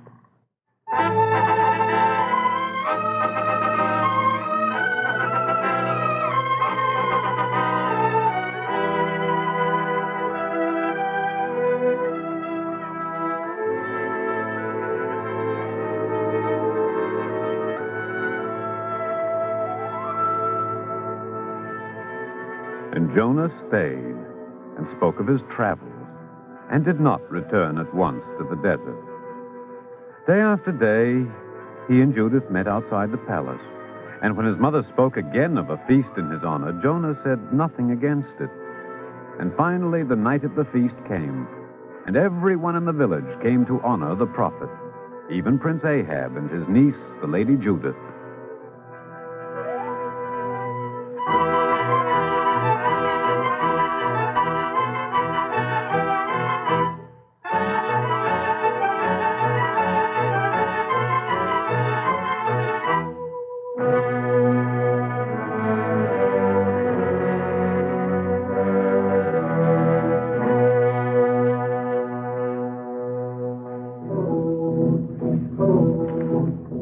ומהי חסו בסוף, אהל תנוך חשו בשוב, אין כאן ראש ואין כאן סוף, יד אל יד אל תעזוב. ומהי חסו בסוף. Jonah, let's sit here, away from everyone. Yes, Judith. Just think.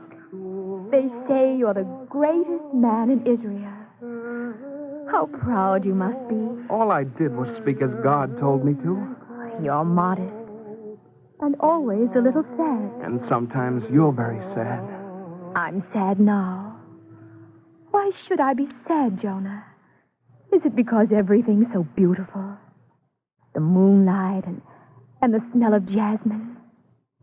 Why should something so beautiful want to make me cry, Jonah? All that's beautiful comes from the Lord. But you're not sure of him. That's what makes you want to cry. That's why all Israel is sad, too. Oh, I'm not sad because of that. God has been good to me. And I prayed to my two little doves. Judith. Oh, don't be angry. They are little doves made of silver.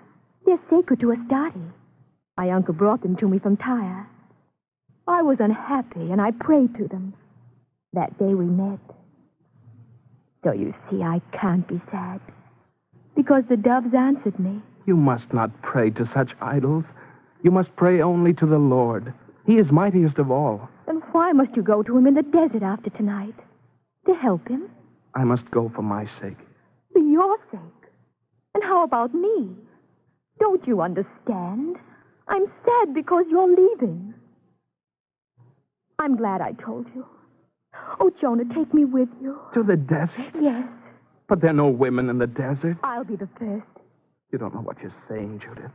The heat, the hours of meditation, the silence, the waiting for a voice. I'd only want to hear your voice. Oh, Jonah. I must go back without you. Don't you think God would understand if you went back a little later? After we were married? Yes. I think he would understand.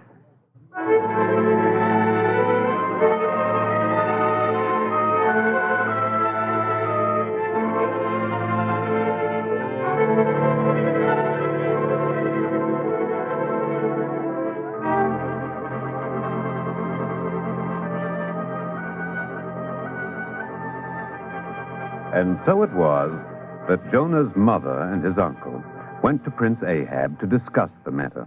What? What? Ridiculous. Why is it ridiculous, Your Highness? My son is a great prophet. And famous. Yes, famous. Of course, he's poor.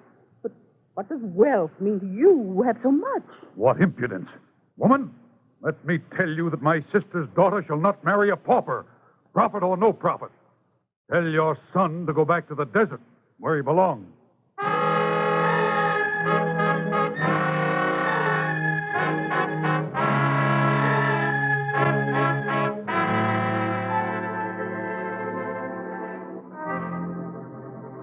Jonah lingered on, waiting for word from Judith. When none came after 7 days, he climbed the hill to her garden, where he found not only Judith, but also... That shawl is for me, Hiram. But I have so many. None like this. It's dyed with Tyrian purple and has a fringe. And look, the little doves of Astarte are on it, woven in silver. I brought it just for you, Judith.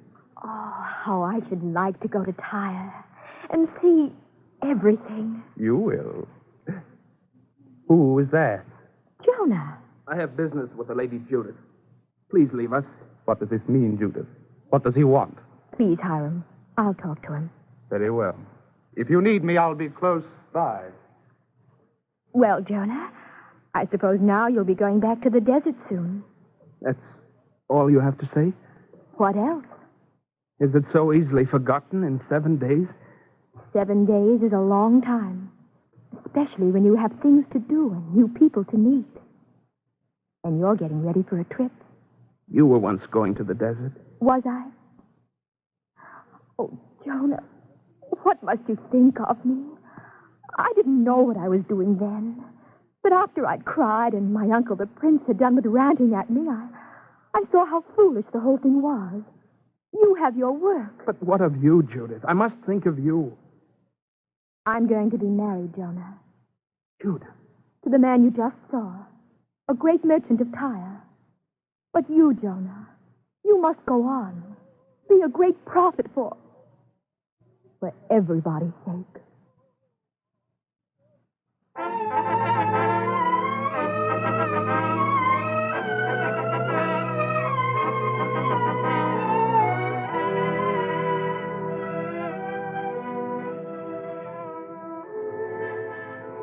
And Jonah turned away. All day he wandered without knowing where, until his feet led him at evening to the garden of his old teacher Naaman, whom he had not seen for many years. So, my son, you have hurt yourself. Naaman, how can one love and then not love? And where's the Lord all the time? I prayed for help. Why is he so silent? You blame the Lord. No, I just don't understand it. That's why I came to see you, as I used to do when something troubled me. Naaman, There were two of us in love with Judith. I prayed to the Lord. Hiram the Phoenician prayed to the doves of Astarte, and he won. Why? My son, you've traveled and learned much. Have you not learned that there is only one God? Did you not find that in the desert, Jonah? Yes, Naaman, that I know. But I have also been in Aram, where men worship snakes. And I heard of a land far to the south where pygmies live. They have idols which are only 2 feet high. You should travel and learn about such things. I do not need to travel, Jonah. I am an old man and no longer speak with the hope of changing anyone.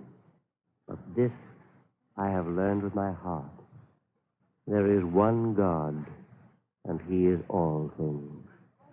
He is in this peaceful garden, the sun that sets, the moon that rises, the breezes of evening whispering through the leaves of my acacia trees. He is everything that was and will be. He does not war with other gods of men's imagination. And when you doubt him, you doubt the very breath of your life. You do doubt him, don't you, Jonah? Go back to the desert and listen to him once more in the stillness of your heart. Somehow, he will show you.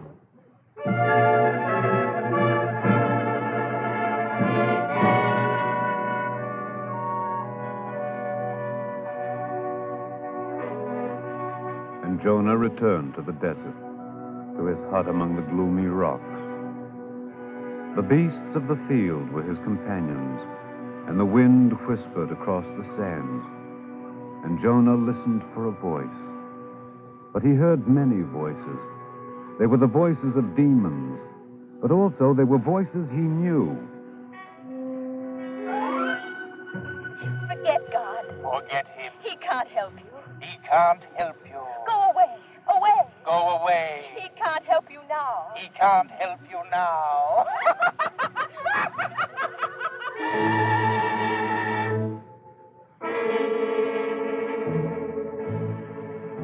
The demons of the desert laughed with wild peals of laughter, bitter and full of pain, cruel and without pity.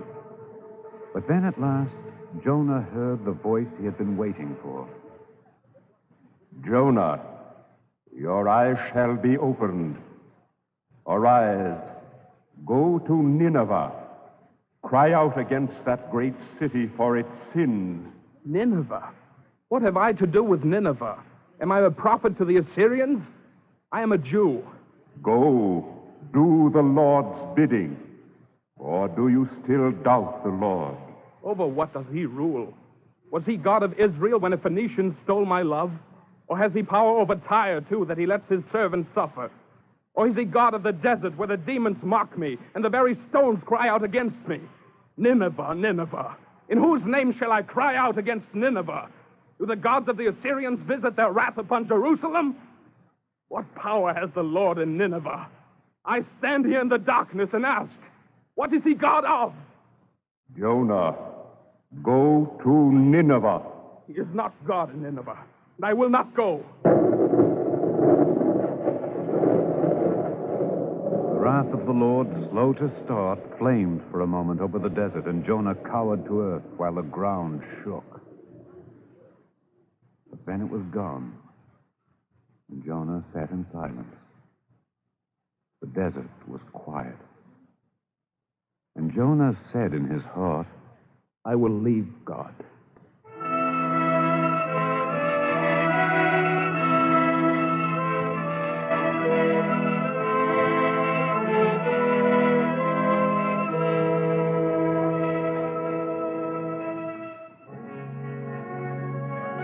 Jonah started out next day, not for Nineveh, but for the coast.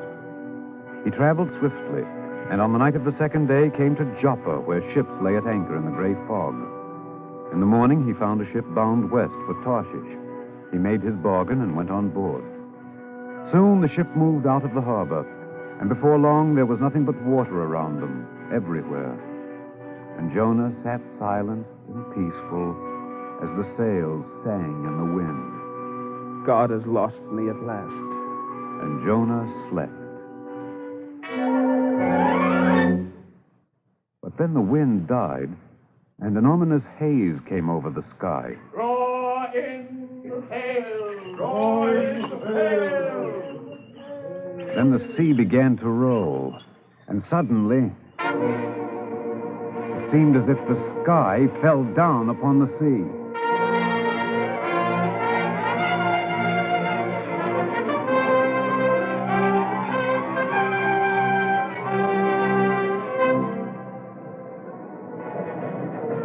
As the tiny ship dashed about in the water like a cork, the sailors fell upon their knees and prayed to their gods. And then Jonah spoke. It is my fault. I alone am to blame. I brought this upon you. It is my life that is wanted. Throw me overboard. How, Ed? How do you mean? I am a Hebrew who denied the Lord. Throw me into the sea. And the sailors seized Jonah and cast him overboard.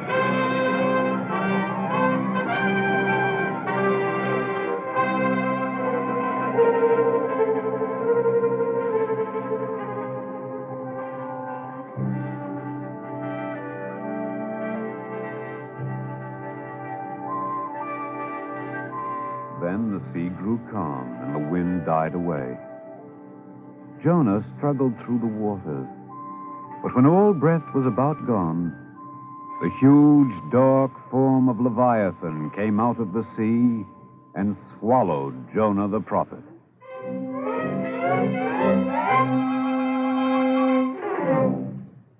I'm sorry, Jonah. Those were my orders. The Lord told me not to let you drown. God spoke to you? Why not? Why shouldn't he? I don't know. It seems so... So strange? Do you think he commands only men? I see now that he does not. He commands the fish of the sea, the hosts of the air, and all creatures of the earth. There is one God only, and none else.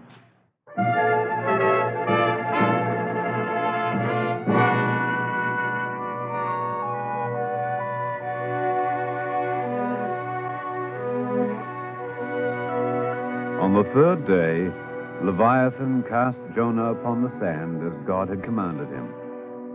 And now at last, Jonah set his feet on the road to Nineveh. And as he went, he spoke to his God. Lord, forgive me. I have heard you speak and did not know that your voice filled the earth.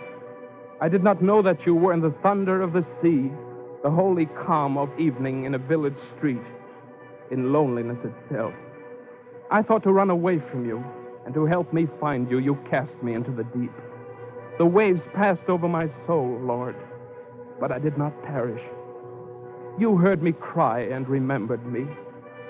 And in Nineveh, too, I will find you.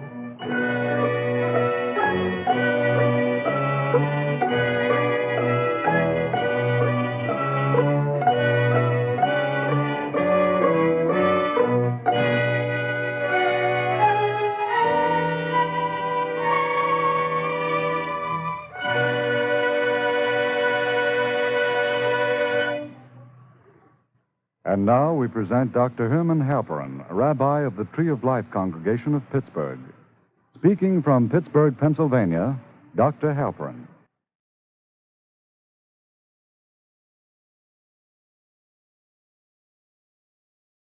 We have been privileged this morning to listen to a modern midrash of the Jonah story.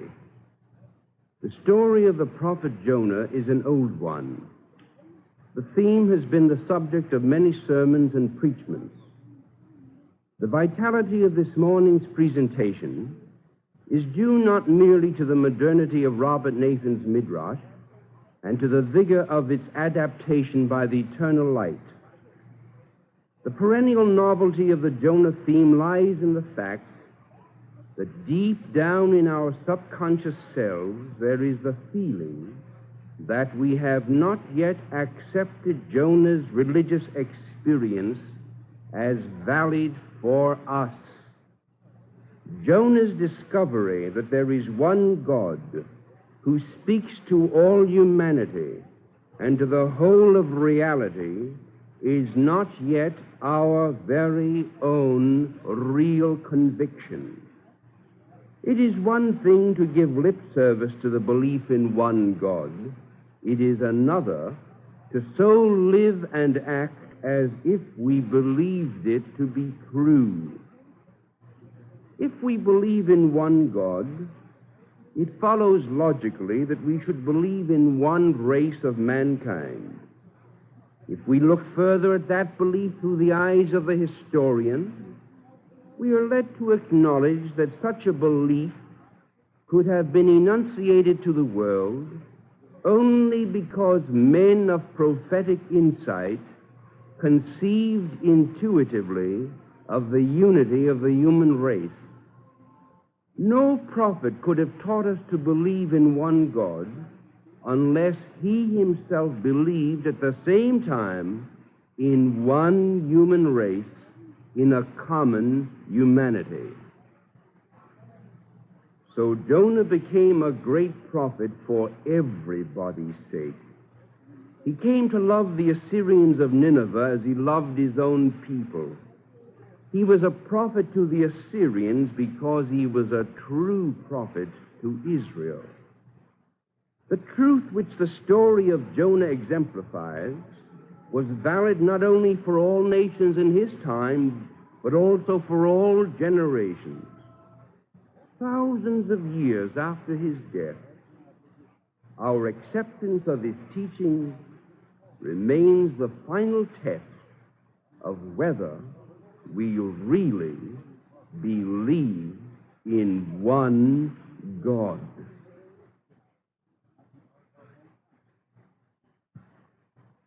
Thank you, Dr. Halperin.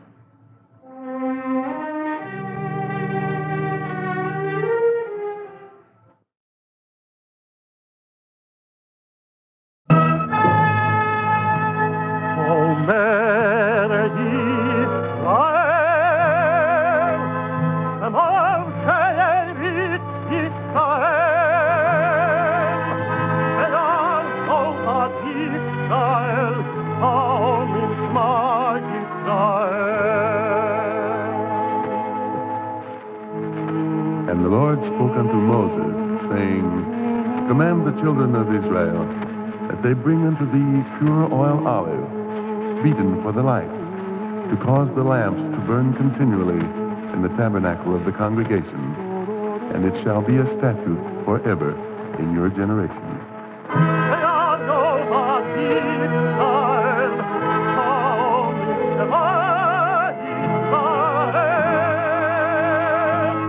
The eternal life.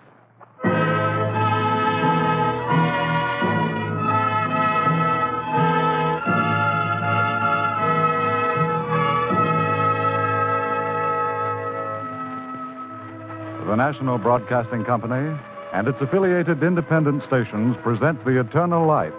This program comes to you under the auspices of the Jewish Theological Seminary of America. Our story today is a fantasy by Morton Wishengrad entitled The Parable of Reb Yisroel, and features Melchior Ferrer as the narrator and Juano Hernandez as Reb Yisroel.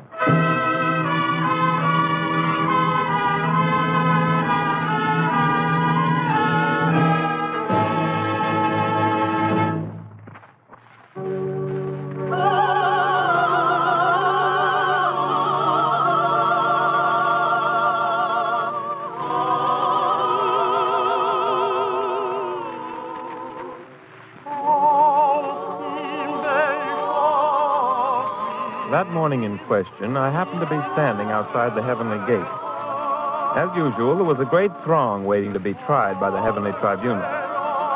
Some groaned and bit their fingernails, others radiated an aura of confidence. Now, it has been my experience, founded on 462 years of personal observation, that sinners who await the heavenly trial are frequently expectant and self-assured, while righteous men and women invariably tremble at the imminent prospect of judgment. On this particular morning, 120 years ago, I observed two men who had died that very hour and who were now awaiting trial. One had been a wealthy man, the other had been a thief. And both had come for judgment directly from the city of Bialystok. The thief spoke first. Menachem, before you go in there. Yes? I want you to know, well, it's hard to put into words. It was nothing. Oh, no, Menachem. It was a good deal. I was starving. Everyone said I was nothing but a thief, but you sent me food. You and Reb Yisroel. Do you call that nothing?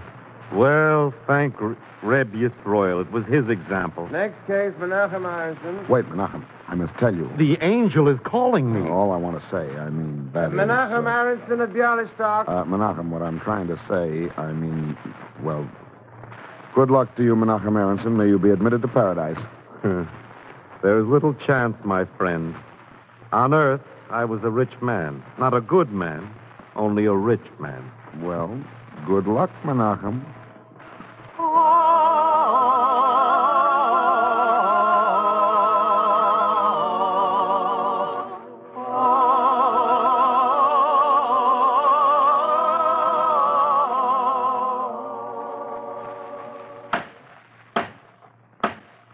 Menachem Aronson, stand before the bar. Yes, Your Honor. Do you have anything further to say in your own behalf? No, Your Honor. The record in your hands is correct. Too bad. You mean? The list of your iniquities is very great. They outweigh your good deeds many times. Very many times. I can't say that I wasn't warned. Back in Bialystok, Reb Yisroel used to speak to me all the time. He used to plead with me. You will have to leave heaven and go. I know. Yes, of course. All right, I know the way. Sinners generally do. I wonder if you could spare me pen and ink. I want to send a letter to Bialystok and tell Reb Yisroel Absolutely out of the question. Oh. Well, all I wanted to tell Reb Yisroel was that I've had a fair trial. Well, thank you very much. That is, thank you.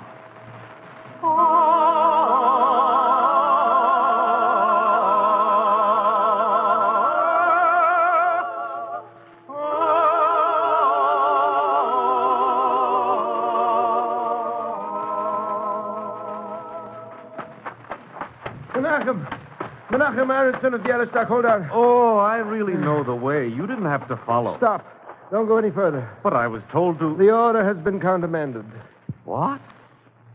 Oh, Reb Yisroel, thank you. Thank you for interceding for me. Fiddlesticks. Reb Yisroel, whoever he is, had nothing to do with it. You've been ordered to reappear before the heavenly tribunal. It seems something unusual took place during the trial of your friend the thief.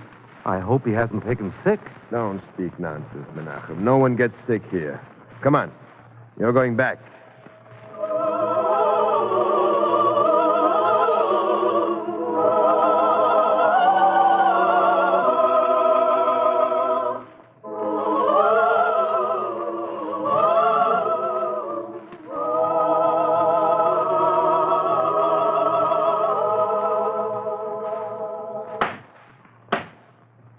Menachem Aronson, Bialystok. The same, Your Honor. A man was starving. You fed him. I did what Reb Yisroel told me to do. Reb Yisroel is a holy man, a real tzaddik. When after 120 years he comes to heaven, he will not be an ordinary angel. No. He will take his place among the seraphim. Menachem Aronson, you are impertinent and presumptuous. I beg your pardon, but Reb Yisroel said that a thief is also a human being, and that it was my duty to feed him. The court will discuss Reb Yisroel on the proper occasion. The court now informs you, Menachem Aronson, that your sentence has been reversed. Reversed? Reversed. But the list of my iniquities, you said... I did. You ordered me to leave heaven and go to... I did. But the list of my iniquities, you There said... is no list. No list? It's gone. Oh, thank you, Your Honor. Don't thank me. Thank your friend, the thief. Oh? He stole the list. Reb Yisroel. Oh, Reb Yisroel. You should know what has happened. Menachem Aronson of Bialystok, not another word about Reb Yisroel. Not a single word. And be good enough to close the door as you leave. There's a terrible draft. Next case.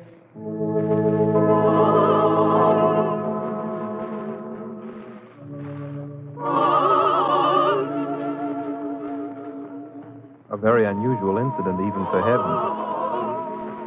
The judge ordered a thorough investigation, you can be sure, but Menachem Aronson remained in paradise, blessing the name of Reb Yisroel, who had taught many men to love each other. Now, I must tell you that Reb Yisroel became something of a problem, because due to his earthly influence, many irregular things began to take place with alarming frequency within the precincts of the heavenly tribunal. Immediately, there was politics. One party of angels declared that Reb Yisroel was a saint who was surely destined to sit among the seraphim. A second party insisted that he could only take his place in the lesser rank among the ordinary angels. And a third party declared that Reb Yisroel wasn't a saint at all, that he was not even sure of admission to paradise. It became very disturbing. The angels commenced to quarrel, so measures had to be taken. You're not listening to me. Please let me make my point. I'm trying to establish only one thing. To behave as gentlemen. Phineas. I didn't say a word. I didn't ask you. Now listen, all of you. There will be no peace until we send messengers down to earth and investigate this Reb Yisroel of Minsk. Bialystok. Bialystok. Thank you, Abner. We must put him to the test. Determine whether he is qualified to sit among the angels.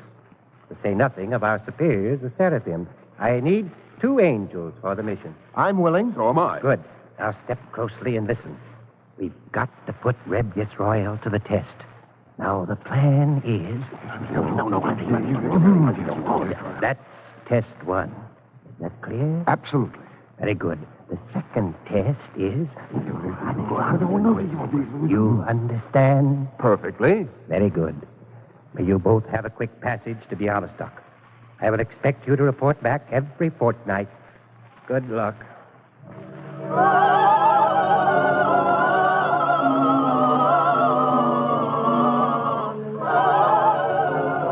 The heavenly chorus faded into the distance.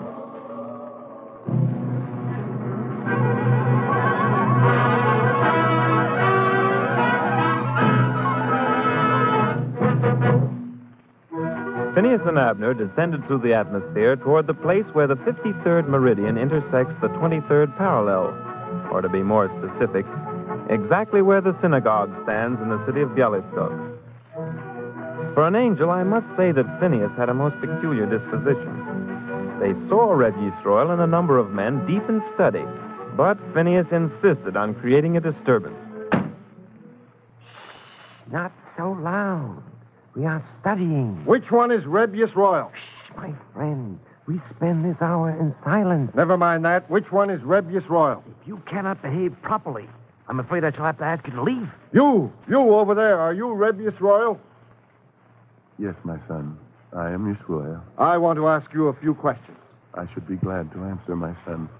Will you return in an hour? No, I want my answers now. Shall I make him go, Reb Yisroel? No, let him stay. Very well, my son. What are your questions? The Talmud declares that when a man runs away from honors, honors pursue him. Is that so? It is so. What is your question? I have run away from honors, but no honors pursue me. What is the reason, Reb Yisroel? The reason, my son, is that you keep looking backward. Now will you let us study in peace? I'm not done. Reb Yisroel, why is it that the pious man is not eager to persuade others to become virtuous, while wicked people always seek companions in wickedness? Why? That's my question. A man of piety walks in light. He is not afraid to walk alone. Well? A wicked man walks in darkness. He is anxious for company because it is dark. May we resume our study now? Not yet. One last question. You pray a good deal, don't you? I try to. Have you succeeded through your prayers in bringing it about that the rich should be more generous in their gifts to the poor? Not altogether, my son, but I have accomplished half my prayer. The poor are willing to accept them.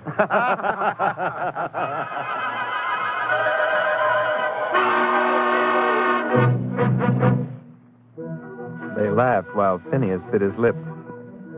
I might say that it does not pay to antagonize an angel who possesses a peculiar disposition.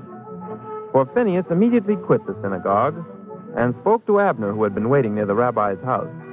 At once, Abner put on the garments of a beggar, waited until the rabbi returned to his house, and then he knocked on the door. Yes, my son? I am a poor man. Give me alms. Alms for the poor man. Come in, my son. I have no money to give you. Oh, then you refuse to give charity. I did not say that, my son. I said only that I have no money. But perhaps I can find something in this chest of drawers. One moment, please. You're only pretending to look. Pretending? I'm sure I don't know what's come over people today. Here, take this, and may God go with you. What is it? It is a ring. It belongs to my wife. You may have it. Take it, my son, and go in peace.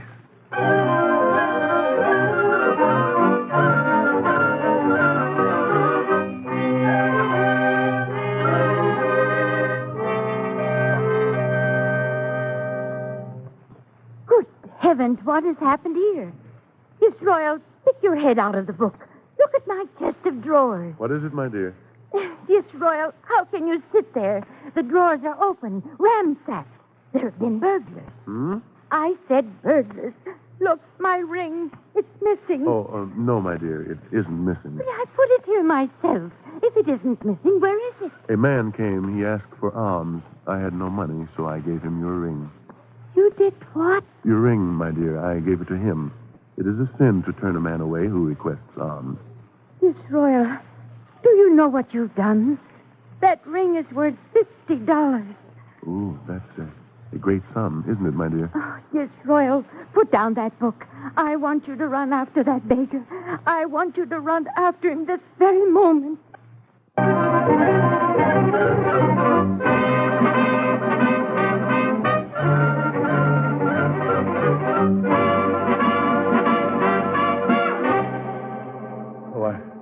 I'm glad I caught up to you. I've got a stitch in my side. I thought so. Well, I expected it. What do you want? That ring. My wife says... Yes, what did your wife say? She says the ring is worth $50. Well, what about it? I came to warn you. What? What's that? You came to warn me? Yes, of course. My wife does not lie. If she says the ring is worth $50, we may both believe her. Don't let anyone cheat you. Cheat? Me? Yes. When you sell it, make sure you get $50. Don't take anything less than that. Not a single penny. La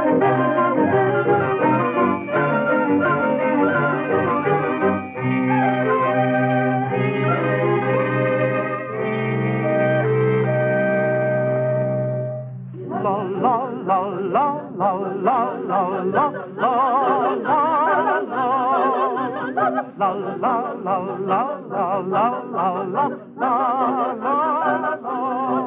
It became necessary for Phineas and Abner to return to the heavenly tribunal and make a preliminary report. The temptation of Reb Yisroel was not proceeding according to plan. And where there had formerly been 3 parties of angels, now there were 6. 2 parties insisted that at Reb Yisroel's death he would take his place among the seraphim. 2 other parties protested that Reb Yisroel was worthy only of a place among the ordinary angels. The remaining parties went into separate caucus, and there were sounds of argument, contention, and strife. I must say that for a while it was difficult to know what heaven was coming to. Phineas and Abner were recalled. In their place, a single angel was sent to Bialystok, a certain Reuben, who was notoriously hot-tempered and ingenious in a nasty sort of way. For Reuben set himself up as a rich man, and then he caused a terrible famine to come to Bialystok. Yisroel, we're foolish to come here. Reuben won't help. He must, my dear. There's no one left to turn to. He's a violent man, Yisroel. Let's go home. You may go home if you wish, but someone must appeal to him. People are starving. Please, Yisroel, come home with me. No, my dear. Very well. If you stay, I stay. Well? Reuben, my wife and I... What about it? People are starving in Bialystok. So? Everyone has helped but you. So? My son, I am here to ask you for alms. Good day. You turn us away. I do. Are you human? You can't turn us away. I will not leave, Reuben. You won't, huh? Not until you give me something. Very well, Reb Yisroel. Come here. Closer. You struck him. You really struck him. Oh, Yisroel. My son. Well? That slap, my son, that was evidently meant for me. Now, what will you give for the poor of Bialystok?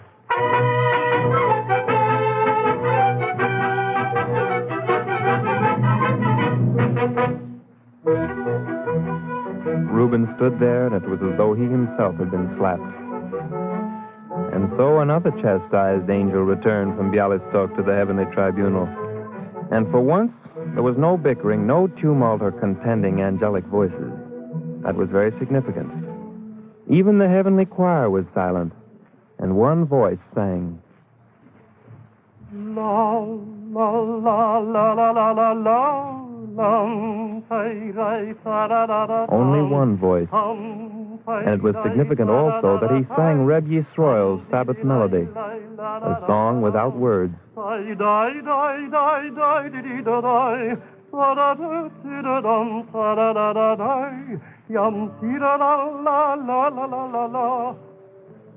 There was a hasty consultation. This could never do. Reb Yisroel was influencing heaven. The angels were becoming very solicitous of their observance of heavenly decorum, as though they were ashamed of their past behavior. And suddenly, each heavenly day became transformed. It was like the Sabbath day in Bialystok, only every day a Sabbath day. Phineas would meet Abner. Good Shabbos, Abner. And Abner would meet Reuben. Good Shabbos, Reuben. And Reuben would meet Menachem of Bialystok. I bring you regards from Bialystok. Your grandson Jonas has become the best marble player. They say also that he's a fair scholar. There was such sweetness, such amiability on all sides, it was unearthly and rather becoming. Still, there was one small group of angels, insignificant in number really, but quite vocal, who were not convinced that Reb Yisroel could take his place among the seraphim. Among the ordinary angels, yes, without a question. But the seraphim, well, they demanded more evidence.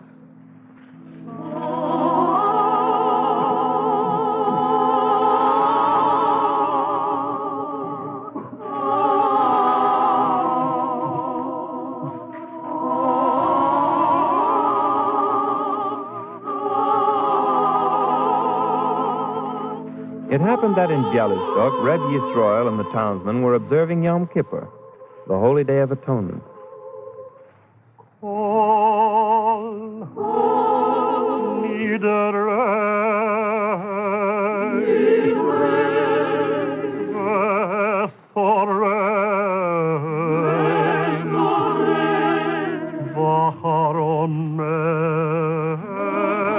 And Reb Yisroel and the congregation asked forgiveness for the sins they had committed against one another.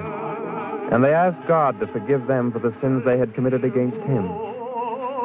I must tell you that even in heaven, when the chant of Kol Nidra rises on the Day of Atonement, there is much solemnity and even tears. So all of us look down on the congregation of Bialystok, and especially upon Reb Yisroel. We could see everything going on, hear every prayer, observe the actions of every man and woman and child. You must judge of our astonishment when we heard the angry words coming from the mouth of Nachum the tailor. And so we waited for the end of the services, waited for Reb Yisroel to rebuke the tailor. Nachum, I do not wish to rebuke you. Each man prays to God in his own way, but it is quite wrong. Wrong to do what, Reb Yisroel? To scold God. I thought about it, Reb Yisroel. I'm sorry I was angry against him. Well, I'm glad to hear that. It seemed to me I heard you arguing with God. I was. On Yom Kippur? Is there a better time? I declared to God, you want me to repent of my sins? All right, I repent. But what do I repent? Yes? Small sins, very minor things. I said to God, all right. I may have sewed a button with a single thread when I should have used a double thread. I kept leftover cloth, all right. Well, perhaps I ate a meal without first washing my hands and making the benediction. But you, oh Lord, you commit great sins. You take babies away from their mothers. You take mothers away from their babies. So, Lord, let's be even. If you forgive me, I'll forgive you. That was your argument with God. Are you going to scold me, Reb Yisroel? Scold you, Nahum? No, I'm not going to scold you. For the things you said with simplicity and with faith. I shan't scold you. Only, Nahum. Yes, Reb Yisroel? Nahum, my son. Why did you let God off so easily? The things you said were not entirely false. Why did you let him off so easily? Why didn't you press your advantage? Nahum, don't you see? You could have forced him to forgive all of mankind.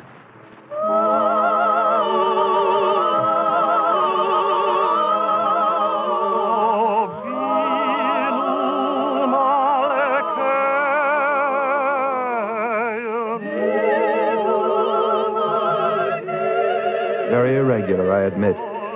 But there wasn't a single member of the heavenly court who uttered a word of protest.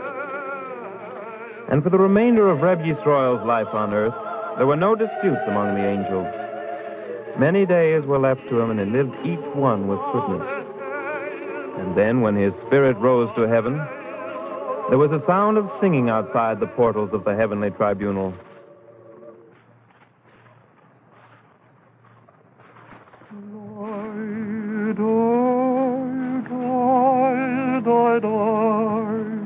Reb Yisroel, the Arstock. I await my judgment, Your Honor.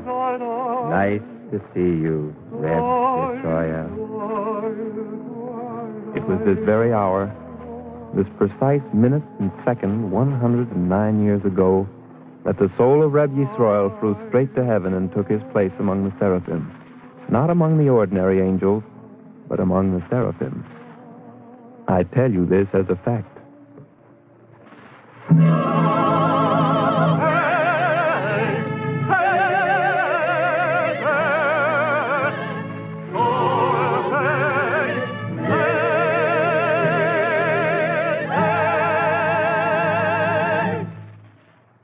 If you would like a free copy of the script just heard, write to The Eternal Light, 3080 Broadway, New York, 27, New York. And now, we present Rabbi Aaron Ofer of the Hebrew Tabernacle of Washington Heights of New York City. Rabbi Ofer. The Hebrew language is the mother tongue of the world's religion. Yet, strangely enough, it has no equivalent for the word religion. The reason for this is that Judaism does not regard religion as something separate and apart, but identical with life. For the prophets and the sages of Israel have taught that habit rather than maxim is the essence of the good life. The love of God translated into acts and attitudes of kindness, that is the core of Judaism. It hath been told thee, O man, what is good, and what the Lord doth require of thee, only to do justly, to love mercy, and to walk humbly with thy God. This simple code is deemed the heart of piety, which in Hebrew is termed Chassidut. The religious movement known as Hasidism, which sprang up in the 17th century among the Jews of Eastern Europe, epitomized the faith of Israel in terms of pure piety, as allegorized in the parable of Reb Yisroel. Only to do justly. The thirst for justice knows no bounds in realms human or divine. Wherefore doth the way of the wicked prosper, was the prophet's challenge to the justice of the very creator of the universe. There is something of the prophetic grandeur in Reb Yisroel's comment on the bitterness of a suffering brother. You have let God off too easily. To love mercy. The paramount duty of man on earth is to love his fellow man, to feed the hungry, to clothe the naked, to give shelter to the homeless. Every human being is entitled to mercy, even the sinner, the derelict, the outcast. Even a thief is a human being, and it is our duty to help him. And to walk humbly with thy God. Humility is the soul of piety. A man deserves honor only when he flees from honor. No hypocrite can be a Chassid. Piety means the readiness to accept abuse and ridicule in the pursuit of charity without flinching or faltering. The slap, my son, was evidently meant for me. Now, what will you give for the poor? Hasidism is the religiosity of the unsophisticate, of the common man. It manifests Emerson's contention that men are better than their theology. In these days of moral inflation, of high-sounding slogans, of unimplemented charters and declarations, we can learn much from the simple, forthright, genuine piety of a living faith, of practice rather than preachment, of deeds rather than maxims. Thank you, Rabbi Ofer.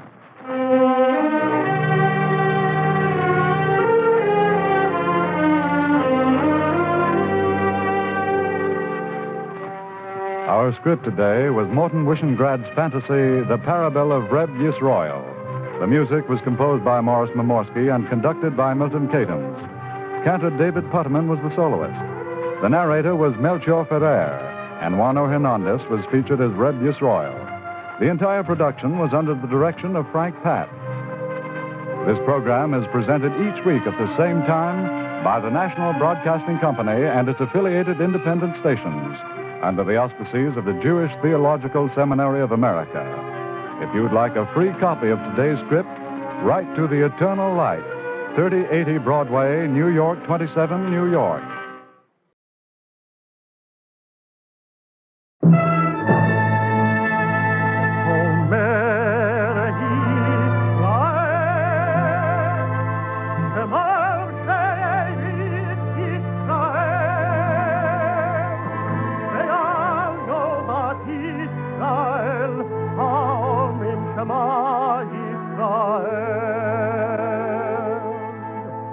And the Lord spake unto Moses, saying, Command the children of Israel that they bring unto thee pure oil olive, beaten for the light, to cause the lamps to burn continually in the tabernacle of the congregation.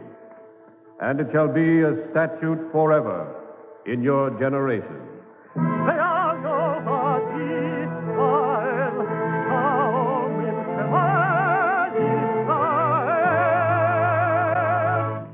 The Eternal Light.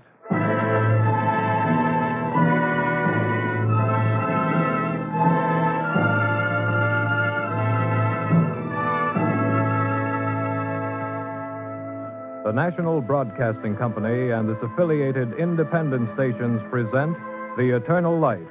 This program is brought to you under the auspices of the Jewish Theological Seminary of America. Today's story by Morton Wishengrad is entitled My Cousin Avigdor, and features Ben Cooper and Michael Artis.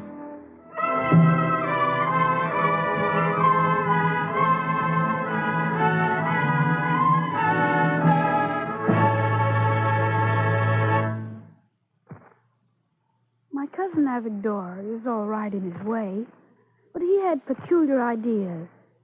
He says that a tree has a soul, and you can't argue with him. He is smaller than I am, but he is much louder. Also, his hands are not always very clean. My cousin Avigdor, he is always grubbing in the ground. He likes to plant trees. My cousin Avigdor is a fanatic.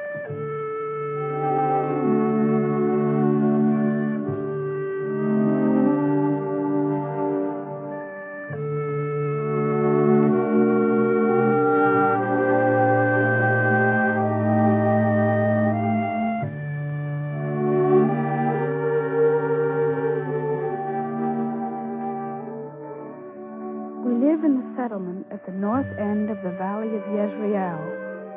Every year on the 15th day of the month of Shvat, which we call Chamisha Asar B'Shvat, there's a school holiday, and everybody, and my cousin Avigdor, leaves the classroom and goes out into the field, beyond the stockades, and plants trees. That is because the 15th day of Shvat, of the Hebrew calendar, is the New Year's Day of the trees. We do this also because the fields and the hills are naked, like people who have lost their clothes. Everybody plants a tree. That is the ritual. Even Simcha Rosen, who is only going on 5, and doesn't even belong in the classroom. But my cousin Avigdor, he wants to plant 2 trees. My cousin Avigdor is a fanatic. He always says to me, Benjamin, he says, a tree has a soul. Better blow your nose, Avigdor. It's running again. I don't care. A tree has a soul. This tree that I'm planting is my own brother. Avigdor, you are crazy. Stop that, Benjamin. King David won't like it. Don't you think King David is a fancy name for a skinny little tree like that? King David will rise up like a cedar of Lebanon. Avigdor, you are very crazy. Orange trees don't grow that high. Don't you say that about my brother? You are nothing but a baby. How can a tree be your brother? You're jealous. I've got King David, the prophet Ezekiel, Bar Kochba, and Yehuda Halevi. You're jealous of my brothers, Benjamin. I won't listen to you.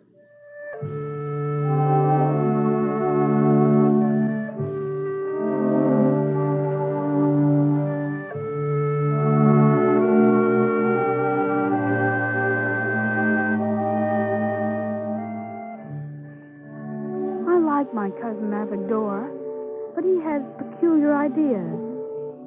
Sometimes I think I would like to give him a good kick. But my cousin Avigdor is scrawny, and I'm always afraid I will break something. Sometimes I think that he has it in him to become the national dope of Palestine. I'm not exactly stealing this fertilizer, but my brothers need it very much. You see what I mean? Avigdor's brothers need fertilizer. Oh, it's all right to like a tree, but Avigdor carries it too far. He has no shame. Even in the classroom, Avigdor has no shame. A tree has a soul. You must not say that, Avigdor. Trees are not animate. A tree has a soul. The Bible says so. No, you're mistaken. It says so. I memorized it. When thou shalt besiege a city, in making war against it to take it, thou shalt not destroy the trees thereof, by wielding an axe against them. For thou mayest eat of them, but thou shalt not cut them down. For the tree of the field is man's life. And that proves that trees have a soul? The tree is man's life. It's the same as his soul, isn't it? Well, isn't it?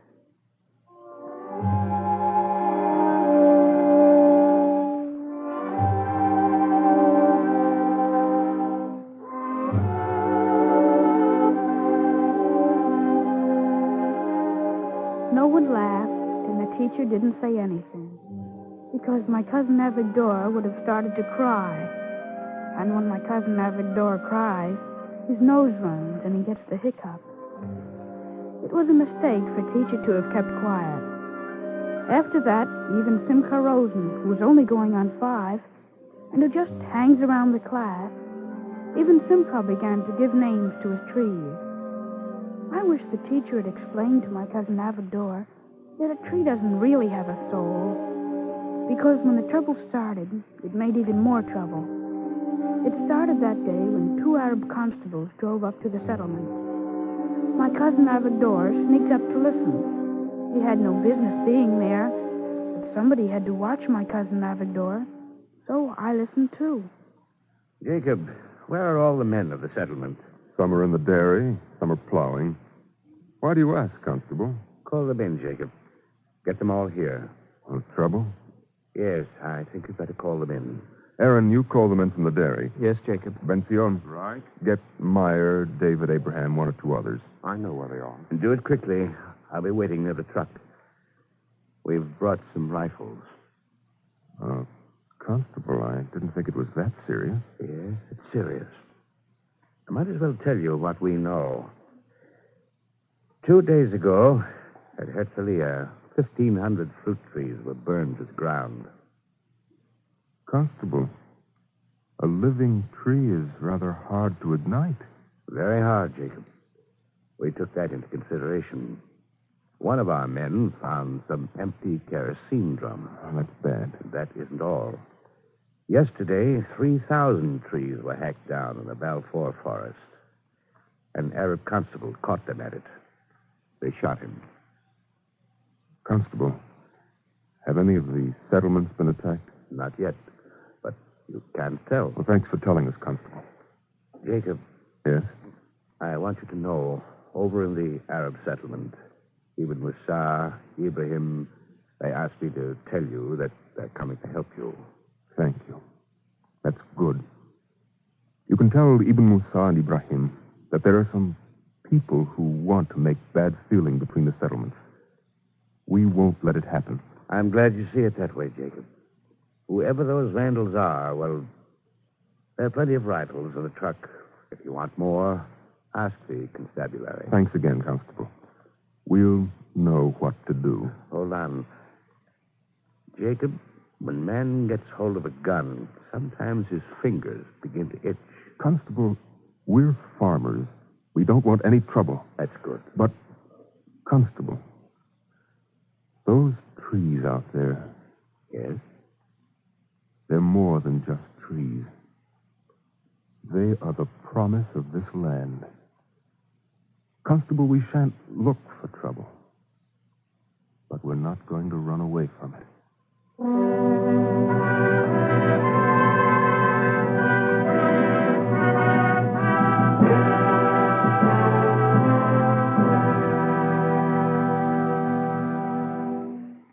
There will be no class today.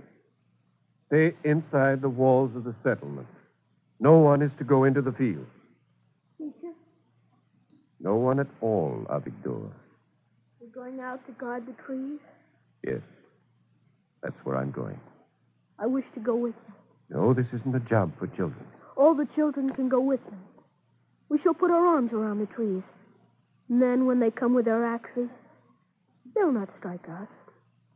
No one will strike a child. Avigdor. You will let us come? No, Avigdor. Blow your nose. Just blow your nose.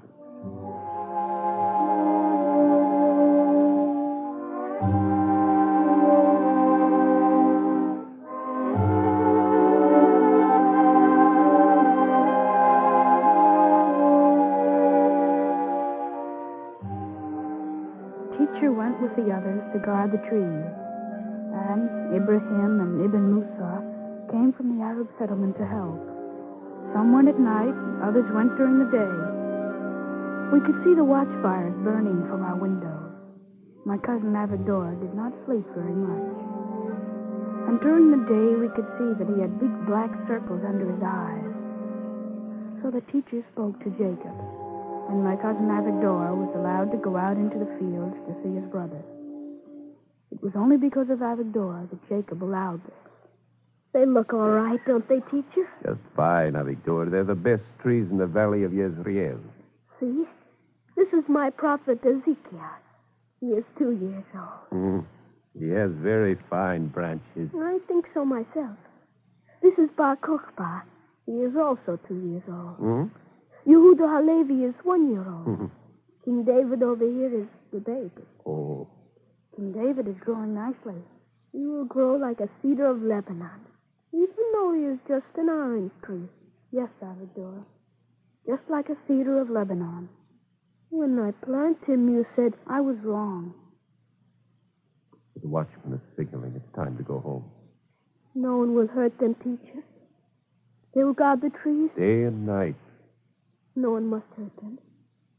Because a tree has a soul. Yes, of course. And because God said, let the earth put forth grass, herb yielding seed, and fruit tree bearing fruit after its kind. And it was so. And the earth brought forth grass, herb yielding seed after its kind, and tree bearing fruit. And God saw that it was good. There was evening. There was morning. A third day. Come home, Avigdor. It's getting late. And don't worry. Tonight, I shall watch your trees myself.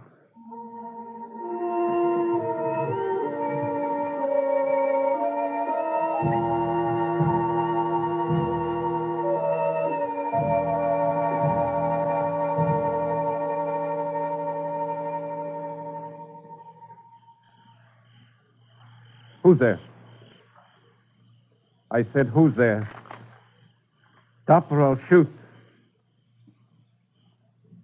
Raise your hands and walk toward the fire. Avigdor, I came to help you guard the tree. you crazy little fool. We're not playing a game. I know, teacher. I brought a pitchfork. Good Lord, give it to me. I want to help. Avigdor, you give me that pitchfork. Come here. Don't you know there was a raid on Mishmar last night? That's why I came. No noise. Why? I won't make a sound. Lie down across my knee. What are you going to do? What do you think I'm going to do? What you're going to do? Don't you dare make a sound. Absolute silence. Maybe you better wait until tomorrow. I cry very easily. No crying, Avigdor. I'm a teacher in a progressive school. I never struck a child in my life. But this is too much. Over my knees. And don't you dare make a sound. Not a word. Not a single word. Don't you dare cry. That's for disobeying and coming out here. That's for stealing a pitchfork. That's for endangering every man on the night watch. And that's because I'm angry. Now you can get up.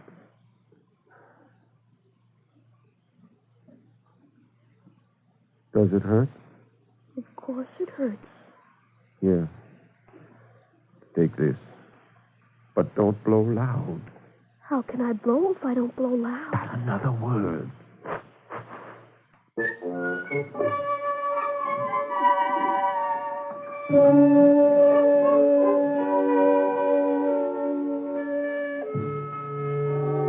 When the teacher brought him back to the settlement, my cousin Avigdor's mother was so relieved, she gave my cousin Avigdor another thrashing. This time he cried.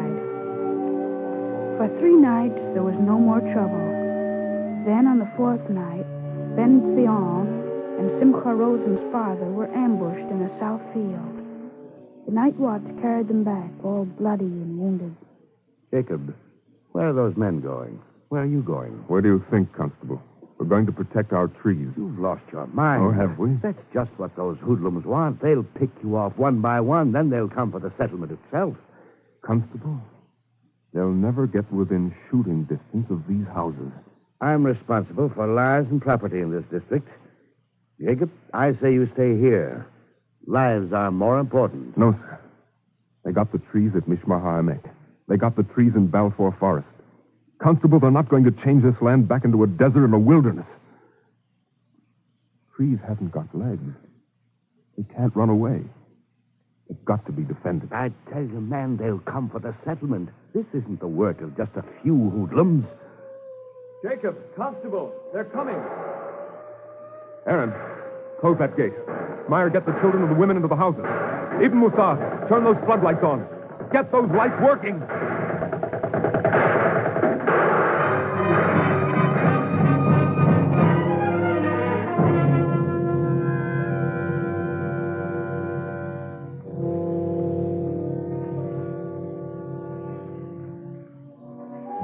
We could see Jacob and the constable shooting out into the blackness. Ben Theon and Simcha Rosen's father were wounded, but we could see them firing at the other men. Then, from the south field first, and then from the other field, we could see the fires. Our trees were burning. When thou shalt besiege a city, in making war against it to take it, thou shalt not destroy the trees thereof. There were no more shots, only smoke curling into the sky like a big feather on a woman's hat. The children came out of the houses and stood with the men, and no one said a word for a very long time. How many are wounded? 6 men. Anyone hit bad? No. We were lucky. Yes, we were lucky. Jacob, there's no use just standing here. We've got to go out and see what they've done. We'll go out. Assemble the men. Not right now, Jacob. Might be dangerous. All right, Constable. We'll wait. Cheer up, man. Could have been worse. If not for you, we could have saved those trees. Why didn't you let us alone? Why did you have to come here and... Yes. It could have been worse. I'm sorry, Constable. That's all right, Jacob. There's a little boy here who wants to speak with you. Huh? Oh. Well, Benjamin, what is it? It is my cousin, Avigdor. What about him? He isn't here. Oh, you'll find him somewhere. Just look again. We looked all over. Look in the dairy. Look in the hen yard. You'll find him someplace. The teacher looked, Jacob. Avigdor isn't here. Get those men, Aaron. Right. We're going out to find the boy. No, Jacob. You can't do that. Stop telling us what we can do and what we can't do. If that boy is out there, we're going to find him and bring him back. Easy, Jacob. Don't lose your head. I'll do anything I want to do. Jacob. Come on, Aaron. Stay where you are, Aaron. Constable, take your hand off his arm. Easy, man. Easy. No, you're tired. Yes, I'm tired. So what? So I'm tired. Constable, take your hand off his arm. We're going to find the boy. Not now. I say now. Jacob, later. You'll find him later. Constable, this isn't your business. Keep your hands off. Jacob, even the Tsar and Ibrahim came here to help. They came from the Arab settlement. You might say it wasn't their business either. If you go out there, you and those men, you may not come back. I think that is my business, Jacob. The constable is right, Jacob. You know I'm right, Jacob. For all we know, the boy is somewhere in the settlement. We can look again, Jacob. Yes. Aaron, you go with Benjamin. Try the dairy again. Try every house. Find the boy.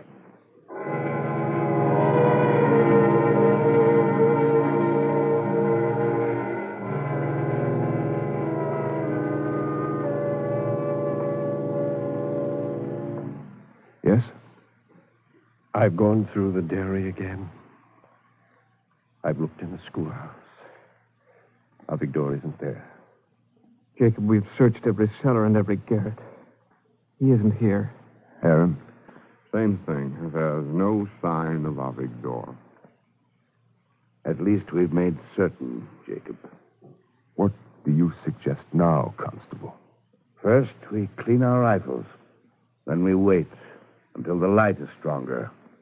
Then we go out and look.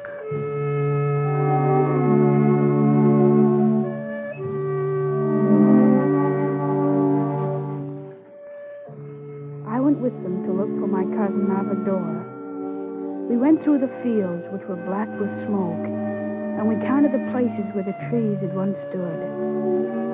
When we reached a rise of ground, we could look down and see the place where on the 15th day of the month of Shevat, the children had come each year to plant their trees. And there, the young trees were uprooted and pulled out of the ground. It was the teacher who saw my cousin Avigdor first. My cousin Avigdor didn't hear us, for he was busy making a grave. We stood on the rise of ground, and we saw him put the young trees into the grave. And when we came close, we heard him speak. My cousin Avigdor was speaking the Kaddish, the prayer for the dead.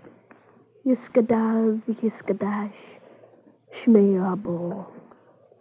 B'yan mo divaro shiuchsei, Yamlich malusei. King David, good little King David, I've covered all your branches. They didn't even give you a chance to live. And you had no legs.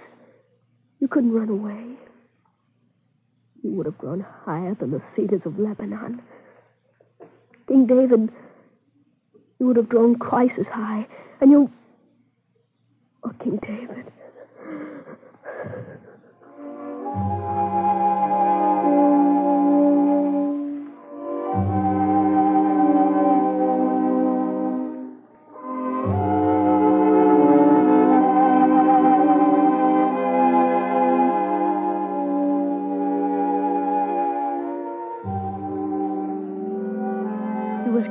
Over the grave of his brothers. We took my cousin Avigdor home, and my cousin Avigdor's mother washed his face and put his head in her lap and rocked him back and forth as though he were smaller than Simcha Rosen, who was only going on 5. And then my cousin Avigdor and I and the teacher and Simcha Rosen and Simcha Rosen's father, we all went back to the field. And Simcha Rosen's father sang. No hagidi yaledati, no hagidi chemdati. Don't cry anymore, Avigdor. We shall replant the trees. I'm not crying. I've promised the trees will be replanted. For every tree cut down, 100 trees will stand. The prophet Ezekiel, Baruch Ba were 2 years old. They had very fine branches. The finest branches in the world. Yehuda Halevi was 1 year old. Blow your nose, Avigdor. And King David was only a baby. But he would have grown higher than the cedars of Lebanon. Oh, teacher, King David was only a baby.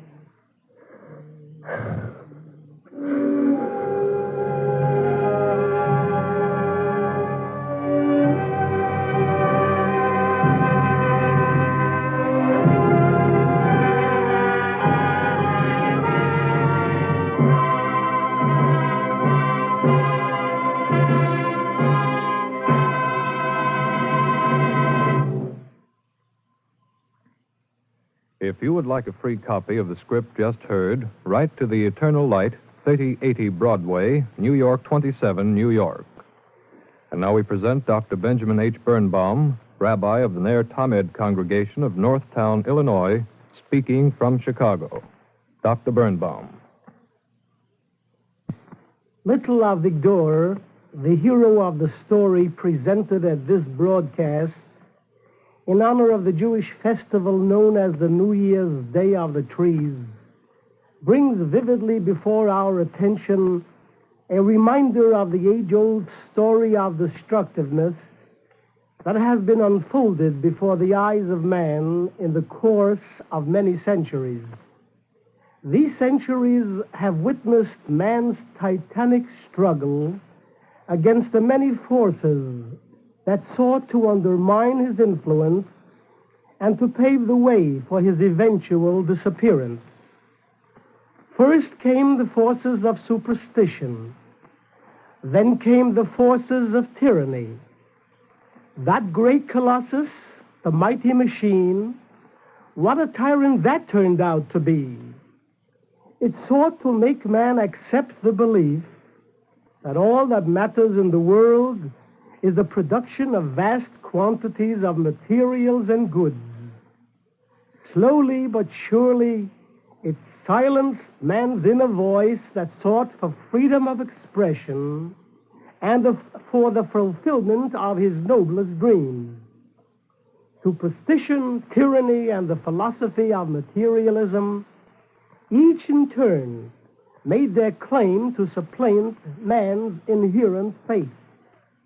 With the elimination of God from his thinking, the dignity and the worth of man, created in God's image, continue to shrink to such a degree that the slaughter of millions of human beings has become a blot on the history of civilization. With the discovery of the atomic bomb comes the challenge for the awakening of man from his deep slumber. The voices of the David and of the Ezekiels of an earlier day, like those of the Lincolns and the Jeffersons of a later period, again rise above the din of materialism and physical might and repeat to us the thought that they sought to impart throughout the ages. It is the message that the collective voice of an aroused people, of a people that will not permit itself to be prejudiced by superstition, by tyranny, that this and this alone is the true voice of God. We dare not permit the soul of man to be silenced. because it was with the help of that soul that he was able to prevail over the forces that sought his destruction. In the words of the immortal Theodore Herzl, who reminded his people half a century ago, when he summoned them to make articulate their historic claim to their ancient homeland, and recalled to them the great lesson of history, that the forces of social justice must eventually triumph over all antagonistic forces. If you but will, it need not remain a legend. Thank you, Dr. Birnbaum.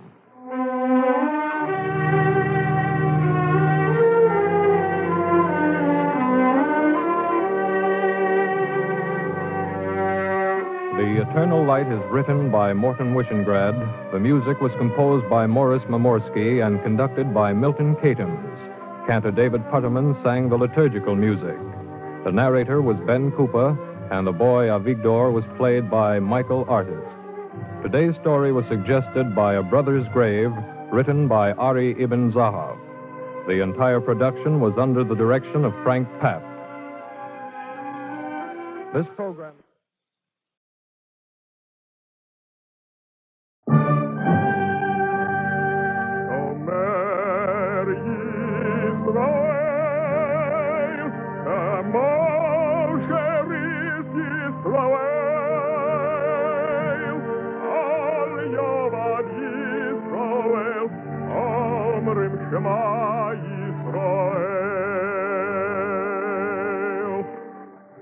And the Lord spake unto Moses, saying, Command the children of Israel that they bring unto thee pure oil olives, beaten for the light, to cause the lamps to burn continually in the tabernacle of the congregation, and it shall be a statute forever in your generation.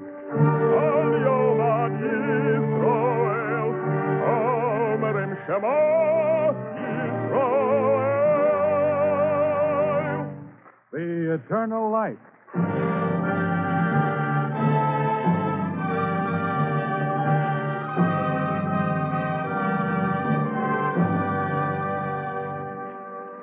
The National Broadcasting Company and its affiliated independent stations bring you The Eternal Light. This program is presented under the auspices of the Jewish Theological Seminary of America. American Judaism is grouped under three main religious movements: Orthodox, Conservative, and Reform. Today's story, written by Morton Wishengrad, is a dramatic representation of Isaac Mayer Wise, founder of Reform Judaism in America. Featured in the title role is Carl Swenson.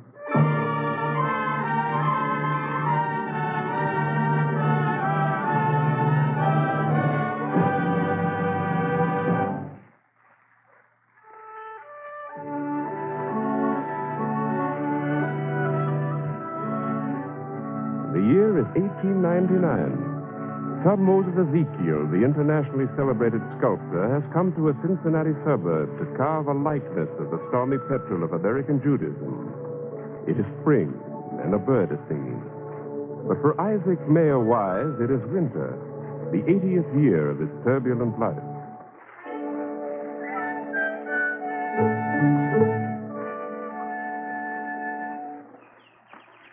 Well, this shouldn't take much longer, Rabbi Wise. You're not tired, are you? Don't be so old-fired solicitous, young man. I'm not used to it. So I gathered. A bit more to the left, please. Mm-hmm. Now hold it, please. Young man, you're a nuisance. Am I? Would you mind wearing your spectacles? I certainly would. Besides, I lost them. No, they're in the same place, Rabbi Wise. On your forehead. Well, that's where they belong. You sculpt me just as I am, young man. Don't try to make me venerable. Nothing venerable about me. You're rather pleased with yourself, aren't you? If you can reach 80 and make as much trouble as I did, you'd be pleased yourself. I dare say. Tell me if the pose tires you. Are you all right? Of course I'm all right. Just thinking. You go right ahead. Fiddle your play.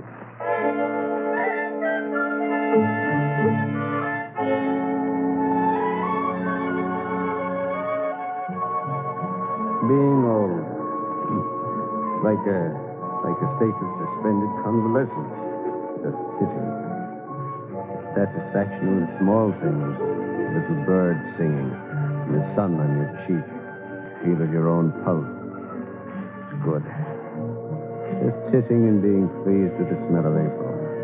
Not worrying about December. That is good. And thinking. Little town in Bohemia. Just a long time ago. 1845. 1845 in the Bohemian town of Rhode. The Burgermeister saying. Sit down, Rabbi. Thank you, Herr Burgermeister. I'll stand. As you prefer. Your name is Isaac Mayer Wise, isn't it? Yes, Herr Burgermeister. I understand that last week one Joseph Dorfman and one Abigail Steinschneider came to you. They did? You married them? I did. Let me refresh your memory, Rabbi. No rabbi in Bohemia may perform marriages without our permission. My apologies, Herr Burgermeister. Sir, I object to your tone. That makes us equal, Your Excellency. I object to your law. Nevertheless, you'll obey the law. Some laws are a crime, Your Excellency. Their execution is a felony. Careful, Rabbi. I didn't make the law, but I carry it out. Impress that little fact on your mind. The Jewish population is going to remain stationary, do you hear? No one marries until there's a vacancy. And a vacancy occurs when someone dies and I certify that a vacancy exists. Is that all, Herr Burgermeister? Yes. That's all for now. We've got our eye on you, Rabbi, for a lot of things. No more marriage services, my friend. That's a warning.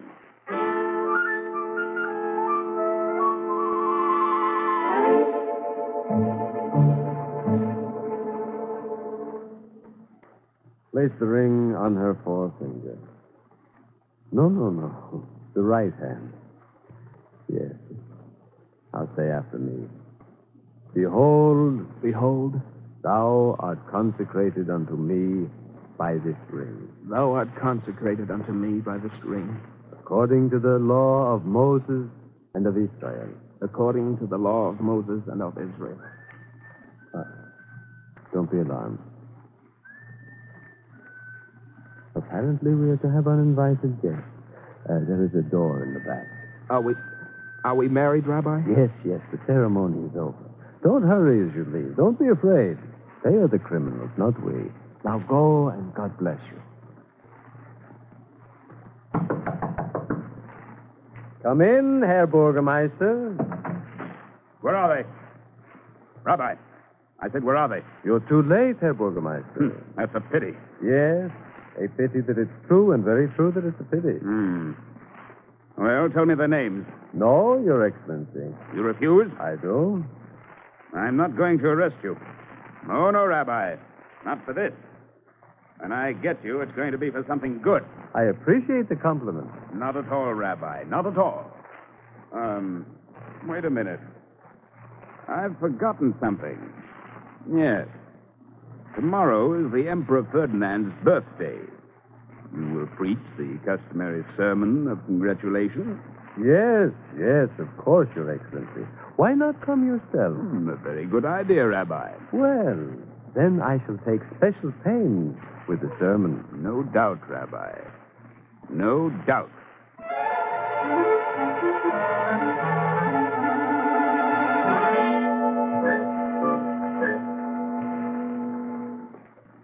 My text is Jeremiah chapter 34, verse 17. Thus saith the Lord, ye have not hearkened unto me to proclaim liberty every man to his brother and every man to his neighbor. Behold, I proclaim for you a liberty, saith the Lord, unto the sword, unto the pestilence, and unto the famine. And I will make you a horror unto all the kingdoms of the earth.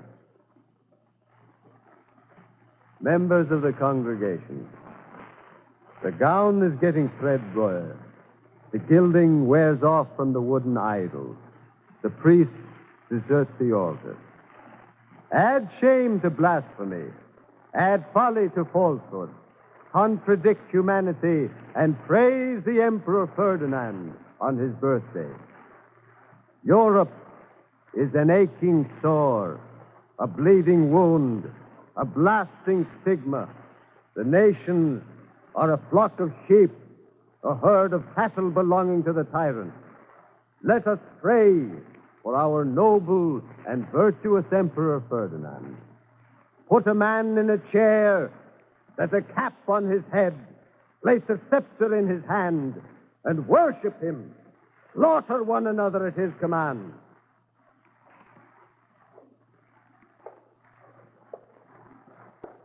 Eloquent sermon, Rabbi. Glad you like it, Your Excellency. I'm not quite finished. No. I think that will do. Don't you? Perhaps you are right. Let's not keep the governor waiting.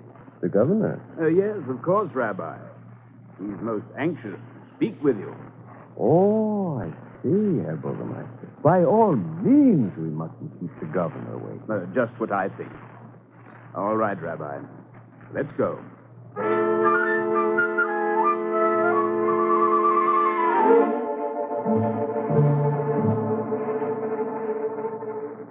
You admit these charges? I do, Governor. Also, that you have performed marriages against our expressed injunction? I have. And that you have been heard to say that republicanism is preferable to monarchy? I did. Why? I happen to believe it. Is that in your religion? That's the way I interpret my religion. Oh, so you're also an interpreter, eh? I'm accustomed to having my questions answered. Why not come to the point, Governor? My dear Rabbi, I generally conduct my interviews in my own fashion. So you don't like monarchies, eh? Men who take care of themselves are free. When they let others take care of them and make their laws, they're slaves. Why not save that for your pulpit, my dear man? Because I have got more than a pulpit conscience. My dear man, I suggest a change of atmosphere for you. The climate of Bohemia may become rather, shall we say, suffocating. Oh. If Your Excellency has no objection, my family and I will migrate to America. Yes, do that, my dear Rabbi. Do it quickly. Yes. In your case, the quicker, the better.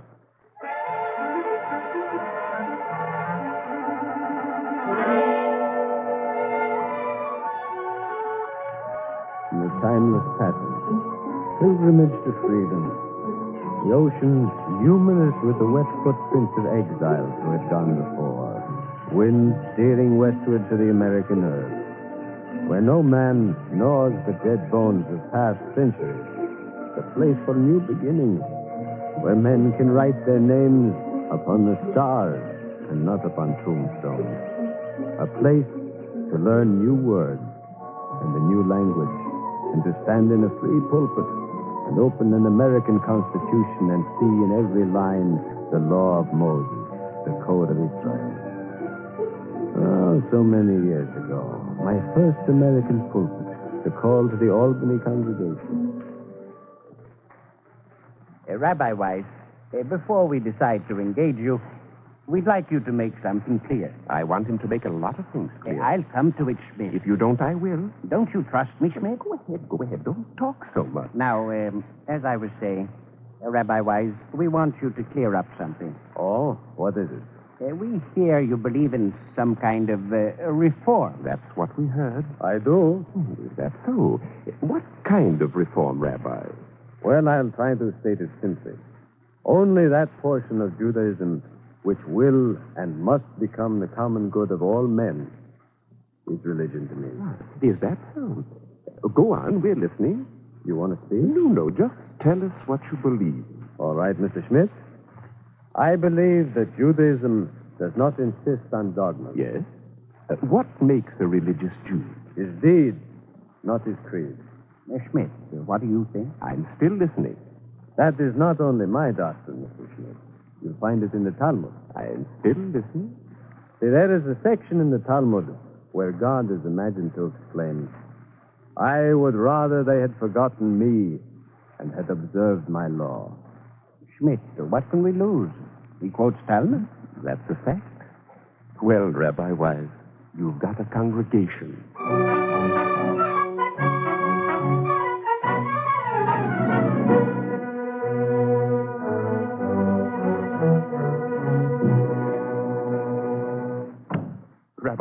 This is too much. Schmidt, take it easy. I won't take it easy. Schmidt, calm down. Let me do the talking. Won't you be seated, Jim? Hey, well, now what is the trouble? But sit down first. Rabbi Wise, I want to know if this is true. So do I. Is what true? My wife tells me that you are preparing my daughter, a girl, for confirmation. Yes, I am, Mr. Smith. She's a very bright girl, and she's going to be confirmed on Pentecost. In our synagogue? Yes? You see anything wrong? Anything wrong? Why, it's not done. It's never been done. Bar mitzvahs are for boys, not for girls. It's absolutely unheard of. Is it? Absolutely.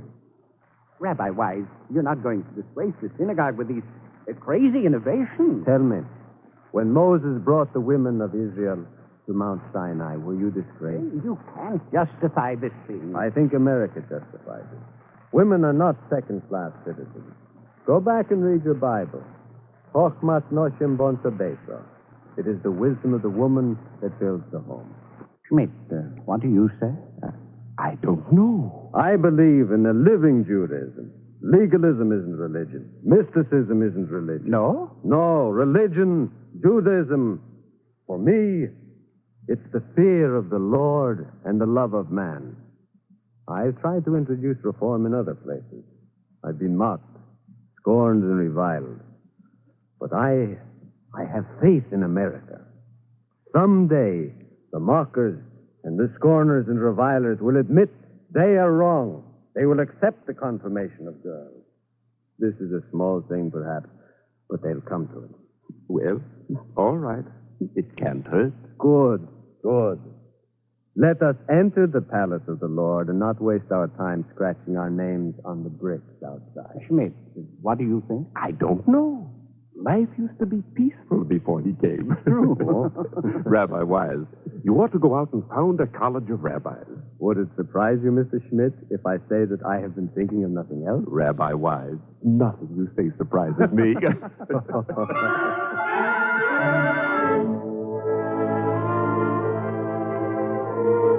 Perhaps the desire to reform the world is a sickness. It's hard to say. Some men do no more than they must. Traditions can be accepted, but they also must be made. That was a hard lesson to learn, and a harder lesson to teach. And then the time came to teach it elsewhere. A call from congregations to Eindhoven in Cincinnati. A call from the American West, the place of new beginnings. Rabbi Wise, that's a fine little magazine you publish. Thank you, Blackman. You can do a powerful lot of good with it. Don't spoil it. Mr. Blackman, if you want to tell me something, why not tell me? All right. This editorial, did you write it? You know I did. This country has disavowed every connection with any church. Nothing is more disgusting than the combination of religion and politics. Come to the point, Mr. Blackman. I wrote it. What's objectionable about it? Why'd you write it? You know why. It's an attack against the Know-Nothing Party. That's what I thought. Rabbi, take some advice. Leave the Know-Nothing Party strictly alone. I can't, Mr. Blackman. Why can't you? Because they're attacking Catholics and Negroes. You're a Jew. It's no skin off your back. Mr. Blackman, I'm an American. Rabbi, you're being mighty tactless. I have got a good theological word for tact. You're making a mistake, Rabbi. Keep out of this. It won't do your people any good. Mr. Blackman, for 18 centuries, Israel was at fault for too great love of God. And perhaps the enemies of Israel were at fault for too little love of their neighbor. But this is America. The foundations are different here. They must be defended. It's not your job to defend them. What kind of an American do you think I am? Do you see a Chinese wall around the Constitution? When the Constitution is attacked, I am going to retaliate. What are you going to do? I'm calling a special meeting of the congregation. I'm asking every Christian and Jew in Cincinnati to come. And you might also, Mr. Blackman. It might do you some good.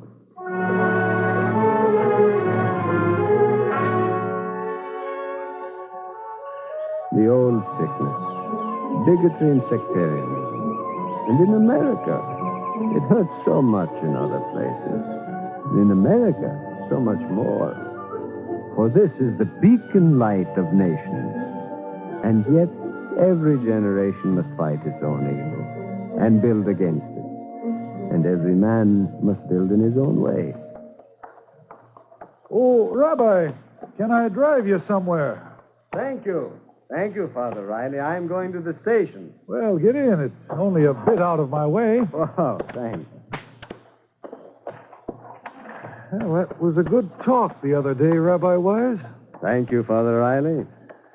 Rabbi, let's make a deal. What kind of a deal? Well, you convert Jews to Judaism. I'll see if I can convert Christians to Christianity.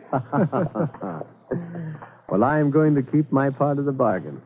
That's why I'm going to the station. Now, Father Riley, maybe I'm crazy, but there's room for a Hebrew college in this city. You can't build synagogues without rabbis. I think it's time to start training rabbis. Well, good luck to you. You can tell them Father Riley's on your side.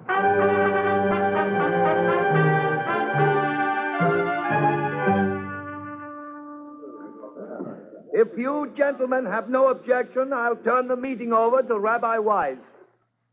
The floor is yours, Rabbi. Thank you. Well, you gentlemen look rather pained. We're wondering how much you expect from us. Do you think that I like doing this? Well, from what we've heard, you do it mighty well, whether you like it or not. Well, I hate it. I live on a railroad. I go from city to city. I beg. I come here. Why? Do I want anything of you? Nothing. Why must I be your servant, your slave, your beggar, your scapegoat? That's all I am. I'm a beast of burden to myself. I'm switched by the storms on the mountains. And I'm getting old and weary and almost tired of life. Yet I must come here and speak.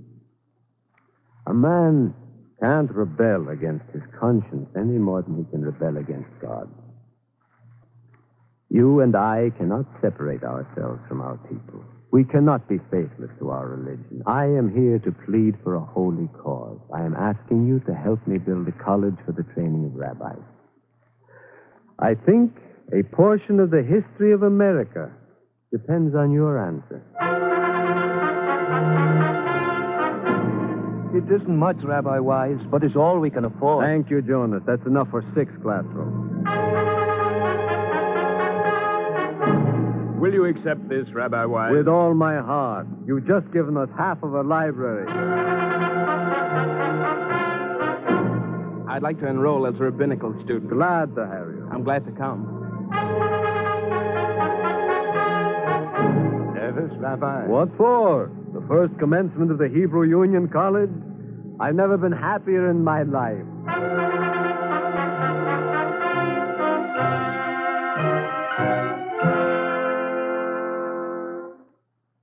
The mouth of the Lord has spoken. Let no good man despair of human nature and human destiny, for the Lord is at your right hand and you cannot fail.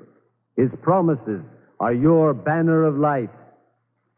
The time must come when all the fortresses and the castles and the bastions will lie in ruins, and a newer generation will say, our forefathers needed those damnable structures, but we do not.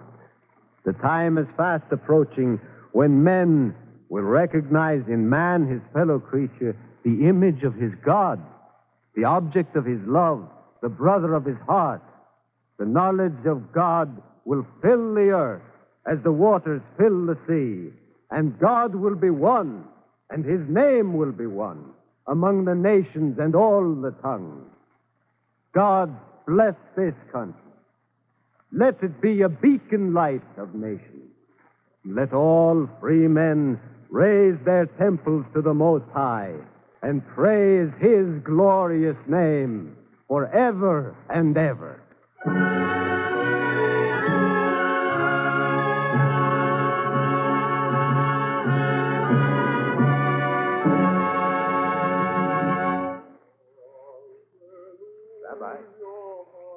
Rabbi, you can rest now. What's that? I said you can rest. Remember me? I'm the sculptor. Oh. Have you been thinking? Yes. Remembering. Why don't you come in now, Rabbi Wise? Come in and lie down. No, you go in, young man. I'll sit here. Oh, when the man is 80, sitting is good enough. Time enough to sleep. Well, don't stay too long.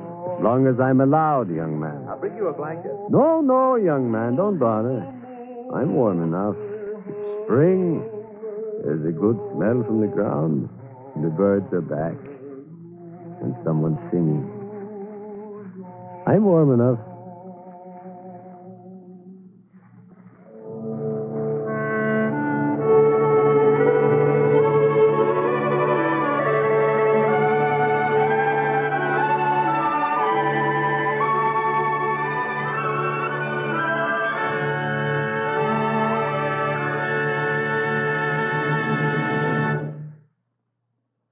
Copies of the script you have just heard, as well as the talk which follows immediately, may be obtained free of cost by writing to the Eternal Light, 3080 Broadway, New York 27, New York. And now we present Dr. Barnett R. Brickner, Rabbi of Euclid Avenue Temple, Cleveland, Ohio, speaking from Cleveland. Dr. Brickner. There is an old Jewish folk saying that God provides the cure before he brings on the malady. This saying comes to mind as one thinks of the destruction of the historic centers of Jewish learning overseas. How bereft American Jewry, which today contains more than half the Jewish population in the world, would be if it had not been for the vision that prompted Isaac Mayer Wise to establish in Cincinnati 70 years ago the Hebrew Union College. It was the first of a number of great institutions of Jewish learning which have been established in this blessed country. These institutions are beginning to fill the void left by the destruction of the wellsprings of Jewish inspiration lying in ruins in Europe. These 70 years, the Hebrew Union College, which Isaac Mayer Wise founded, has sent forth over 500 rabbis to minister to Jewish communities, not only in these United States, but all over the world. In the light of Isaac Mayer Wise's ideal of a rabbi, these disciples of his have not only been rabbis and teachers of their own faith, but they have also served as ambassadors of goodwill, building bridges of understanding between peoples of all faiths. They have been champions of social justice and civic righteousness. They've been forces for good in their respective communities. When the call came to bring religious ministrations to men and women in the armed services, a surprisingly large number of those who were eligible offered themselves and became Jewish chaplains to serve with distinction among our armed forces all over the world. Isaac Mayer Wise had the deep conviction that American democracy and Judaism had a natural affinity for each other and would form a great synthesis. The decades that have passed confirm his prophetic intuition. American democracy not only drew freely and frankly on Jewish principles in the composition of its fundamental charters, but also contributed mightily to the growth and progress of Judaism, which finds itself in perfect harmony with it. We are certain that this spiritual reciprocity will endure for all time. Thank you, Dr. Brickner.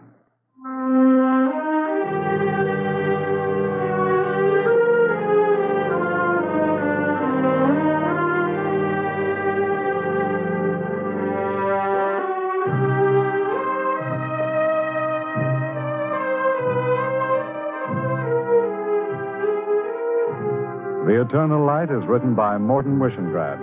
The music is composed by Morris Mamorsky and conducted by Milton Catums. Cantor Robert H. Siegel sang the liturgical music. Carl Swenson was heard as Isaac M. Wise. The entire production was under the direction of Frank Papp. This program is a presentation of the National Broadcasting Company and its affiliated independent stations in cooperation with the Jewish Theological Seminary of America. For free copies of the script, write to The Eternal Light, 3080 Broadway, New York 27, New York.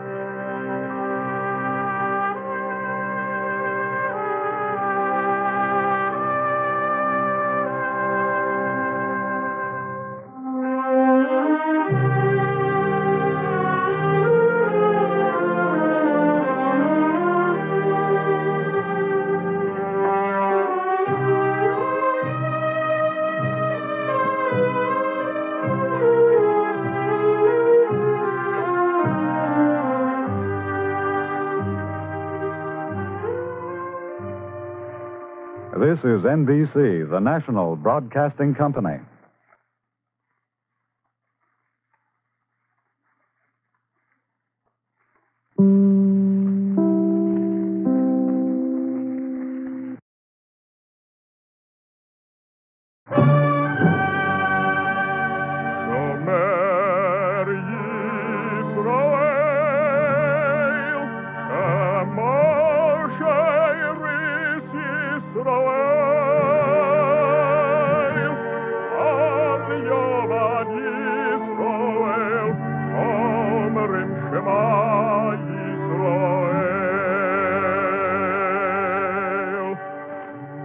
And the Lord spake unto Moses, saying, Command the children of Israel that they bring unto thee pure oil olive, beaten for the light, to cause the lamps to burn continually in the tabernacle of the congregation. And it shall be a statute forever in your generations.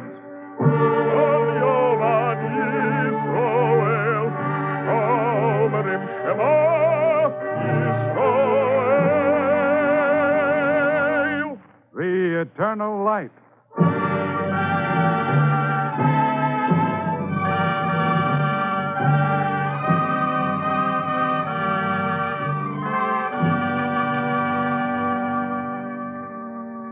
The National Broadcasting Company and its affiliated independent stations present The Eternal Light. This program comes to you under the auspices of the Jewish Theological Seminary of America. Our drama today, by Morton Wishengrad, is a Sabbath story entitled The Sabbath of Chayim the Porter. Featured as the porter is Juano Hernandez, with Alexander Scorby as the narrator.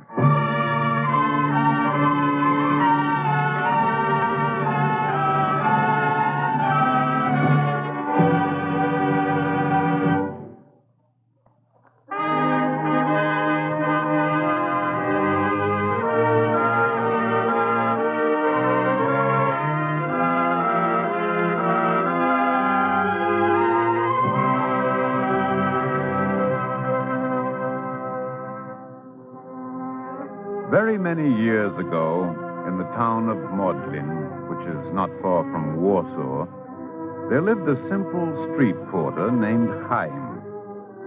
Each day in the market square, Chayim the porter would stand and wait for trade.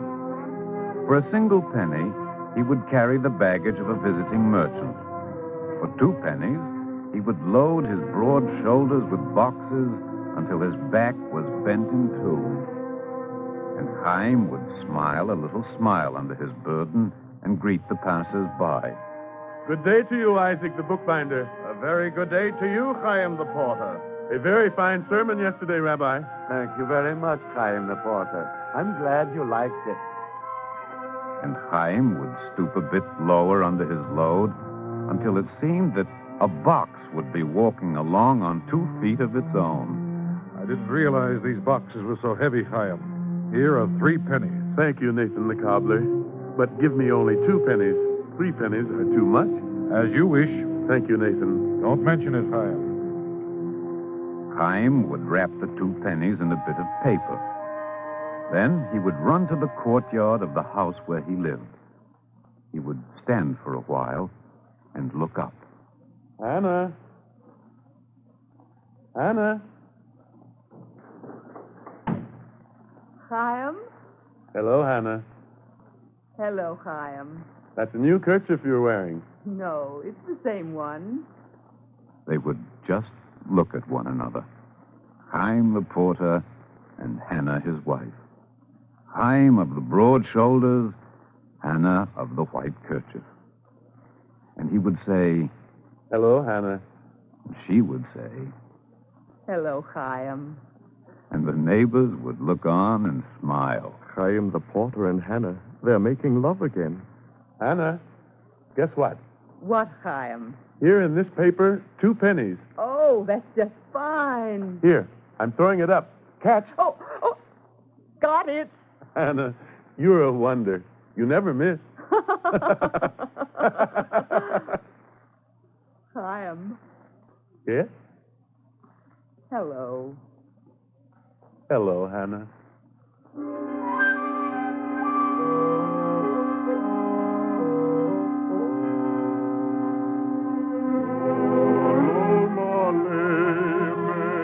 Chaim of the broad shoulders, Hannah of the white kerchief.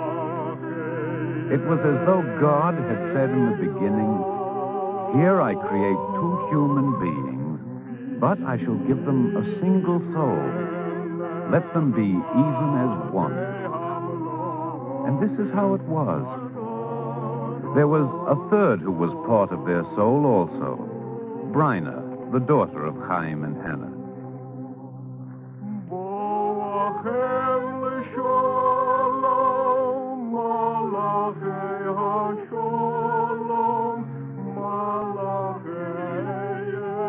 Chaim and Hannah and Bryna. They sang this each Sabbath evening when Chaim returned from the synagogue. It is written in the old legends that when a man comes from the synagogue on the Sabbath eve, he is accompanied by 2 angels, and one is The angel of peace, while the other is the angel of discord. And when the angel of peace sees that the candles have been kindled and the house is clean and the white Sabbath cloth sparkles on the table, the good angel says, Shabbat Shalom. May heaven grant that so shall it always be in this house. And the angel of discord, so the legend says, even against his will, the evil angel must say, Amen. Shabbat Shalom.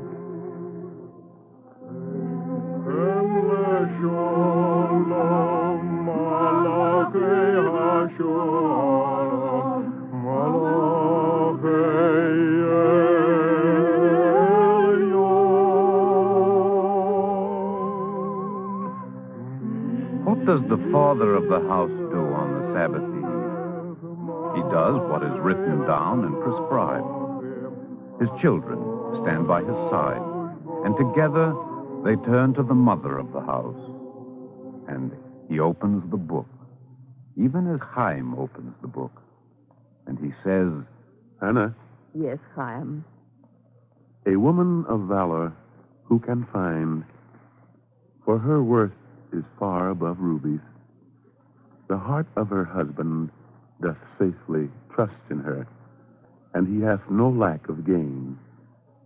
She doeth him good and not evil all the days of her life. She giveth food to her household. She stretcheth out her hand to the poor. Strength and dignity are her clothing, and her children rise up and call her blessed. Grace is deceitful, and beauty is vain. But a woman that feareth the Lord, she shall be praised. Thank you, Chaim. Do not thank me, Hannah. It is what every man feels toward his wife. You say the words as if they had been written only for me.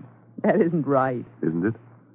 Hannah, you are my wife, and my house, and my portion of the world to come.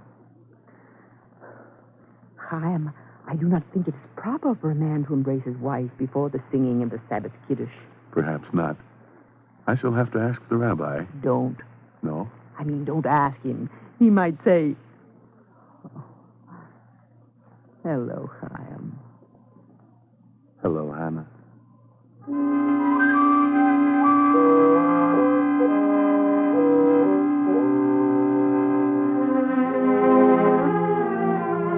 So was each Sabbath Eve in the house of Chaim the porter. Each week was crowned with the savor of the Sabbath, and therefore each week was eventful. The Sabbath brought rest and the special excitement of rest. Could such a day be marred? No, never. Yet once it was nearly marred. Early once on a Friday morning, Chaim the porter succumbed to temptation. The temptation was very great.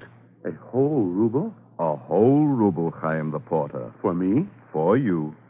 Just carry this case of books to the town of Helm. It's only 6 miles. A whole ruble? Hannah can make a roast. We can have 2 loaves of bread. I can even buy her a new kerchief. Then you agree? No. Chaim, a ruble is a great fortune. I will not be able to return in time for the Sabbath. Only 6 miles? Say 3.5 hours to get there, 2 hours to return. There'll be plenty of time. No. A ruble can buy a roast. No. 2 loaves of bread for the table, not just 1. 2 loaves are prescribed by Sabbath custom. No. Then Hannah will not have a new kerchief. You say I can be back in time? Plenty of time. It's only 6 miles. And 6 miles back. To Helm, it's mostly downhill. Why, for a man like you, that's child's play. Thank you, Isaac the bookbinder. I will carry the books to Helm and be home in time for the Sabbath.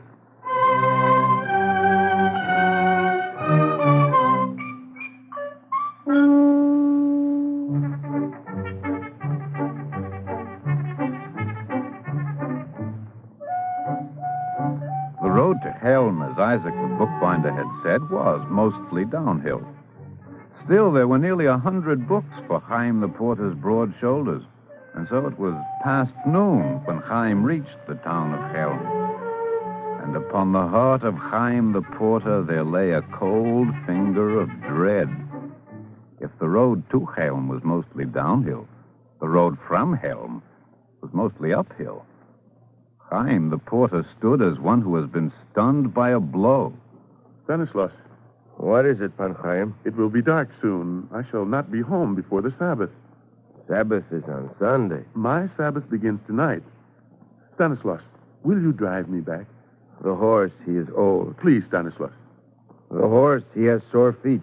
Stanislaus, when I die, I wish to enter paradise. Who will admit a Sabbath breaker into paradise? I wish also to go to paradise, Pan Chaim. I will make you welcome there, Stanislaus. But perhaps my horse will be in paradise. Pan Stanislaus, he will say, you worked me hard, and I had sore feet, and I was old. What shall I say to the horse, huh? I will explain to the horse. 1 ruble. A whole ruble? The horse, he's ready. Also the wagon. Yes, Stanislaus. What is a ruble? Even for a man like me, when it is a question of breaking the Sabbath. And paradise, Pan Chaim. Get in the wagon.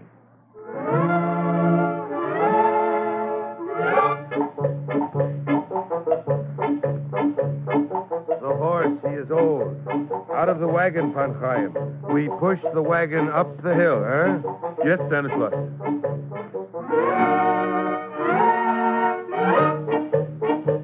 The hill goes down now. We hold the wagon back, Pan Chaim. Why hold it back? The horse. Sore feet.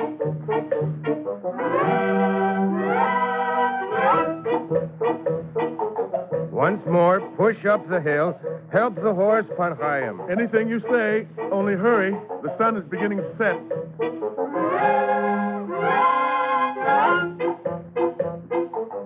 Push, Pan Chaim, push. We've almost reached the village. Yes, yes. Very good, Stanislaus. I'm pushing.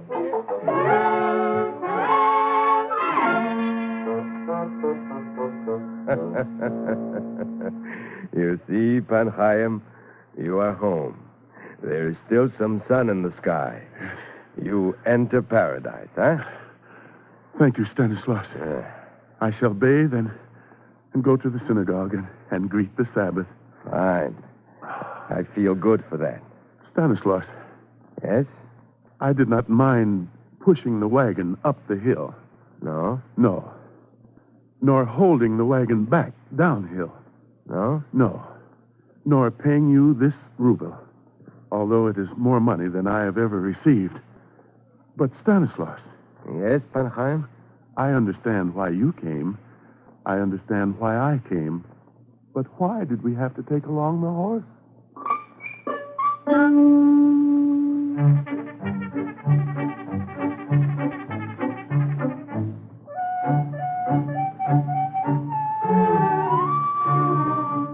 And so, Hannah wore the same kerchief. Chaim bathed and put on his Sabbath clothes and went to the synagogue. And on the Sabbath morning, he went again to the synagogue. When the rabbi removed the scroll from the Holy Ark, the voice of Chaim the porter rang out loud and clear.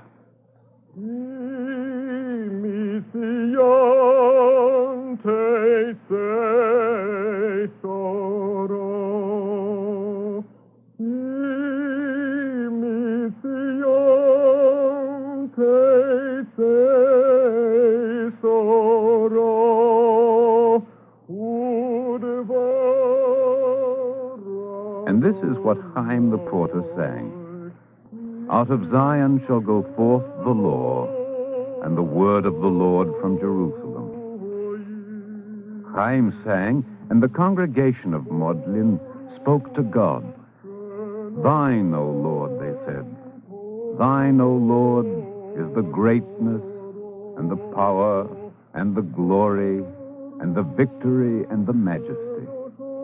For all that is in the heaven and in the earth is thine. Thine, O Lord, is the kingdom. A prayer for the Sabbath morning and a song of Chaim the porter.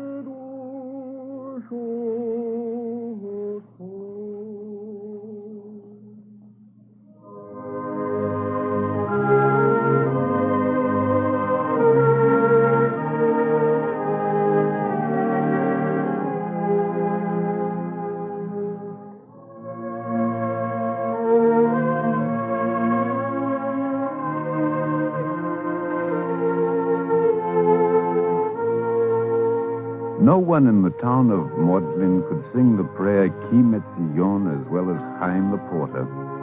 To hear him, you would have thought he was a real cantor.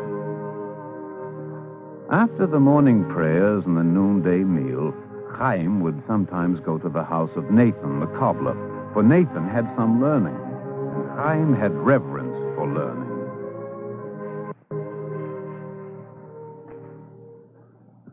I am struggling with this passage from the Talmud. Listen, I am the porter. Can you understand this? The laws concerning the discovery of having unconsciously sinned through uncleanliness are 2, subdivided into 4. That's what is written down? Word for word. I see why you have trouble following it. Nathan, you are so wise. You will surely be admitted to paradise. Well, it is not altogether unlikely. After all, who is to be admitted to paradise? The righteous man. And what makes a man righteous? Good deeds. Exactly, Chaim. And how does a man learn to do good deeds? Through study. That is why it is written that one who is ignorant of God's law cannot be God-fearing. Nathan, how can I be admitted to paradise? Study Torah like me. Oh, I'm an ignorant man. Well, then, read the book of Psalms. Every day. 5 or 6 hours every day. I don't have time for that. Then pray with devotion. Nathan, I'm ashamed to say this, but some of the prayers, I do not understand them at all. Nathan the cobbler, some of the prayers are too much for me. Chaim, how did you get yourself in such a fix? I don't know. Well, don't worry. We'll get you into paradise. Now, let me see. And of course, every day you, Chaim the porter, will carry 2 pails of water to the house of study. It is a good deed. The scholars will drink the water and bless you. You sure? Absolutely. And that will admit me to paradise? Without a question.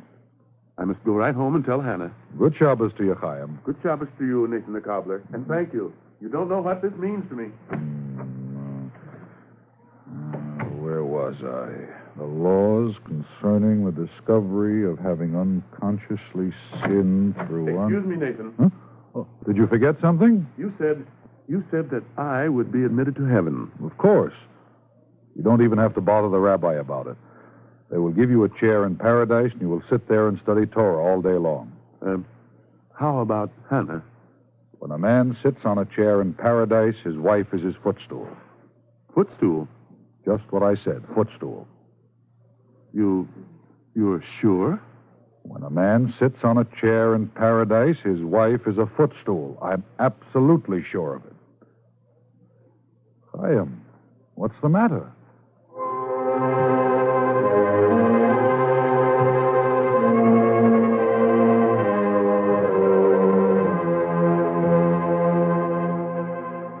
Chaim the porter stood like Eliphaz the Temanite. A spirit passed before his face. Fear came upon him, and a trembling, so that his bones began to shake. Gone was the sweet savor of the Sabbath, and all that was left was a bitter taste and a terrible loneliness. He went to his house and sat in his chair, and his eyes were dull and staring. Hello, Chaim. Chaim, Yes, Hannah? what's wrong? Nothing? You always sing on the afternoon of the Sabbath. Do I? Yes. Today, I think I shall not sing. Bryna will miss the song. Hannah, perhaps you are not the wisest woman. I do not know about such things. But for me, Hannah, you are like the lamp before the Holy Ark. The lamp that does not go out, neither by day nor by night. You are like the Sabbath cloth on the table. Like a good day. Like a blessed day. Something has upset you, Chaim. Something very bad. No, Hannah, nothing. Oh, something has. I know. You are good enough for me. Now and after. I don't know what you mean. You are my portion of the world to come. What are you trying to tell me, Chaim? I have made up my mind. I have reached a decision. I do not wish to enter paradise. You are ill. No. Let me sit with you, Chaim. Oh, your head is hot. Does not matter. Oh, it matters very much. You must be well. You must be able to go to the synagogue this evening. Who will sing the 18 benedictions if not my Chaim? I do not wish to sing. What is Chaim the porter if he does not sing? You will go to the synagogue and the music will come from you. Atah echad v'shimcha echad. You are one and your name is one. You will sing that. No. How will you help it? You will have to sing. Listen.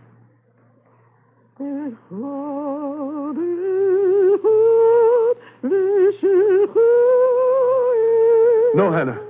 No more, Hannah. I must tell you. I won't have you be my footstool. I won't. I shall bend down to you and raise you and make you sit beside me. We shall sit on one chair, both of us, just as we are doing now. We are so happy like this. Do you hear, Hannah? You and I, we are going to sit on one chair together. The Almighty will have to allow it. Hush. Hush, you are my Chaim. You are my Chaim of the broad shoulders. What will people say if they see tears in my Chaim's eyes? Hush. The Almighty will have to allow it. Oh, yes, Chaim. It will be allowed, whatever it is. You will go to the synagogue and you will sing, "You are one and your name is one," and it will be allowed. Sing, Chaim. Chaim, please sing.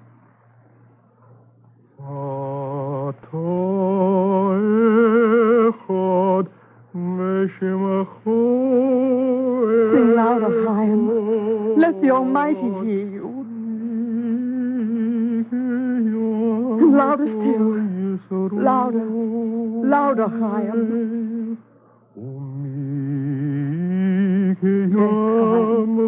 Yes. Yes, he will hear you. He will allow.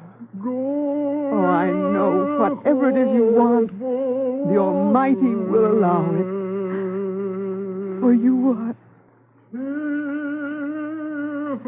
Hello, Chaim.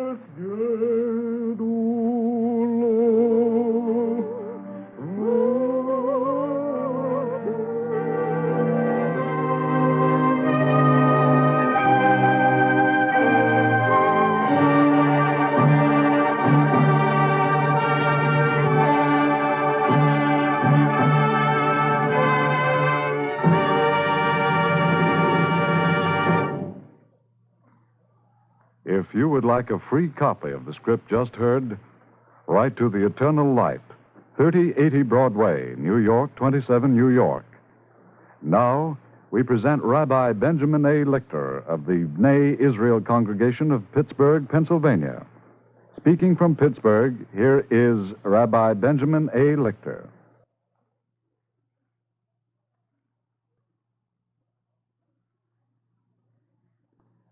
Many are the gifts that a gracious and beneficent God, the Father of all mankind, has bestowed upon his earthly children.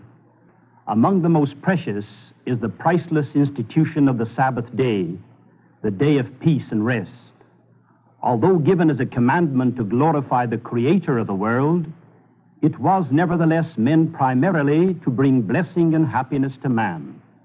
All great religions affirm that the Sabbath was created for man and not man for the Sabbath.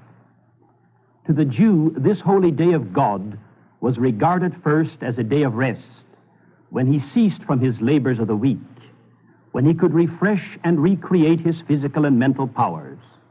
He needs must toil to feed his body, but man is not a mere machine. He must not become a slave to his work, no matter how important that work may be.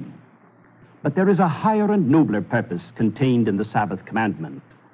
Man is made in the image of God. He possesses an immortal soul, which must be periodically cleansed and purified and elevated.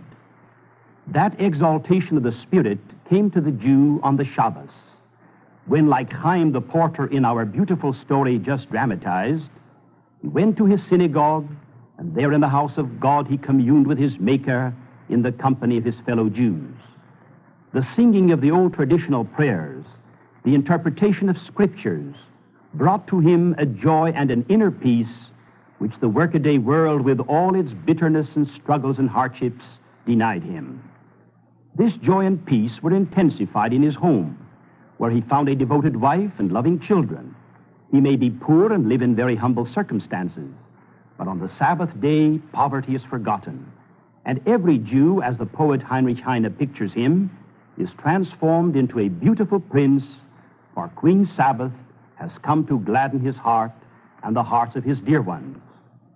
The lovely Shabbos Zemiris or table hymns, the chanting of the grace after meals, thanking God for his material and spiritual blessings, serve to unite the members of the family into a mighty bond of affection and loyalty. Surely these time-honored religious practices were mainly responsible for the creation of that beautiful Jewish family life which has aroused the admiration of the world and which has given stability and permanence to Israel throughout the diaspora.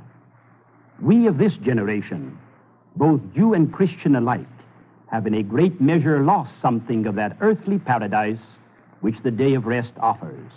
We must rediscover it and bring it back into our lives. For life with its manifold tasks continually drains our physical and nervous energies. We must be revitalized and re-energized every week. The hours of worship spent in church and synagogue, the renewed associations with loved ones and friends on the holy Sabbath day will give us the faith, the spiritual strength and courage so necessary these days with which to meet the burdens and the struggles of our daily lives.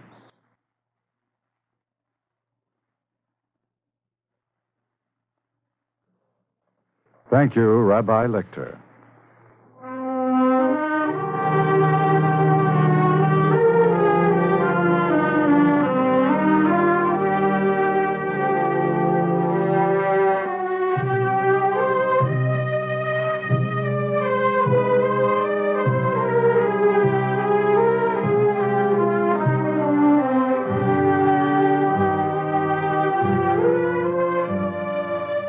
script today was written by Morton Wishengrad and based in part on a story by Isaac Loeb Peretz. The music was composed by Morris Momorsky and conducted by Milton Catons.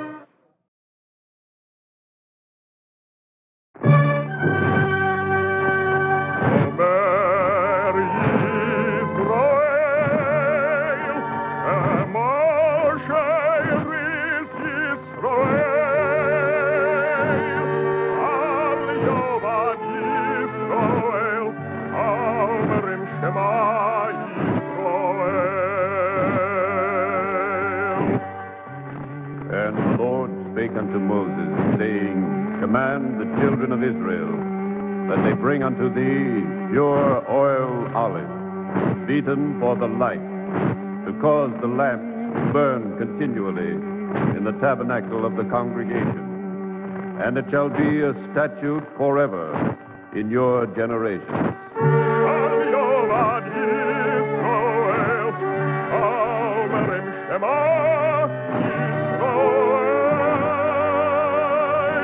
The eternal light.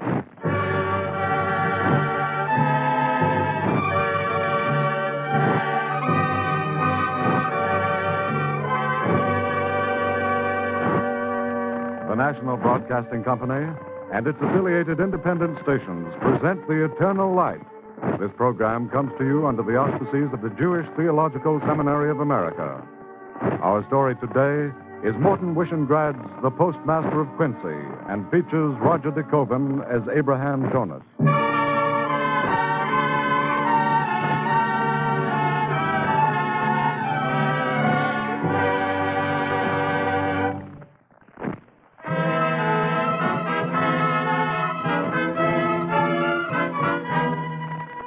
Quincy, Illinois, 1861. May 5th, 1861. It should have been a good day for lawyer Abraham Jonas.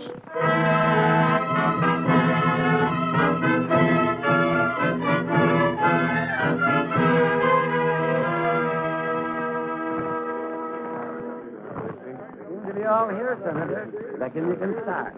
Ready, Mr. Jonas? Yes, Senator. Mrs. Jonas, you can stand by your husband's side if you wish. Thank you, Senator. The White House, Washington, D.C., dated April 29, 1861. I hereby commission my good friend, Abraham Jonas, to discharge the duties of postmaster in the city of Quincy, state of Illinois. Signed, A. Lincoln. Raise your right hand, Mr. Jonas. Excuse me, Senator. I was hoping my sons would be here to see me take the oath. No one on the street, Mr. Jonas. Reckon Charlie and Ed ain't coming. Take another look, Sam, will you? Not a soul on the street. All right, Senator. I'll take the oath. You, Abraham Jonas, promise faithfully to uphold the Constitution of the United States? I do. And to discharge the duties of your office to the best of your ability? I do. So help you God. So help me God. Congratulations, Mr. Postmaster. Yes, thanks, Senator. Sam, any sign of Charlie or Ed? No, sir. Congratulations, Mr. Postmaster. Thanks, Sam. Thanks very much.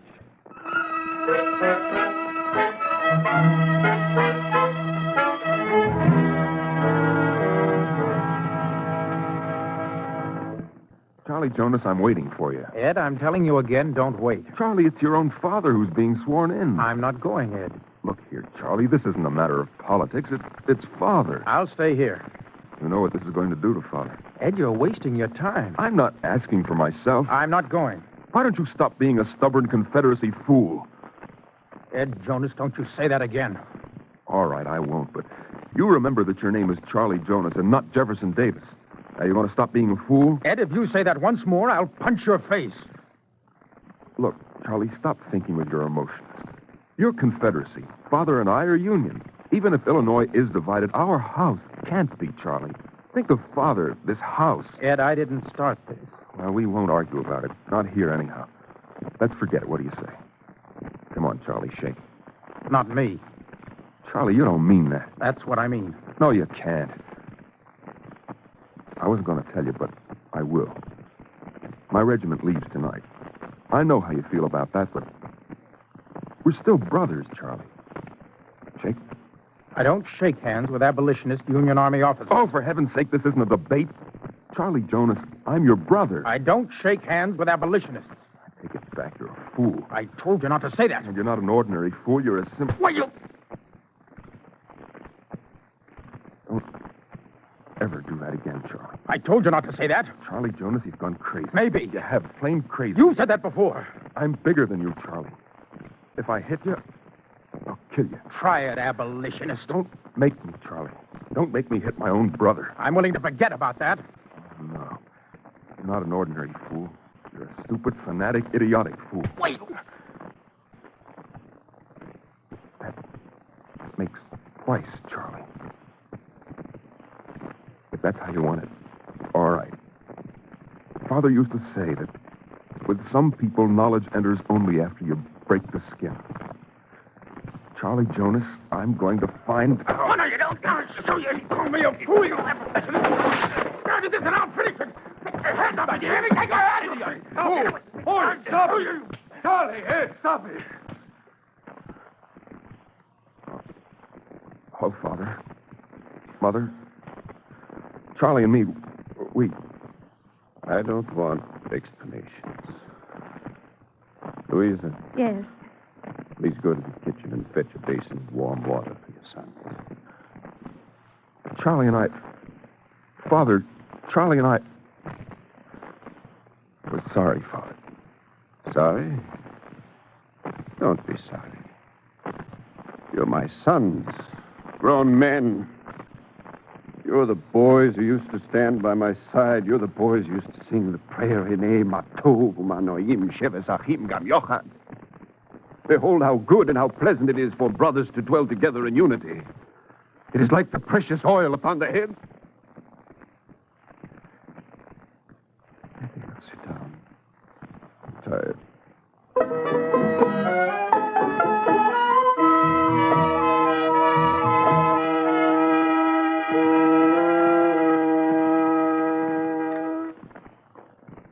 You're not eating, Ed. No, Mother. You're not either, Charlie. You haven't touched a thing. Food's all right, Mother. I just don't feel like eating. I saw your bags back in the hall. Your bags, aren't they? Yes, Father. The regiment leaves tomorrow. I'm joining them tonight, right away. Mother, I was going to tell you. It's all right. I expected it. I think it's better if I go now. There doesn't seem to be much point in waiting. No, Ed. No point at all. Father, before I go... Yes? When I was a boy, on a Sabbath evening, you used to place your hands on my head. Well, this isn't the time for it. Besides, you're a man now. Please, place your hands on my head.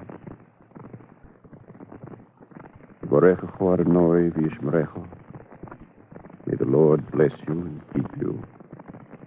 Yoer Adonai pono velecho v'yichunecho. May the Lord cause his countenance to shine upon you and be gracious unto you. Yisroel Adonai pono velecho v'yoseim lecho shalom. May the Lord lift up his countenance upon you and give you peace. Thanks, Father. Mother, I'll write as soon as I can. Don't worry about me. I'll be all right. Charlie, your brother's leaving. I know. You're going to... Charlie, you're going to... No. No, I'm not going to, Father. Goodbye, Mother. Goodbye, Ed. Goodbye, Father. Goodbye, Ed.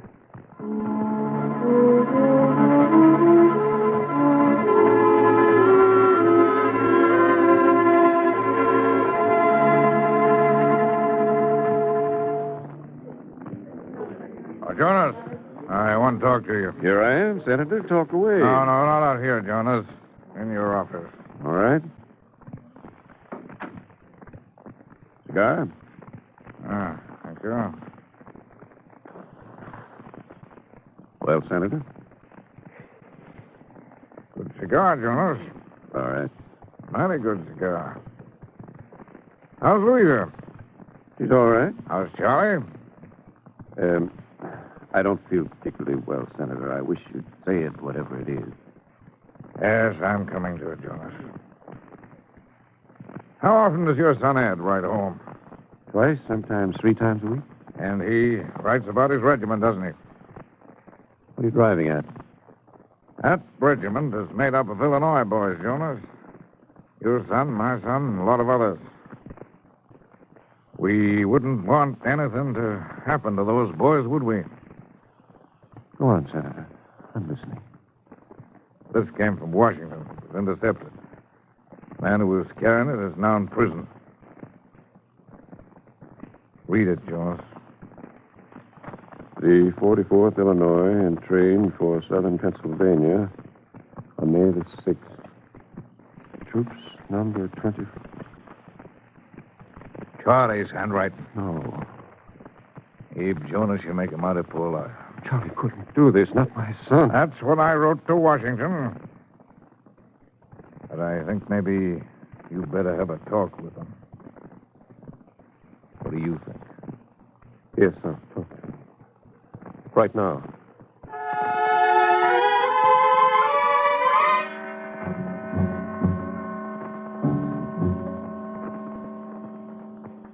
This your handwriting?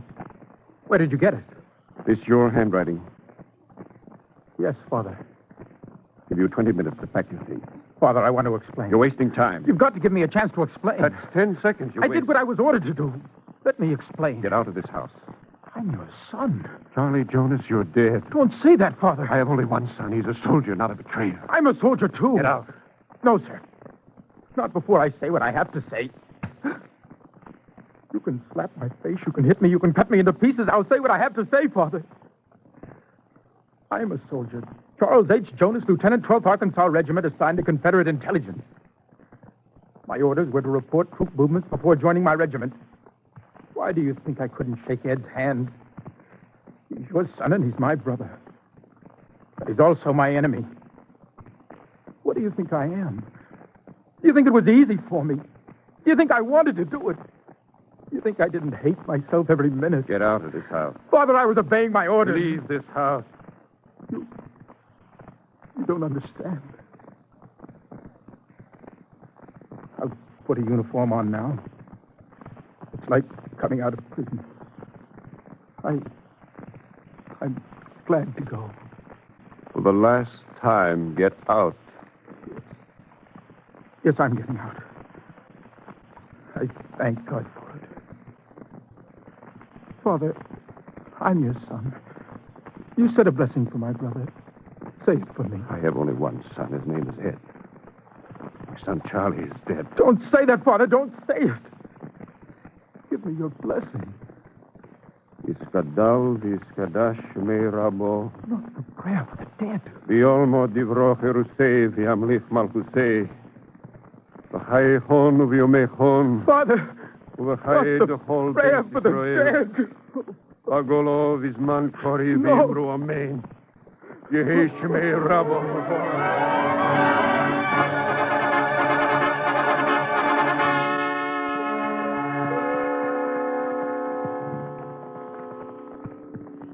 Glad to see you, Mrs. Jonas. I'm glad to be here, Rabbi. These days, this place is my only consolation. I've only a moment. The services are going to begin at once. But I have to talk to you about your husband. He's sick, Rabbi. He's taken to his bed. I know. Mrs. Jonas, he's done a terrible thing. He's taken vengeance upon his son. It's wrong. It's a sin against God. Vengeance is mine, saith the Lord. He won't let anyone speak of Charlie.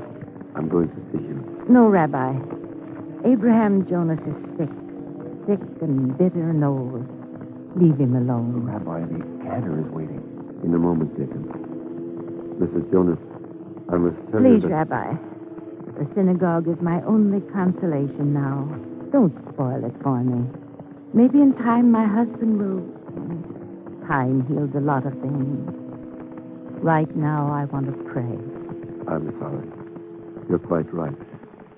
Jacob, motion for the cantor to begin. Oh, likras kalo, penei shabos nekabelo.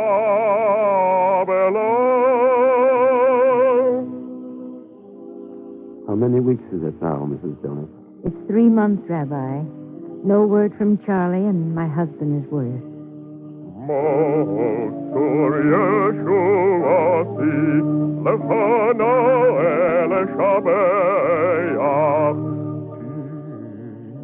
Congratulations, Mrs. Jonas. I hear your son Ed's been named a major. It's a fine present for Hanukkah. Is it? I hardly know anymore. Rabbi, it's 6 months now, and we haven't heard from Charlie. My husband is shriveling up in his bed. Just shriveling up, Rabbi. Adirhu, Ibne Veiso Bekaro, Bimhero. Passover this year seems lonely, Rabbi. So lonely without the boys. How is your husband? Worse. It's the thought of Charlie. He never mentions Charlie's name. Oh, but you can see it in his eyes, and it's devouring him. Rabbi, he can't last much longer.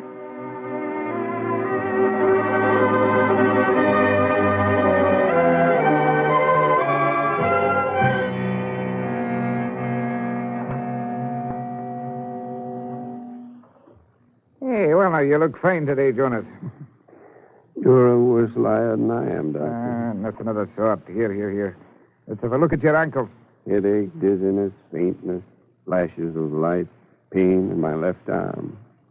After 3 years, I know all the symptoms, Doctor. Besides, I stole a medical book from your bag. I'm trying to develop the other symptoms the book mentioned. Good heavens, Jonas. If you'll explain what capillary pulsation is, I'll go to work on that. Oh, you mustn't joke. It's my life, what's left of it. Not much you can do except joke about it, is there, Doctor? Abraham, is there anything you want to tell me? Nothing you can help, Doctor. No? No. A man like me struts around in his own ego and thinks he's a pillar of society. Then he takes to his bed like me and gets a chance to hold a mirror up to his own self-proclaimed virtue. Doctor, it doesn't look so good. Charlie. Uh-huh. Charlie. This is the first time I've let you mention his name, isn't it? Mm-hmm. I cursed him. I refused to give him my blessing. I think at the moment I confused myself with the prophet Jeremiah, and I confused the prophet with God. Abraham, Charlie isn't with the 12th Arkansas any longer. What is it, Doctor? Oh, he's all right. Believe me, he's fine. Doctor, where's my son? What happened to him? Well, he's a prisoner of war in the Union Army prison camp at Johnson's Island, Lake Erie. Thank God. I need him, Doctor. I must have him. Yeah, that's what I thought. A letter has been sent to the commandant on Johnson's Island. It asks him to parole Charlie in my custody for a few days. Does Louisa know? Mrs. Jonas wrote the letter. Doctor, there are things a man needs in order to live. There are also things a man needs in order to die. Whatever I've been, whatever sins I've committed, I ask God only to let me see my son again, that's all.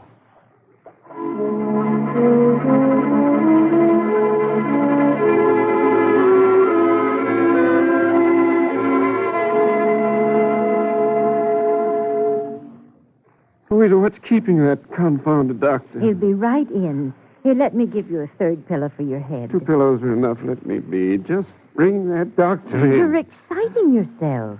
Louisa, look at me. Charlie isn't coming. No. The commandant of Johnson's Island refuses to give the parole? Yes. Get my clothes, Louise. Oh, Get no. my clothes. Help me put them on. I'm going to Johnson's Island. I can give Charlie my blessing there. Here, back on that bed, Jonas. Where do you think you're going? Going to Charlie. You'll never get beyond the railroad station. I've got to see him. Jonas, if you don't calm yourself, you'll never see another day. Doctor, the Secretary of War has authority to grant the parole, hasn't he, Doctor? Aye, Mr. Stanton has. But it's no good. But we can try, can't we? We have tried, Mrs. Jonas. I telegraphed the senator. Mr. Stanton refuses. Doctor, Mrs. Murphy is a fine nurse, isn't she? Eh? Oh, of course. And she's not on the case right now, is she? No. Doctor, please ask Mrs. Murphy to come right over. I'm going to take the train to Washington. But Mrs. Jonas, Mr. Stanton refuses the parole. I'm not going to Mr. Stanton. I'm going to Mr. Lincoln.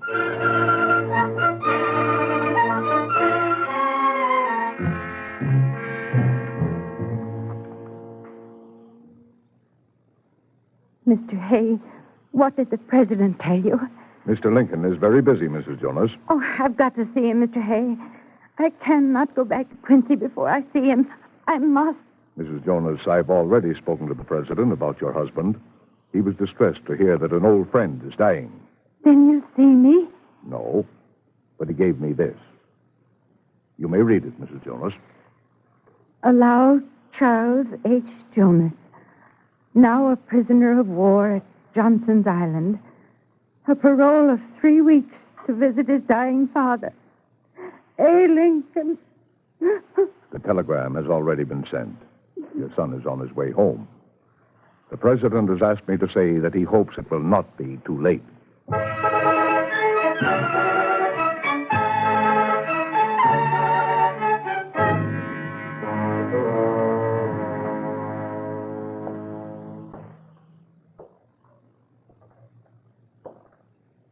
That you, Charlie? It's me, Father.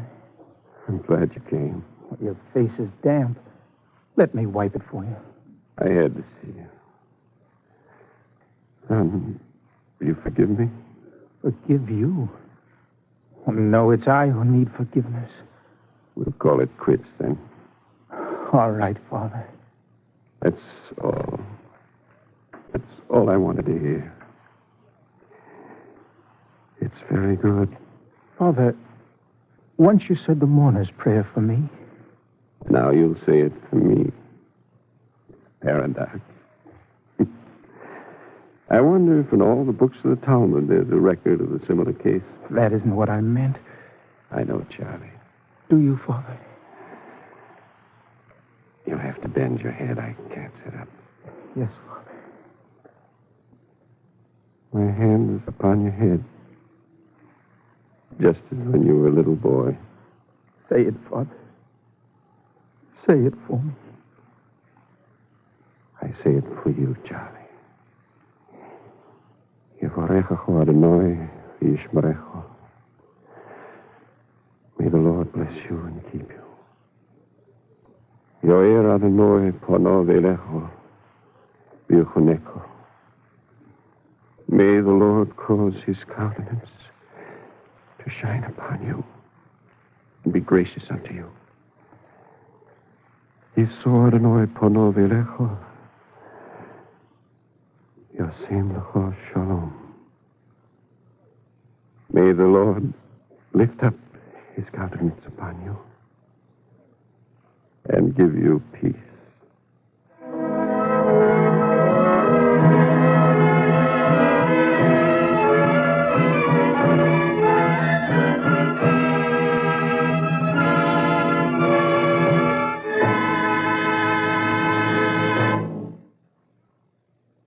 If you would like a free copy of the script just heard, as well as of the talk which follows immediately, write to the Eternal Light, 3080 Broadway, New York, 27, New York. And now, we present Rabbi Aryeh Lev, Executive Director of the Committee on Navy and Army Religious Activities of the National Jewish Welfare Board, speaking from Washington. Rabbi Lev. The spirit and background of Abraham Lincoln, whose birthday we will celebrate this week, can never be overemphasized. He knew that man was created in the image of God, and that the image of God was reflected in every human face. To treat a man like an animal, to buy and sell a man, was to insult God. In our days, many men have so portrayed God. Lincoln would have joined with Isaiah, whom he greatly admired, and would have prescribed the religious obligation of this generation to be to loose the fetters of wickedness, to undo the bonds of the yoke, to let the oppressed go free. When thou seest the naked, that thou cover him, and hide not thyself from thine own flesh. The Jewish chaplains in World War II fulfilled this obligation. Writing of the tremendous task which had fallen to the Jewish chaplains in the American Armed Services, and to which they responded with devotion and amazing results, Rabbi Lee Levenger, in a pamphlet entitled Chaplains to the Rescue, says, quote, "They were the emissaries of world Jewry to the victims of Nazi persecution. They reorganized broken communities. They rescued wanderers by the roadside. They entered the concentration camps with words of comfort on their lips, and they followed up these words with all the material things which they could provide, and with much which no person could have expected of them.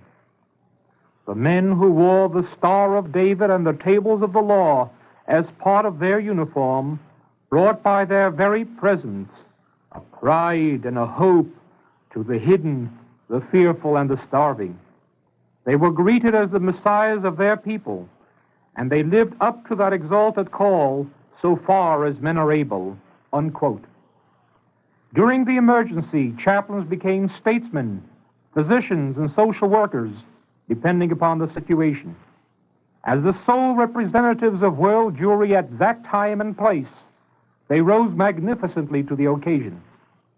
The work they accomplished for the pitiful remnants of European Jewry, the survivors of the concentration camps, is a tale to bring pride to Jewry in America.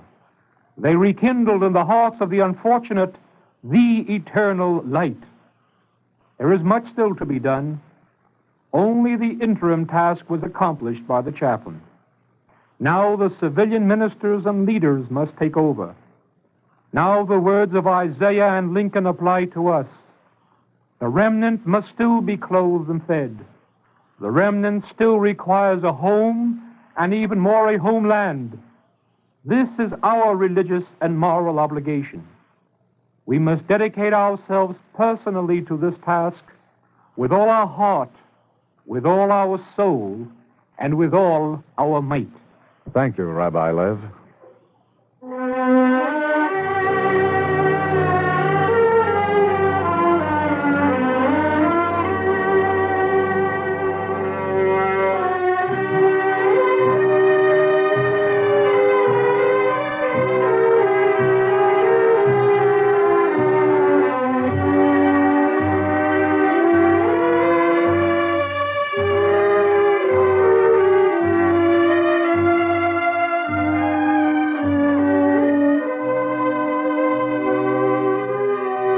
Eternal Light is written by Morton Wishengrad. The music was composed by Morris Namorsky and conducted by Milton Catums. Appearing as Abraham Jonas was Roger de Koven. Cantor Robert H. Siegel sang the liturgical music. The entire production was under the direction of Frank Patt. This program is brought to you each week by the National Broadcasting Company and its affiliated independent stations, through the cooperation of the Jewish Theological Seminary of America. If you would like a free copy of today's script, write to The Eternal Light, 3080 Broadway, New York 27, New York.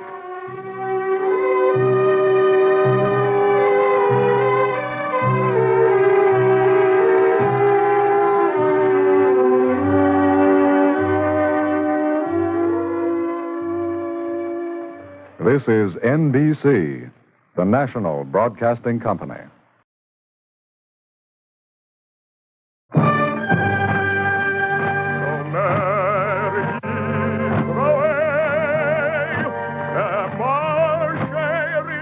Yisroel,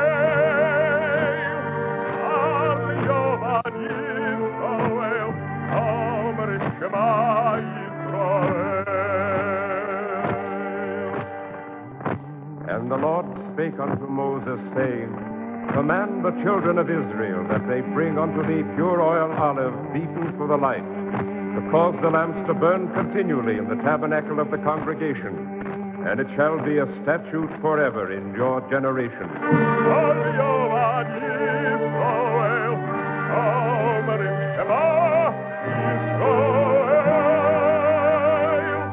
The eternal light.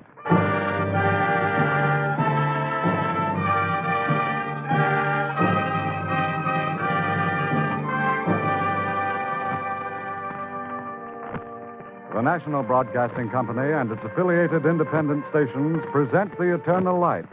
This program comes to you under the auspices of Jewish Theological Seminary of America.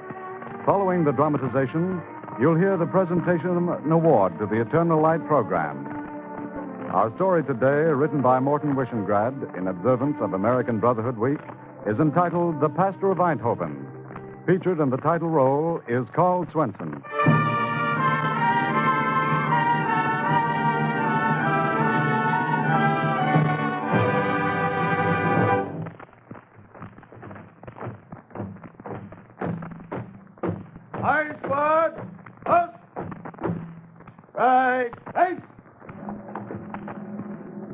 Pastor Adrian von Hoogstraten?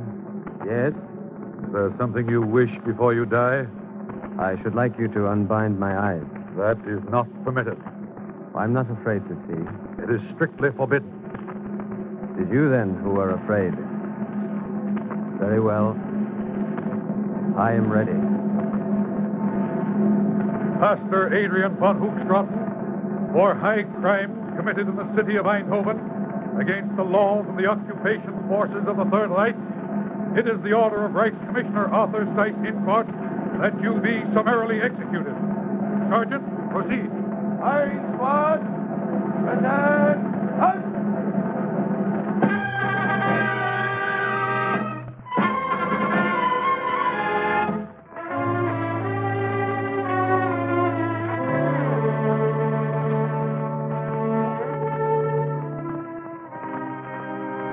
He was called Pastor Adrian von Hoogstraten, but that was not his name. He was the people of the Netherlands. He was the voice that broke the terrible silence. He was the deed that subordinated life to the message of life. He was the stubborn conscience of the Dutch in the decade without conscience. He was their audacity, their unyielding fidelity. He called himself pastor of the Netherlands Reformed Church, but his deed was for all. For the Calvinist churches of Holland, the Roman Catholic Church, the Remonstrant Brotherhood, the Baptist Society, the Evangelical Lutheran Church, the bishops who refused to remain silent, the priests who stood their ground, the pastors and the lay brothers who were imprisoned, who were tortured, who were murdered, who have not died. They have not died, I know. I am a Dutch Jew. Hear now of the pastor of Eindhoven. Hear his story, and let me begin to repay my debt.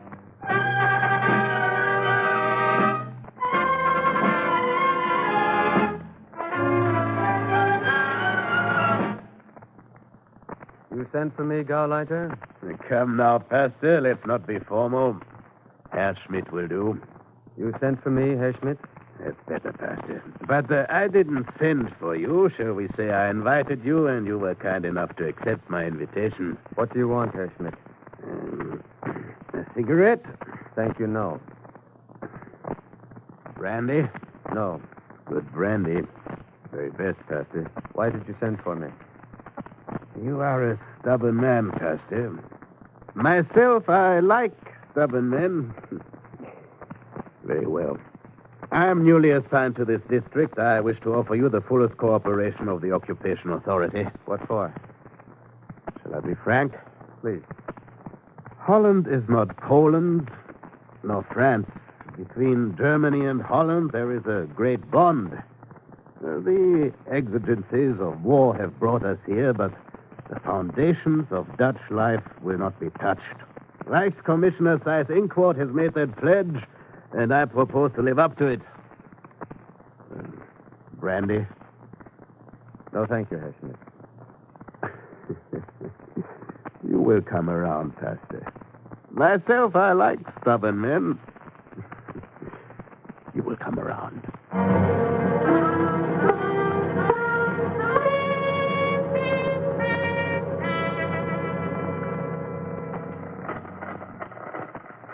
Can you bring it in, Pastor? Yes, I think so, Cornelius. Baron, I think you had better stay near the window and keep an eye out just in case. Radio Orange speaking to you from London. I am happy to introduce the Prime Minister of the Netherlands government in exile, Professor Peter Zebrandi. People of the Netherlands, I wish to read to you from a joint statement made yesterday by the Dutch hierarchy of the Roman Catholic Church and the pastors of the Reformed Church of the Netherlands. I quote, "We declare most emphatically that collaboration with the Nazis is forbidden by conscience. If refusal to collaborate should demand sacrifice from you, be strong. Pastor, shut the radio. And constant in the conviction that you... What is it, Baron? Herr Schmidt. Come to the church, soldiers with him. They're carrying something. Remain here, both of you. Where are you going? I think Herr Schmidt wants to see me. But I'm rather fond of this church. I prefer to see him outside.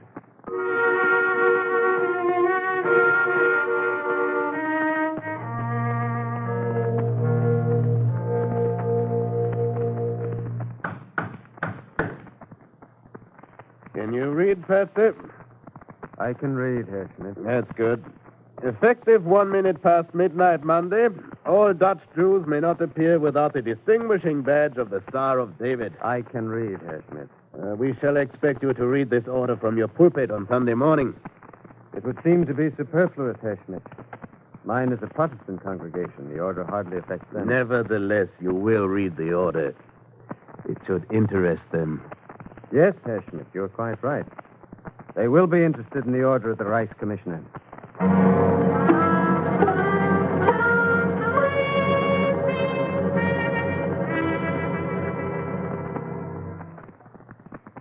Members of the congregation. Once when I was a boy, I became lost. It was a desolate place. Night closed in and I was afraid. And then the moon rose and the desolation was peopled with phantoms and ghostly shadows. My knees began to tremble because far in the distance I saw the shape of a wild beast. But as I went toward the beast, the shape grew larger, and I could see that it was the shape of a man. And then the moon rose higher, and as we approached one another, I saw that the man was my brother, and I was no longer afraid. Members of the congregation, I protest the crime of the Third Reich against our Jewish brothers. I protest in your name. I protest in the name of every single decent, upright Jewish citizen. I protest in the name of God. The service is concluded. I ask mein Herr Cornelius de Jong, mein Herr Baron von den Berg, and mein Herr Anton Batya to come immediately to my study.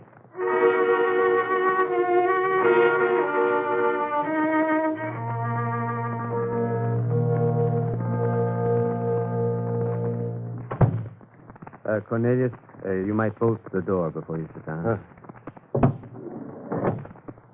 Well, Pastor? Cornelius, how many sewing machines do you have in your factory? 25. And you, Anton?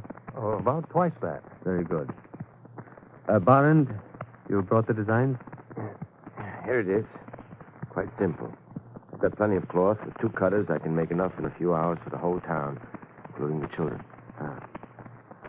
Cornelius, Anton, Barend here agrees. Are you willing? It's a risk, Pastor. Well, there's a greater risk, Cornelius. The risk of inaction and silence. All right, Pastor. I'll call my workers. Anton? We're supposed to be making German uniforms, Pastor. It will be a pleasure.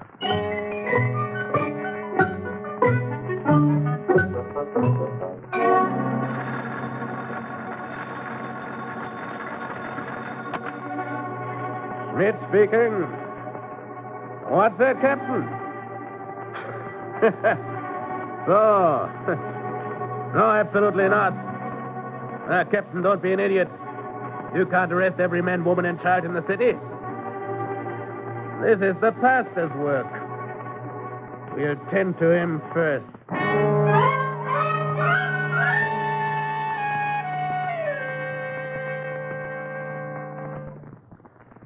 It is not an altogether unexpected honor, Herr Schmidt. Pastor, what is that sword to your coat? Why, I believe that you know what that is, Herr Schmidt. If I'm not mistaken, every Protestant and Catholic is wearing it today. Star of David looks rather nice, I think. You will remove it at once. I shall be glad to when every Jewish citizen is instructed to remove it. I see. You think we can be intimidated? No, Herr Schmidt. I don't think so. But neither can the people of Holland be intimidated. Once again, Pastor, I ask you to remove it. No, Herr Schmidt. I order it, Pastor. No, Herr Schmidt. Well, suit yourself. We know quite well how to distinguish between a good shepherd who looks after his flock and the clergyman who abuses the pulpit to agitate against us. Good day, Herr Schmidt. Pastor, you are a Christian. Star of David is not for Christians. You raise an interesting theological point, Herr Schmidt. We'll discuss that another time. For the present, I ask you to be reasonable, Pastor. Why don't you listen to me? Because you, Herr Schmidt, are a liar and the agent of liars. Because you are a thief, Herr Schmidt, and the agent of thieves. Because you are a murderer and the agent of murderers. Good day, Pastor. Good day, Herr Schmidt.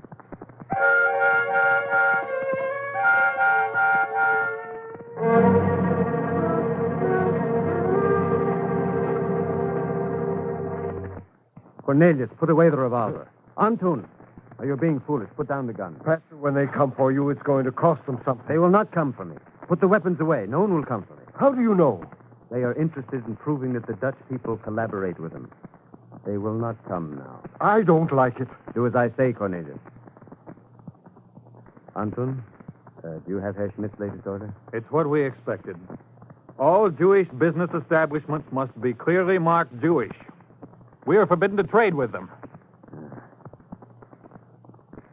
Anton, you may inform the townspeople that I shall continue to buy my bread in Mynheer Cohn's bakery. For heaven's sake, Pastor, exercise some discretion. Use a little moderation. Moderation, Cornelius? That is what Herr Schmidt would like. For me to speak the truth moderately. I don't know what that means. Truth is not told by halves. The sword does not cut by halves. The fire does not burn by halves. A moderate truth is half a lie. No, Cornelius, if I do not buy my bread in Mynheer Cohn's bakery, I shall become a lie. We can't afford to lose you, Pastor. Mynheer Cohn cannot afford to lose my few pennies. He's not a rich man. The bread of the needy is their life. He that taketh away his neighbor's living slayeth him, and he that defraudeth the laborer of his hire is a shedder of blood. Pastor. Yes? Nothing, Pastor. Nothing at all.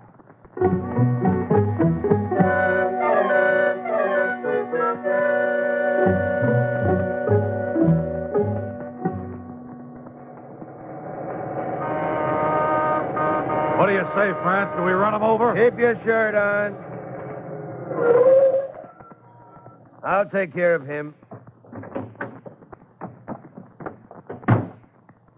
Get out of the way and let the truck pass. There are young women in the truck. They're Jews. Where are you taking them? Maybe you want to come along. We're taking him to the officers' hotel. Soldier. If you do that, hell will be too good for you. You getting out of the way? Open that truck and let them out. You think I'm a lunatic? Open that truck. Keep your shirt on, Pastor. They're better off than the others. Maybe you haven't heard. Now get out of the way. With you in a second, Franz. I beseech you in the name of God, do not do this. Now, why don't you be nice? If you have a conscience, if you're a man, you'll go no further. Look, I don't like you. I don't like your face. I don't like the way you comb your hair. So go back to the church and play your organ.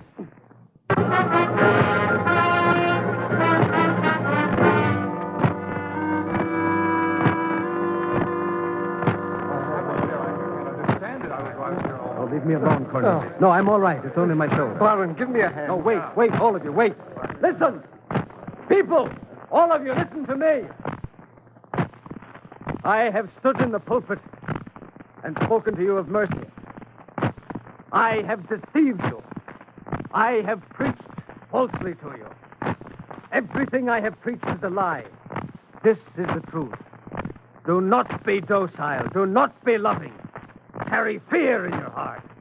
Hold anger like a sword in your hand. Hate. Learn to hate. Let it fill your days. Let it sleep on your pillow at night. There is no goodness, no peace, no mercy, no love, no justice in this world. There is only evil. So train for evil. Place a callus on your soul. Put steel in your heart. No. No, that's wrong. It's wrong. Forgive me. I spoke in anger. My words were false. You know they're false. Now, if the enemy is hateful, shall we become like the enemy? Can a man lie in the gutter and not be fouled by the gutter? I was wrong. When one prayeth and another curseth, whose voice will the Lord hear? When one... Well, don't crowd in. Stand back. Baron, Antum, give a hand. Carry him to the church.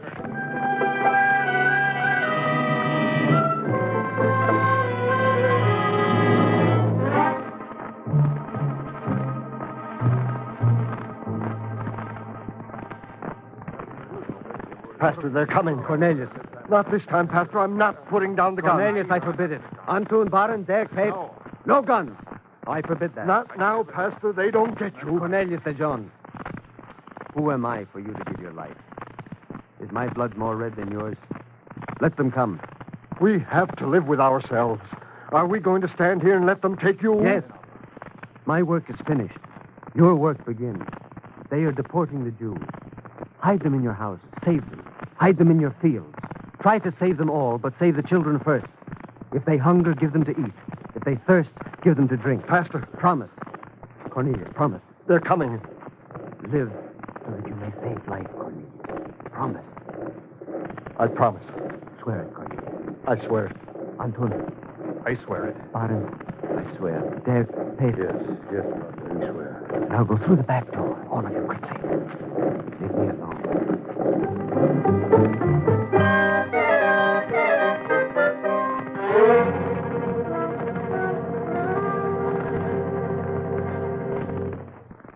Cigarette? Excuse me, my dear Pastor. I keep forgetting that you don't smoke. You are a liar, Herr Schmidt, and the agent of liars. My dear Pastor, you have a rather nasty tongue for a clergyman. We let that pass. Is this checkbook yours? Where did you get it? I ask you, is this checkbook yours? It's church property. Fine. The account is in the name of Adrian von Hochstraten. Those funds are church property. Are they? Balance 13,250 guilders. Herr Schmidt, you are a thief and the agent of thieves. We let that pass for now. Here's a blank check, Pastor. Sign it for the full balance, 13,250 guilders. It is not my money. Franz, come in, will you?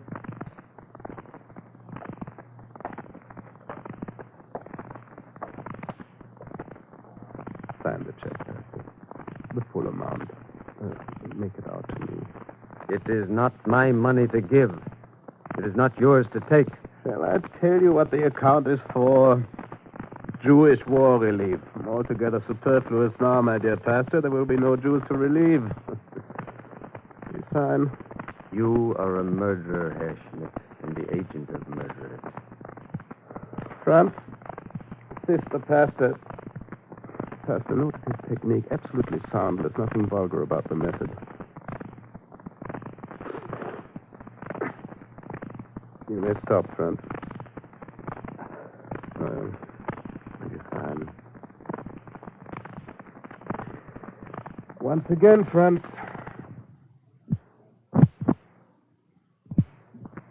Pastor, note his technique. Absolutely sound. There's nothing vulgar about the method. You may stop, Franz. You sign. Once again, Franz.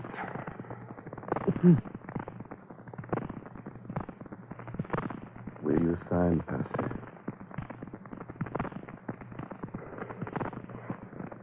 Again, Franz. Franz, you fool! Don't kill him!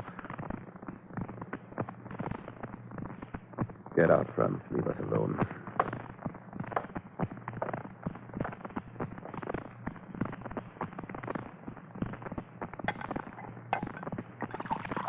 Here, drink this. No. Still stubborn.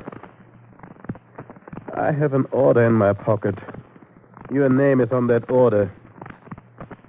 Shall I read the signature?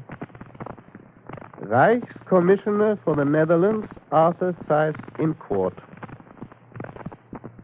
Sign that check, Pastor. Make it out to me. Order will be torn up. You do not understand. On the contrary, Pastor, you do not understand. The order in my pocket is a sentence of death. Yes, Herr Schmidt. You do not understand. I must say it to you, since there is no one left to say it to. Men must always fight evil. Not just to speak against evil, but to fight against it. And neither in victory nor in defeat is there triumph or salvation, but only in the struggle itself. Then you have made your decision. Yes, Herr Schmidt. I have made my decision.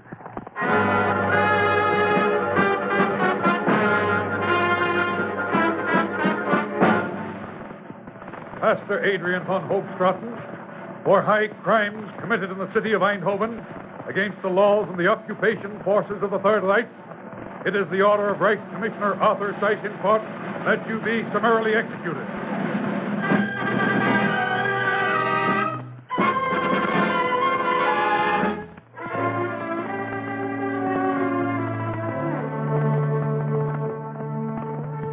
He was called Pastor Adrian von Hoogstraten, but that was not his name. He was the people of the Netherlands. He was the deed that subordinated life to the message of life. He was Holland and the audacity of Holland and its unyielding fidelity. He was a pastor of the Netherlands Reformed Church, but his deed was for all. For the Calvinist churches of Holland, the Roman Catholic Church, the Remonstrant Brotherhood, the Baptist Society, the Evangelical Lutheran Church, the bishops who refused to remain silent, the priests who stood their ground, the pastors and the lay brothers who were imprisoned, who were tortured, who were murdered, who have not died. I am a Dutch Jew. I speak of Pastor von Hoogstraten, Christian.